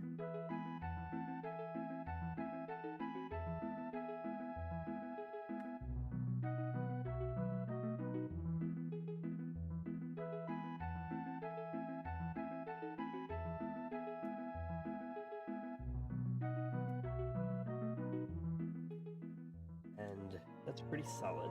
That works. I think we can just tape that down. Yeah, I wish I got the timer working, because, like, I'm very much in the I think I can speedrun IPS mod. Not an HDMI mod, an IPS mod. But I think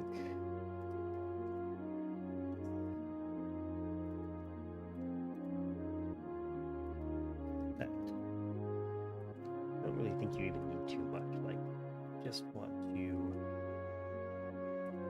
cover up some of these things. Also, help it stay straight. Okay. That done. Move to the buttons. You know what I'm always curious about?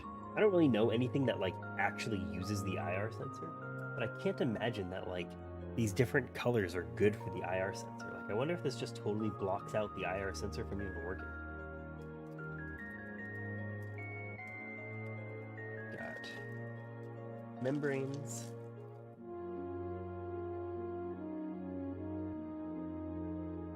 Buttons.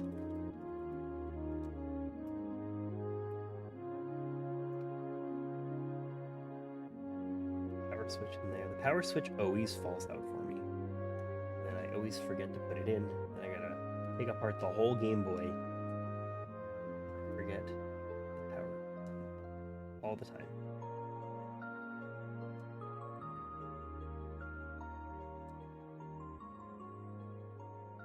D-pad in there.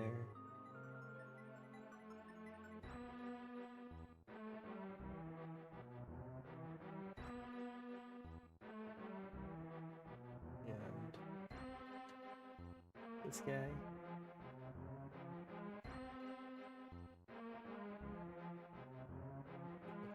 Wrong way. This guy. Is that really how that works? I feel like that's backwards. I feel like usually the big one is the other side. Am I crazy? It must be.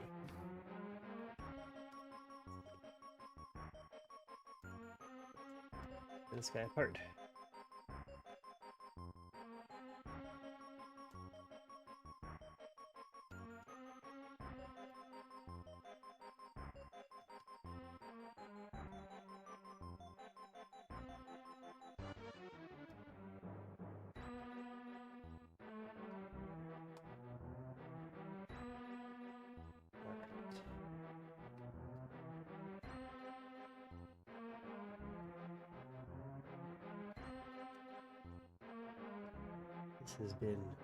This HDMI one has just destroyed me. Like, my confidence level when I got through 4 Game Boys was so high that I was like, hell yeah, I can do an HDMI mod. I did it last year, no problem.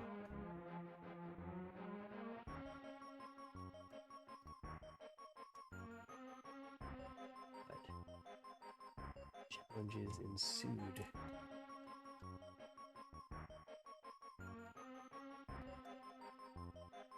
I guess I could pretty much take these apart. I remember the first time I took a Game Boy apart, I didn't like realize that I missed a screw, and I was like just pulling at the board for like 5 minutes. Like, why won't this come apart? Of course, it's because I forgot one of the screws. Yeah, I do find it pretty interesting that I feel like the Game Boy Color PCB, just the board in general, and the Game Boy Pocket board are surprisingly similar.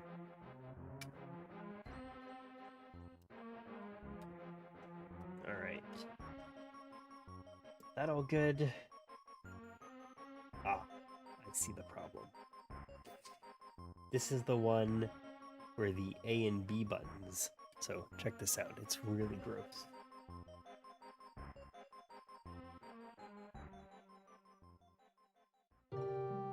These guys are just all fucked up. Like compared to these guys in the start and select. So I think that this is the PCB that I need to just put aside. We're just gonna do that.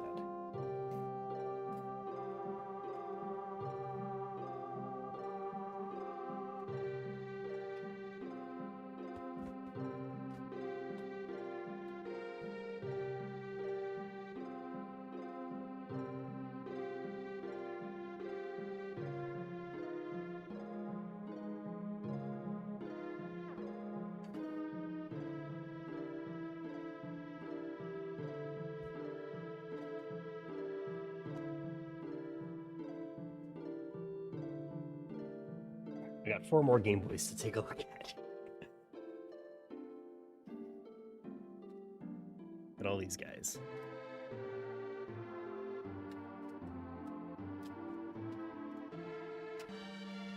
Alright, need some batteries.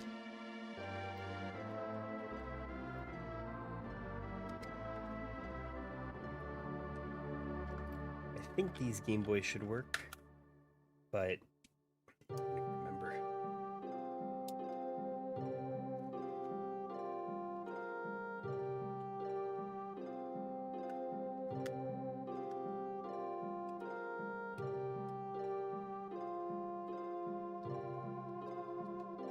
Nope. Nothing.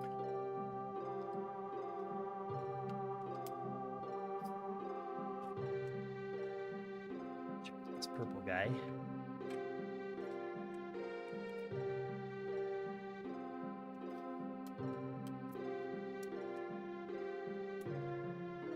Make sure the buttons work. That was my fatal mistake before.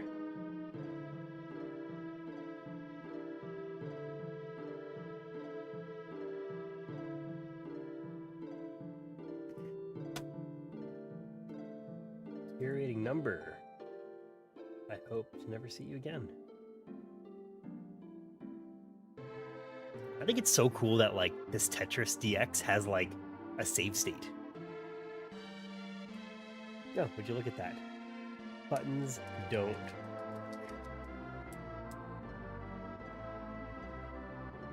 How's that possible? I said yes to resume. Okay, continue no. One player. Okay, so start and select don't. A and B work fine. Everything else works fine.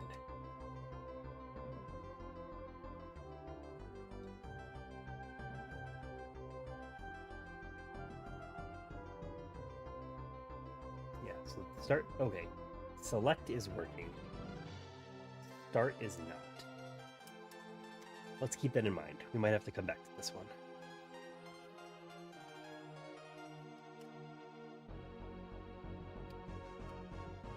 But if we can get one where all the buttons work, that's definitely preferred.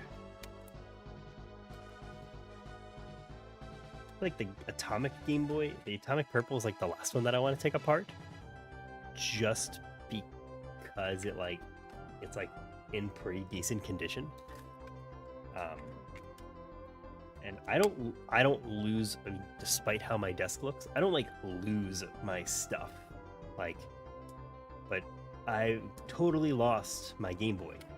I had a Game Boy Color, it was Atomic Purple, and I gave it to one of my sisters, who I think then gave it to my other sister, and none of us know where this Game Boy is, and I know that they wouldn't have sold it, and it's just like a mystery of like, where is this Game Boy? I have my Game Boy Pocket, and I have my Game Boy Advance, but I don't have the Game Boy Color.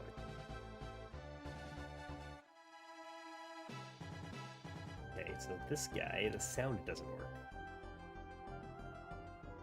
Which, we just dealt with that from someone else. So I don't know if I have it. I don't know if I have it in me to try to figure out the sound again. We gotta take apart the purple Game Boy. That's what we might have to do. Oh, gotta put batteries in it.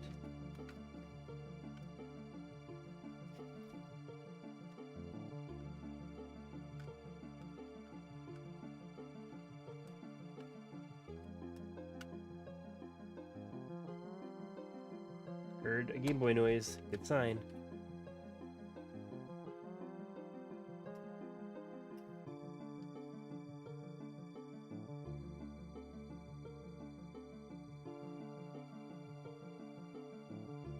Alright. This is our donor. A little sad, but that's the way the cookie crumbles. I haven't seen Bruce Almighty in a very long time. I think that's up there in like one of my favorite movies. I know that's like kind of a crazy thing to say, but I really like that movie a lot.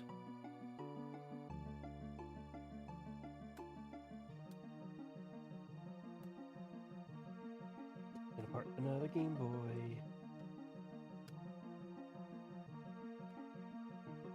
We are going to speed through this. I mean, we really just have to not lose this part. Start. I also wonder why for the power on the HDMI mod, why we didn't attach that via, or that wire to like the power switch itself. That's what all the other mods do. That's what we're going to do for this one. Is we're just going to attach it to the solder point on the actual power button, power switch.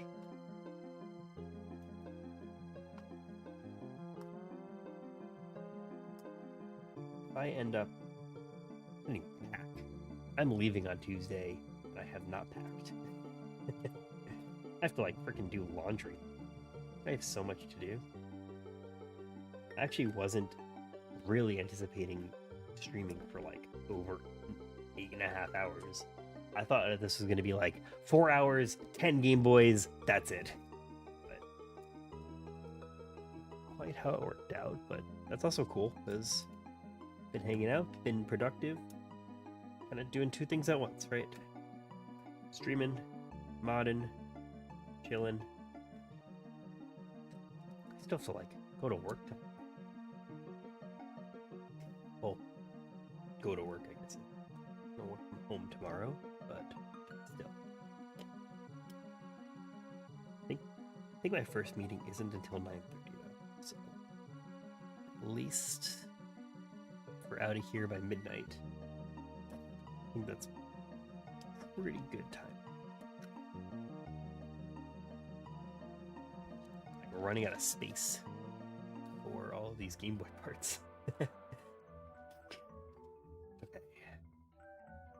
Let's check this out. I'll get some flux on here.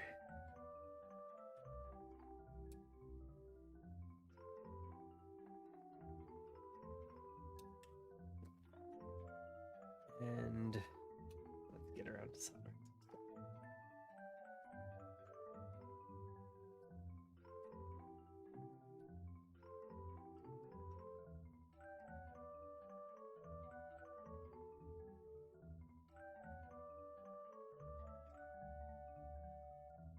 Damn, these are some good looking solder points. Check it out. Looking good. 3 wires.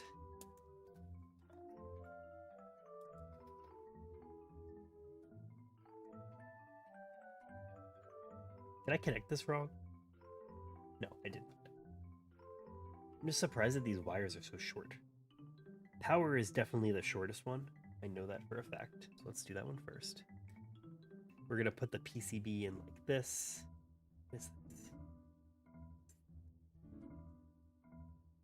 I don't know what this thing is. I don't remember.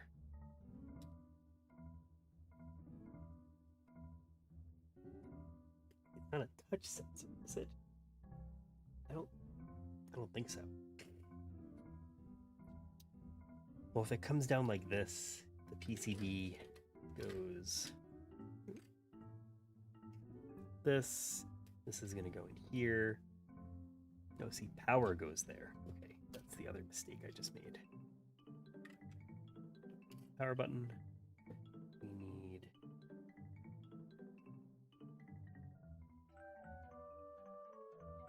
flux.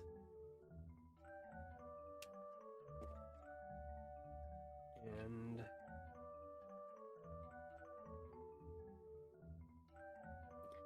perfect. Man, that's looking good. I think all we should have to do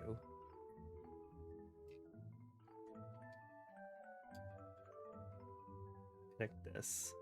Power will go to there. Is that gonna be long enough? Yes, plenty. Okay, great. I think we can do this. Line that up.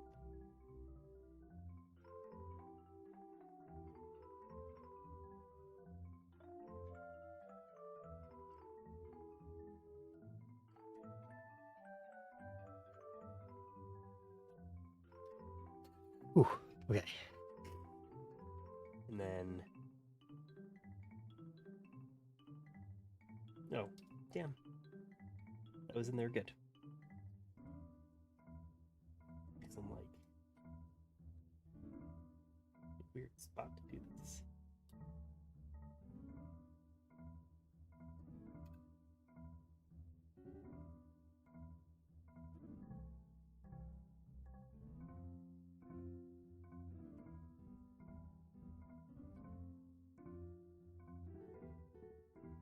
That's better. Tug, good. And then start and select.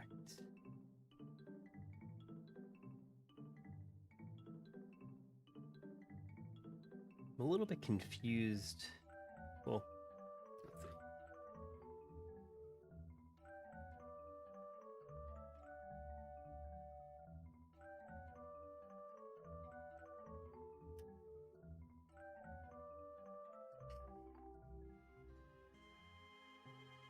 Oh, I know why. Okay.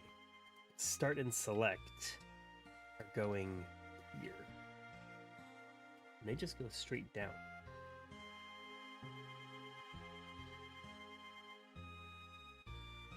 That's like not enough wire.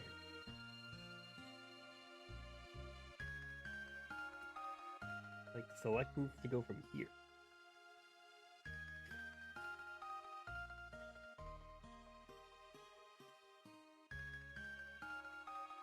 How else is this gonna fit? There just simply isn't enough wire.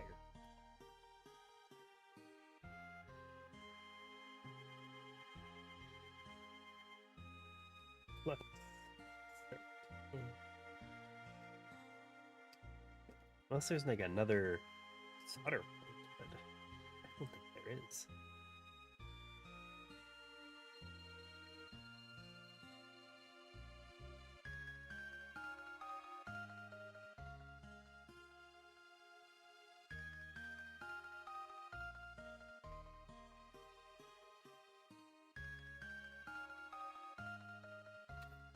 Good. Good.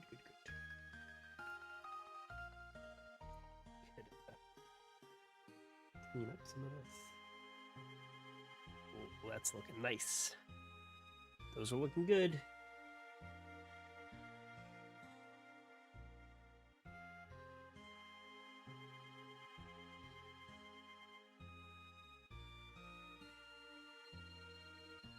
All right.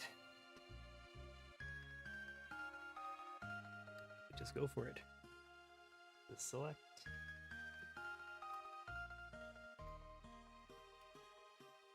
Oops.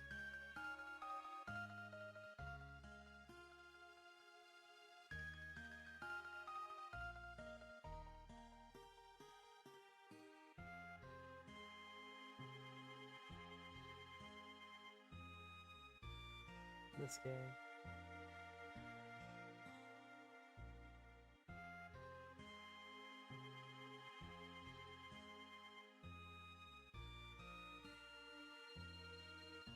All right. Let's start and select. I have to figure out a way to flex this board to fit this. Because these wires are not long enough. I think I might have to desolder them. I just can't imagine how this is supposed to fit.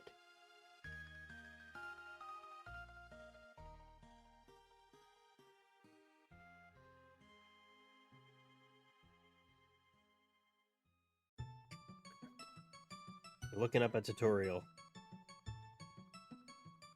I must be soldering to the wrong points. I have to be.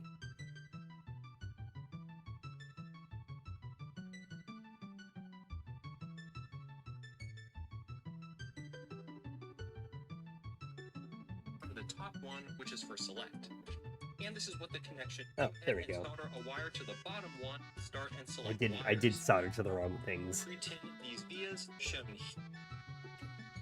All right. Macho Nacho knows what's up. I do not.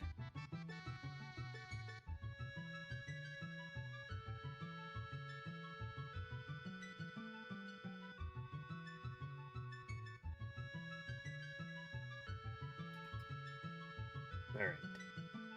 Let's try it again.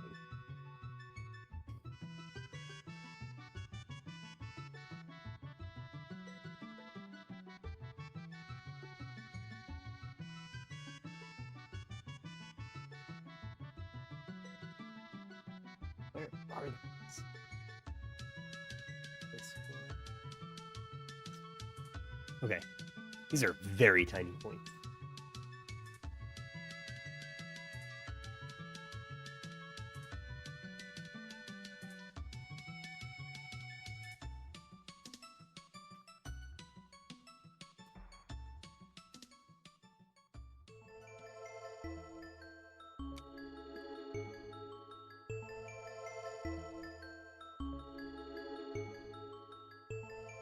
The AMOLED is a lot easier to say.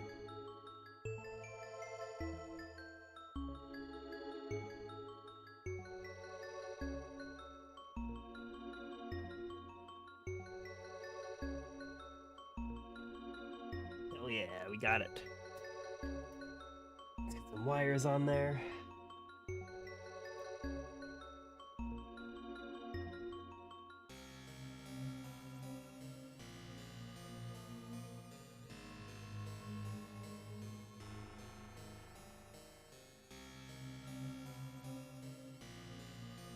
That one's good.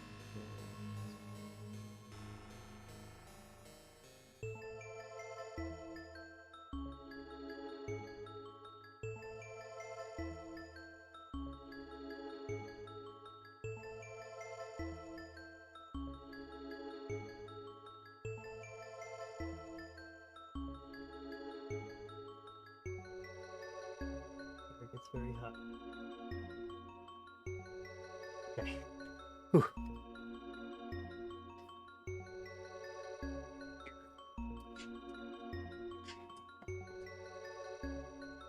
And solder a wire to the bottom one, which is for the start button. Bottom is start.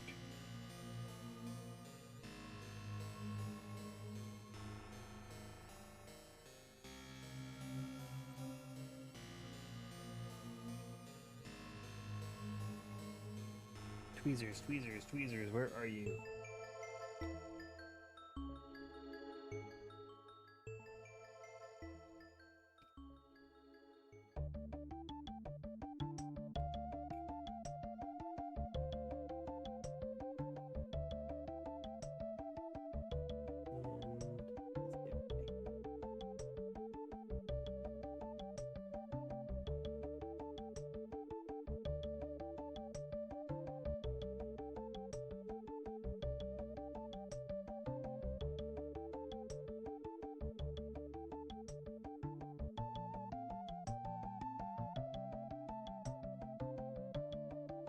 Good enough.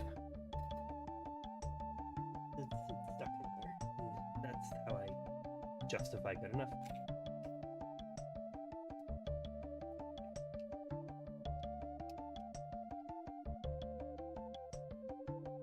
One of these guys in here.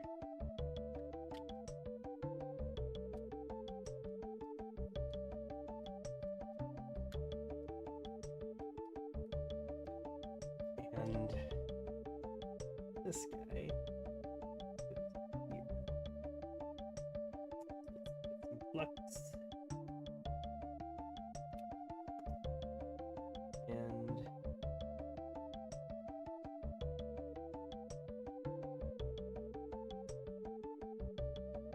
perfect. Now to see if it's all gonna come together.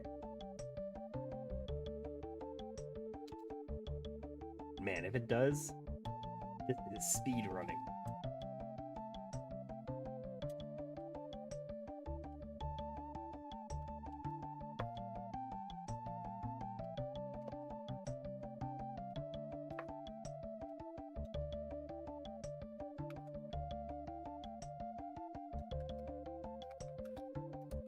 And yeah, perfect.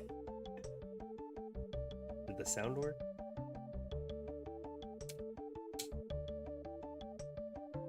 You bet it does. Whew. I think this looks pretty good. I'm happy with it. We do have to put some final touches on here, though. I'm not happy in its current state. The back shell, let's use some tape. This guy.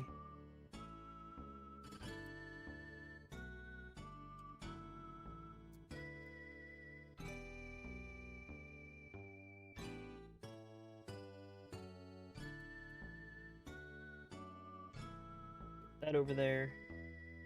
And this guy.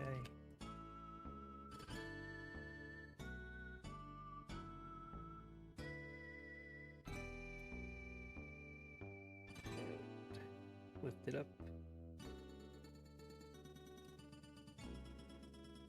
And just wanna get it nice.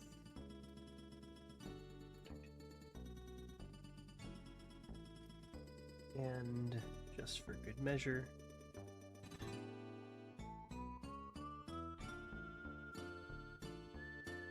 take some more Kapton tape.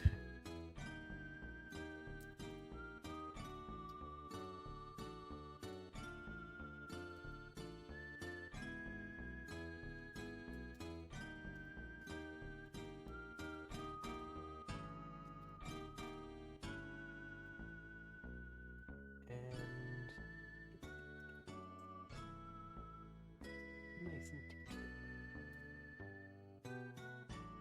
Right. Now I'm happy with it.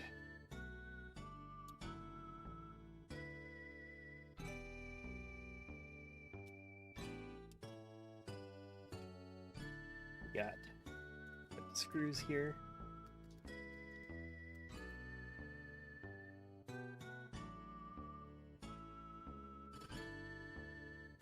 These all look like they're the same.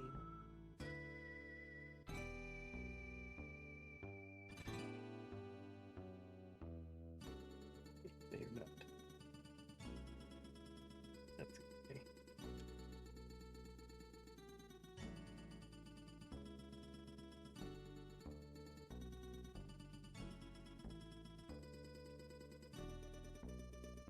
And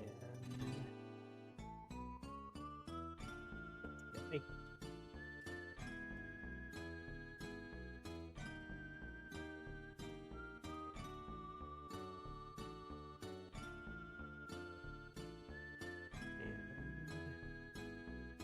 Where's the last guy? Where's the last guy?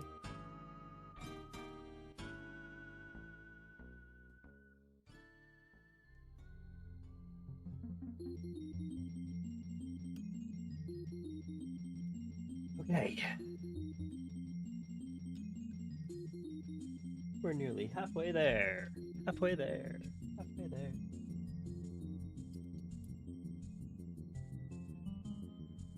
And I like to just slowly get these guys.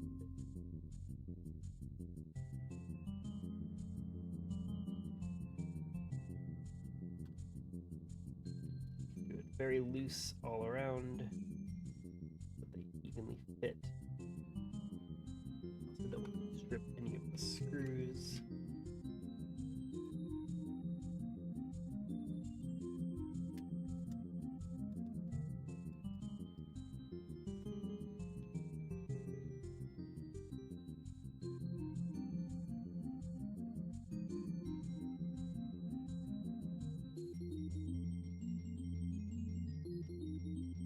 And 2 more. Who was timing that? That must have been like 15 minutes max.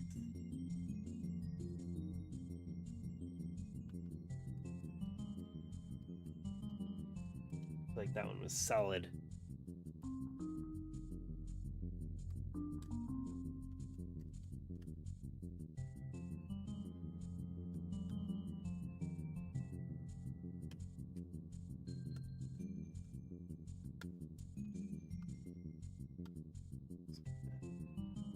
Make sure these guys are tight enough.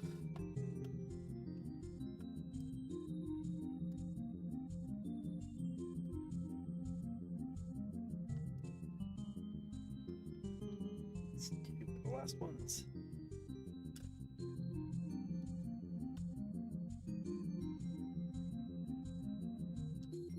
Can't forget the most important part. Good old Nintendo sticker.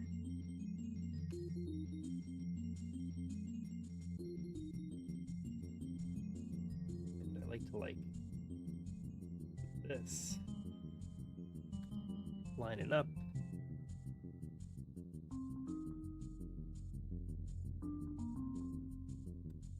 And send it. Hell yeah.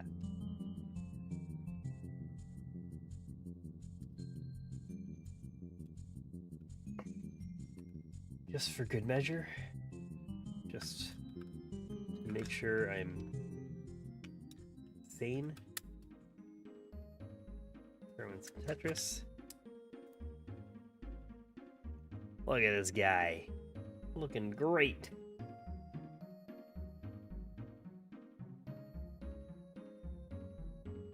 Oh, this looks great. Too bad the HDMI one didn't come out this good. All of our buttons work. Ah, we did it.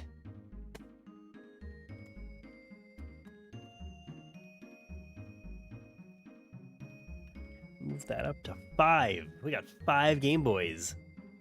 I feel like we should have had more, but that's okay.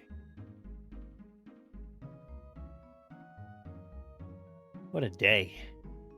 9 hours. Put a full workday into this.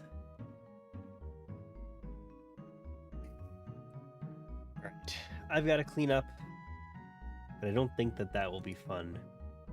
So I think I'll start calling it here. I had a lot of fun working on this. I appreciate everyone hanging out. Wolf Den raid, super cool. Thanks for that. Thanks for all the new follows. I stream on both YouTube and on Twitch because that's just what I decided to do. I'm going to be in San Diego next week. No video because I don't know what I'm making a video on yet. No streams. I'll be back in like a week and a half. There'll be something. Probably end up streaming before I make a new video because I can just go live and that makes a lot more sense. But yeah, I think we call it here. Is anyone that I follow live?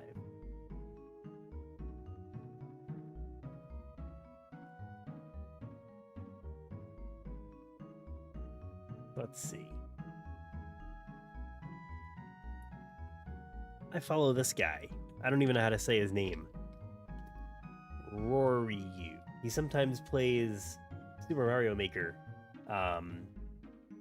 But now he's playing Peak, and like Peak is fun. So we'll go do that. YouTube, I don't know what how streaming works on YouTube. So I'm just gonna say goodbye on YouTube, and we're gonna end it there. And for Twitch, we'll hang out with Rory Roo, because I think he's fun to watch. So thanks for hanging out. I'll see you guys pretty soon, like a week and a half. Bye.